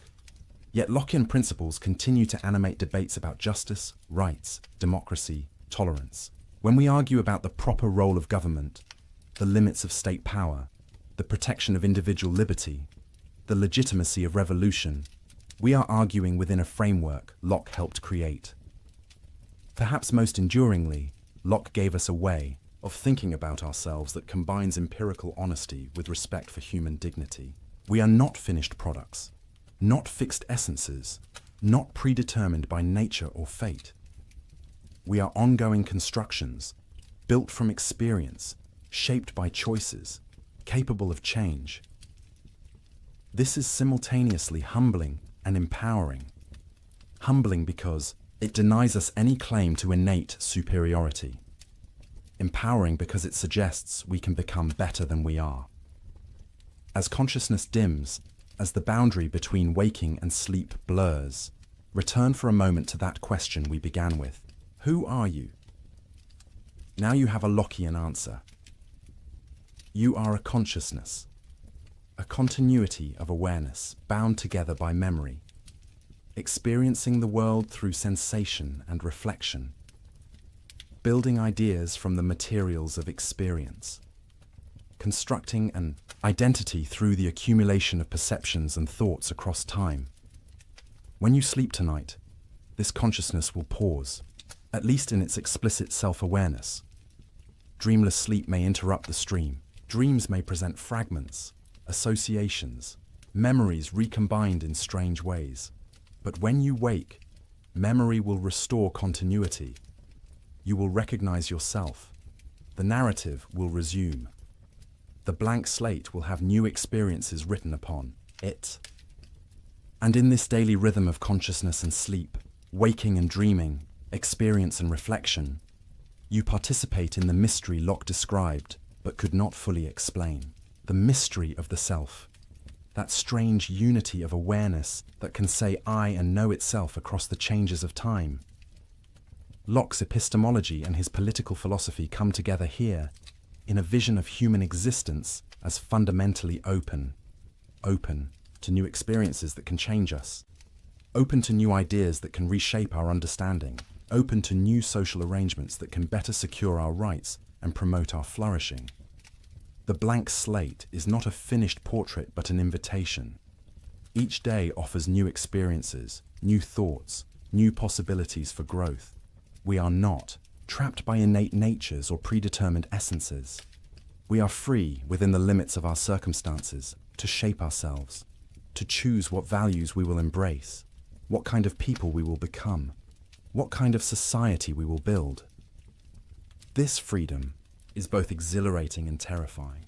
Exhilarating because it means genuine choice, genuine responsibility, genuine possibility for improvement. Terrifying because it means we cannot blame our faults on immutable nature or divine decree. We are, in large measure, authors of ourselves. But we are not solitary authors. We exist in community with others, also free, also self-creating. And this creates both the need for political order and the possibility of genuine community. The social contract is not merely a limitation on freedom, but an expression of it, a mutual recognition of rights, a cooperative effort to build conditions in which all can flourish. Locke understood that humans are neither pure angels nor mere beasts. We are rational creatures capable of recognizing moral law, yet also passionate creatures capable of selfishness and cruelty. We are independent beings, with our own rights, yet also social beings who need others to survive and thrive. The challenge is to create institutions that channel our better nature while checking our worse impulses. This requires education, forming character and habits from childhood. It requires law, establishing clear rules and impartial enforcement.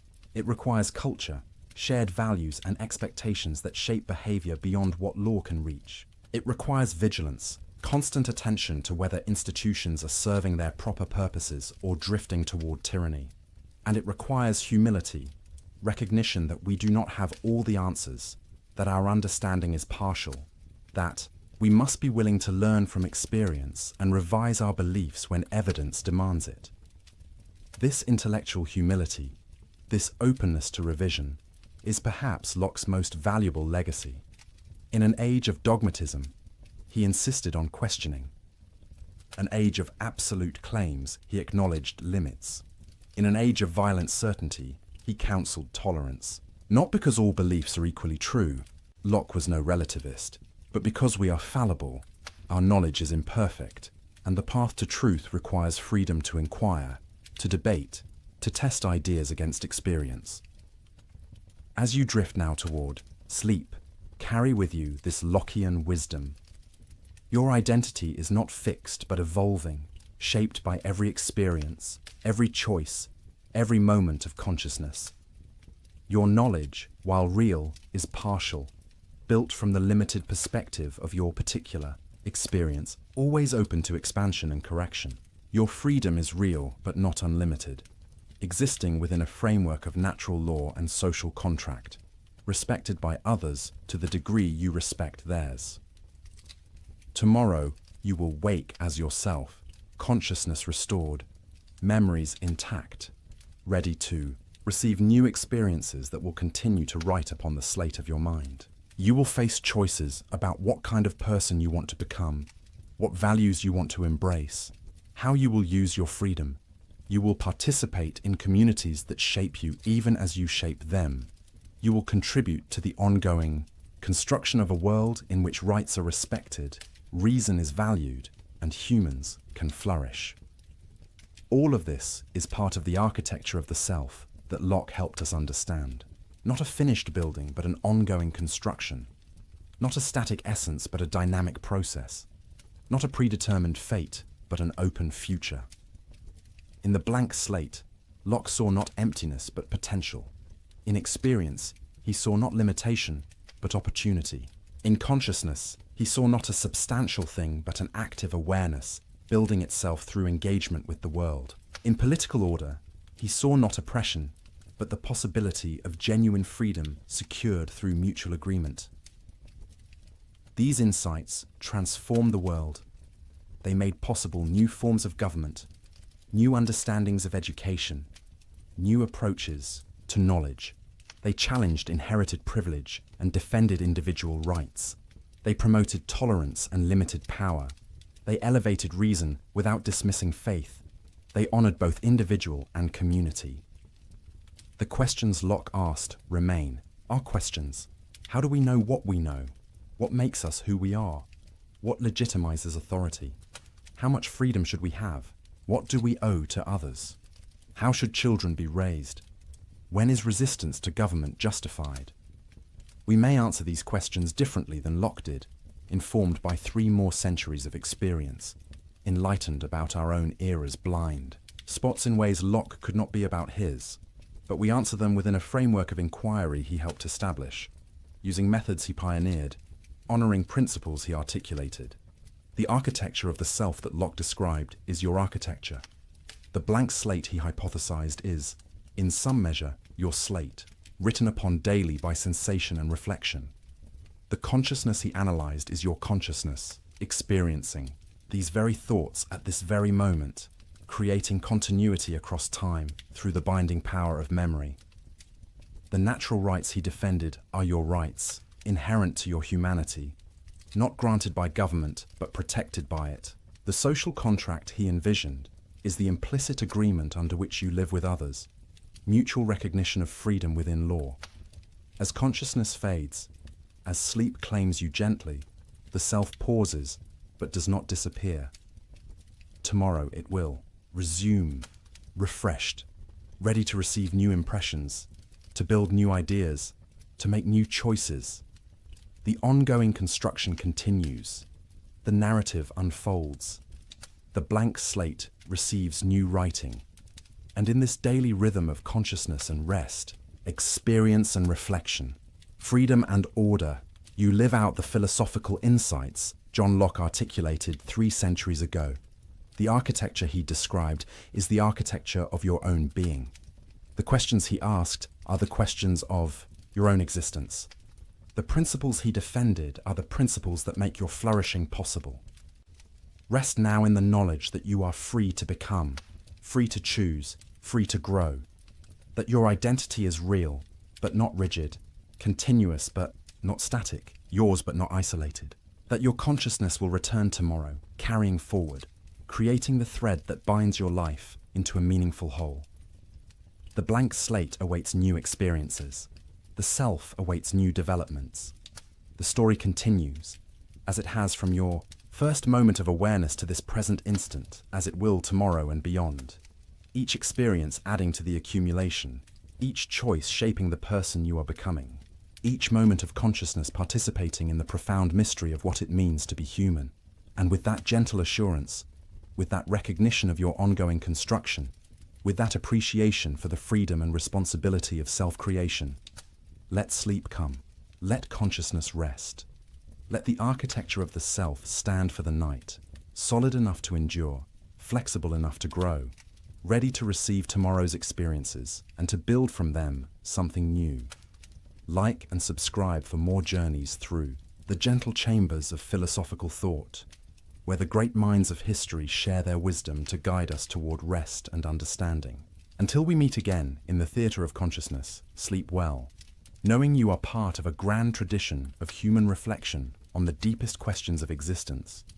Knowing your freedom is real, your potential is vast, and your story is still being written, one experience at a time, on the blank slate of an ever-developing mind. Before we part, let us linger a moment longer with some of Locke's most intimate insights about the human experience. Those observations about memory, association, habit, and will that reveal not just a philosopher, but a careful student of his own consciousness. Locke noticed something remarkable about how the mind forms connections. Ideas that occur together in experience tend to become associated in thought. If you are frightened by a dog as a child, the idea of dog becomes linked with the idea of danger. Years later, even though you know rationally that most dogs are harmless, the association persists. Your heart races when a dog approaches, not because you choose this reaction, but because experience has written this connection into your mind. This association of ideas, as Locke called it, operates beneath conscious awareness, shaping our responses, our preferences, our very personalities. A song heard during a happy moment becomes linked with happiness, so hearing it years later brings back that feeling. A place associated with grief carries sadness in its very appearance. The smell of bread baking might carry you back to childhood, to your grandmother's kitchen, to a sense of safety and warmth you had forgotten you possessed. These associations are powerful, and Locke warned they could be both beneficial and harmful. Good associations, formed through positive experiences, create healthy habits and pleasant emotions. But negative associations, especially those formed in childhood when the slate is freshest and impressions sink deepest, can haunt us for life. He told a story to illustrate this. A child, frightened by a foolish servant who connected darkness with tales of goblins and spirits, might develop a lifelong fear of the dark. Not because darkness is truly dangerous, but because the association between darkness and terror was formed so early and so strongly that it cannot be easily erased. The grown adult, knowing intellectually that no goblins lurk in shadows, still feels the childish dread, the racing heart, the irrational fear, because experience wrote this connection when the mind was most receptive. This insight about association had profound implications for education and child rearing. Parents and teachers must be careful about what associations they allow to form. Never frighten a child unnecessarily. Never associate learning with punishment, lest the child come to fear knowledge itself. Never link religion with harshness, lest faith become associated with cruelty rather than love. Instead, create positive associations. Let learning be pleasurable. Let virtue be rewarded. Let the child associate good behavior with parental approval, moral action with happiness, knowledge with power and freedom. These early associations, Locke emphasized, shape character more than any explicit instruction. Tell a child 1,000 times that learning is valuable, but if every encounter with books brings punishment for fidgeting or boredom from poor teaching, the child will associate books with unpleasantness. The association speaks louder than the lecture. This is why habit is so important in Locke's moral psychology. Habits are repeated associations, patterns written so deeply into the mind through repeated experience that they become nearly automatic. The virtuous person is not someone who constantly struggles against temptation through willpower alone. Rather, virtue becomes habitual, a pattern of association where right action feels natural, comfortable, even pleasurable. How do we form good habits? Through repeated practice, starting young. A child who learns to control impulses, to delay gratification, to consider others' feelings through countless small experiences, gradually develops self-discipline as a habit. An adult who repeatedly chooses honesty, even when lying would be easier, gradually finds that honesty becomes second nature, the automatic response, the expected behavior.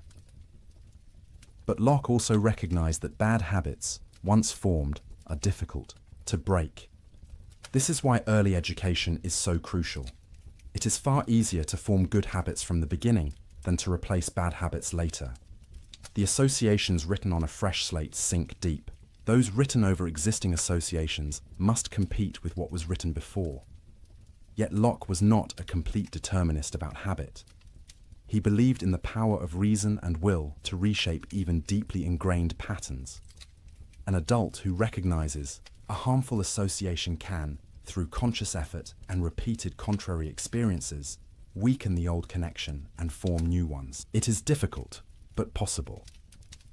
The mind that was shaped by experience can be reshaped by new experience, guided by rational reflection.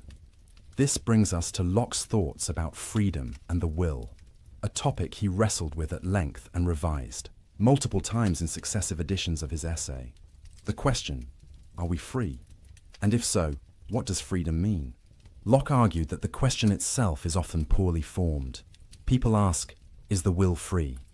But this, Locke suggested, is like asking whether sleep is swift or virtue square.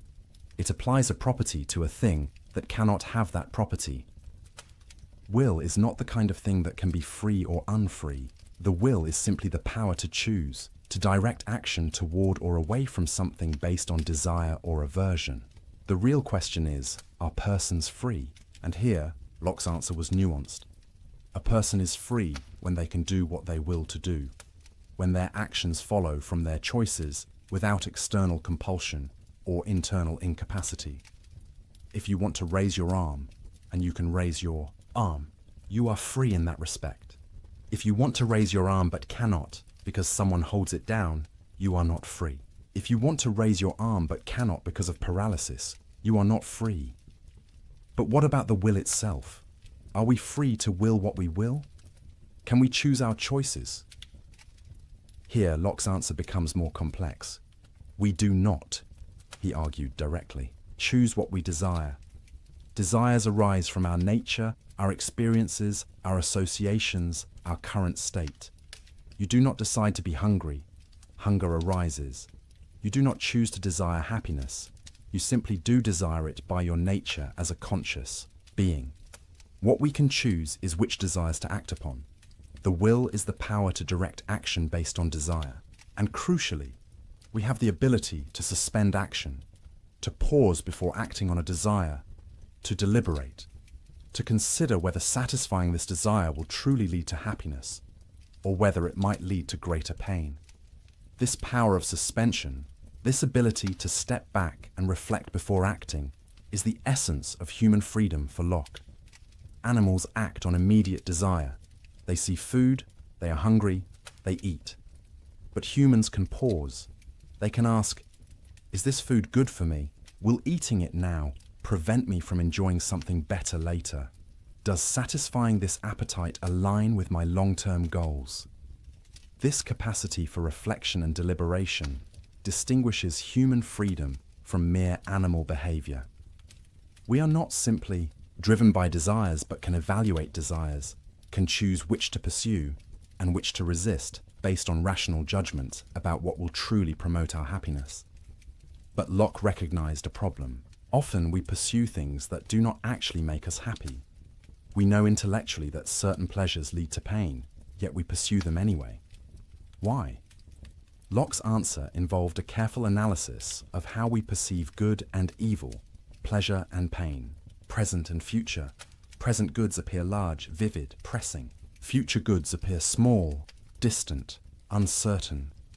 A pleasure available now exerts more motivational force than a greater pleasure available tomorrow. This is not because we choose to value the present more. It is how desire naturally operates, shaped by the immediacy of sensation versus the abstraction of imagination. To act rationally, we must correct for this bias. We must make future goods more vivid in imagination, must consider carefully the long-term consequences of present actions, must develop habits that resist immediate gratification in favor of lasting happiness. This requires education, practice, the formation of character through repeated choices that prioritize true good over apparent good. And this is where moral education becomes crucial for Locke. The goal is not to suppress desire, but to train desire, to develop associations between right action and pleasure, between virtue and happiness, so that doing the right thing becomes not a painful sacrifice, but a genuine satisfaction. The virtuous person is not someone who constantly struggles against their nature, but someone whose nature, shaped by experience and habit, inclines naturally toward good. They have formed associations where honesty brings pride, where generosity brings joy, where self-control brings dignity. Virtue is not contrary to happiness, but constitutive of it. As you rest here, consider how these insights apply to your own life. What associations has your experience formed? What habits shape your automatic responses? What desires drive your choices? And crucially, what power do you have to reflect on these patterns, to evaluate whether they truly serve your long-term flourishing, to reshape them through new experiences and conscious effort? Locke's vision is neither completely deterministic, nor completely voluntaristic. You are shaped by experience, yes, but you are also a rational agent capable of reflecting on experience, capable of choosing which desires to act upon, capable of forming new habits through deliberate practice. The blank slate has been written upon, but the writing is not indelible. New experiences can overlay old associations. Reflection can guide choice. Will can direct action. This is a liberating and challenging vision. Liberating because it suggests you are not trapped by your past or your nature, that change is possible, that you can become better than you are. Challenging because it places responsibility on you, because it suggests that your character, your happiness, your very self are in significant measure the result of your choices about which desires to pursue, which habits to form, which associations to cultivate. And this personal level of analysis connects back to Locke's political philosophy. Just as individuals must balance freedom with responsibility, desire with reason, present satisfaction with long-term flourishing, so must societies balance individual liberty with social order, personal rights with common good, the freedom to pursue happiness with the constraints necessary for everyone to have that same freedom.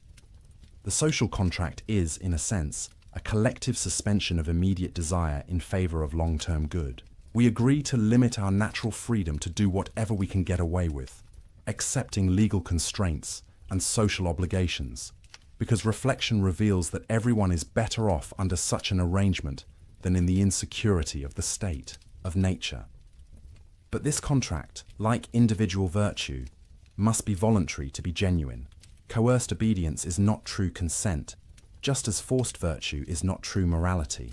The legitimacy of government rests on the ongoing consent of the governed, on their continued judgment that this political arrangement serves their genuine interests better than available alternatives. And just as individuals must periodically reflect on their habits and associations, asking whether these truly serve their flourishing, so must citizens periodically reflect on their government, asking whether it truly serves its proper purpose of protecting rights and promoting the common good. When it does not, when government becomes destructive of the ends for which it was established, Locke's theory justifies not just complaint, but resistance, even revolution. This right of revolution has been controversial since Locke first articulated it. Critics worry it invites anarchy, that it gives every discontented faction a justification for violence. But Locke was not counselling revolution lightly or for trivial causes. He specified that revolution is justified only when there is a long train of abuses, a systematic pattern of rights violations, a clear demonstration that government has abandoned its proper purpose. And he noted that people are naturally conservative, reluctant to overturn established order. Revolution happens not because philosophers write books justifying it, but because governments provoke it through persistent tyranny. The real danger is not that people will rebel too readily, but that they will endure oppression too long, that their habits of obedience and their fear of change will keep them submissive, even when justice demands resistance. This tension between order and liberty, between stability and change, between tradition and reform, runs through all political life. Locke did not resolve it definitively, but he provided principles for navigating it. Respect for natural rights, consent of the governed, rule of law, separation of powers, tolerance of diversity, willingness to reform unjust institutions. These principles have been tested across centuries and found both powerful and imperfect. Powerful because they have inspired movements for freedom, enabled peaceful transfers of power, protected individuals from tyranny, created space for human flourishing. Imperfect because they have been applied selectively, invoked to justify as well as to oppose oppression, interpreted in contradictory ways. The work of building just societies, like the work of forming virtuous character, is never complete. New challenges arise, old solutions prove inadequate, principles must be reinterpreted. For changed circumstances, the blank slate of each new generation must be written upon with the accumulated wisdom of the past, while remaining open to the new insights of the present. Locke himself, despite his profound contributions, had blind spots we now see clearly. His acceptance of slavery, his limited toleration, his assumptions about property and gender, all reflect the prejudices of his time. Later generations have had to extend his principles beyond where he took them, to include those he excluded, to recognize rights he did not acknowledge, to build the more complete and consistent liberalism his own logic implied, but his own practice failed to achieve. This is not a failure of Locke's philosophy, but rather evidence of its power. The principles are strong enough to be turned against their author's own inconsistencies. The logic of natural rights, once unleashed, pushes toward ever greater inclusivity. The commitment to reason and experience demands ongoing refinement of theory in light of observation. The emphasis on consent requires listening to voices previously silenced. In this way, Locke's philosophy is alive, growing, developing, not a dead monument, but a living tradition. Each generation writes its own experiences on the collective slate, forming new associations, developing new habits, creating new institutions, always building on what came before, while also revising, correcting, expanding. And you, lying here, on the threshold of sleep, are part of this ongoing story.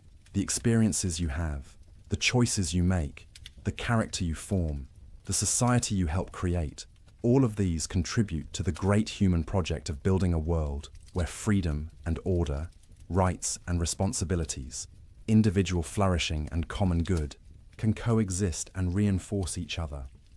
This is Locke's legacy, not a finished system but a method, not dogma but questions, not certainty but the humble confidence that reason and experience, carefully applied, can guide us toward truth and justice, even if we never reach perfect understanding or perfect society.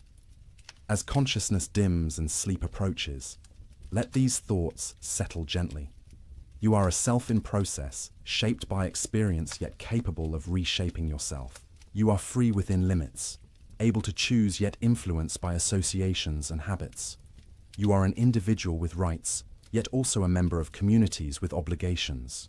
You are rational, yet also passionate, capable of wisdom, yet prone to error, finite yet oriented toward transcendent goods. This is the human condition, as Locke understood it, neither angel nor beast, but something between. A rational animal, a political creature, a self-creating consciousness, an embodied soul, a bearer of rights and responsibilities, a blank slate being written upon by experience, even as you use reason, to guide which experiences you seek and how you interpret them. In sleep, this active process pauses, consciousness retreats, explicit self-awareness fades, the will relaxes its direction of attention.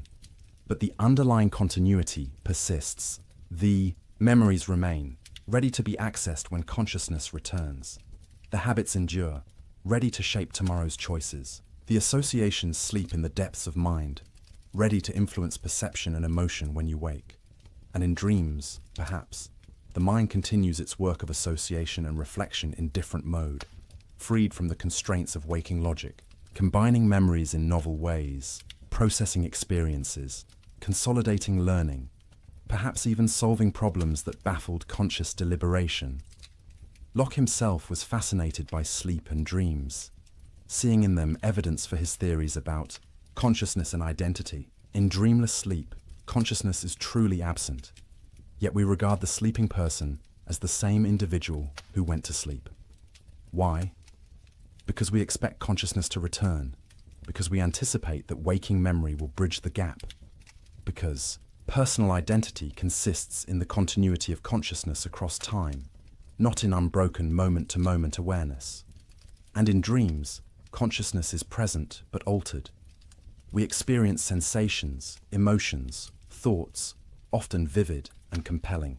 Yet these experiences are not caused by external objects, but by the mind's own activity, recombining memories, activating associations, playing out fears and wishes in symbolic form.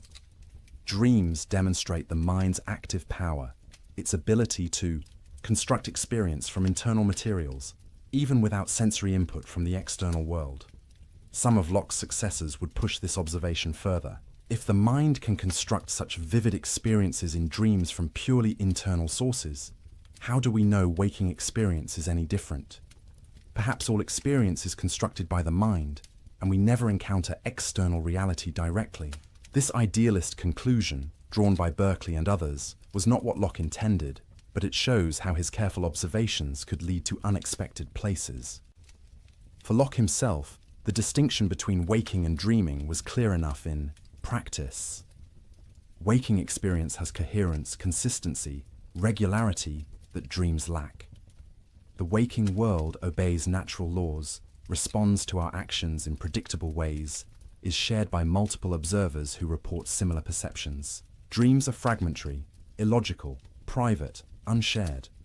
This practical difference, even if we cannot prove metaphysically that waking experience corresponds to external reality, is sufficient to ground knowledge and guide action. This pragmatic approach, this willingness to acknowledge limits of certainty while still affirming the possibility of knowledge sufficient for human purposes, is characteristic of Locke's entire philosophy. We cannot prove we are not dreaming, cannot demonstrate with absolute certainty that matter exists, cannot be infallible in our judgments, but we can observe carefully, reason honestly, test our beliefs against experience, and build up a body of knowledge reliable enough to navigate the world and live well. This is intellectual modesty combined with practical confidence. We admit our limitations while still trusting our capacities. We acknowledge uncertainty while still making judgments. We remain open to correction while still committing to beliefs. This balance, this refusal of both dogmatic certainty and corrosive skepticism, is perhaps Locke's most valuable methodological contribution, and it applies not just to theoretical knowledge but to practical wisdom, to the art of living. We cannot know with certainty the best way to live, the perfect character to cultivate, the ideal society to build, but we can observe what tends to promote happiness and what tends to produce misery. We can experiment with different approaches, note the results, adjust our behavior accordingly. We can learn from the experience of others, from history, from diverse cultures and ways of life, extracting principles while remaining alert to context and variation. This experimental approach to ethics and politics, this willingness to treat human institutions not as sacred unchangeable structures, but as provisional arrangements subject to evaluation and reform, was radical in Locke's time and remains challenging today. It asks us to hold our convictions with what one modern philosopher called appropriate tentativeness, to be confident enough to act while remaining humble enough to learn. As the final veils of consciousness draw across awareness, as thought becomes dreamlike and dreamlike thought fades toward the darkness of deep sleep, carry with you this Lockean equanimity. You need not have all answers. You need not possess perfect certainty. You need not be finished becoming who you will be. It is enough to observe carefully, reflect honestly, choose consciously, and remain open to tomorrow's lessons. The self you are is not the self you will always be. The knowledge you possess is not all the knowledge available. The society you inhabit is not the only society possible. All is process, development, potential, possibility. The blank slate receives new writing daily. The architecture of the self rises higher, more complex, more beautiful, with each experience thoughtfully integrated, each choice consciously made, each habit deliberately cultivated. And in this process, you participate in something larger than yourself, the great human project of understanding and improvement that has continued across millennia and will continue long after you. Locke is one voice in this conversation, an important voice, a clarifying voice, but one among many. Others came before, building the foundations on which he stood. Others came after, developing his insights and correcting his errors. And still others will come, writing new chapters in the ongoing story of human self-understanding and self-creation. Your contribution to this story may seem small, private, insignificant. You are one person among billions, one consciousness among multitudes, one slate among countless others being written upon by experience.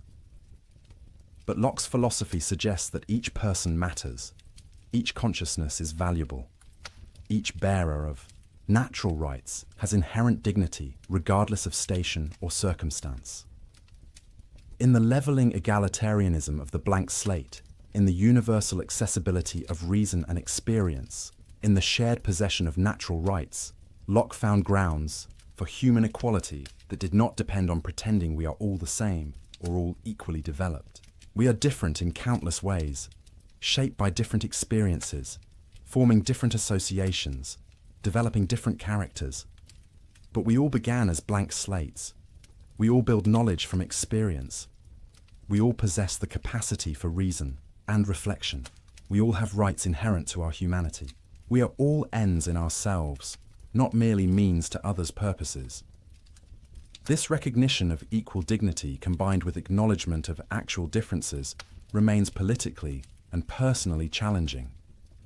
How do we honor both?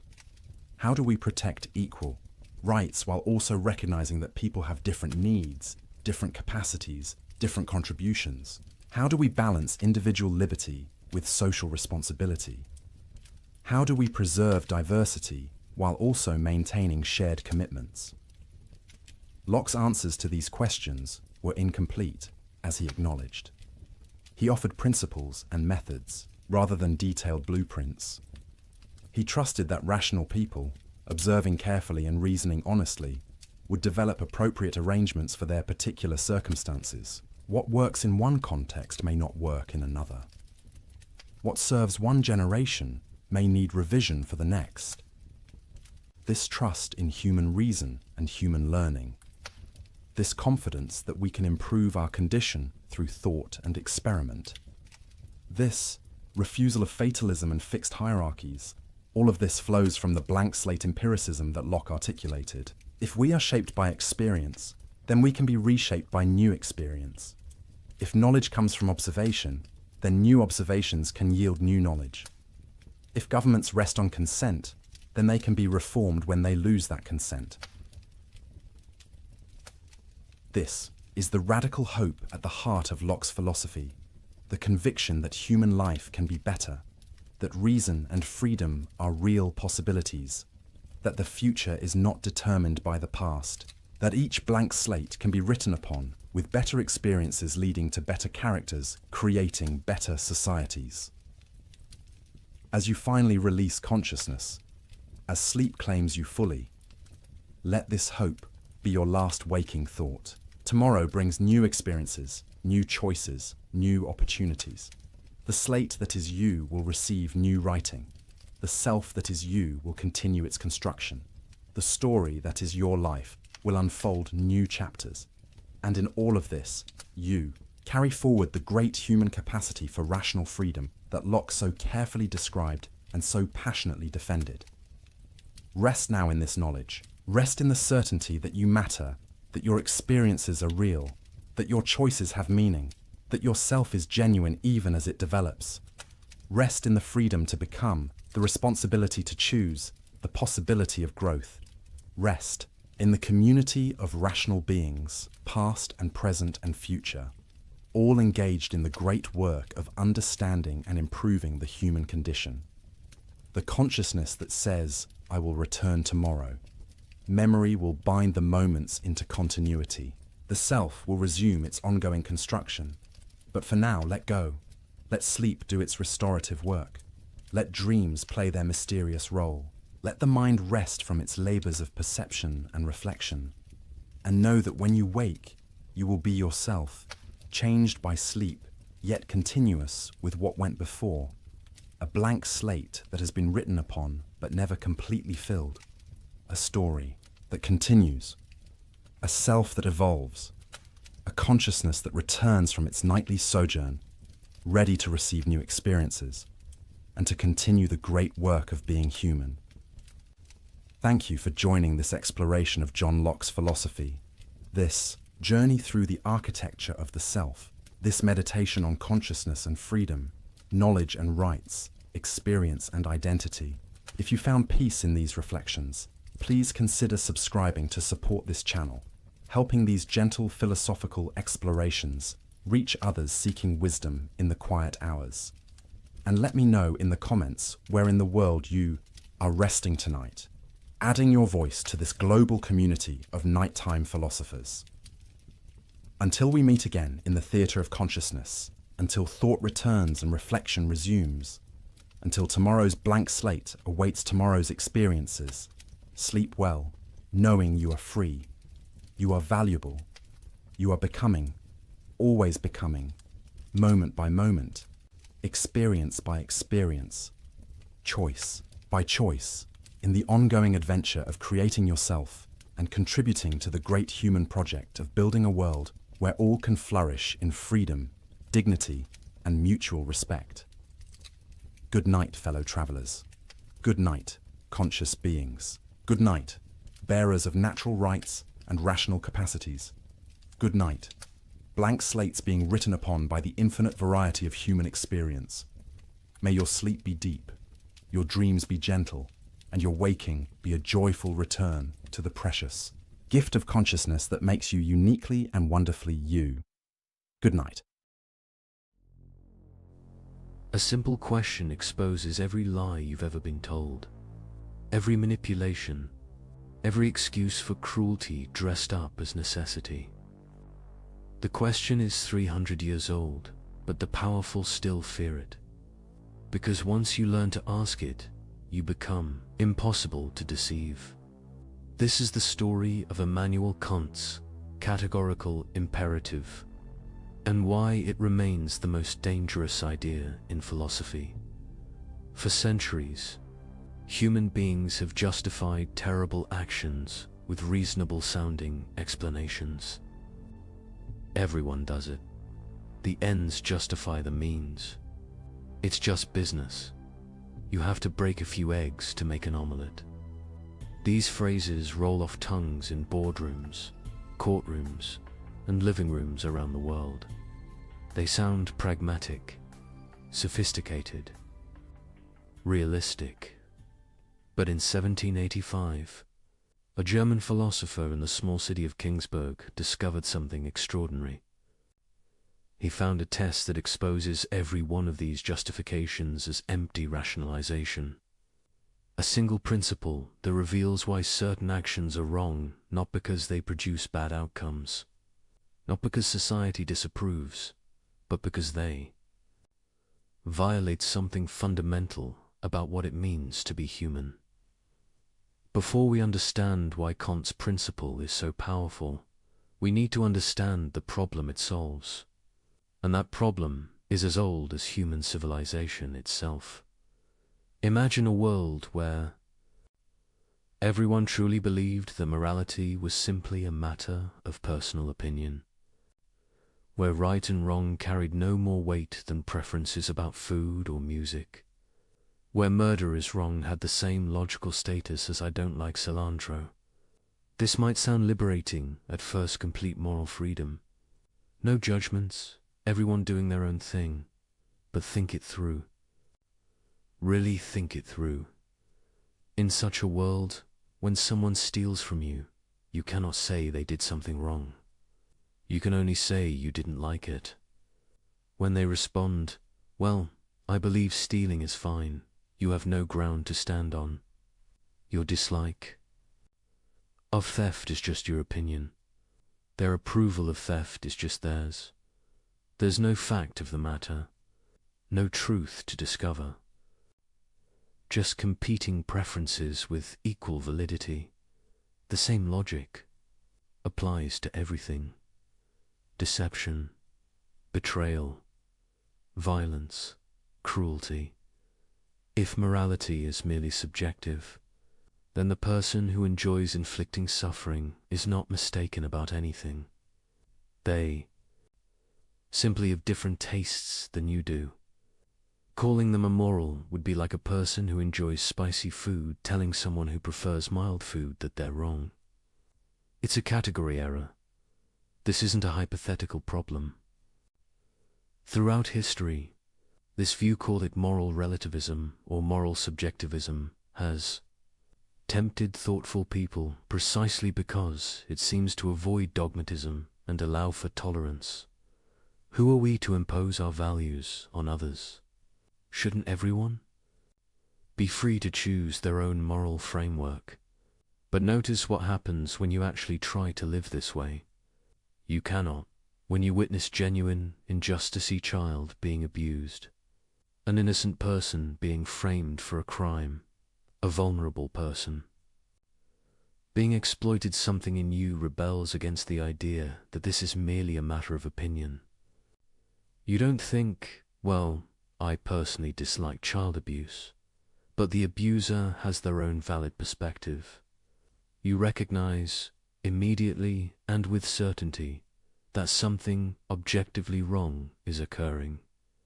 that the perpetrator is not simply expressing a different preference, but violating something real. This recognition reveals that we don't actually believe morality is subjective, even if we sometimes claim to. Our moral intuitions run deeper than taste preferences. They present themselves as truths about the world, not just facts about our psychology. But if morality isn't subjective, what is it? Where do moral truths come from? How do we discover them?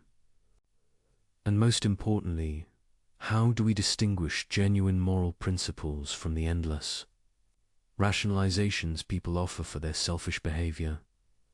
This is where the chaos enters. Because while everyone agrees that something like morality exists, they disagree violently about its content and foundation. Some point to religion. God commands certain actions and forbids others. But which religion? Which interpretation? And what about people who don't believe in any gods? Are they simply amoral? Others point to nature. We should do what's natural, follow our evolved instincts, recognize that humans are fundamentally self-interested animals. But this leads immediately to the problem that many natural impulses, aggression, dominance, tribalism, seem morally horrifying when examined closely. If we should follow nature, why shouldn't the strong dominate the weak? That's natural too. Still others point to consequences. An action is right if it produces good outcomes, wrong if it produces bad ones. This sounds reasonable until you start asking questions. Good outcomes? For whom? Over what time horizon? And who decides what counts as good? One person's benefit is often another person's harm. The landscape of moral philosophy before Kant was a battlefield of competing theories, each claiming to have found the foundation of ethics, each vulnerable to devastating objections. Religious ethics required faith in specific doctrines that not everyone shared. Natural law theories struggled to derive ought from is. Just because something is natural doesn't make it right. Consequentialist approaches led to counterintuitive conclusions where terrible acts could be justified if they produced enough benefit. But meanwhile, in everyday life, people offered an endless parade of justifications for questionable behavior. The merchant who cheated customers claimed, "Everyone does it, I'd be a fool not to." The official who accepted bribes argued, "The system is corrupt anyway, my personal integrity won't change that." The person who betrayed a confidence insisted, "I did it for their own good." Each excuse had a kind of surface plausibility. Each gestured toward some broader principle. But underneath, thinking people could sense something hollow. These weren't genuine moral reasoning. They were clever ways of giving yourself permission to do what you wanted anyway.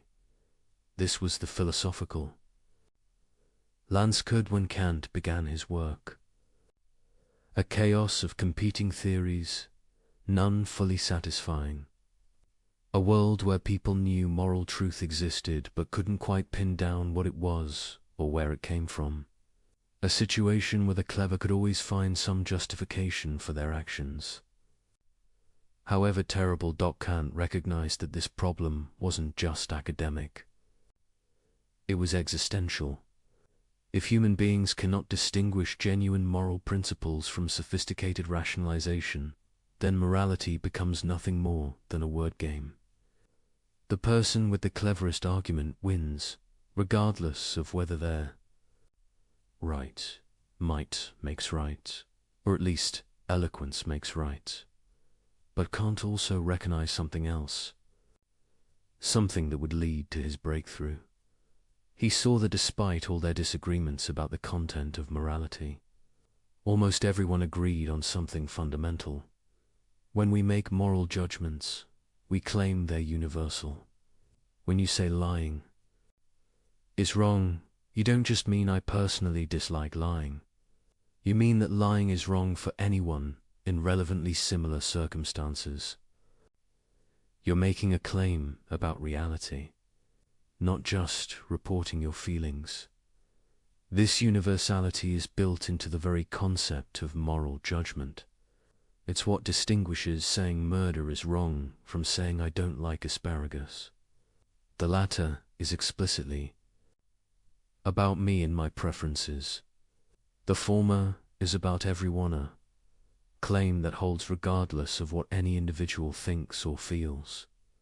And this universality, Kant realized, was the key to everything. Immanuel Kant was 57 years old when he published the groundwork of the Metaphysics of Morals in 1785. He had spent decades thinking about the nature of knowledge, reality, and human reason. His previous work, The Critique of Pure Reason, had revolutionized epistemology by showing how the human mind actively structures experience rather than passively. Receiving it, now he turned his revolutionary method to ethics, and what he had discovered would change moral philosophy forever. Kant's breakthrough came from a simple observation about what we actually mean when we make moral judgments. Not what we should mean, not what would be convenient or useful to mean, but what we actually, inevitably do mean whenever we use moral language. When someone says, "You shouldn't have lied to me," they're not making a prediction about consequences. They're not saying, "Lying to me produced outcomes I dislike." They're saying something much stronger. Lying was wrong. You had an obligation not to do it. This obligation existed before you lied, would have existed even if I never found out, and would exist for anyone else in similar circumstances. This is a very specific kind of claim. Its categorical meaning, it applies regardless of what anyone wants or desires. It's not conditional on achieving some goal. It's not hypothetical. It's simply binding. Think about the difference. When someone says, "If you want to get good grades, you should study," that's a hypothetical imperative. The should is conditional on your wanting good grades. If you don't care about grades, the imperative loses its force. But when someone says, "You should keep your promises," they're not conditioning the obligation on whether you happen to want to keep promises. They're saying you're bound to keep them whether you want to or not. That's a categorical imperative, a command that applies to you simply because you're a rational being. Regardless of your personal goals or desires, this distinction might seem subtle, but it's revolutionary. Because once you see it, you realize that most attempted justifications for immoral behavior try to smuggle hypothetical imperatives into places where only categorical ones belong. When someone says, "I had to lie because I wanted to avoid conflict," they're treating morality as hypothetically, if you want to avoid conflict, then lying is acceptable. But that's not how morality actually works. The wrongness of lying doesn't depend on whether avoiding conflict is your goal. It's wrong categorically, regardless of what you want. Kant saw that moral obligations had to be categorical, or they weren't really moral obligations at all. They would just be strategic advice, dressed up in ethical language. But this raised an even deeper question. Where do categorical imperatives come from? What gives them their binding force? Previous philosophers had offered various answers. Divine command, God makes them binding. Natural law there, written into the fabric of reality. Social contract, we all agree to follow them. But each answer had problems. If categorical imperatives come from God, then non-believers have no reason to follow them. If they come from nature, we're back to the problem of deriving ought from is. If they come from social agreement, then they're not really categorical, they're conditional on the agreement. Holding Kant's answer was startling in its elegance. Categorical imperatives don't come from anything outside human reason. They emerge from the nature of rational agency itself. Here's how the argument works. When you act, you always act according to some principle or maxim. This isn't something you can avoid. Even seemingly random or impulsive actions are based on implicit principles. I'll do whatever feels good in the moment. Or I'll follow my first instinct. Or I'll do what's easiest. These maxims are the subjective principles that guide your choices. Sometimes you're aware of them, sometimes not. But they're always there. Now, when you act on a maxim, you're implicitly claiming something. You're claiming that acting this way is permissibly at least for you in this situation. You're treating your maxim as a principle of action. But here's the key insight. If you're a rational being, someone who acts based on reasons rather than mere instinct, then you must be consistent. You cannot coherently claim that some principle justifies your action while simultaneously denying that same principle when others try to act on it. If you lie to someone because it's convenient, you're implicitly claiming that lying for convenience is a permissible principle of action. But then you cannot coherently object when others lie to you for their convenience. To do so would be a contradiction, claiming the principle is valid when you use it, but invalid when others do. This isn't just hypocrisy, it's rational incoherence. It's trying to have things both ways, in a way that violates the basic laws of logic. And this, Kant realized, is where moral obligation comes from. It doesn't require God, or nature, or social agreement. It emerges from what's required for rational agency itself to be possible. When you act, you must act on maxims. When you act on maxims, you must be able to will them as universal principles, principles that anyone in similar circumstances could follow. If you cannot do this without contradiction, then the maxim is morally impermissible. If you can, it's permissible. If you must, it's obligatory. This is why morality is categorical. It's not imposed from outside. It's not a constraint on your freedom. It's the internal requirement of rational action itself. To be a rational agent adult to act for reasons rather than mere impulse. Just as to be bound by moral principles. Kant had found something remarkable. He'd shown that morality isn't arbitrary, isn't culturally relative, isn't dependent on what anyone happens to want. It's built into the structure of rationality itself. To deny moral obligation is to deny that you're a rational being. And to deny you're a rational being is to undermine any claim you might make, including the claim that morality doesn't exist. But there was more. Because if this is where moral obligation comes from, then it tells us something profound about what moral actions look like. Most people, when asked why they do the right thing, will point to something outside themselves, because God commands it, because society expects it, because I'll be punished otherwise, because it benefits me in the long run. These might all be good motivations in their own way, but Kant realized they're not truly moral motivations. Why? Because they make morality conditional. They reduce it to a means to some other end. And whenever you treat morality as a means to something else, you open the door to abandoning it when it no longer serves that end. If you're honest because honesty benefits you, then you'll be dishonest when dishonesty benefits you more.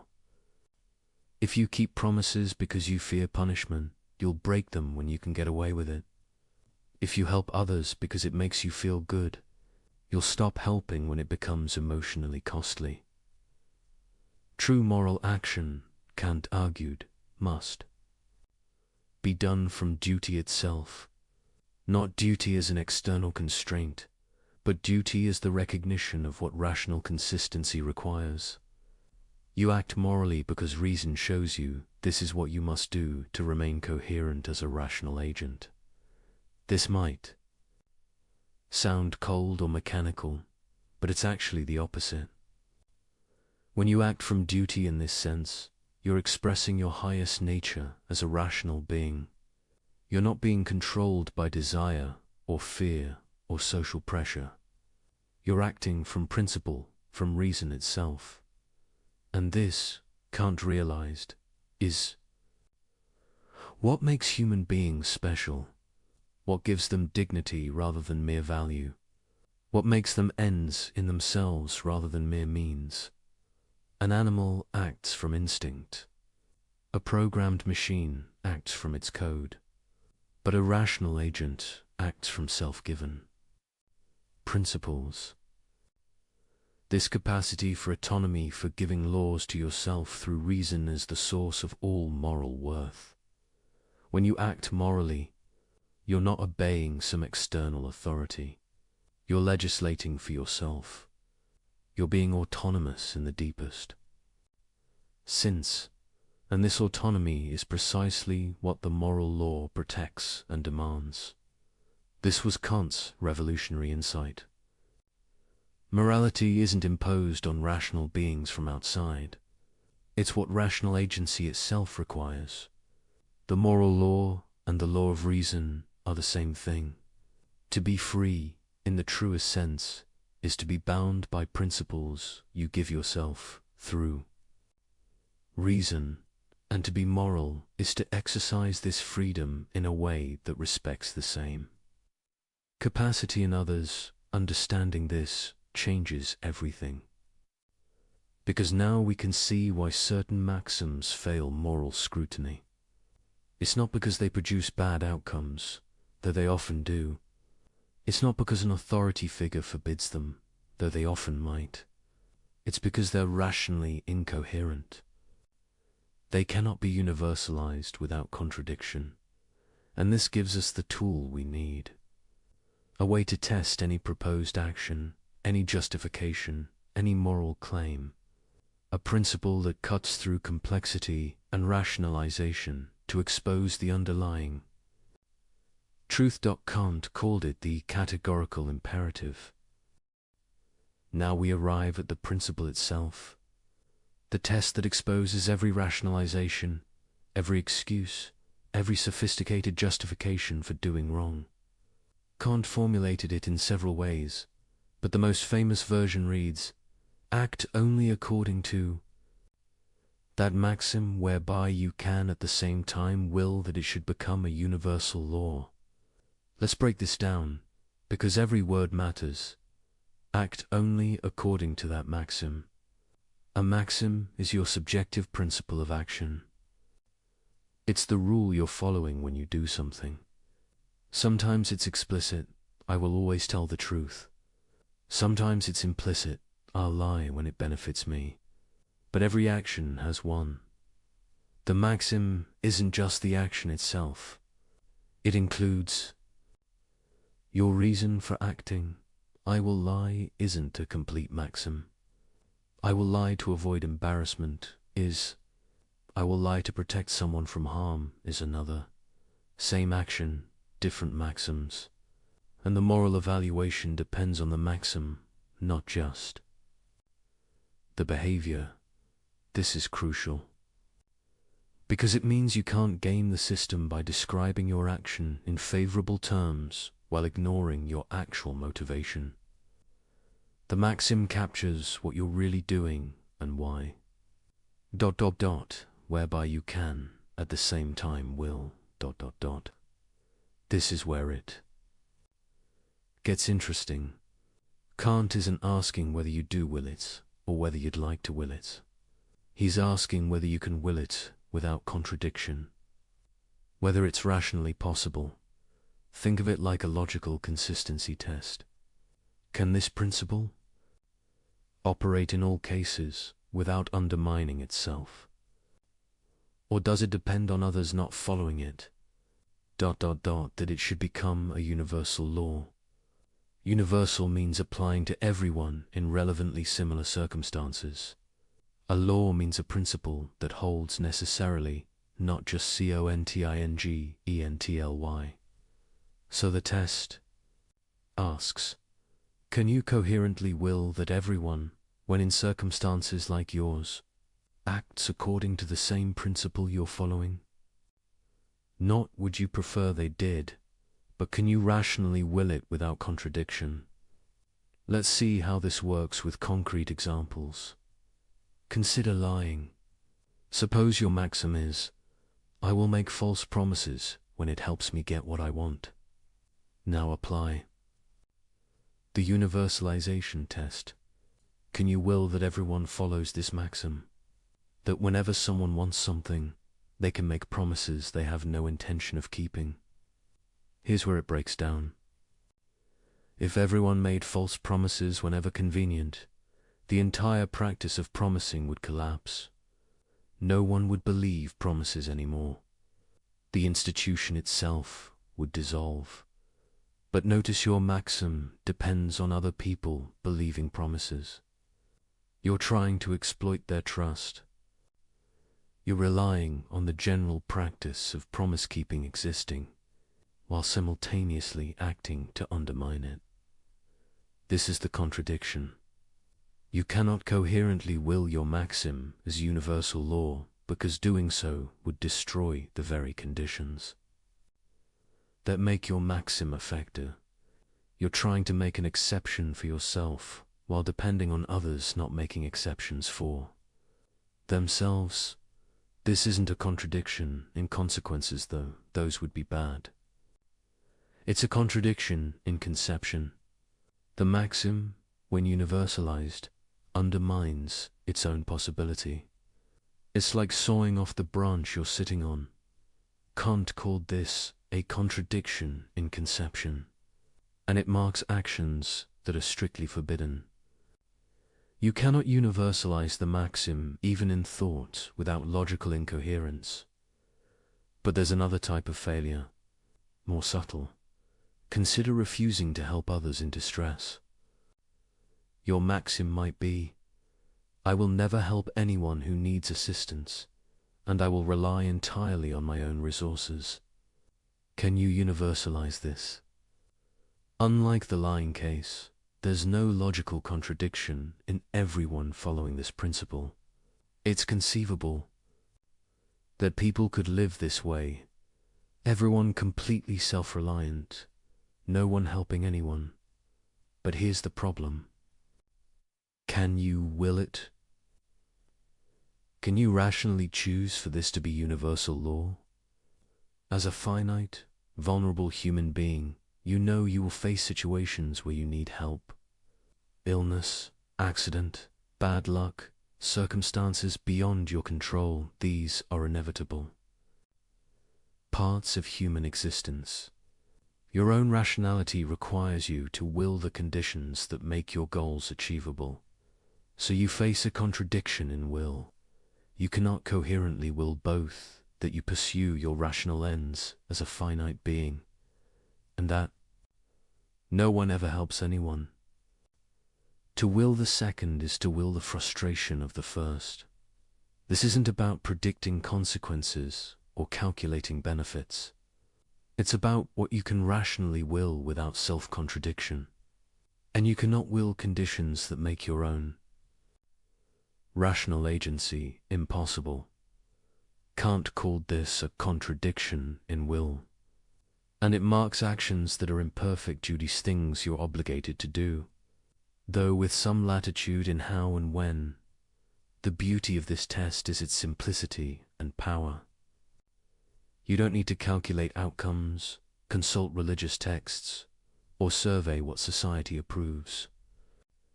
You just need to think clearly about whether you can universalize your maxim without contradiction. But people often try to evade the test through clever reformulation of their maxims. They make them so specific that they don't seem to apply to anyone else. I will lie when my name is John and it's raining on a Tuesday in March and I'm wearing blue socks. Well, that's so specific it only applies to me right now. Surely I can universalize it. But this is cheating. The maxim must include genuinely relevant features of your situation, not arbitrary details designed to make it unique. What makes your circumstances different isn't your name or the whether it's morally relevant factors. Like whether you're protecting someone from harm or just avoiding embarrassment. The test requires honesty with yourself. You have to formulate your maxim in terms of features that actually matter to your moral reasoning, not accidental details that make your case seem special. Another evasion, but everyone does it.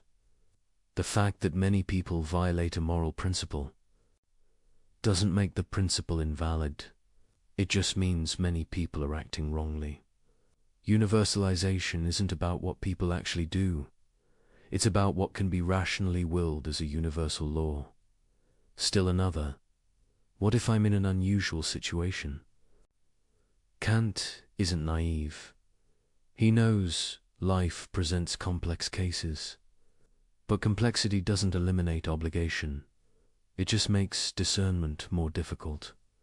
The categorical imperative doesn't provide automatic answers to every dilemma. It provides a test for evaluating your reasoning. And here's something crucial that people often miss. The categorical imperative isn't about predicting what would happen if everyone acted that way. It's about whether you can rationally will it. Suppose I want to become a concert pianist. Can I will that everyone becomes a concert pianist? Well, if everyone did, there'd be no farmers, doctors, builders. Society would collapse. So does this mean pursuing music is immoral?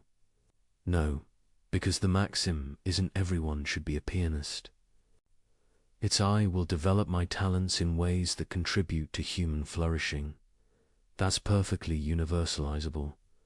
Everyone developing their particular talents in beneficial ways is not only coherent, but desirable.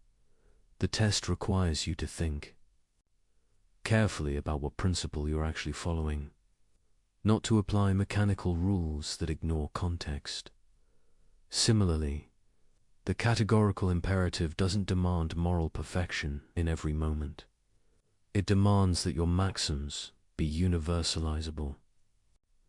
You can pursue personal projects, have preferences, live your life so long as your principles of action could be rationally willed as universal laws. What you cannot do is make exceptions for yourself.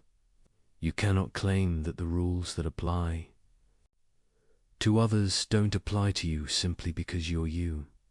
You cannot exploit others' moral behavior while refusing to be moral yourself. This is why the categorical imperative is so powerful against manipulation and exploitation. Because manipulators always depend on asymmetry. They lie while requiring others to tell truth. They break promises while requiring others to keep theirs. They use people as means while insisting on being treated as ends. The universalization test exposes this asymmetry immediately. It forces you to acknowledge that if your principle is valid for you, it must be valid for everyone. And if you cannot accept it being valid for everyone, then it's not actually valid for you either. This is the weapon Kant gives us. Not a list of rules to memorize, but a test for evaluating any proposed action. A way to see through rationalizations to the underlying logical structure. When someone tells you why their questionable behavior is justified, translate it into a maxim. Then ask, can this be universalized? Can everyone in similar circumstances follow this principle without contradiction? If not, you've found the flaw. Not because you disagree with their values, not because you have different preferences, but because they're being rationally incoherent. They're claiming an exception for themselves while depending on others, not claiming the same exception. And once you see this, you cannot unsee it. Every excuse, every justification, every sophistication, argument for doing wrong reveals itself as an attempt to have things both ways, to enjoy the benefits of a moral order while refusing to be bound by it yourself. The categorical imperative strips away the complexity and reveals the simple truth. Either your principle can apply to everyone, or it cannot apply to you. There is no middle ground, no special pleading, no exceptions. This is why Kant believed morality could be based on reason alone. Because the categorical imperative doesn't depend on what anyone desires, believes, or values.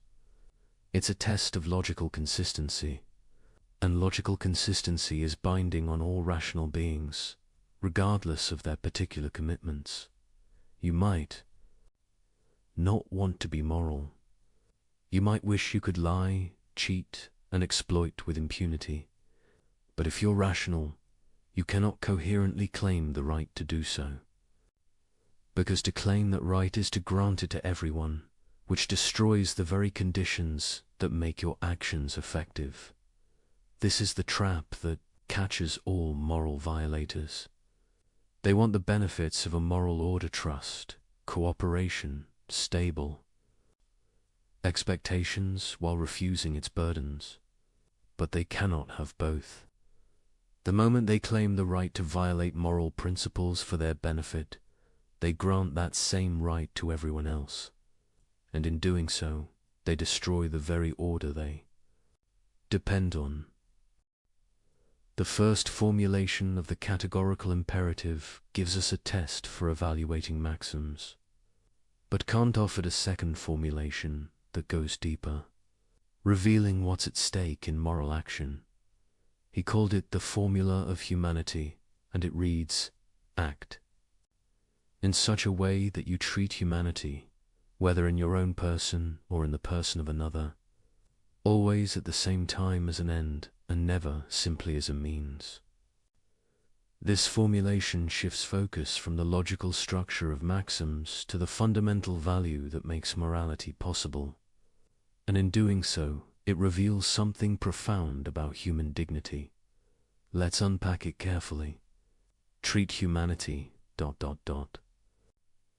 Not just human beings as biological organisms, but humanity, the rational nature that makes us moral agents.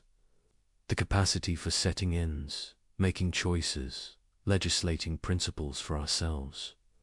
Double quote, ...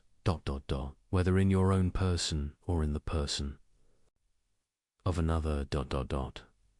This is crucial. You can violate humanity in yourself as much as in others. Destroying your own rational nature is as wrong as destroying someone else's. ... Always at the same time as an end. An end is something valuable in itself, not just as a means to something else. To treat humanity as an end is to recognize its unconditional worth, its dignity rather than mere price. ... And never simply as a means. Notice the word simply. Kant isn't saying you can never use people as means. You use people as means all the time in perfectly innocent ways. When you buy groceries, you're using the cashier as a means to get food. When you ask for directions, you're using someone as a means to find your way. The problem is treating people merely or simply as means, using them as tools without respecting their rational agency, manipulating, coercing, or deceiving them in ways that undermine their capacity to make informed choices. This formulation captures something the universalization test points toward but doesn't make explicit. Why can't you lie? Because lying treats the person you deceive as a mere tool for achieving your ends. You're manipulating their beliefs to get what you want. without respecting their capacity to reason and choose for themselves. Why can't you break promises? Because promises are commitments between rational agents. Breaking them treats the other person as someone whose rational expectations don't matter, as if they were just an obstacle to navigate rather than a fellow agent with legitimate claims. Why can't you coerce? Because coercion overrides someone's will, treating them as an object to be controlled rather than a person whose choices deserve. Respect, the formula of humanity, reveals that all moral violations share a common structure.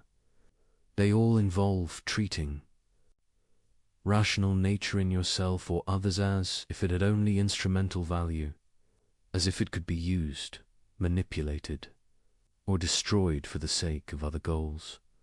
But rational nature isn't valuable because it's useful. It's valuable in itself. It's the source of all value. Without rational beings who can recognize value, judge worth, and set ends, nothing would have value at all. Think about it. Why is gold valuable? Because rational beings desire it and use it. Why is health valuable? Because rational beings pursue it as an end. Everything else in the universe has value only in relation to rational beings who can care about it, pursue it, use it for purposes. But rational nature itself is different. It's not valuable because it serves some further end. It's valuable because it's the condition of anything having value at all. It's what Kant called an end in itself, something with absolute rather than conditional worth. This is why human dignity is unconditional, not because humans are more intelligent than other animals, or more capable, or more anything, but because humans are rational agents, beings who can recognize value, legislate principles, and hold themselves and others accountable. This rational agency is what makes moral law possible, and recognizing it in all human beings is what morality requires now. The formula of humanity and the universalization test are meant to be equivalent. Two ways of expressing the same fundamental principle. And we can see why. When you violate the universalization test, you're always treating humanity as mere means. The liar uses others' rationality against them, manipulating their beliefs. The promise breaker treats others' rational expectations as inconveniences. The person who refuses all help treats their own rational nature as dispensable in times of need. Conversely, when you follow the universalization test, you'll necessarily respect humanity as an end, because universalization means treating all rational agents symmetrically, acknowledging that what makes your claims valid, your rational nature, makes their claims valid too. But the formula of humanity brings something into sharper focus. It emphasizes that morality isn't just about following rules. It's about recognizing and respecting value, the unconditional worth of rational agency. This has practical implications. It means moral action isn't about grudging compliance with obligations. It's about appreciating what's genuinely precious and acting accordingly. When you keep a promise, you're not just following a rule. You're respecting the rational nature of the person you made the promise to, acknowledging that their plans and expectations matter because they're a rational agent. When you tell the truth, you're not just avoiding lying. You're respecting others' capacity to reason and choose for themselves based on accurate information. When you help someone in distress, you're not just fulfilling a duty. You're recognizing that their rational agency, their capacity to pursue ends, deserves support when it's threatened. The formula of humanity also explains why certain acts seem especially heinous. Torture, slavery, Rate these aren't just violations of the universalization test. They're profound assaults on human dignity itself. Torture treats a person as nothing but a source of information, denying their status as an end in themselves. Slavery treats a person as property, as if rational agency could be owned. Rape treats a person as an object for sexual gratification, completely overriding their will and agency. These acts don't just break moral rules, they attack the very thing that makes morality possible, the rational nature that gives humans their dignity. And notice, the formula of humanity protects you as much as others. You cannot treat your own humanity as mere means either. This rules out self-destructive behavior that damages your rational capacities, addiction that undermines your ability to choose freely, degradation that corrupts your moral judgment. Even suicide, in Kant's view, treats your rational nature as dispensable, as if it could be destroyed for the sake of escaping suffering. You might disagree with some of Kant's specific conclusions here. The point isn't that his every application was perfect. The point is the principle. Your rational nature is precious. You owe it respect.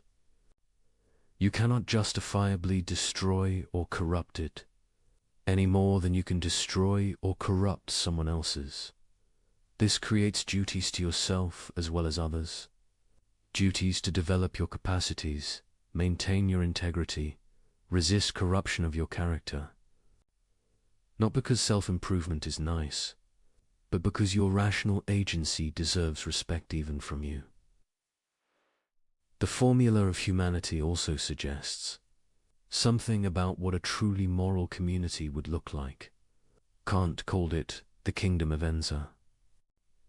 Systematic union of rational beings under common moral laws. In such a community, everyone recognizes everyone else's dignity. Everyone treats everyone else as an end, never merely as means. Everyone acknowledges that the same rational nature that makes their own claims valid makes others' claims valid too. This isn't just a utopian fantasy. It's what morality aims toward. The ideal that guides moral action even when we fall short. When you act from the categorical imperative, you're helping to realize this kingdom. You're treating people as they deserve to be treated with the respect due to rational beings. And here's the remarkable thing. When you really grasp this, when you truly understand that every human being possesses rational nature that gives them unconditional worth, it changes how you see everything. That person who annoyed you in traffic, rational agent, that customer service representative you're frustrated with, rational agent, that political opponent whose views you despise, rational agent, that criminal, that addict, that person society has written off, rational agent, they all possess the same thing you possess, the capacity that makes morality possible, that gives rise to all value, that deserves unconditional respect. This doesn't mean you have to agree with them, or like them, or approve of their choices. It means you cannot treat them as mere obstacles, tools, or objects. You must engage with them as fellow, rational beings, even when correcting or constraining their behavior. The formula of humanity is demanding, far more demanding than simple rule following, because it requires you to maintain constant awareness of the dignity in every person you encounter, to never slip into treating people as mere functions, the person who brings your food, the person who cleans your office, the person who processes your paperwork. But it's also liberating, because once you see human dignity clearly, you cannot unsee it. and seeing it makes moral action natural rather than forced. You don't help others because some rule demands it. You help them because you recognize what they are beings with. The same rational nature you possess, deserving the same respect you claim for yourself. This is why Kant thought the formula of humanity and the universalization test were equivalent. They're two ways of expressing one truth. Rational nature is the source and limit of all moral claims. To be rational is to recognize this truth. To be moral is to act on it. And to fail to act on it, to treat people as mere means, to violate their dignity. To claim exceptions for yourself is not just to break rules. It's to deny the very thing that makes you valuable, to saw through the branch you're sitting on, to destroy the foundation of your own worth while claiming that worth. For yourself, this is the deeper reason why immoral action is irrational. Not just because it fails the universalization test, but because it violates what you implicitly affirm every time you claim your own dignity, assert your own rights, or demand respect from others. You cannot coherently claim dignity for yourself while denying it to others. You cannot demand to be treated as an end while treating others as mere means. The rational nature that gives you worth is the same rational nature that gives them worth. And recognizing this, truly recognizing it, changes everything. Now we turn to application. Armed with the categorical imperative, we can examine the most common justifications people offer for questionable behavior. And we begin with perhaps the most universal: lying. It's just a white lie. It doesn't hurt anyone. You've heard this. You've probably said it. We all have. Someone asks if you like their haircut. You think it's terrible, but you say it looks great. What's the harm? You spared their feelings. You avoided awkwardness. Everyone does it. But let's apply Kant's test. What's the maxim here? I will deceive others when telling the truth would cause minor discomfort or social awkwardness. Can this be universalized? Can you will that everyone follows this principle? At first glance, it seems fine. If everyone told white lies to spare feelings, wouldn't that make social life smoother? Less conflict, less hurt, more harmony. But look closer. If everyone lies to avoid discomfort, what happens to communication itself? When someone compliments you, you can no longer trust it. Maybe they mean it, maybe they're just being polite. When someone agrees with you, you don't know if they actually agree or are avoiding disagreement. When someone says they'll do something, you can't be certain they actually intend to. The entire fabric of linguistic trust begins to unravel. And notice your white lie only works because most people still generally tell the truth. You're exploiting their honesty. You're depending on others maintaining the practice of truthful communication while you make an exception for yourself. This is the characteristic structure of moral failure. The liar needs truth-telling to exist as a general practice, or there.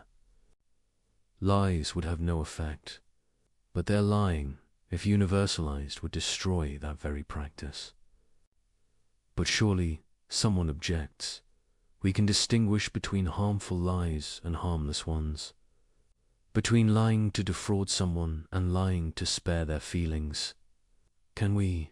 Let's think carefully. The problem isn't the immediate consequence. The problem is what you're doing to the other person. When you lie to someone, even benevolently, you're making a decision for them. You're deciding they shouldn't have accurate information. You're treating them as someone whose rational judgment can be manipulated for their own good. But who are you to make that decision? If you respect them as a rational agent, as an end in themselves. You must allow them to form judgments based on truth, even uncomfortable truth, even truth that might lead them to choices you wouldn't prefer. To lie to them even kindly is to treat them as a child, as someone whose rationality needs to be managed rather than respected. It's fundamentally paternalistic, assuming you know better than they do what information they should have. Kant goes further. He argues that lying undermines your own dignity, not just others. When you lie, you corrupt your own character. You train yourself to treat truth as negotiable, as something to be deployed strategically rather than respected unconditionally. Over time, this corrodes your moral judgment. You become someone who asks, "Can I get away with this?" rather than, "Is this right?" You lose the clarity that comes from unconditional commitment to truth. But what about lying to save a life? This is the famous challenge to Kant. Suppose someone is hiding in your home, fleeing from someone who wants to murder them. The would-be murderer knocks on your door and asks if you're hiding anyone. Do you lie? Common sense screams yes. How? Could telling the truth possibly be right when a life is at stake? Kant's answer shocked his critics then and shocks people now. He said you must not lie, not even here, not even to save an innocent life. Many people think this proves Kant's ethics is absurd, that it leads to monstrous conclusions, that any moral theory producing such results must be rejected. But before we dismiss him, let's understand his reasoning. Kant isn't saying you must tell the murderer where the victim is. He's saying you cannot lie. These aren't the same thing. You could refuse to answer. You could say, "I'm not telling you that." You could physically prevent the murderer from entering, but you cannot deceive. Why not? Because the moment you grant yourself permission to lie even for the best reasons, you've abandoned the categorical imperative. You've made truth-telling conditional rather than absolute. You've decided that there are circumstances where deception is permissible, and once you've done that, where do you stop? If you can lie to save a life, can you lie to prevent serious harm? Can you lie to avoid major financial loss? Can you lie when the truth would be very inconvenient? Every liar thinks their situation is special, their reasons compelling. The business person lying to close a deal thinks their company's survival justifies it. The politician lying to voters thinks maintaining power for the right policies justifies it. The person lying to their spouse thinks preserving the relationship justifies it. Once you abandon the categorical imperative in favor of consequentialist calculation, you have no principled way to limit deception. You're just negotiating how much truth can be sacrificed for your goals. Kant saw this clearly. Either truth-telling is a categorical imperative, or it isn't. Either you respect the dignity of rational agents by never deceiving them, or you treat deception as a tool to be deployed when useful. There's no stable middle ground. You might still disagree with Kant's conclusion about the murderer case. Many thoughtful people do, but notice what disagreeing requires. You have to abandon the idea that morality is categorical. You have to accept that moral principles have exceptions, that duty is conditional, that the rightness of action depends on circumstances and outcomes. Maybe that's correct. Maybe morality is fundamentally consequentialist. But then you've given up what Kant was trying to preserve, the idea that moral obligations are absolute, that human dignity is unconditional, that some things are simply wrong regardless of results. And if you give that up, you're back to the problem Kant was trying to solve. Because now every moral claim is just a prediction about consequences. Every principle is just a rule of thumb. Every obligation is just a suggestion that holds until circumstances change. The liar's excuse in all its forms, from white lies to strategic deceptions, rests on making truth conditional, on deciding that honesty matters except when it doesn't. That you should tell truth unless you have good enough reason not to, but good enough according to whom? Judged by what standard? If you allow exceptions, you allow everyone to judge their own case. And humans are remarkably good at convincing themselves their situation is exceptional. Kant's absolutism about truth-telling isn't arbitrary rigidity. It's the recognition that once you start making exceptions, you've lost the categorical imperative entirely. You've reduced morality to sophisticated rationalization, where the clever can always find some justification for doing what they wanted anyway. The test is simple. When you're considering lying, ask yourself, can I will that everyone in my situation would lie? Can I will that deception is permissible whenever someone judges truth would produce bad results? If you answer honestly, you'll see the problem. You're claiming a right you cannot universalize. You're treating your judgment as special, your situation as uniquely deserving of exception. You're doing exactly what the categorical imperative forbids, making yourself the exception to rules that apply to everyone else. And this is why lying, even kind lying, even life-saving lying, violates human dignity. Because it asserts that you can override others' rational agency when you judge it necessary, that you can manipulate their beliefs, control their choices, treat them as objects to be managed rather than agents to be respected. Perhaps Kant is wrong. Perhaps consequences matter more than he acknowledged. Perhaps flexibility is wisdom rather than weakness. But if he's wrong, we need to explain why. We need to show how we can allow exceptions without opening the door to unlimited rationalization. How we can make truth conditional without making it meaningless. How we can respect human dignity while sometimes deceiving people for their own. Good. These are hard questions. Much harder than the comfortable assumption that of course you should lie to save a life.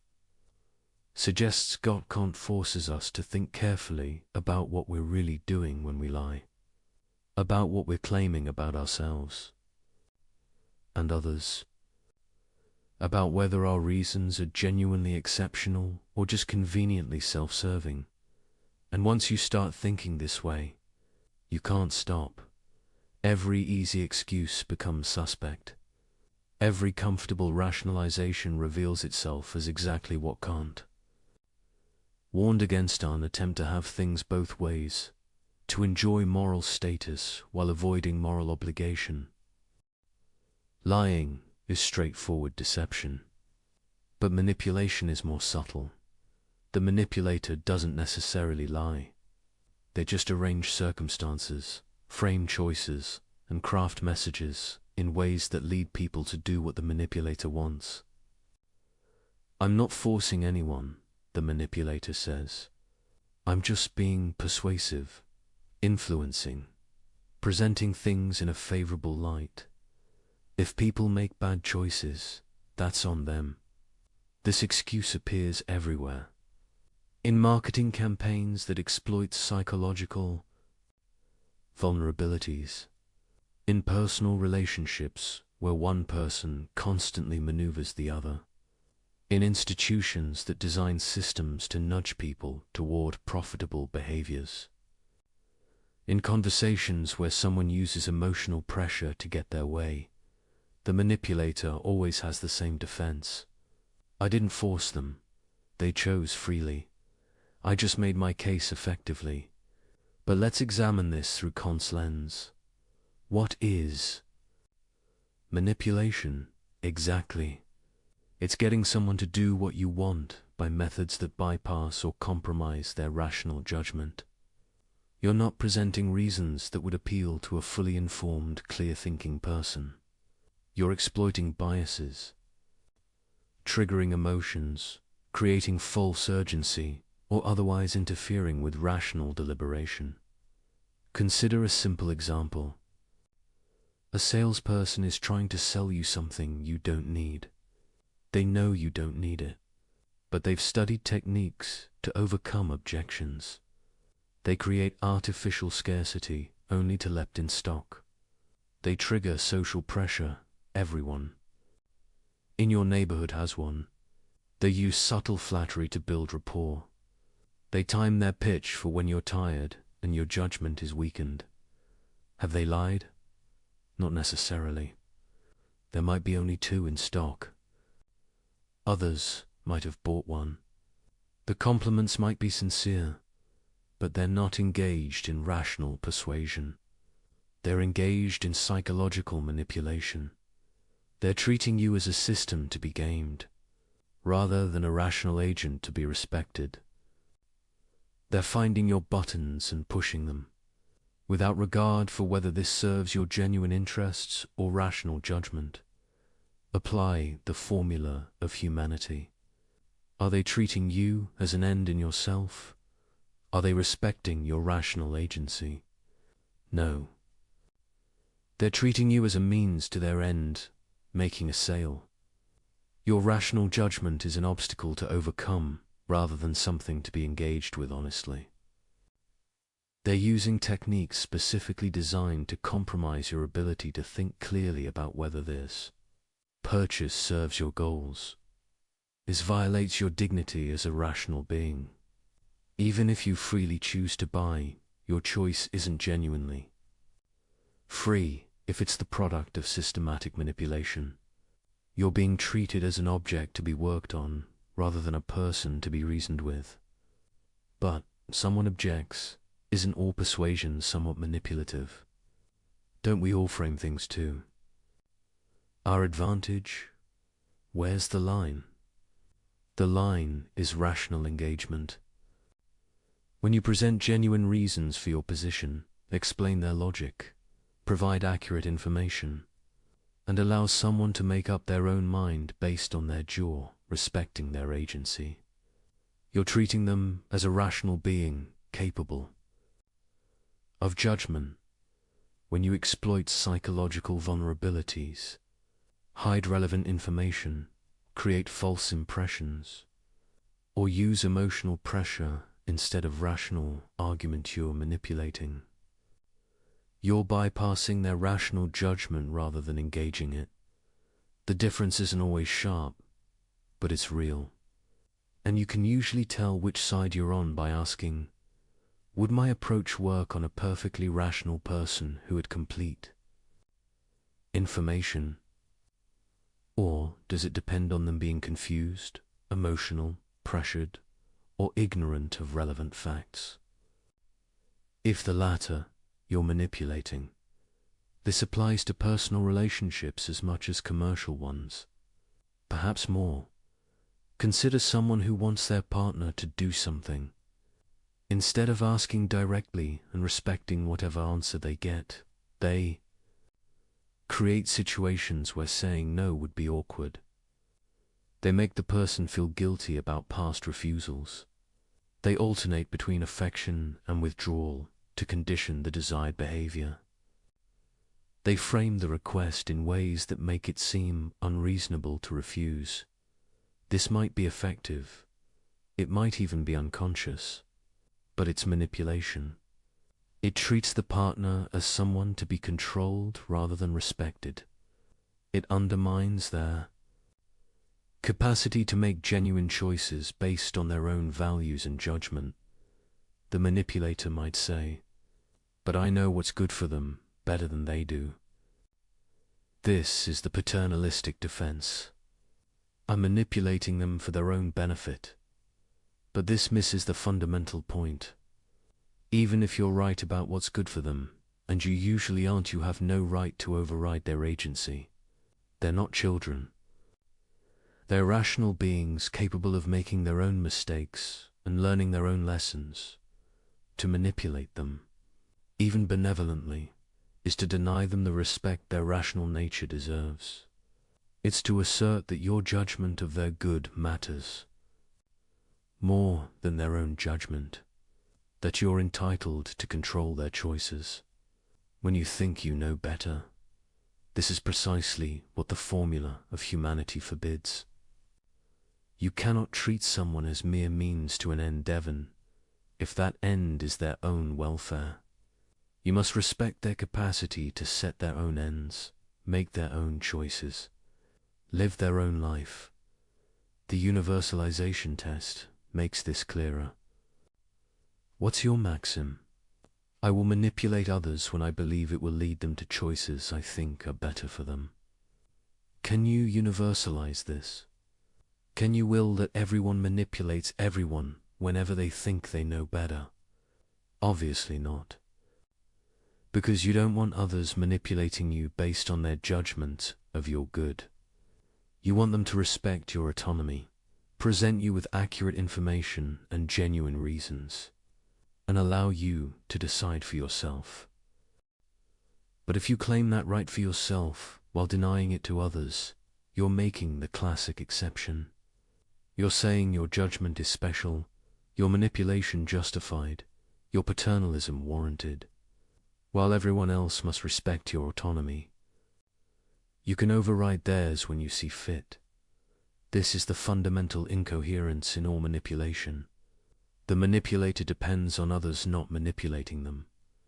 They require a baseline of honest communication, rational engagement, and respect for agency in order to function. But they refuse to provide that baseline themselves when it's inconvenient. Consider advertising and marketing, an entire industry built on studying how to influence behavior through means other than rational persuasion, finding the triggers that bypass critical thinking, creating needs that didn't exist, exploiting insecurities to sell products. The defense is always, we're just competing for attention, presenting our products attractively, giving people what they want. But look at the methods, associating products with unrelated positive feelings, creating artificial social pressure, targeting children before they develop critical thinking skills, using subliminal techniques, exploiting psychological biases. These methods don't respect rational agency. They treat human minds as machines to be programmed, not persons to be reasoned with. The entire premise is, how can we get people to buy without appealing to their rational judgment of whether the product serves their genuine interests? Can this be universalized? Can you will that everyone treats everyone else as a psychological system to be hacked? You cannot, because you don't want to be treated that way. You want honest information, rational arguments, and the freedom to judge for yourself what serves your interests. You want to be treated as an end, not as a means to others' commercial goals. But marketers claim this right for themselves, while depending on most people maintaining basic honesty and trust. They exploit the fact that people generally believe what they're told, generally assume good faith, generally don't expect systematic manipulation. This parasitic relationship depending on others, good faith while refusing to practice it yourself is exactly what Kant's ethics exposes and condemns. The same pattern appears in personal manipulation. The person who constantly maneuvers their partner depends on that partner's honesty and good faith. They're exploiting trust while refusing to reciprocate it, using the other's openness as a vulnerability to exploit rather than something to respect. When discovered, the manipulator often becomes indignant. You're not trusting me. You're being paranoid. But the manipulator is the one who violated trust by treating it as a tool rather than a reciprocal commitment. Kant's ethics draws a bright line. Either you engage with people as rational agents, presenting them with reasons and respecting their judgment, or you manipulate them by bypassing their rationality. There's no middle ground where you can kind of respect someone's agency while also treating them as an object to be controlled. This doesn't mean you can never influence anyone. Rational persuasion is influence. Good arguments, influence. Accurate information influences. But these influence by engaging someone's rationality, not bypassing it. The test is whether you're willing to explain your methods. Can you tell the person, here are the reasons I think you should do this, and here are the psychological techniques I'm using to make you more receptive to those reasons? If revealing your methods would undermine their effectiveness, you're manipulating, because you're depending on the person not recognizing what you're doing. You're treating their ignorance as a resource to exploit. Genuine persuasion doesn't need to hide its methods. Here are the facts. Here's the logic. Make up your own mind. The conclusion stands on its merits, not on psychological tricks, but manipulation dies in the light. Once someone recognizes they're being manipulated, the manipulation fails, which proves it was never about genuine reasons, only about psychological control. The manipulator's defense collapses under Kantian analysis. You cannot claim to respect someone while manipulating them. You cannot treat them as an end while using them as a means. You cannot honor their dignity while overriding their judgment. And you cannot universalize manipulation without destroying the very conditions that make it effective. The manipulator depends on a world of generally honest, trusting, rational people. But manipulation, if universalized, would create a world where no one trusts anyone. Everyone suspects ulterior motives, and all communication becomes a game of deception and counter-deception. In such a world, manipulation itself would be impossible, because it requires targets who aren't expecting it. It requires a baseline of good faith to exploit. This is the trap Kant's ethics reveals. Every form of treating people as mere means depends on others not doing the same. Every violation of human dignity requires dignity to generally be respected, or there would be no stable expectations to violate.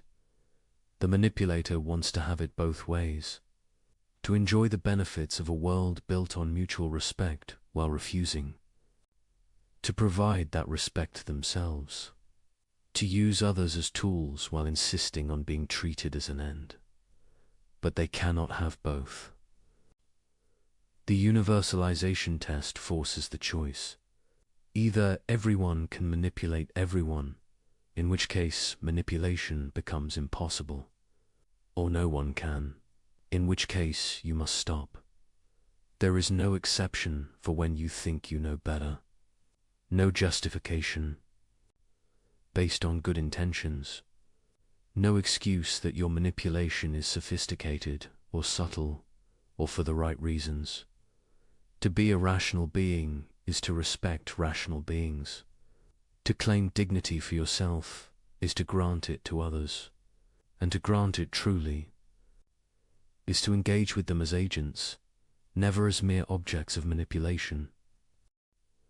We have a fiduciary duty to maximize shareholder value. This phrase has justified countless actions over the past century. Exploitation of workers, environmental destruction, predatory pricing, tax avoidance schemes that deprive communities of resources, lobbying against regulations that would protect public health, offshoring to exploit cheaper labor and weaker safety standards. The logic seems airtight. A corporation exists to generate profit for its owners. Managers are legally obligated to pursue this goal. Therefore, any action that increases profit is not just permissible but required. To do otherwise would be failing in your duty. This is perhaps the most influential moral justification in the modern world. It shapes how billions of people work, consume, and think about economic activity. It's taught in business schools, defended by economists, enshrined in law, and it's completely incompatible with Kant's ethics. Let's examine it carefully. What's the maxim underlying corporate behavior justified by profit maximization? I will treat employees, customers, communities, and the natural world as mere means to the end of generating profit for shareholders. Can this be universalized? Can you will that all corporations follow this principle without restriction? Think about what that world looks like. Every company treats its workers as interchangeable units, paying minimum wage, providing no benefits, firing at will, caring nothing for their welfare beyond what's legally required. Every company treats customers as sources of revenue, selling them whatever they can regardless of actual value or benefit. Every company treats the environment as a free resource to exploit, dumping waste wherever cheap is, extracting resources without regard for sustainability. In such a world, human beings exist to serve economic activity. Their dignity, their welfare, their very lives become subordinate to profit generation. They are means, not ends. But notice something crucial. The people making these decisions, the executives, the shareholders, don't want to be treated this way themselves. They want fair wages, safe working conditions, honest products, clean environments. They claim dignity as persons, not mere economic units. They're making the classic exception. The categorical imperative applies to how others must treat them, but it doesn't constrain how they treat others when profit is at stake. This becomes clearer when we apply the formula of humanity directly. Does treating workers as expendable resources respect their rational nature? Does selling harmful products to uninformed customers treat them as ends in themselves? Does destroying ecosystems for quarterly earnings recognize the dignity of all the human beings affected? Obviously not. These actions treat human beings as tools, as obstacles to profit that must be overcome or resources to be extracted. The entire framework reduces persons to economic functions. But, the defender responds, we're not forcing anyone. Workers choose to work here. Customers choose to buy. If they don't like the terms, they can go elsewhere. This is the consent defense. As long as people voluntarily participate, no wrong is done. But Kant would ask, what choice do they really have? A worker who needs income to survive doesn't have meaningful freedom to refuse exploitative conditions. A customer who lacks information about product harms or alternatives isn't making an informed choice. A community that has no say in whether a factory pollutes their air and water hasn't consented. To anything, real consent requires rational agency. The ability to make informed choices among genuine alternatives.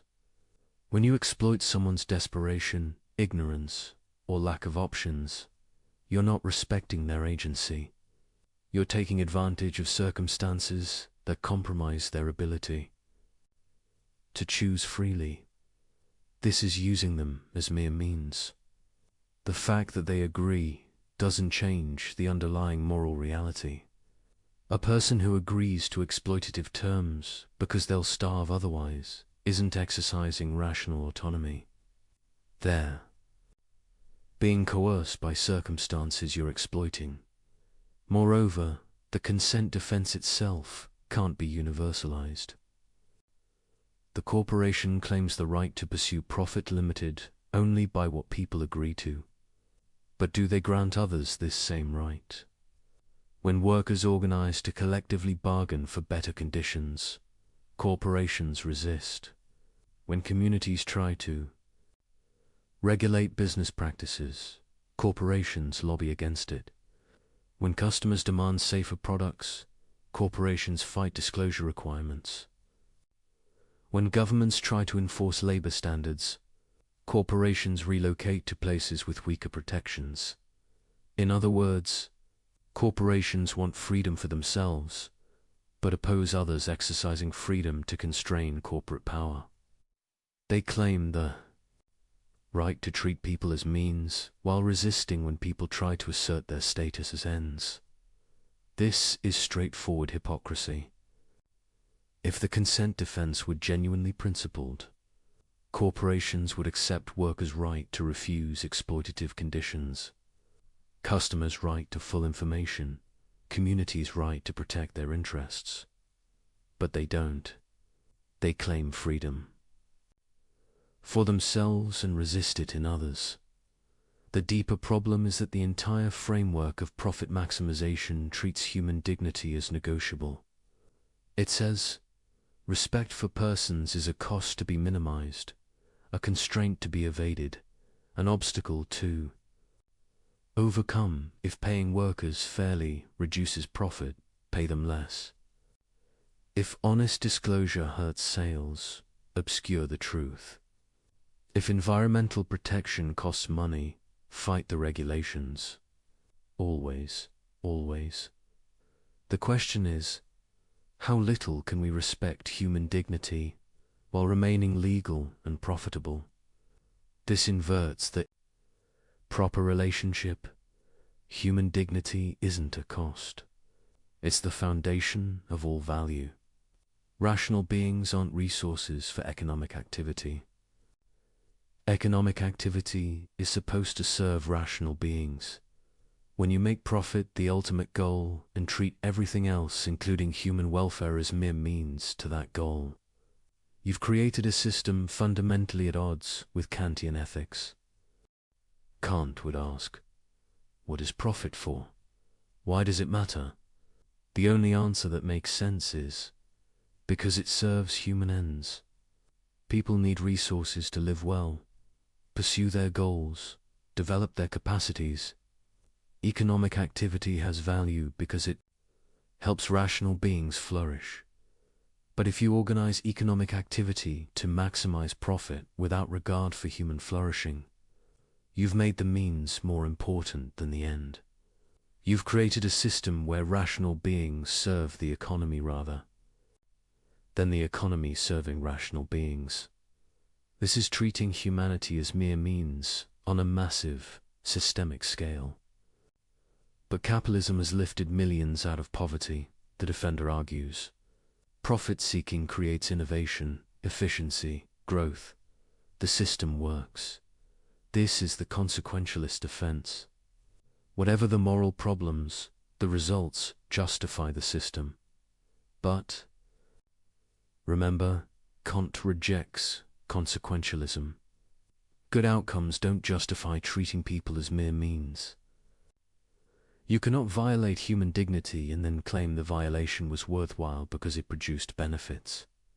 Moreover, this defense assumes the benefits couldn't have been achieved while respecting human dignity. But that's not obvious.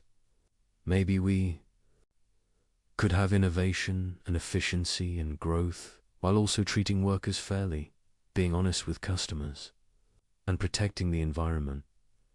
The fact that we've organized things one way doesn't prove it's the only way. It might just prove we've chosen to prioritize profit over dignity. And notice what the consequentialist defense reveals. If you're justifying corporate behavior by pointing to good outcomes, You're admitting the behavior itself is morally problematic.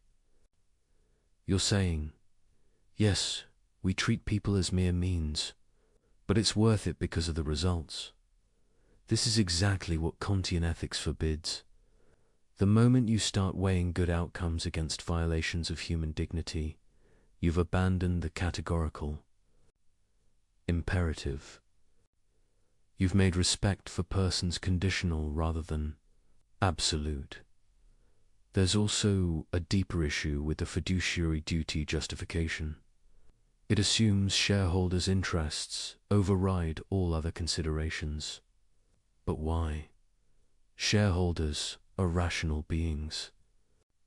But so are workers, customers, community members, and everyone affected by corporate decisions. What gives shareholders rational agency priority over everyone else's? The answer is usually because they own the company. But ownership is illegal. Fiction, a social construct. It doesn't give shareholders metaphysical priority as rational beings. Their dignity isn't greater just because they hold stock certificates. From a Kantian perspective, all stakeholders are rational beings whose dignity must be respected. You cannot treat workers, customers, and communities as mere means just because.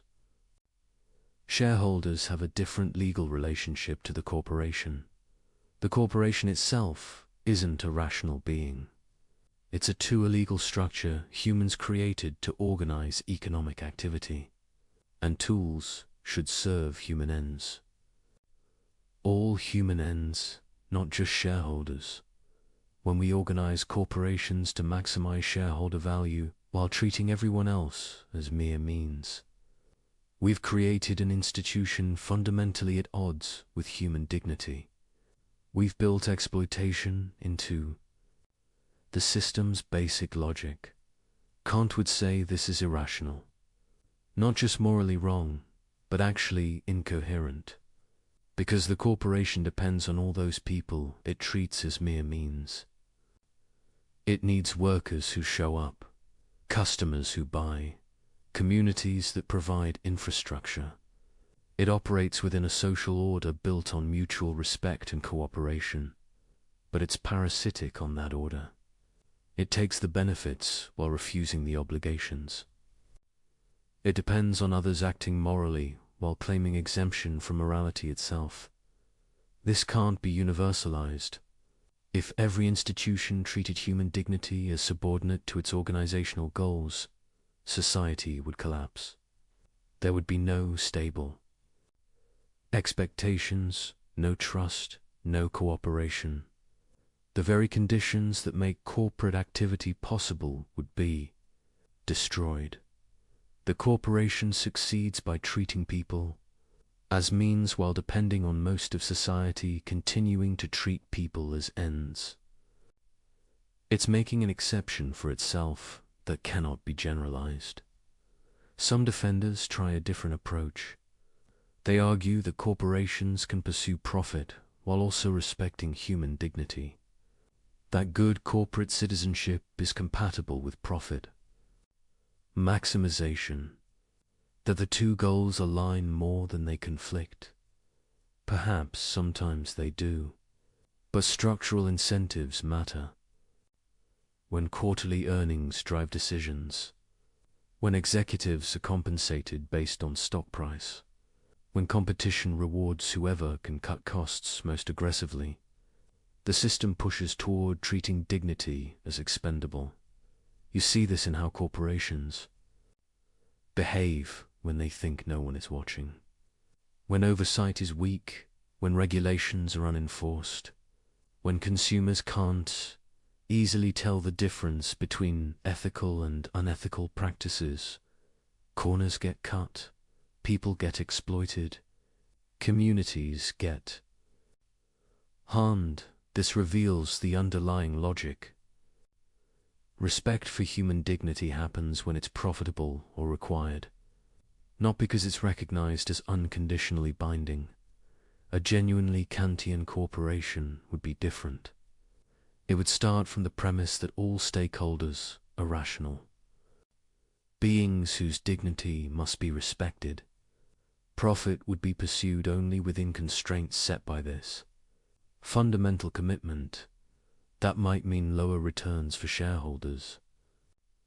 It might mean slower growth. It might mean competitive disadvantages against less scrupulous rivals. But that's the point. Moral obligations aren't conditional on convenience. You don't get to violate human dignity because respecting it is costly. The categorical imperative doesn't have an exception for but profit. The uncomfortable truth is that much of modern corporate behavior is simply incompatible with treating people as ends in themselves. The entire structure is built on the premise that profit justifies treating human beings as resources to be exploited rather than persons to be respected. This doesn't mean all business is immoral. It means we need to rethink how we organize economic activity, to ask whether the institutions we've created truly serve human flourishing or whether they've made humans serve institutions. From a Kantian perspective, the answer is clear. Any system that treats profit maximization as the ultimate goal, while treating human dignity as a constraint to be minimized, has inverted the proper order of values. Rational beings are ends. Economic systems are means. When we organize things the other way around, we've committed a fundamental moral error, one that corrupts everything built on that foundation. The greatest good for the greatest number. This principle sounds obviously right. Who could object to maximizing overall welfare? Isn't that what morality should aim for, making the world as good as possible for as many people as possible? This is utilitarianism, and is probably the most intuitively appealing alternative to Kantian ethics.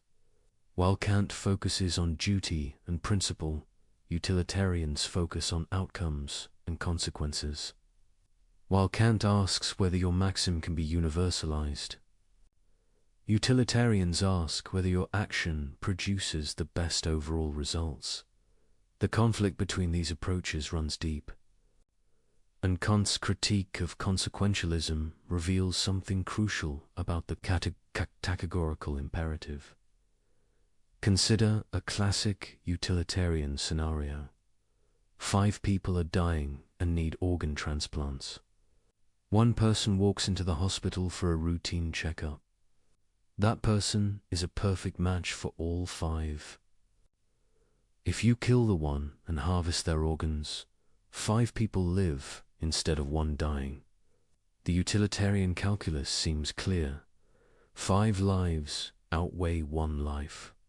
You should kill the one person. Most people recoil from this conclusion. But why?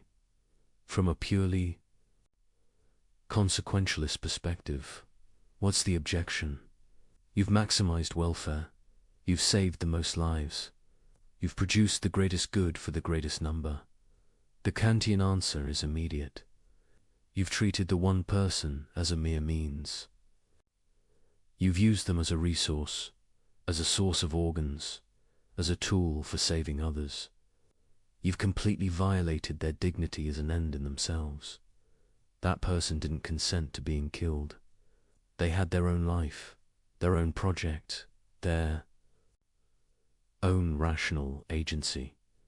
You've treated all of that as irrelevant, as something that can be sacrificed if the numbers work out right. This is the fundamental problem with consequentialism from a Kantian perspective. It makes human dignity negotiable. It says that respect for persons can be overridden when doing so produces enough benefit. But, Kant argues, this gets the relationship backwards. Consequences matter only because they affect rational beings. Value exists only because rational beings can recognize and pursue it. Therefore, rational beings themselves, their dignity, their agency, their status as ends must be prior to, and more fundamental than any calculation of consequences. You cannot coherently say we should maximize value while treating the very beings who are the source of all value as expendable when the math requires it. The utilitarian might respond, but we're not saying individuals don't matter. We're saying every individual matters equally. One person's welfare counts the same as anyone else's. We're being perfectly impartial. This sounds fair, but consider what it means in practice. It means that if violating one person's rights produces enough benefit for enough other people, you should violate those rights. If enslaving a minority produces enough happiness for the majority, slavery is justified. If torturing one person saves many others, torture is required. The utilitarian might say these scenarios are unrealistic, that violating rights rarely produces net benefits. But that's an empirical claim, not a principled objection. If the numbers did work out that way, utilitarianism would endorse the violation. This reveals something crucial. Utilitarianism doesn't actually protect human dignity. It protects people's welfare only instrumentally, only when protecting it maximizes overall utility. The moment violating dignity becomes more useful than respecting it, utilitarianism requires. The violation, Kant would say, this makes dignity conditional. And if dignity is conditional, it's not really dignity at all. It's just another value to be weighed against other values. But the whole point of dignity is that it's unconditional. Rational beings have worth that doesn't depend on consequences, on utility calculations, on whether respecting them produces good outcomes. They have worth simply because they're rational agents capable of setting ends. To treat this worth as negotiable, as something that can be sacrificed for sufficiently good consequences is to deny what makes human beings different from objects. It's to treat persons as if they were just a very complicated source of utility rather than beings with intrinsic value. The deeper problem is that utilitarianism can't be universalized in the Kantian sense. What's the maxim of utilitarian action? Something like, I will do whatever produces the greatest total utility, even if it requires treating some people as mere means. Can everyone follow this maxim? Can it be willed as universal law? Consider, what happens if everyone acts to maximize utility without constraints on respecting dignity? You get a world where anyone can be sacrificed at any time if doing so benefits enough others. There are no stable rights, no protected freedoms, no inviolable dignity. In such a world, you cannot plan your life. You cannot trust that others will respect your agency. You cannot know whether you'll be the one selected for sacrifice when the utility calculus requires it. More fundamentally, the entire framework of morality breaks down. Because morality requires stable expectations, reciprocal respect, and recognition of each other as agents with claims that bind others. But utilitarianism says these only matter when they produce good consequences. This is incoherent. The very idea of moral obligation of being bound to respect others, regardless of whether doing so benefits you, is incompatible with making everything conditional on consequences. Kant saw this clearly. Either morality is categorical or it's not morality at all. It's just sophisticated prudence. Doing what's useful while calling it duty. Utilitarians might object that this is unfair. They're not abandoning morality, just grounding it differently. Instead of abstract principles, they base ethics on the concrete reality of human welfare. But Kant would ask, why does human welfare matter? The only answer that makes sense is, Because humans are beings whose well-being has value. But why does their well-being have value? Because they're rational agents capable of caring about their lives, setting goals, pursuing ends. In other words, human welfare matters because human agency matters. The value of good consequences derives from the value of the rational beings who experience those consequences. But if that's true, then you cannot coherently sacrifice the agency that gives consequences their value for the sake of those consequences. You're sawing off the branch you're sitting on. This is the deep incoherence in consequentialism. It depends on the value of rational agency to explain why consequences matter, but then treats rational agency as expendable when pursuing good consequences. Ethics doesn't have this problem. It says, rational agency is the source of all value. Therefore, respect for rational agency is the fundamental moral requirement. Consequences matter, but only within the constraint of respecting dignity. You cannot produce good outcomes by methods that violate what makes outcomes good in the first place. The utilitarian might make one more argument. Maybe, in theory, utilitarianism allows rights violations.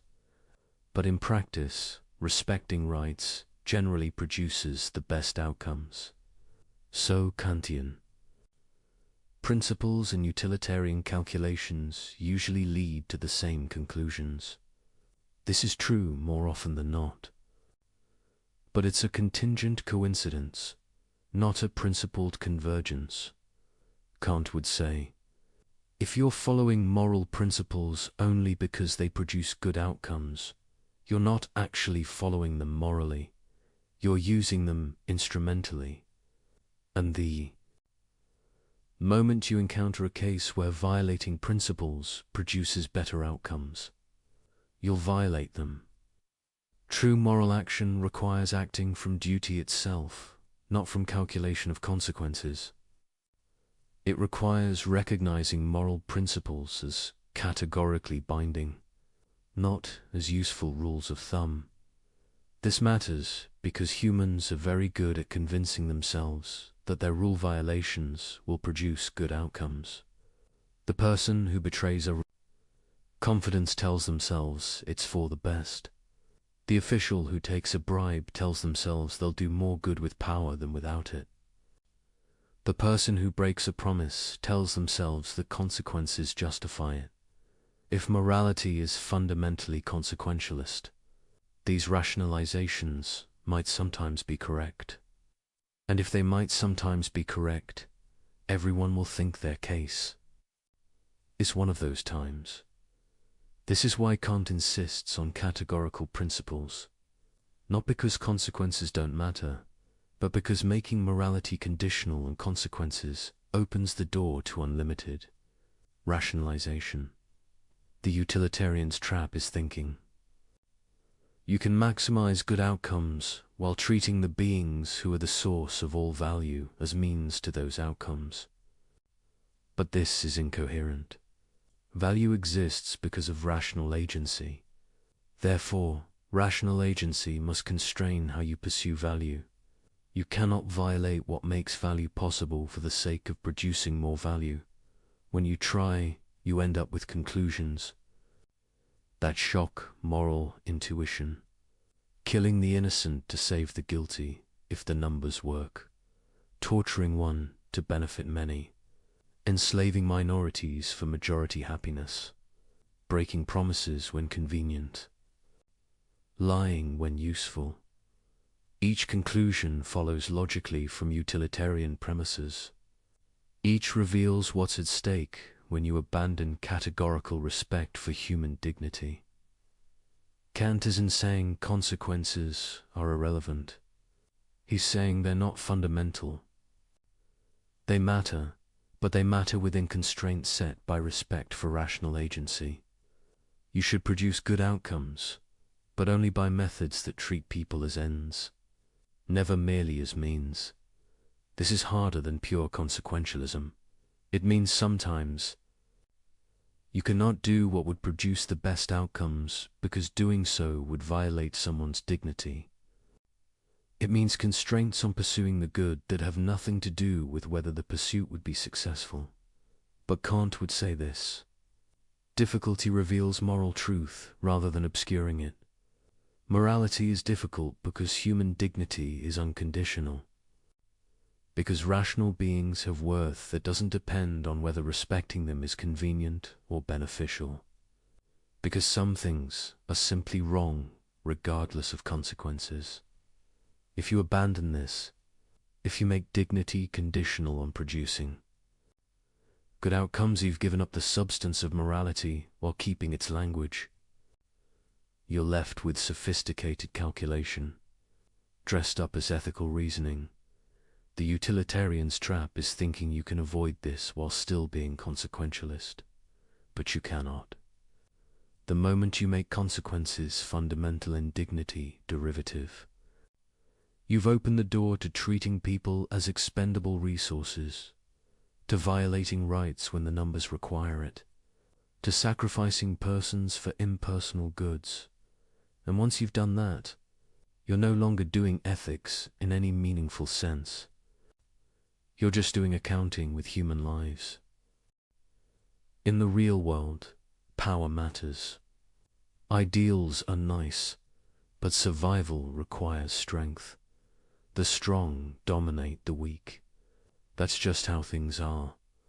This is perhaps the oldest justification for a moral behavior, before sophisticated philosophical systems, before appeals to greater goods, before elaborate rationalizations. There was simply power. The assertion that might makes right, that winners write the rules, that morality is just a story the strong tell to control the weak. This view has enormous, intuitive appeal.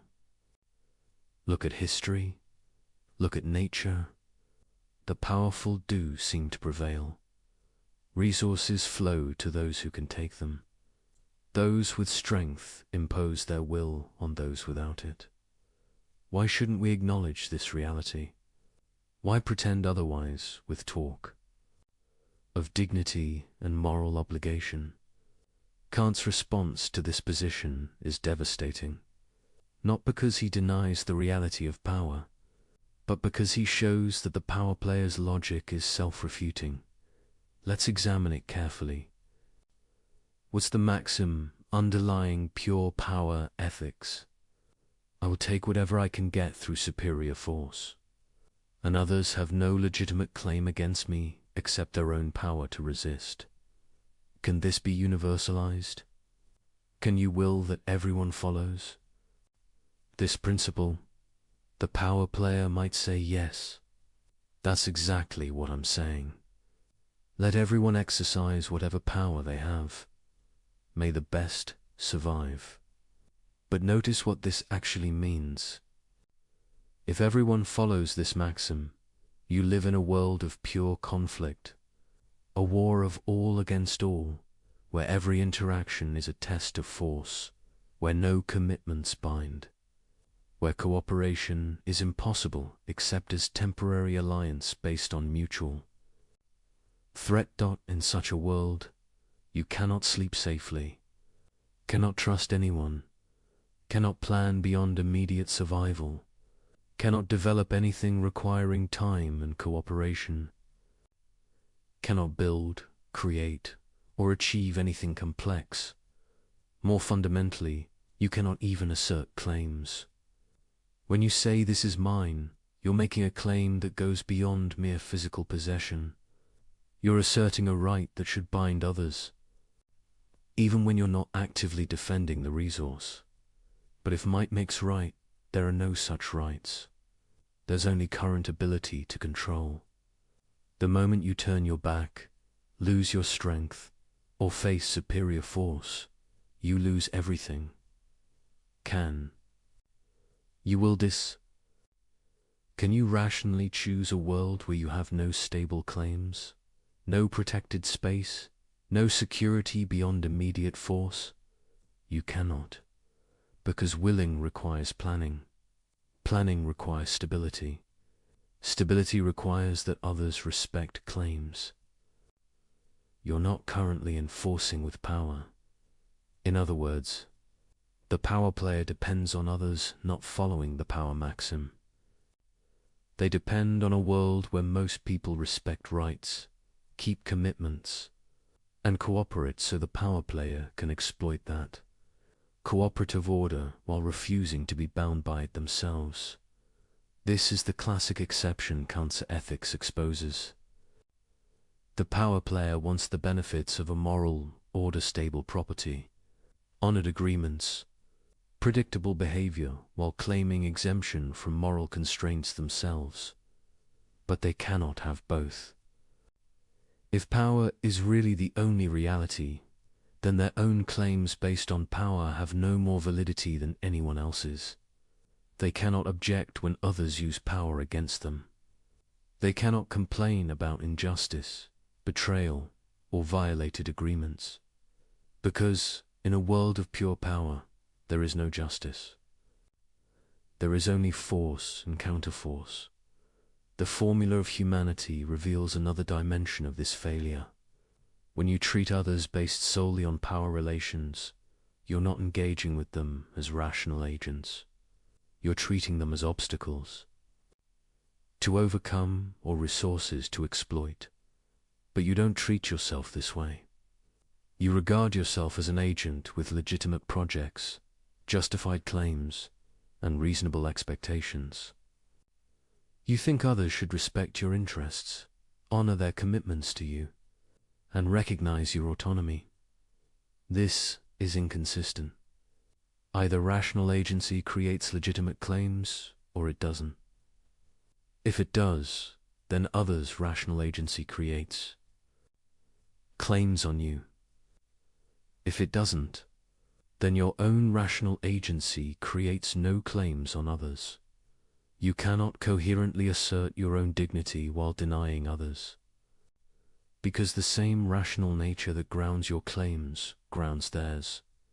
The power player might respond, I'm not making moral claims, I'm just taking what I can.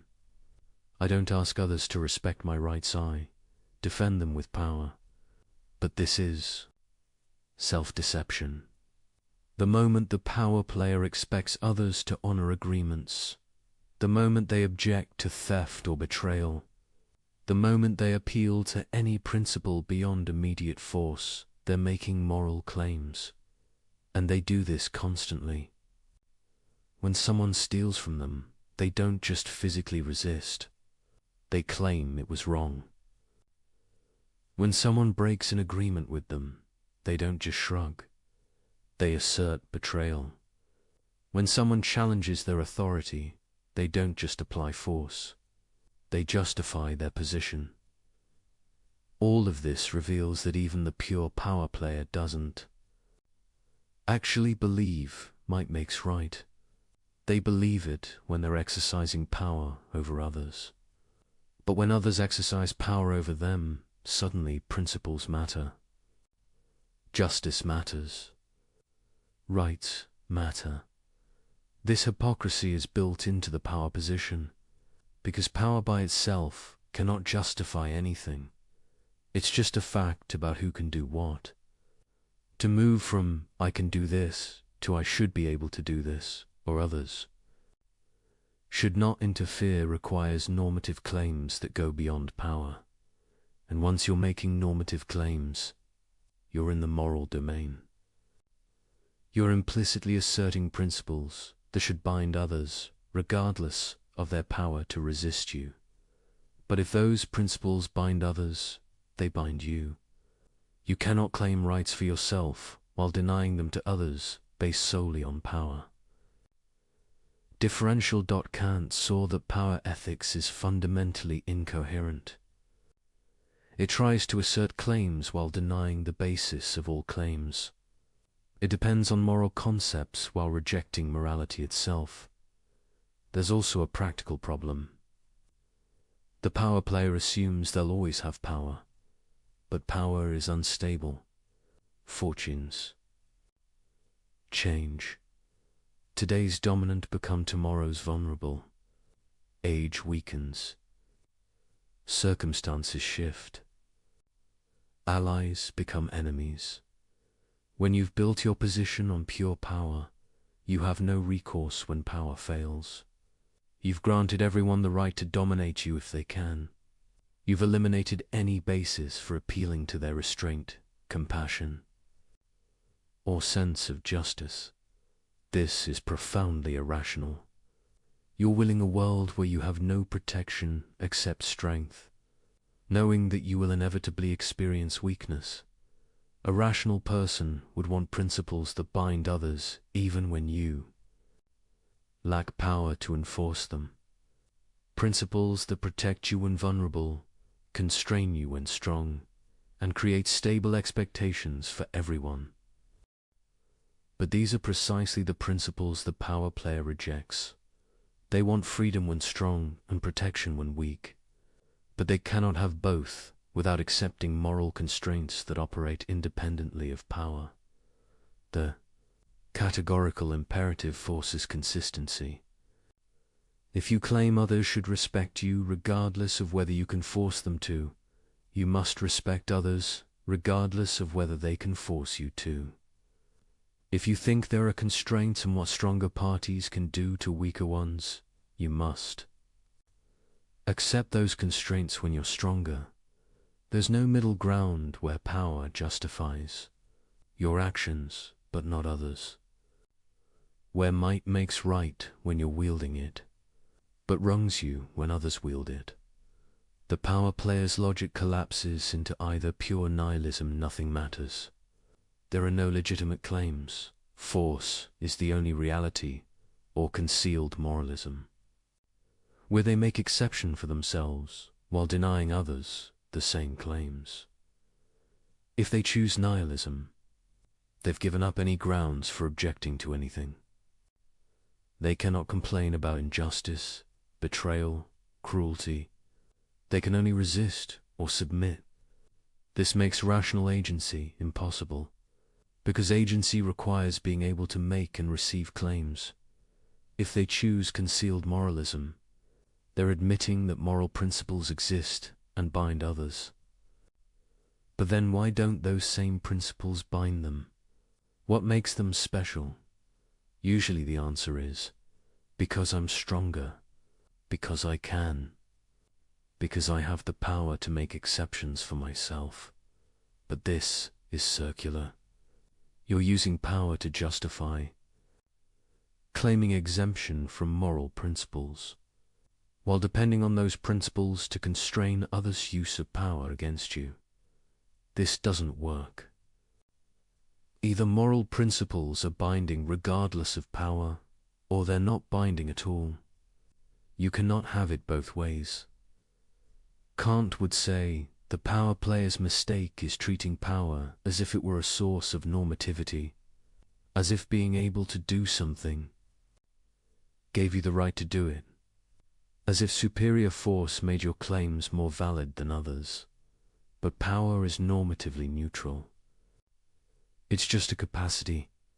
What matters morally is how you use that capacity, whether you exercise it in ways that respect the rational nature of those affected. When you have power over others, you have greater responsibility, not greater permission. Because you can do more harm, can violate dignity more extensively, can create more suffering through careless exercise of strength. The person with power who uses it purely for self-interest, while disregarding others' dignity, is acting worse than the powerless person who would do the same. Because they're doing more damage to the moral order, treating more people as mere means, causing more violation of rational agency. This is the opposite of what power ethics claims. It says power gives you a pass from moral constraints. Kant says power gives you greater obligations precisely because you can do more harm. The fundamental insight is this: rational agency is what grounds moral claims. Power has nothing to do with it.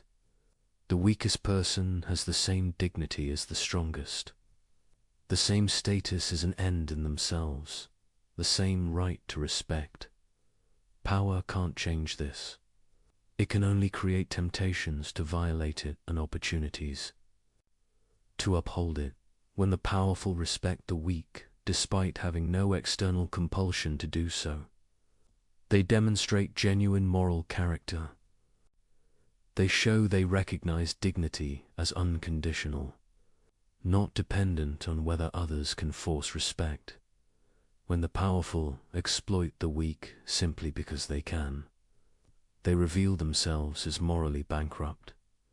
They show they recognize no principles beyond convenience, no constraints beyond external force, and most tellingly, they show they don't really believe their own position, because they still expect others to respect them, still make claims, still appeal to principles when it suits. Then, the power player wants moral order for themselves and moral freedom over others. But this cannot be universalized. It depends on asymmetry that cannot be rationally willed. Either we all live under power alone, in which case no one has legitimate claims and life is nasty, brutish, and short, or we all live under moral principles that bind regardless of power, in which case the strong must respect the weak.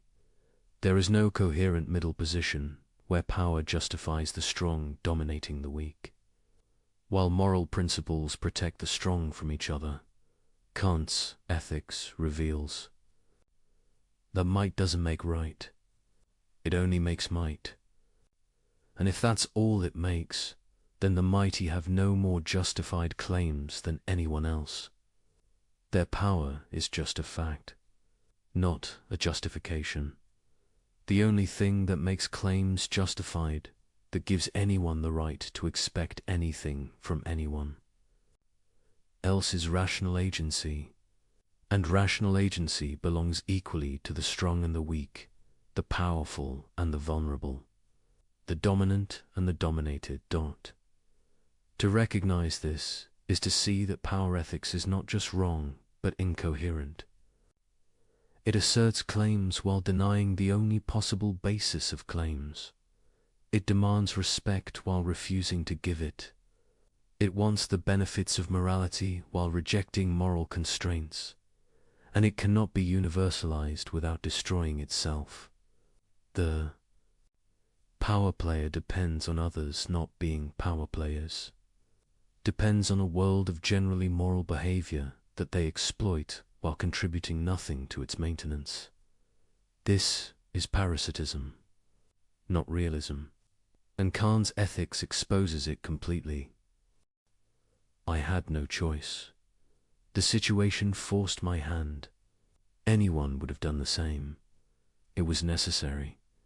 This is perhaps the most common moral excuse, not an assertion that the action was right, but a denial of responsibility, a claim that circumstances eliminated alternatives, that necessity overrode obligation, that the normal rules don't apply when you're backed into a corner. The excuse of necessity appears everywhere. The person who lies says they had to, that telling truth wasn't an option. The person who breaks a promise says circumstances changed, that keeping it became impossible. The person who betrays someone says they were forced, that they faced pressures, leaving no room for loyalty. Sometimes these claims are legitimate.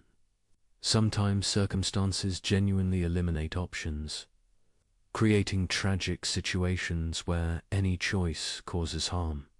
But far more often, the excuse of necessity is sophisticated self-deception, a way of denying agency when agency would require difficult choices, a way of avoiding responsibility by claiming helplessness. Kant's ethics cuts through this evasion ruthlessly. First, we need to distinguish genuine necessity from false necessity. Genuine necessity means literal impossibility. You cannot keep a promise to meet someone if you're physically prevented from traveling.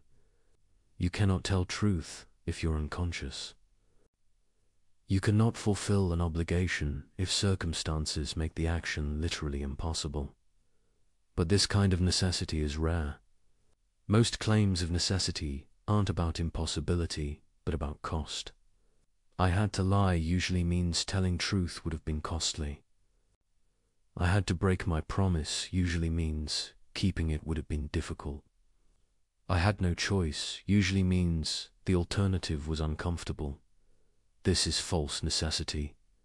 Not the elimination of options, but the rejection of options. You don't. Like, Kant would ask, what's your maxim when you claim necessity? I will violate moral obligations when following them would impose costs I'm unwilling to bear. Can this be universalized? Can you will that everyone abandons moral constraints whenever they face significant difficulty? Obviously not, because moral obligations are binding precisely in difficult circumstances. When following them is easy, you don't need obligation, you denade. Anyway, from inclination. The whole point of moral duty is that it applies even when you don't want to follow it, even when following it is costly, even when alternatives would be easier. If everyone abandoned moral constraints when circumstances became difficult, there would be no moral constraints at all. Because circumstances are always difficult for someone. There's always some pressure, some cost, some reason why following morality is inconvenient. The person claiming necessity is making a classic exception. They want others to follow moral obligations even when difficult, but they claim exemption when facing their own difficulties. This is the familiar pattern. Universalization exposes asymmetry. You're asserting a right you cannot grant to others without destroying the very moral order you depend on. But there's a deeper issue. The claim of necessity often reflects confusion about what moral obligation requires. Kant distinguishes between perfect and imperfect duties. Perfect duties are strict and allow no exceptions. You must never lie, must never treat someone merely as means, must never violate the categorical imperative. Imperfect duties allow latitude in how and when you fulfill them. You should help others, should develop your talents, should promote your own happiness. But you have discretion about specific applications. When people claim necessity, they're usually trying to turn perfect duties into imperfect ones. They want discretion when none exists. They want to weigh costs and benefits when the obligation is categorical. I had to lie because telling truth would have been too costly. But truth-telling is a perfect duty. Cost is irrelevant. You're obligated to tell truth regardless of consequences to yourself. I had to break my promise because circumstances changed, but promise-keeping is a perfect duty. Changed circumstances don't eliminate obligations, though they might make them more difficult to fulfill. The excuse of necessity tries to smuggle consequentialist reasoning into a deontological framework. It says, this particular instance of following duty would produce bad results, so I don't have to follow it. But this contradicts the categorical nature of moral obligation. Duties are binding regardless of consequences. That's what makes them categorical rather than hypothetical. You might disagree with this. You might think consequences matter enough to override obligations.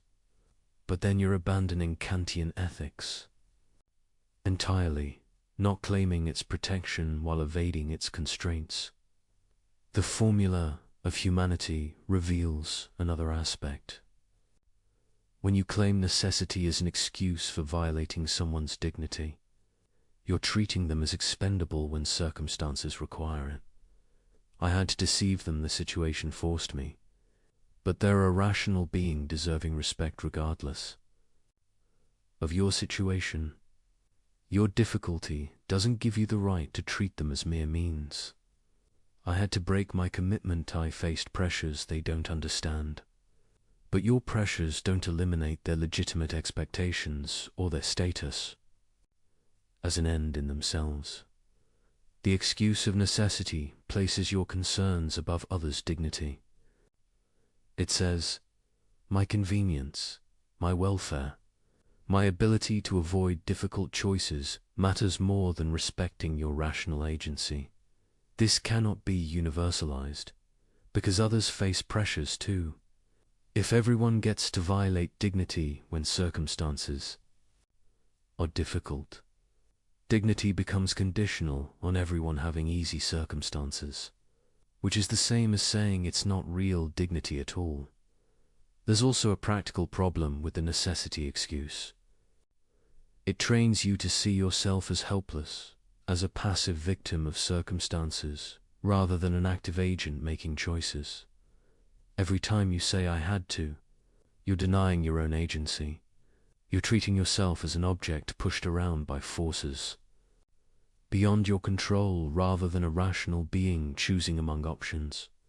This is a form of self-disrespect. You're failing to recognize your own capacity for autonomous choice. You're treating your own rational nature as if it were mere nature subject to causal forces but not capable of self-determination. Kant would say this degrades your own humanity. When you claim helplessness where you actually had choice, you're treating yourself as less than what you are, being capable of acting from principle regardless of pressure. Moreover, the necessity excuse becomes a habit.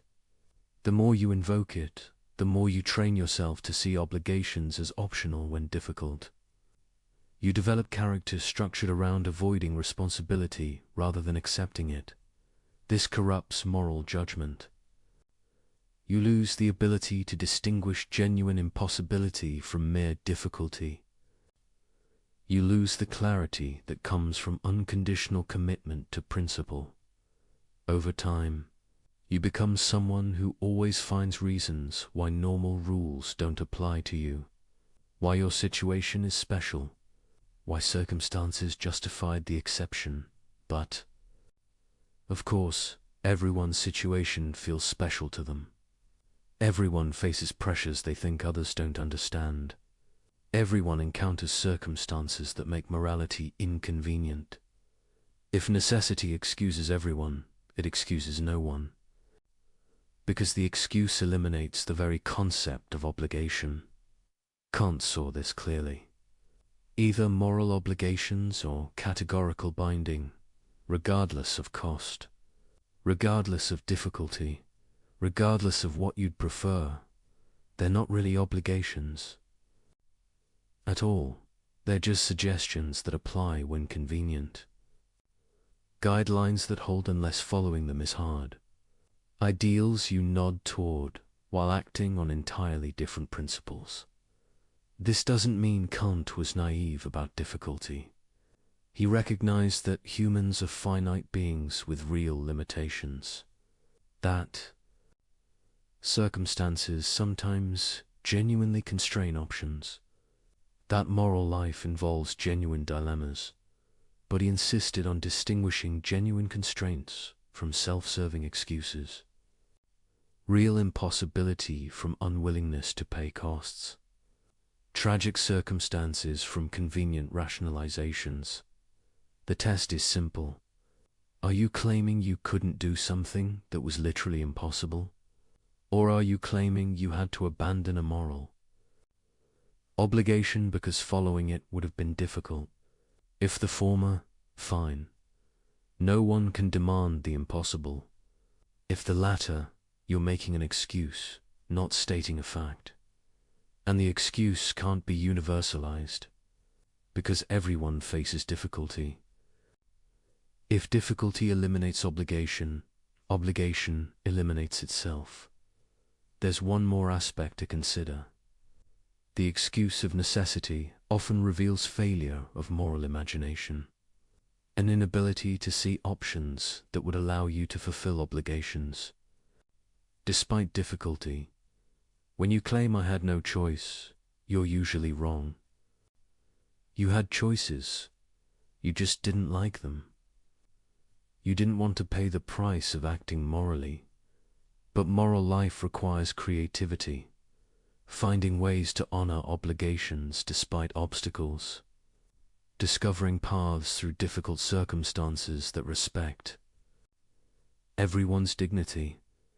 The person who immediately claims necessity has often simply stopped thinking.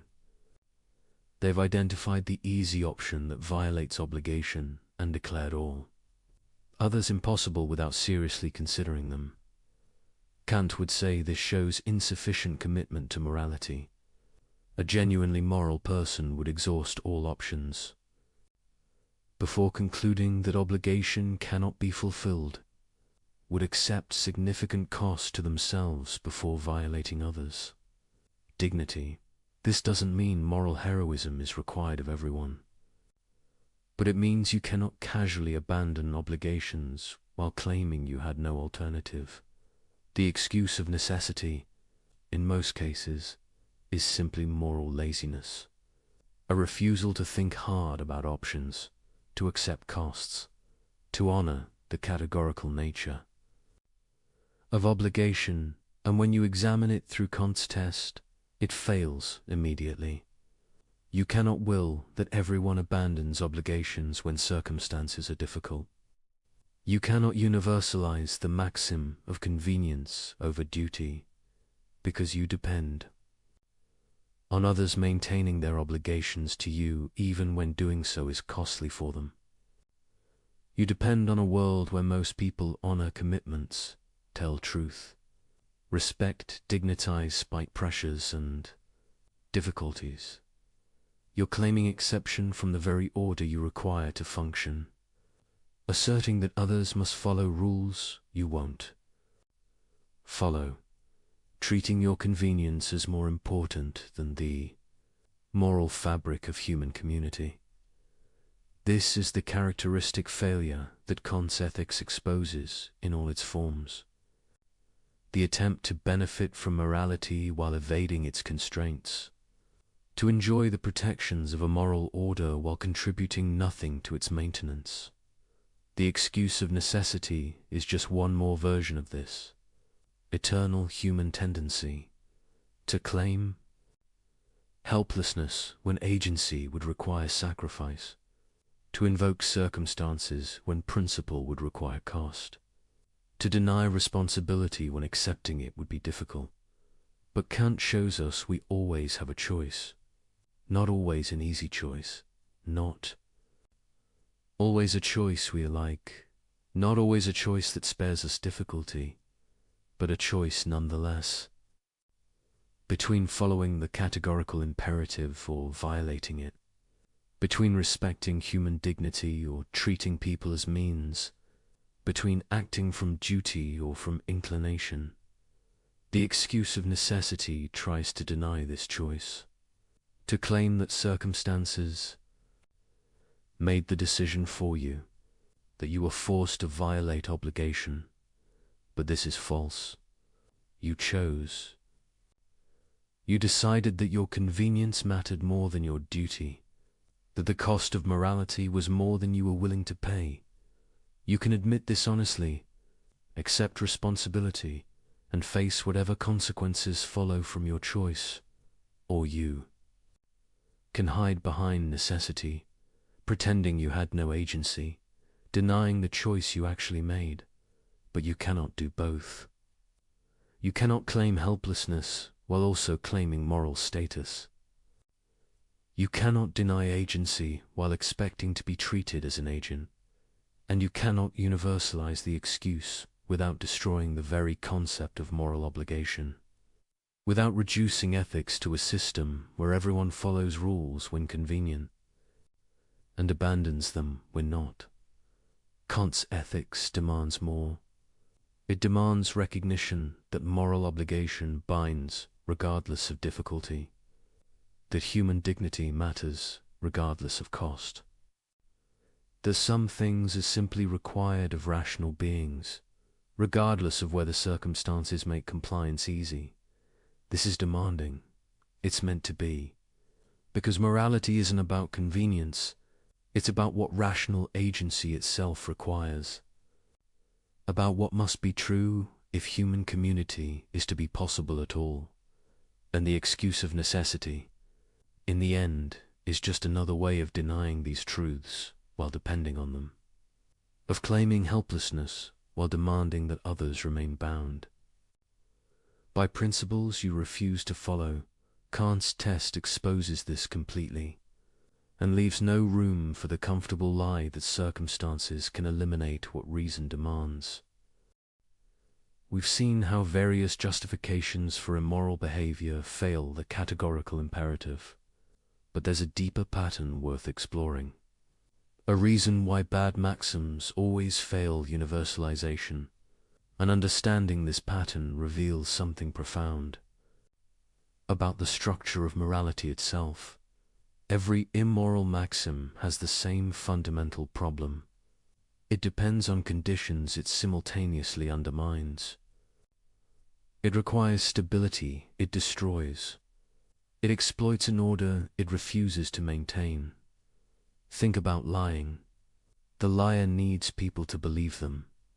But lying, if universalized, destroys belief itself. The practice of communication depends on a presumption of truthfulness. When that presumption collapses, words lose their power to convey information. The liar is sawing off the branch they're sitting on. Their maxim only works because most people don't follow it. They're making an exception for themselves that cannot be generalized. This isn't an accident. It's structural, built into the nature of rational agency in communication. When you speak, you implicitly claim to be communicating something true. Not necessarily that your statement corresponds to reality, but that you believe what you're saying. You're presenting your words as expressions of your actual thoughts. Lying violates this implicit claim. You're using the communication system while refusing to play by its rules. You're exploiting others' assumption of good faith while acting in bad faith yourself. This is why the contradiction isn't just about consequences. It's about the internal coherence of the maxim itself. You cannot universalize lying because doing so destroys the very practice that makes lying possible. The same pattern appears in promise breaking. Promises work because people generally keep them. They create expectations that guide planning and enable cooperation. When someone makes a promise, others adjust their behavior in reliance on that commitment. The promise breaker exploits this system. They gain the benefits of being trusted, without bearing the costs of being trustworthy. They want others to treat their promises as binding while treating those same promises as optional for themselves. But if everyone broke promises when convenient, the institution of promising would dissolve. No one would adjust their behavior based on commitments. Promises would become mere predictions, not obligations. The promise breaker, like the liar, depends on others maintaining what they refuse to maintain. They're parasitic on a practice they're undermining. This reveals something important about why Kant's ethics works. It's not imposing arbitrary constraints from outside. It's showing what rational agency itself requires. To be a rational agent is to act for reasons, to claim that your actions are justified. And to claim justification is to assert principles that apply beyond your particular case. When you act, you're implicitly saying, this type of action, in these types of circumstances, is permissible. You're making a universal claim, whether you realize it or not. The categorical imperative simply makes this implicit universality explicit. It asks, can your maxim actually function as a universal principle, or does it depend on others not following it? If the latter, you're being incoherent. You're claiming a justification that undermines itself when universalized. You're trying to have things both ways to benefit from a practice